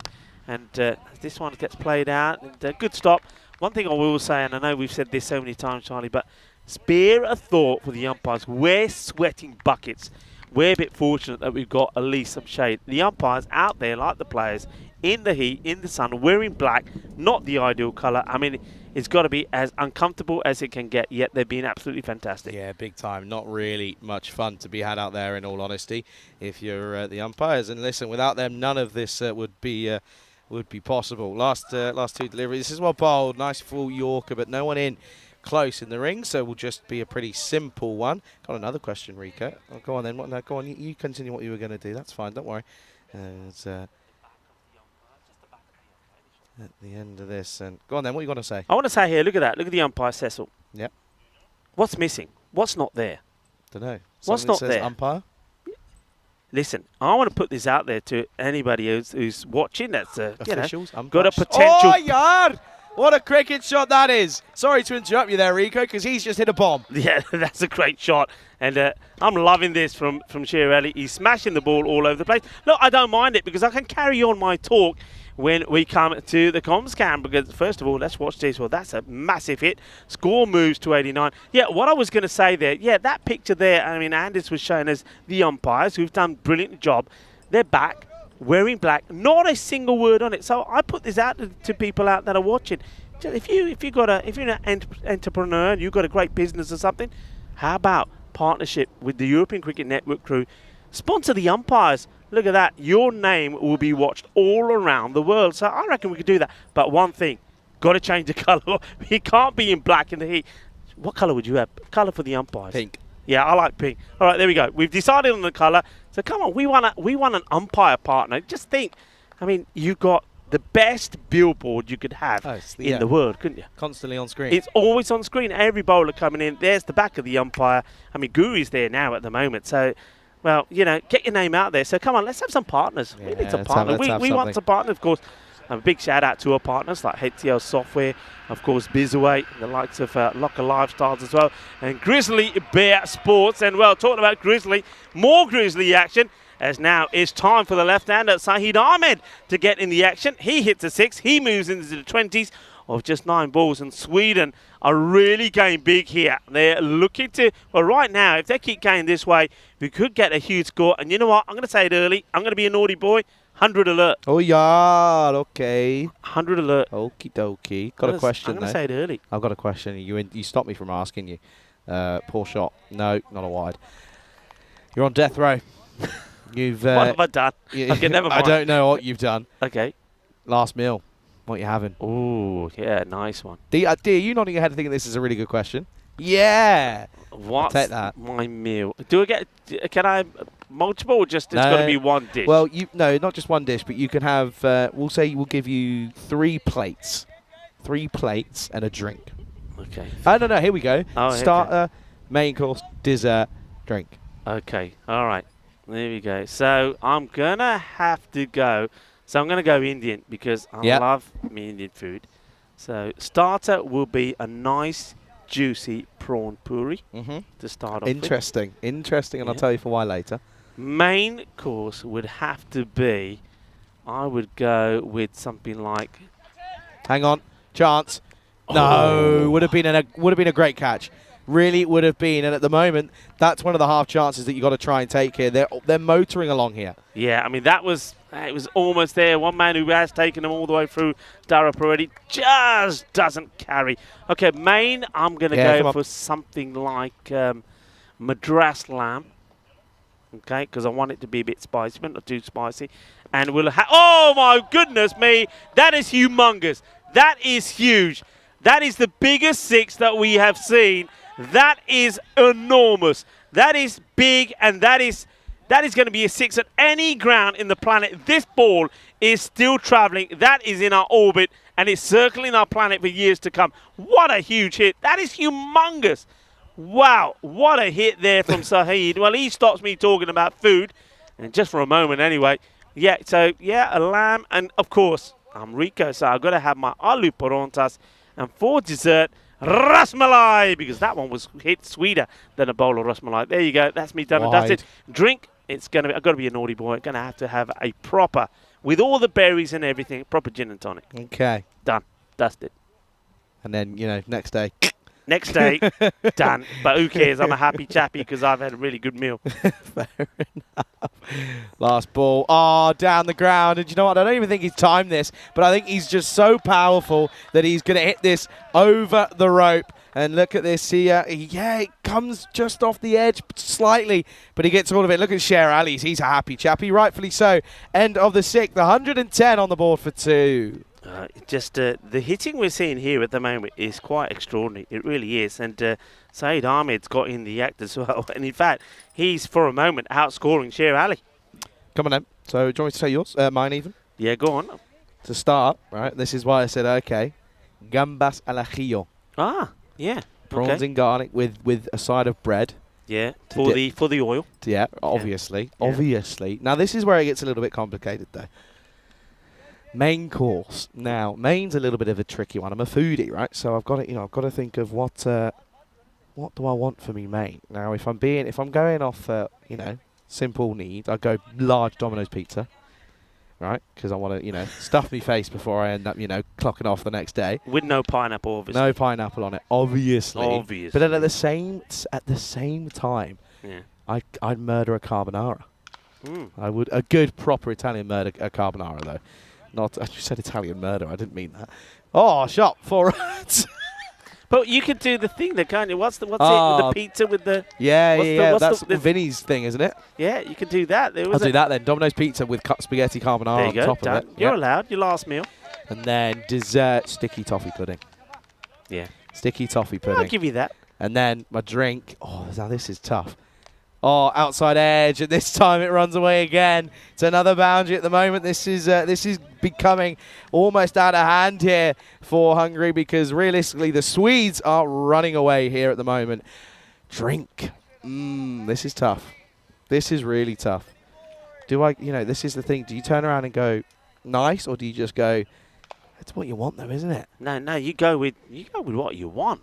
What do you? I mean, yeah. Go on. What would you want? Come on. Pint. Show me your naughty side. Pint. Pint of Strongbow. Pint of cider. Any cider. No, any cider. All right, that's 4. Told you.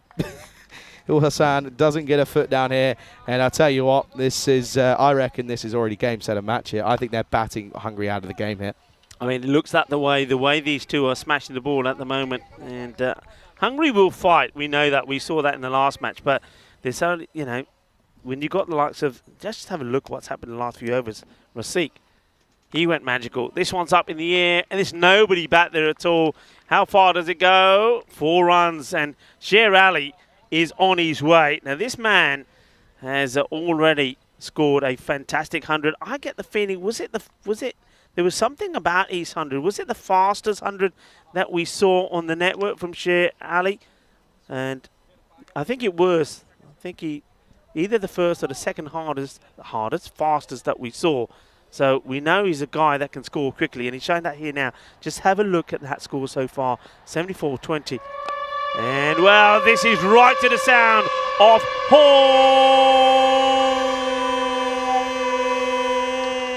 as it goes big. And Sher Ali now is in the 80s. Wow, he is just motoring along.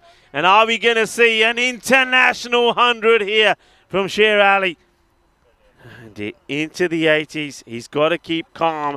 He's got to be composed. And I'm not going to say anything at the moment because otherwise everybody will think, and I could snooker myself, so I'm not saying anything. I'm going to hold back on this. Oh, yeah. Yeah, baby. This is another biggie. And now he goes into 86. What a hit this is. This is quite sensational. Oh, this is ridiculous. This is absolutely ridiculous here. And at the moment, you've got to feel... I mean, this over, by the way, it's all been boundaries. 4, 4, 4, 4, 6, 6. Wow. 28 off it.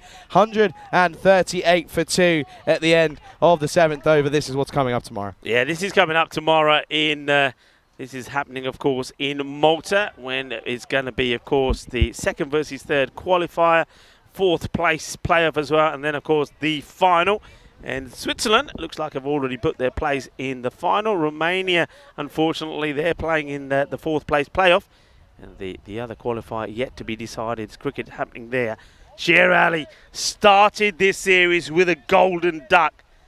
Then in the next match he made, I believe he made 6, and he got out. Yes, 6 of 6 balls, and yet here he is now, 86.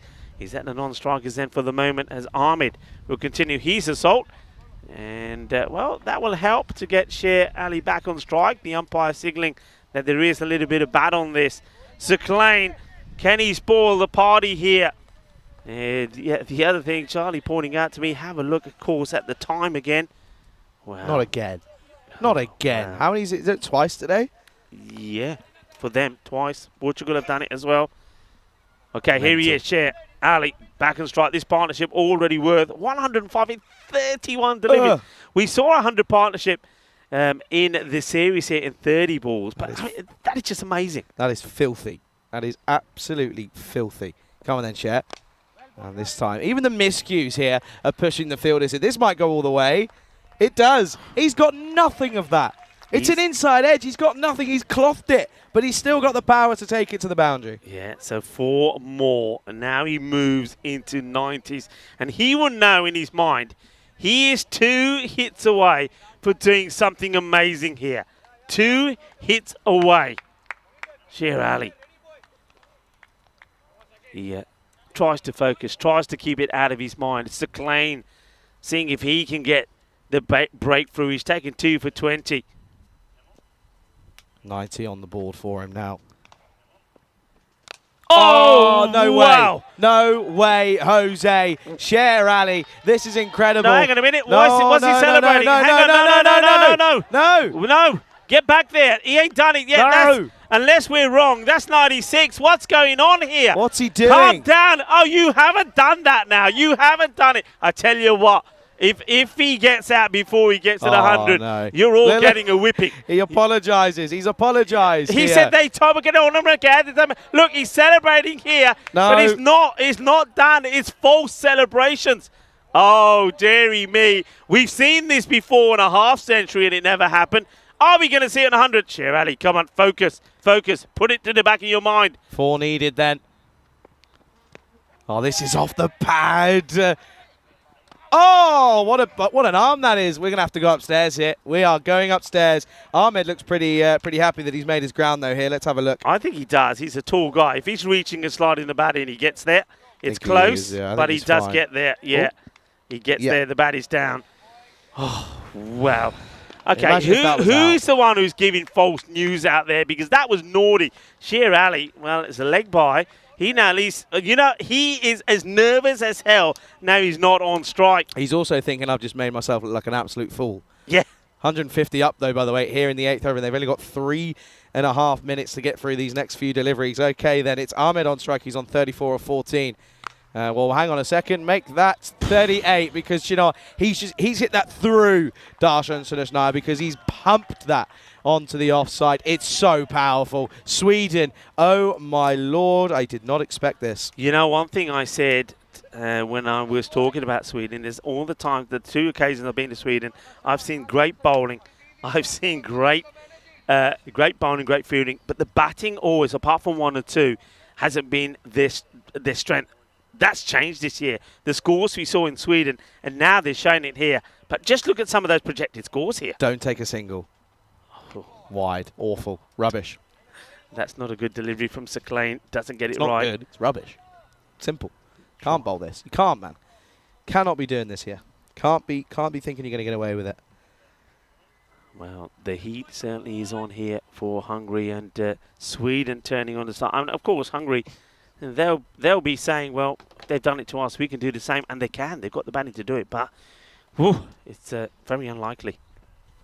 Oh, he's going to get away with this one. I want to see the height on it because if one before was called one for the over, then that one's probably very much the same. Let's have a look. The height. And that could quite easily be 2. He rises up, though. Anyway, good thing is, though, it's a dot, which will mean that Sher Ali will be on strike. 96 off of 25 here. And, well, we've already celebrated already. Oh, no, if he gets out the scenes. The absolute scenes would be rather incredible. It's going to be Abhitesh Prashar to bowl this 9th over. By the way, they've got 1:50. They're not doing this. This is another penalty. This is another penalty. I just want you to focus on this. Look at number 13, Sher Ali, 108 of 27. So he's already got 1 century. So can he get another? Right, if he does it this delivery, he's done it. He won't. Oh, it's going to just be 1. Oh, no. If he gets on the next, that is incredible. If he does, well, hang on a second. But that was 107. So realistically, do the maths. He's probably done it before. So then, in theory, he's already missed it anyway. God, I'm clever. I'm on it. Game 5, I'm switched on. Just click, click. In this heat, Charlie. Well done. Anyway. It's only taken, I can tell you how many games it's been. Anyway, Ahmed, oh, he misses out here. Yeah, that's poor. He's missed out on this one. That's really, realistically should have been gone. And by the way, Yeah. I told you right at the start, why have Hungary decided to bowl first?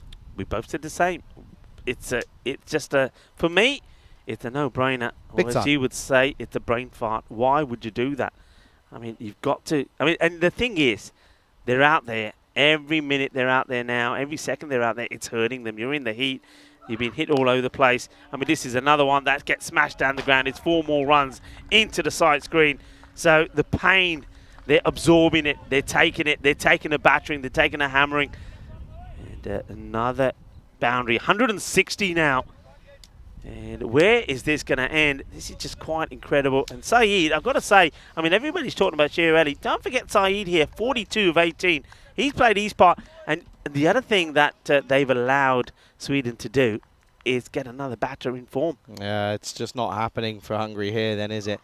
And this is going to be pumped down the ground, and a hooja. Oh, it's not a hooja this time, but it doesn't matter because it's the exact same result. That's Sakane, and he's got this one wrong. Yeah, he tries to stop it. He does get some body behind it, but unfortunately the ball slides through the 2 legs, catches the back of the heel, goes to the boundaries, 4 more runs. This is turning out to be a nightmare of an innings. Sweden, they're having some joy. Hungary, though, they're taking a bit of a pounding. They're taking a bit of a hiding They are here. They are, certainly. Clock's gone, by the way. Where's the clock's gone? Interesting. Anyway. And, well, shot Cora, that is massive. That is moosed onto the onside. And it will be a half century for our man out here, Saeed Ahmed. And this time they do get the timing right of the applause. Yeah, wonderful. These two came together, by the way, on 34. So they came together on 34. So, yeah, what a partnership it is. So, by my calculations, what is that? We're almost approaching a 150 partnership. Would that be right? I think so. I think so. All I know, though, is that I want to see Sher Ali get 100. Because he's already celebrated last delivery. And it's 6. Of course it is. What else would it be? I mean, it's Ahmed and Ali. It's the Ahmed and Ali show. Yeah, and Sher Ali, I mean, we're talking about him. He did, and that I knew there was something special about the century he got in Sweden.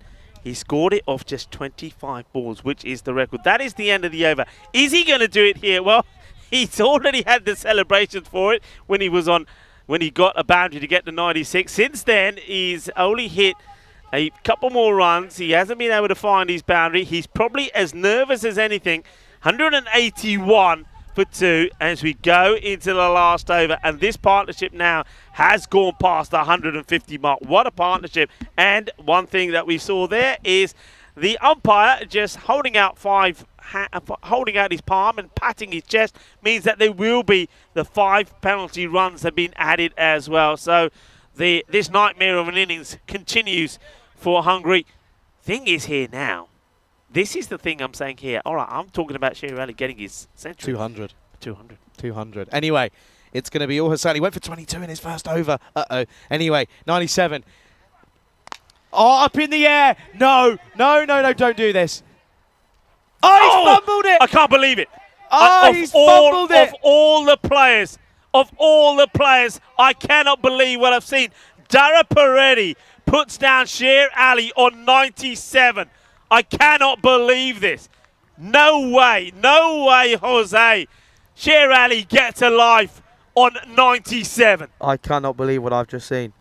No way. I mean, the scenes now if Ahmed faces the next 5 balls, by the way. The absolute scenes here. But all right, you just got to think about Sher Ali and got to try and give him the strike back. I mean, but the thing is, the way Ahmed's batting, he's not thinking about singles, he's thinking about boundaries himself. What does he do here? Oh, that's so good. That is so good. Gets the single. I mean, talk about team cohesion right there. That's incredible. Okay, then 98 on the board off of 27. Mamma mia. Que no me puedo creer. Mamma mia. See, no puede ver. But anyway, 98. He was dropped on 97 by the best fielder probably in the Hungarian side. Mental. I can't believe it. And you know when lucky, well, I say that, he ain't got it yet. But, okay, 98. Here we go. He's on 98. Can he get to that 100? He goes for it, and he will get it. Shaba, Shaba! Ball!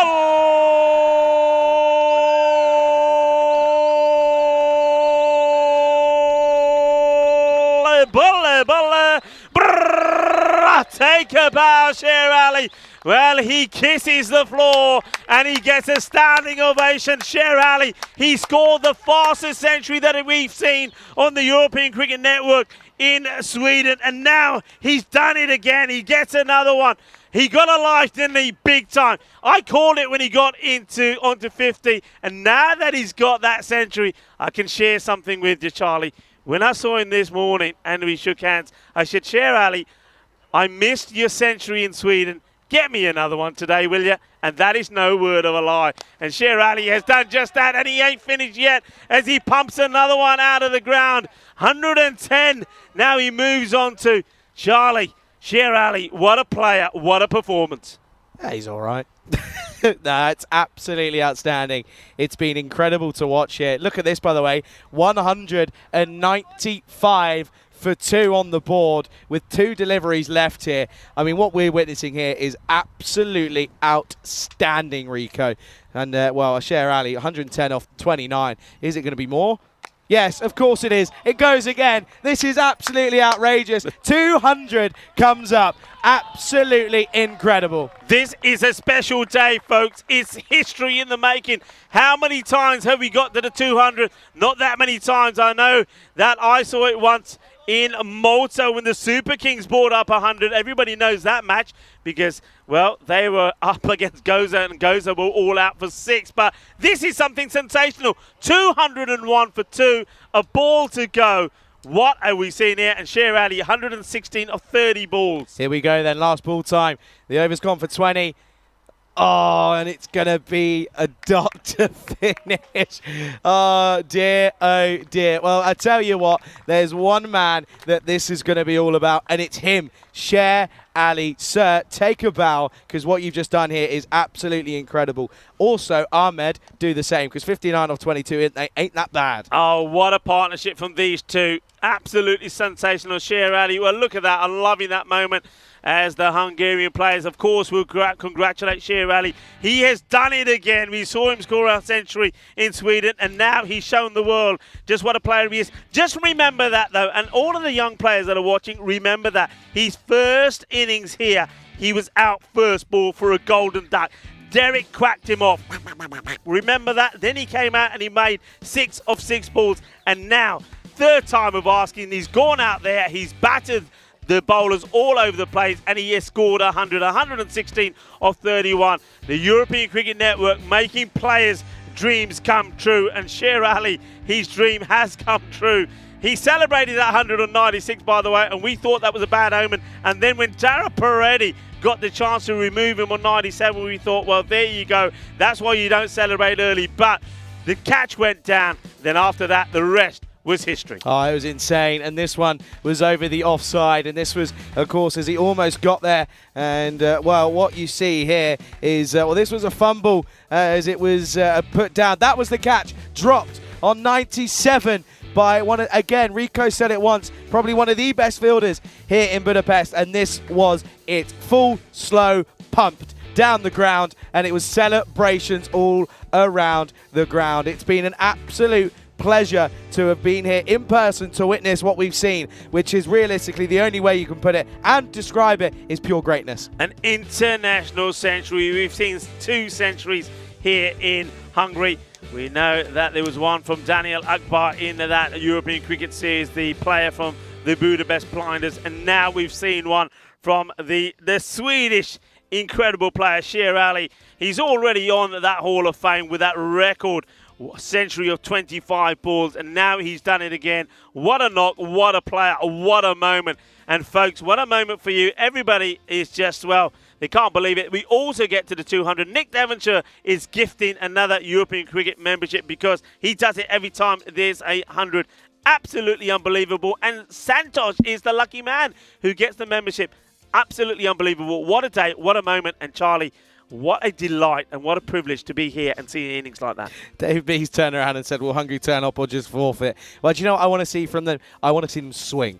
I want to see them go for it. Don't just nerdle. Don't try and play for your average. Yeah. Give it a go. Why not? We got nothing to lose here. And I mean, that looks like a murder scene. That does. Oh well, that is. You were talking about me for what I would eat my last supper. Well, I'll tell you what, yeah, that doesn't look good, does it? 47, Dara Peretti, 42 that Hassan goes for, and then all the other bowlers going for the 30s. But Sher Ali just was on song. Incredible. We've seen something special here in match number 5 in this European Cricket International Series in Hungary. The thing is, though, all right, 201, 202 needed. Don't forget, and I'm just going to leave this out there, don't forget that United Shalada Budapest did chase 153 for victory with the ball to go the other day. So stranger things can happen here in Hungary. Well, we're going to leave you to just, calm down a little bit. Me and Charlie are going to have to find some cold water somewhere and pour it over our heads and also calm down because we've seen something special. We'll be right back in probably less than 10 minutes' time for the conclusion of match number 5. But Hungary, the host nation, they are going to have to pull out something special. 202 is the target. We'll be right back. Volvemos en 10 minutos.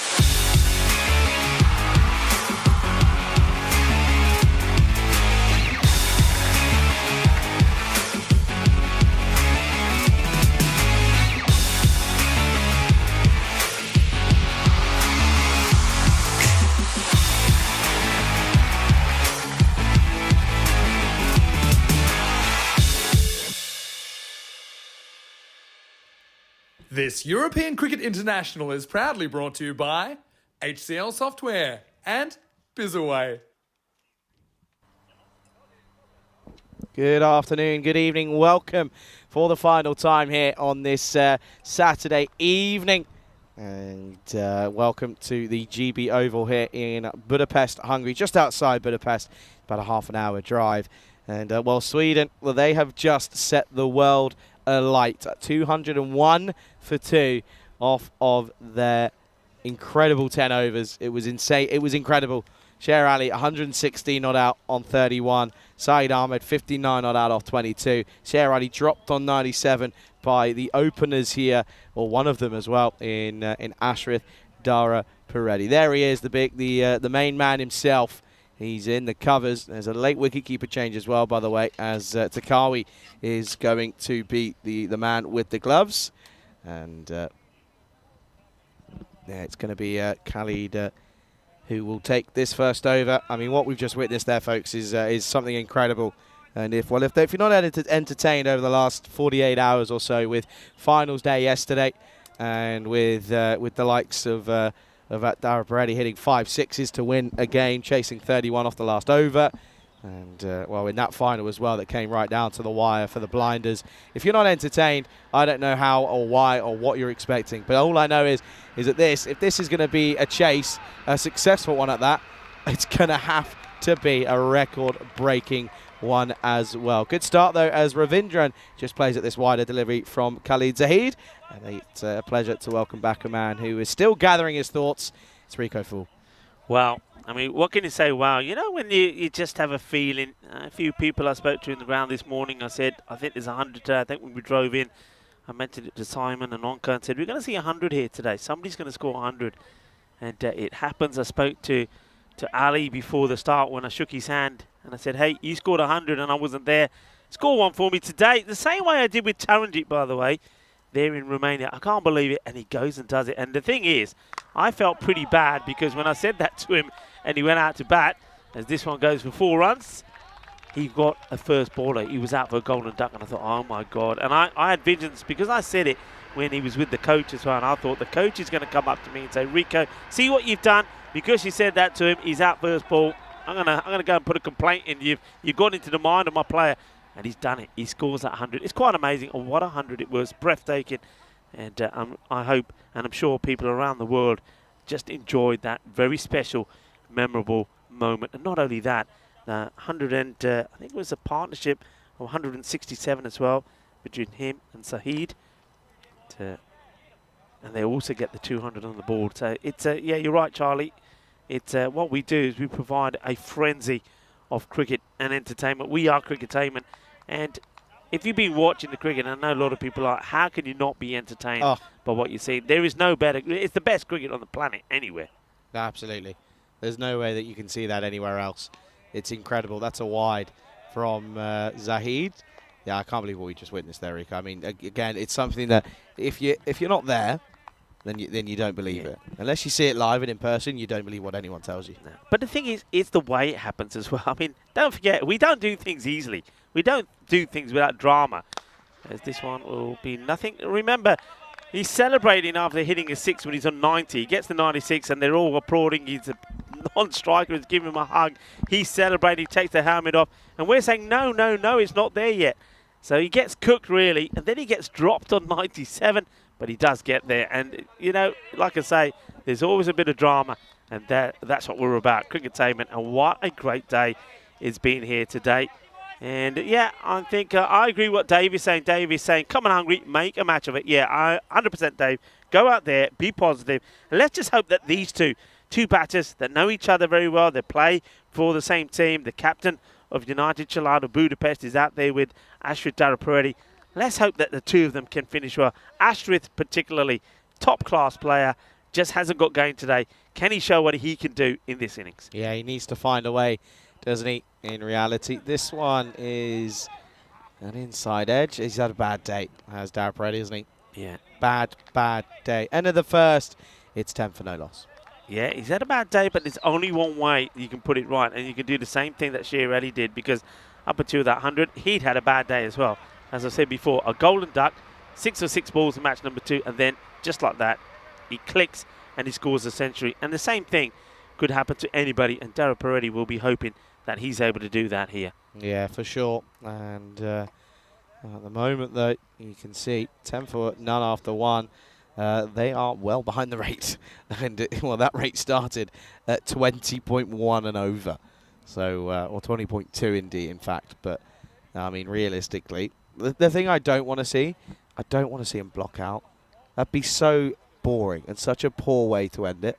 Yeah. Especially after, you know, show the fact that even though you've just been pumped for a fair amount of runs, you can come out and give it a go. Is Shukla. Oh, that's Gundy. See, this is what I'm saying. Daryl Peretti yesterday, that's going for 6. Today, not happening. Yeah, it's all about, it's a funny thing, you know, as we know, that form can come and go, but class is permanent, and Daryl Peretti, he is a classy player, and he is, of course, he's hoping that he can get back into form as well. Okay, then. Oh, what's happened here? No ball called. Is it for the wicket keeper here? Oh, no, of course, it's for the full toss. Of course it is. Free hit coming up then.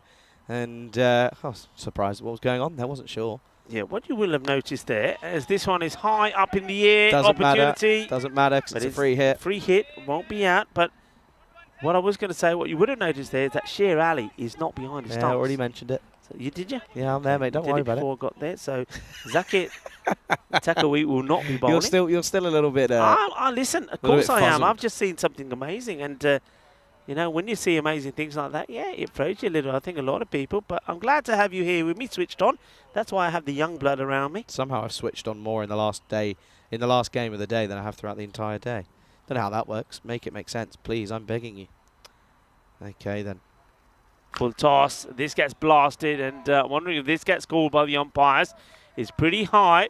They're looking at each other. Let's go side on this. This is high as well, you know. Yeah, that should be called. I wonder if it will be called. The umpires are looking at each other. The replay has just been out there. Yeah, it will be called. So that's another. So Shukla has bowled 2 beamers. If he bowls another, he's off and he won't be bowling anymore. And remember, they've already got the man that would normally bowl, Takawi, behind the stump. So he's not going to be bowling. So this will be interesting. Well, maybe Sher Ali, he thought he's going to have a bit of a rest because he's not behind the stumps. Probably, understandably, probably a bit exhausted and dehydrated. They might even ask him to have a bowl. Yeah, absolutely. So this one is going to be another boundary. And, well, this one we're going to have to take another look at here because it's right into that late evening sun. And we're not too sure where he's finished. 4, I think. Yeah, 4. 1 bounce 4. Good shot again this time. And, well, that's a really, really good bit of hitting. And Daryl Peretti, he is coming out and having a go. Understandably so because Shukla, he's bowling pies. Yeah, well, Daryl Peretti, free hit. He'll take that. Maybe that will get him going. Carved away for none. Be a dot. Yeah, and I'm just looking here, and I won't mention everything just yet. But what I will say is that we can have a look and we will get confirmation as to where that stands in the grand totals of the history of the European Cricket Network. However, Daryl Peretti, it's a disappointing day and it will end here. And well, it almost puts him out of his misery. He goes for 10 and that's an early wicket here. It will be 23 for 1. Simple catch for Samuela. And he takes the catch, and Daryl Peretti, yeah, I think he'll go back home thinking, I just got to have to pretend that this day never happened, and he's hoping he can go back, have a good cold shower, get some good food inside him, have a good rest, and come back tomorrow.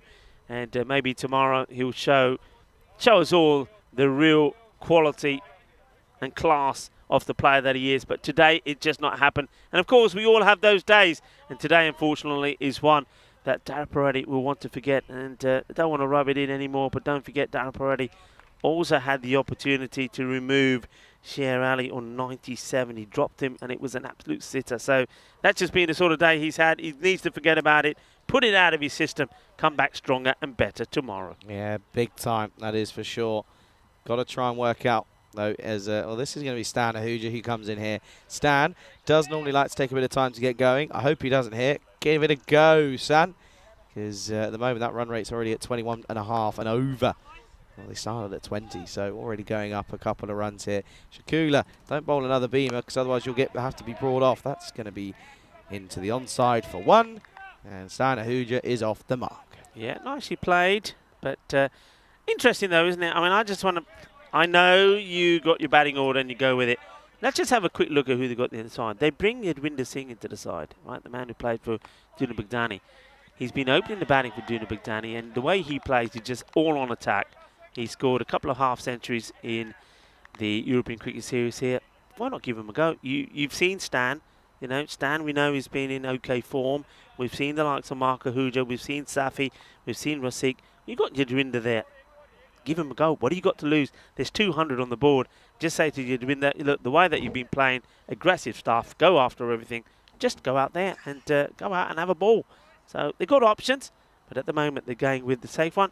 Have a look at this. We don't see 200 come up too many times, Charlie, but there it is, 201. Yeah, this is what I was mentioning, and you can see that it's the 5th ever highest score set by any team on the European Cricket Network. Of course, you can see there Barcelona, Shaheen, VOC Rotterdam, Catalonia, Master. I'll put Sweden in the ranks there as well. Incredible scenes. All that is very gunny into Kawi. Can't even cut this one off, and to be honest with you, you can't blame him. He wasn't thinking about being the keeper today, and well, now this one has got completely wrong. And yeah, there's not much he can do about that one. That'll be a minimum. That'll be 5 wides. Yeah, interesting when we saw that higher scores. I'm just wondering because I noted that Master, and they got the 200 as well. Was that the match that Sher Ali got his 100 in? Did he play for Master? I mean, I wasn't there. Well, somebody will check this, but if it is, that's an amazing trend, isn't it? And, at the moment, Stan Ahuja is facing up to Baluch, and that's a nice, well, I was going to say it's nice, took his shot. It looked nice, but he wasn't able to execute it. He misses out on it. But there it is again. I think you're right there, Rico, if I'm not wrong. Yeah, so we saw that 200 come up also, and yeah, that was quite amazing. So yeah, once again, it was happened for Master. So it was Sher Ali that scored that fastest century we've seen in 25 balls for Master when they put 200 up. And here he is, or here again today in this match. He scores 100 and he helps Sweden get to the 200. It's quite amazing. Yeah, it's rather sensational, isn't it? And you can't blame a lot of... listen, Sweden will love, and all the fans are going to be, oh no, what is that? Oh, he's got that one wrong. He's had two howlers here. Look, we'll check this out again. Gets it completely wrong. He's trying to do something here that just isn't needed here. Watch this. Oh no, there's nothing positive to say about that. It's awful. It's a bad delivery, isn't it? And when you're bowling here, you're not bowling with a team that are taking you apart, or a team that is looking to get a good win for it. That's better. That's where he needs to be.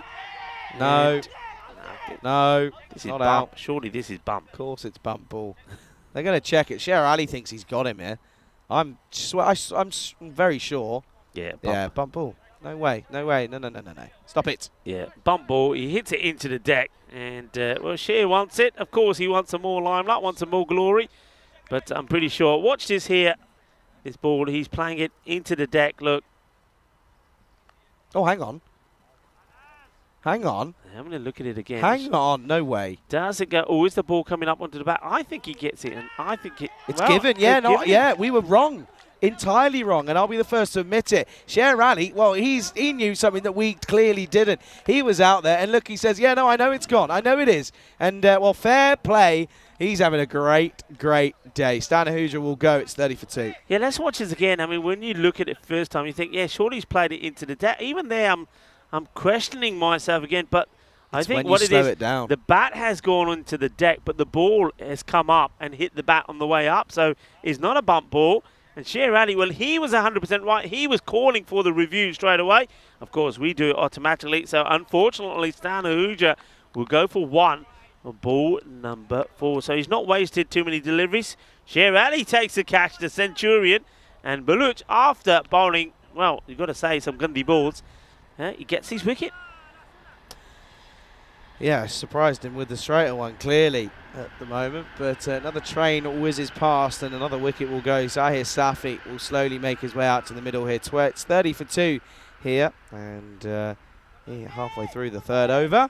At the moment, though, it's Sweden on top. Yeah, well, big time, aren't they? Big time. It's all about how... I think it's looking at the mental side of the game here also for Hungary. How do they reply? I mean, they've got to be attacking. You've got to try and get to a respectable score. But, of course, what's happened out there hurts you. And, you know, don't want to keep touching on this. But remember, they did win the toss. They won the toss and put Sweden into bat, which, well, myself and Charlie both at the time said, I don't believe they made that decision in that heat. Why would you want to toil in the heat and allow somebody like Sweden to potentially do exactly what they did? So it ends up being not a good decision.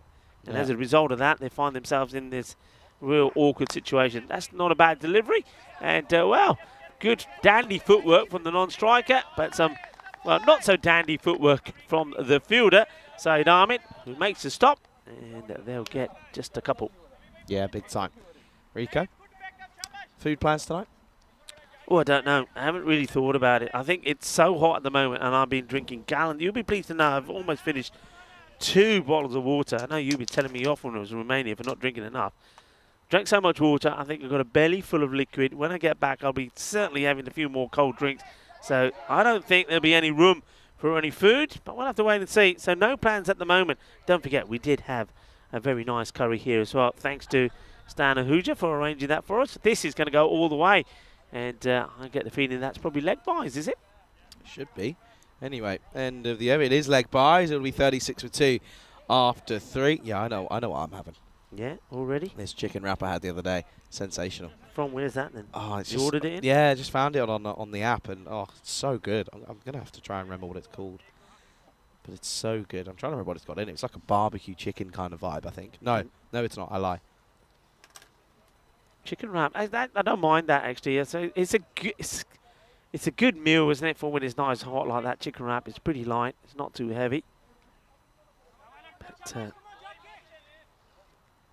a bowl of ice cream wouldn't go down badly either, would it, right now? Maybe just skip dinner and just go for desserts. Ice cream, sorbet, any of that stuff. But, if the hotel had a bath, I think I'd have a bath in ice cream. I'd eat it as I lie in there. I'd take a straw with me, and as it melts, I'd just... And anyway, that's been sucked up just the way I'll be sucking up my ice cream in the hands of the fielder. Not easy catches on that side at this time of day because the sun is in your eyes, but no issues at all from Nasir. And takes a very good catch. Here we go. Nicely done. And well, no cap, no shades. Not easy, but he holds on to it. Yeah, he does well. And, well, that'll be the end of Ravindran. He will go, and it will be third wicket down. 36 for 3 here in this 4th over. And it will be Sheikh Rasik who comes out in at number 5. He can certainly get going, but at the moment, I think they lack the belief here, and they're just down already, aren't they? To be honest, do you know what? You can't blame them either. You can't, no, absolutely you can't. I mean, it's very easy, isn't it, for us and for people in the chat around the world to say, yeah, I just hope they're positive. Go out there with the fine and say, you know, if they did it to us, we can do it. But realistically, don't remember 4th match in the day for them as well. That is big. I mean, in the European Cricket Series here, some teams play 3 matches in the day, and we saw them struggle to play 4. That is big. So, going to be hurting. They're going to be exhausted. And then a team just demolishes their bowling, scores 200 runs. A guy scores 100. They've been toiling in the heat.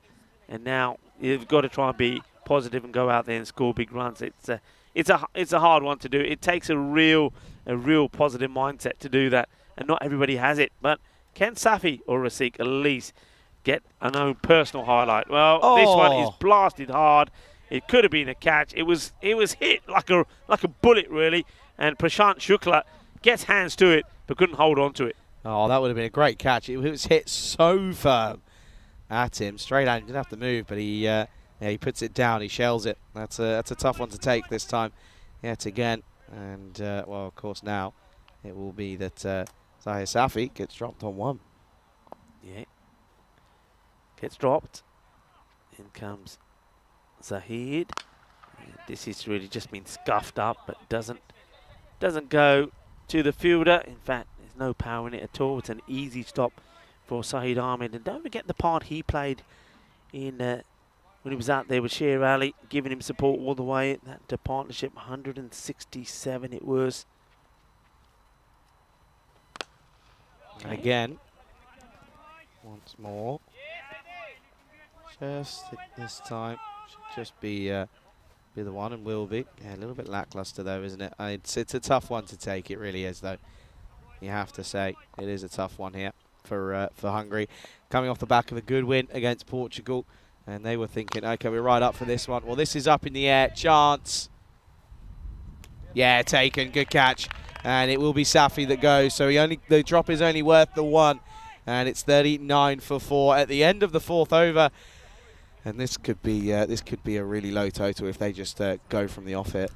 The only positive, if there is one, this is what I'm thinking, is we've seen Vinith back today, we've seen Dara Peretti, we've seen Stan Ahuja, we've seen Safi. They've all come, they've all gone. We haven't seen a few other people. Maybe they can come out there and use this as an opportunity to score some runs and well, make a little bit of a name for themselves. That's maybe something that could happen here. We'll have to wait and see who's coming out here now. It'll be interesting to see whether who they go with. I got a little guest in the chat, by the way. Okay. Well, Daniel Weston is in the chat. Hello to Daniel Weston. He's saying flight delayed to Malta by an hour. So he's having a chance to watch the rest of the innings. So, Daniel Weston, did you see the century? Go back and watch it if you didn't. Trust me. Yeah. Oh, that's going to be his third, and I reckon he's off here. That's going to be his third, and he should be off. Yeah, because Shukla bowled 2 in his first over. Now, have they? Yeah, it's coming through now in the walkie-talkie. The captain will be informed, and the umpire politely says, "Here's your cap." Not yet. What's going? Hang on. Yeah, there's no ball. There we go. Skipper's coming over now. Yeah, he's got to go. So now they're in the tricky position of trying to find someone who's going to be able to bowl the rest of this over. And of course, you have to remember they lost one of their bowlers in Zakir Takawi because he's keeping. Yeah. So it looks as if they're going to ask the man with an incredible half-century, Saeed Ahmed's going to come on and try to bowl this the remainder of this over here. Yeah, you can't be bowling those, can you? So he's going to be off. And the thing is the pace that he's bowling at as well. Now, the only thing I could say, I mean, I'm just guessing here, but once again, Charlie, sweaty palms. This heat, I mean, we're standing here, palms are sweaty. Maybe some of the slow bowlers having issues getting their fingers around the ball. This is up in the air, of course, wouldn't have been out because it is a free hit. But once again, Rasik doesn't really get hold of it. But they have got now Abhidash Prashad. This guy, well, I reckon, I said in the last match when he was playing the match, wasn't he? Took 2 for 16, also scored 32 of 13 balls, and he was hungry. I think he was hurting the way that Hungary lost those earlier matches, and he wanted to make a point. Well, he'll be wanting to make a point here as well. And he's going to get lucky first up. Hay poquito de suerte. Eso es 4 carreras. And that's the way you got to be. You got to be brave, swing hard, and well, one batter surely is going to click here. Yeah, well, you'd expect so, wouldn't you? And well, it wouldn't surprise me if it was to be Prashad. You mentioned it there. He's had a great day, in all fairness, with the bat. It wouldn't surprise me if he does so. But again, once again, coming in at 6, I would have chucked him in at the top, especially when you're chasing 202. I would have chucked him right at the top. Yeah, I've got Mohammed Ador. He's asking a question, saying, "Rico, sir." And, well, and again. Same again, and the same, well, slightly different. Well, the same result, but this time could have been different because the man with the 0 on his back, well, I think he's going to get a 0 for an attempt of this catch because I don't want to be too hard. He does get hands to it. The Zabi Zahid is one of those that could stick. It doesn't. The ball goes to the boundary. Yeah, he's asking Ajam Khalil, which country player? Well, I'm saying I'm saying Sweden. Had a guess? Probably. Good comeback ball from Ahmed. And good areas to bowl to Prashad. Yeah, I mean, that name does ring a bell. Dave is giving us some more updates. But, of course, match still happening there in Malta in the Vleda Cup. France made 187 for 5. Luxembourg, 25 for 1. Can they pull off a bit of a surprise there? So people will keep their eyes on that one as well. That was quite a big hit, by the way, that you just that Prashar decided to hit. That was huge. But the worst thing is there was no celebrations, because in reality it doesn't mean a lot. I mean, you can see there that the Hungary team that are all huddled up in the shade. But yeah, come on. I want to say this to Hungary. Come and support you guys. And if a guy hits a 6, hits a 4, come and get out of there. Support him, clap him. I mean, be positive. Show your positive signs. Show the team spirit. Motivate the batters out there, because if you start doing that, you know, they'll start performing. And we just have a quick look at tomorrow. Will be finals day, of course, in the Valletta Cup in Malta, those T20 internationals. And you can see that the first match will be the second versus third qualifier. Fourth place playoff, well, Romania, who finished 5th, will have already booked their place in there. That's disappointing, I think, for Romania. They've played some good cricket lately, but haven't been able to turn it on there. And the final was Switzerland. They finished top of the standings there. They have already booked their place in the automatic qualification. Yeah, not good from them, is it? It's a little bit disappointing for Romania. Seem to be able to boss the T10, but the T20 stuff, again, just struggling a little bit at the moment. But yeah, congrats to Switzerland. That's really, really good from them. Of course, you know, there's a couple of ECN workers in there at the moment. And yeah, Daniel's just on to Mamadou saying, do you mean Azam? Of course, Azam Khalil is someone we've seen play a lot of cricket. I mean, he's played a lot of cricket for Sweden and for Army as well. This one's away, and well, he's going to be 2. Good running. Yeah, Azam Khalil, if that's who you mean, of course. Adore, yeah, I mean, Azam Khalil plays, of course, for Al-Bazami. A very nice guy as well, great cricketer, and doing great things, and has done great things for cricket in Sweden, and certainly does a lot of work in getting the youngsters, the juniors, and the women playing as well. So, yeah, if you're talking about Azam Khalil, he definitely is from Sweden. So, but not playing here. He's not in the squad. But, of course, we did see him, of course, in the European Cricket Series out there. And he, of course, would have been disappointed that Al-Bazami weren't able to win the series out there. 64 for 4 at the moment then. And this is going to be 70 for 4. Good shot, this one. And it's a nice shot from Prashar. Once again, in the runs already here. Yeah, nicely done. And like I said, one man who seems to be switched on, seems to be focused, and seems to be playing some nice shots and playing some good cricket at the moment is Prashar.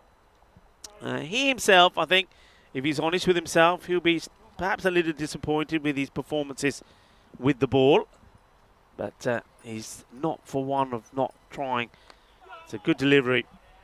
Gets worked away, and he's going to get another boundary. The bowler's a bit unlucky here because he's right up there in the block. But he gets it away, 4 runs. Prashar's got to open. I'm sorry. It's got to happen. In T10, it's got to happen. T20, different, 100%. He's your finisher.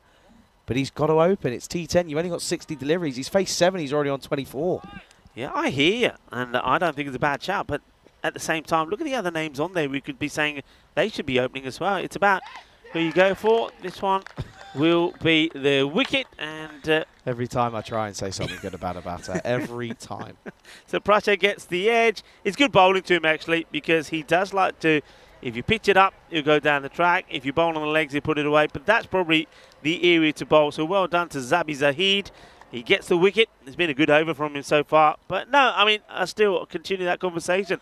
If you see what he's done here today, if you see how he scored each runs and he scored quickly, he is one man that has performed today. He scored 32 of 13 in the last match. We also saw him score 37 of 12 balls in the first match, match number 2 against Sweden. So he can turn it on. But the thing is, and Hungary will tell you, well, yeah, you're right, but we've got others as well who are just not clicking. But that's the thing. You're either on song and you click or you don't. And a lot of players at the moment in that Hungarian setup here just not clicking. And you know, they don't get any bigger than Ashwin Darapareddy, who just hasn't been able to turn on the style today. Okay, yeah. Darshan. This one gets past him. It will be the end of the over. A very good one from Zabi Zahid.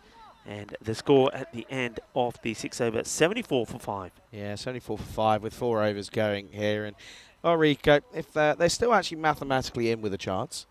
It's 128 needed off of 24 going at 32 runs and over. Mm. So they are still in with a chance. I mean, I'd say that chance is 1%. if we were to have a win viz, which I think we should, by the way, that's something I'd love to see. That'd be cool. That'd be cool. Little something that pops up that's just running throughout the little percentage. Well, I think that's pretty cool. Anyway, that's just me. Here is Ahmadi's going to have another go then. He's going to start, though, with a wide. Yeah, well, he was asked to finish off an over, and he did pretty well. He's a tall man, isn't he?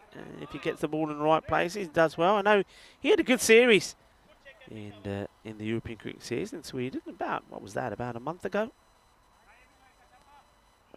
And he comes again, trying to get the ball to go right across the right-hander.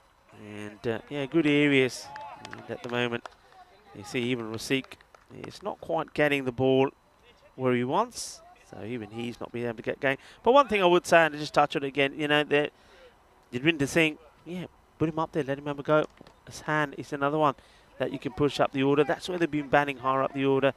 You could quite easily, somebody who's been in pretty good form today, Mark Ahuja, could have decided, right, we'll open with Mark. So they've got good batters, they've got a good squad.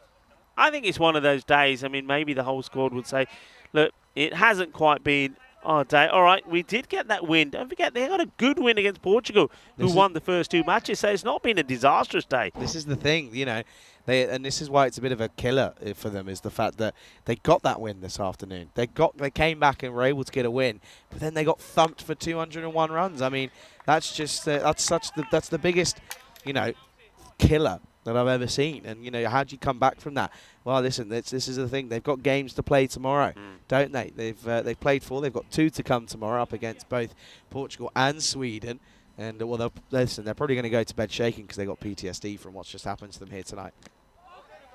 Well, he's lucky to get a bit of bat onto this because it's not a bad delivery from Ahmed. And Darshan, he's lucky a bit of an inside edge. Otherwise, if that hits the pad, everybody's going up. But yeah, it's all about responding. And I think also tomorrow we'll see the character of the side as well. We'll see the character of Hungary in the way that they respond after what's happened in this match. It's nicely hit down the ground. Firm looking shot from Rasik. He moves to 18. And Ahmed will be looking to finish the over well with this delivery. But look, we're talking about Hungary here. Let's focus a little bit on Sweden, because Sweden, don't forget, they did lose their last match as well against Portugal. And what a response it's been from them. Well, that's a bit better. 4 runs. Shot from Darshan. Yeah, no, I mean, Sweden, it's incredible. We know that Sweden can play good cricket. We've been there countless times throughout the last couple of years.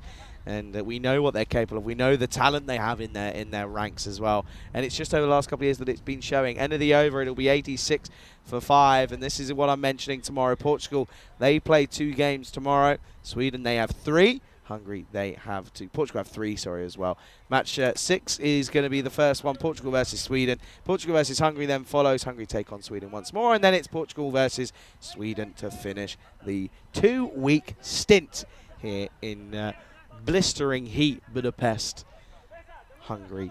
And yeah, of course, that starts at 7:15 GMT, 9:15 Central European Time, and 12:45 out in India. Here is Zabi Zahid. He's going to have a bowl. And, well, this one, he picked up a wicket in his first, went for 13. Well, that's going to be a 4 to start. Yeah, nicely played. Played away. It's a really nice shot. As he gets this in the slot. And nicely played. Yep, and so then 90 for 5, and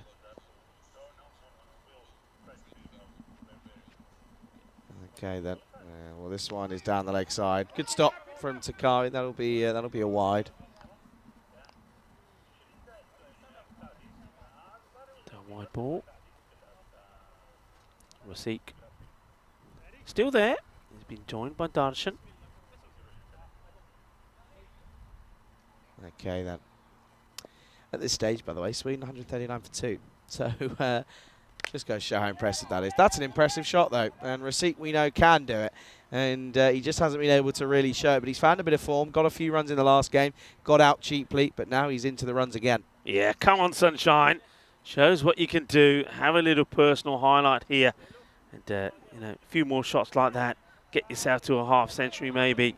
And go away from this and say, you know what, it didn't go all to plan, but we did get 1 win, and we were the team that were able to be Portugal that had won 2 games on the spin. And also, well, I did get myself a little international half century. So, Receipt, come on, turn it on. I'm for you here, buddy. In comes the bowler, Zabi Zahid. Doesn't quite get there, does he? I mean, look where he finishes here. That foot needs to come across a little bit more. It's a right shot to play because there's nobody there on the boundary. If he gets it over the fielder, he's going to get that boundary. Yeah, for sure. And by the way, one thing I want to talk about is that interview that you did, Rico, with Darparelli has been posted on our socials. It was just literally moments after they got that bronze final success. And yeah, it's certainly worth a watch. And yeah, if you're not already, go ahead, check us out on our socials, and yeah, make sure you stay tuned for more content. But this is what we want to mention as well. By the way, check we're on our way there. Daniel Weston, of course, that is, was there, and well, he was signing paperwork after paperwork. Yeah, he was, and of course now he's stuck at the airport. He's on his way to Malta to probably do more of the same. Daniel Weston, of course, it's visiting all of the federations, and once again, a big shout to all the federations that are involved with the European Cricket Network, and combined together, the European Cricket Network and those federations making cricket bigger and better across Europe. And of course now starting to talk about not just the men's cricket, the women's cricket as well, and junior cricket probably to come soon as well. I mean, and you can see already the number of T20I, not women events, that are coming on the network. Just goes to show that cricket coming quick and fast, not only men's but women's cricket as well, and probably pretty soon we'll have some junior, maybe under 19s cricket as well. So it's a partnership that is growing bigger and stronger all the time. More cricket, and of course that's exactly what our viewers want. So Daniel Weston doing a great job, and a lot of people, I mean, we often talk about the people here on site, but of course we quite often don't talk and emphasise about the hard work done by the people back in the office. Daniel Weston, Roger Finer, and of course a lot of people in the office that are doing great work as well. James Kante as well. We quite often see him coming to the event. So well done to the crew based away from the site as well, doing all the great work behind the scenes. Sher Ali, and well, this one is going to be taken, and he's off, he's away, and he is just a man on a mission, and he's proving, he's saying, hey fellas, MVP, I'm here. Sher Ali, I'm going to say, oh yaar, idhar aa, jaake na lottery ticket leke aa, go buy a lottery ticket, because he's doing everything today. He scores a century, takes a catch to get to which nobody else thought was out, and now, well, I tell you what, he's not keeping wicket because he's too tired, and yet here he is having a bowl, and he takes a wicket the very first ball. Yeah, ridiculous. Mark Ahuja comes out. It's 98 for 6 here with 11 balls to go, and I mean, Sher Ali, incredible. What a boy. Now, one thing I said to you, I was very surprised that he wasn't, though, that he was keeping wicket, because I know him as a very good bowler.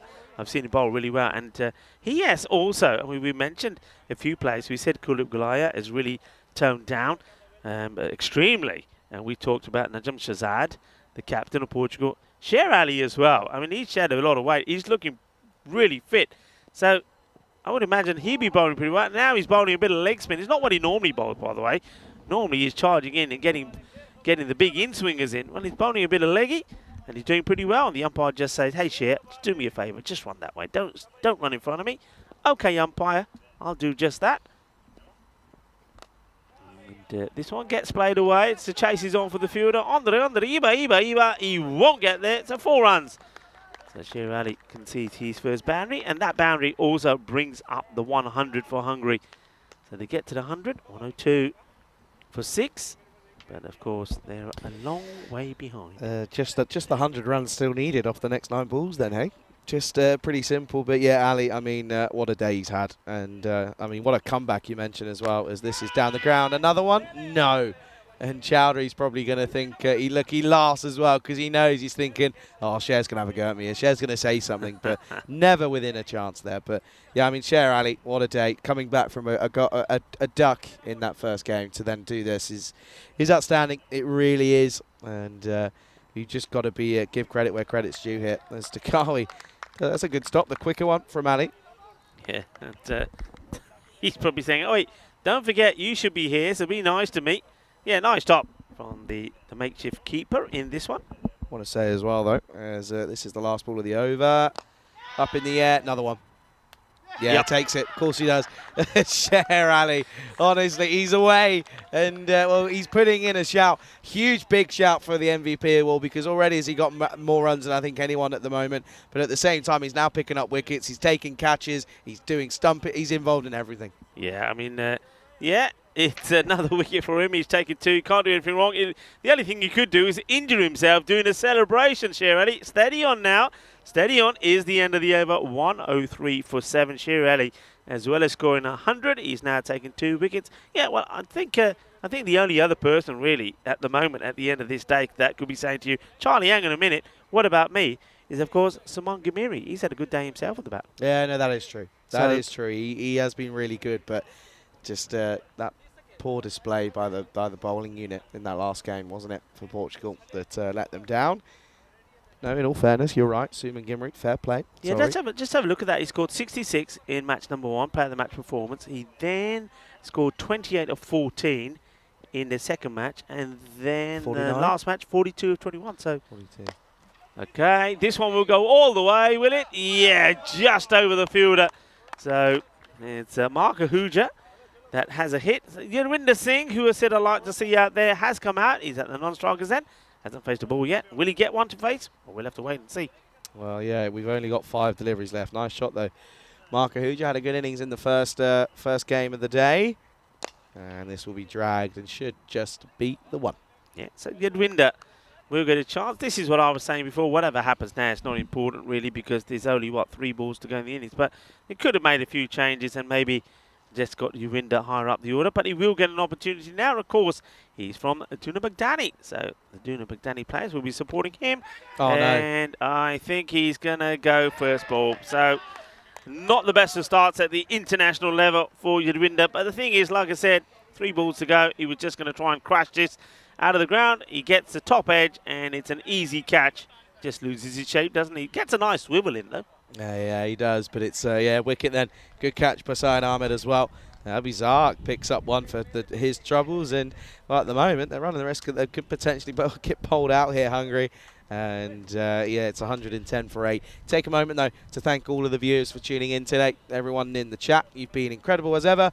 And, I just want to say, I said it yesterday, and, before we had that presentation, everything you do is appreciated from the bottom of our hearts here. Everyone here at the European Cricket Network, thank you. Yeah, ditto that. And it's been a great team effort from a lot of people to put on the cricket here today. And, of course, I've got to say, huge, and I think Stephen Waddle has touched on this as well, huge well done to all the players playing in some very difficult conditions, extreme heat. Particularly, you have to say, Team Hungary, who've had to play 4 matches here in the day. That takes a lot out of you. And they did get 1 win. That's the other thing we can turn around and say. At least, I mean, there's no unbeaten side, is there? Everybody has had a defeat. So it just goes to show that what we were saying all the way along, that, and I think we'll see it more tomorrow, that we are going to see some very close matches and some tight ones as well, even though this one is not one of them. No, well, it's straight to the fielder at point. And, this will now be the last delivery then, and it's going to be an absolutely thumping victory here. It's going to be an incredible one, and okay then, it's going to be the last ball of the day, and it's going to be a 6 in classic Hungarian cricket style. We finish with a maximum, and it's it's not going to be enough though, but Ahuja has a little bit of fun, but it will be Hungary that lose to Sweden by a mammoth total of 84 runs. What a way to announce yourself again here, Sweden, as they finish your winners here in match number 5. Yeah, what a way it is. And, fair play to Mark Ahuja, the captain of Hungary. And he does show that at least that he's shown some sort of form and fight today. Remember, early on when his team weren't doing anything, he scored an excellent 48 of 24 to at least keep them in the contest with Portugal in the very first match of the day. But this day, and this particular match is all about Sweden. They've done some incredible things. Of course, everybody will be talking about Sherry there, Sher Ali, 78 on his back, who scored a century. What a fine knock it was indeed from him. It was quite outstanding. It was amazing. And that will be talked about for many, many years to come. But, of course, the team itself putting 200 on the board. A great partnership between Sher Ali and that of Saeed, 167-run partnership. So, I mean, you've got to say it's been a memorable day. It's been a fantastic day of European cricket international action, but more to come tomorrow. Yeah. Of course, not just here, but also we've got finals day in Malta for the Valletta Cup. Dara Peretti then, it's a bad day for him. Take a look at the highlights of this innings here.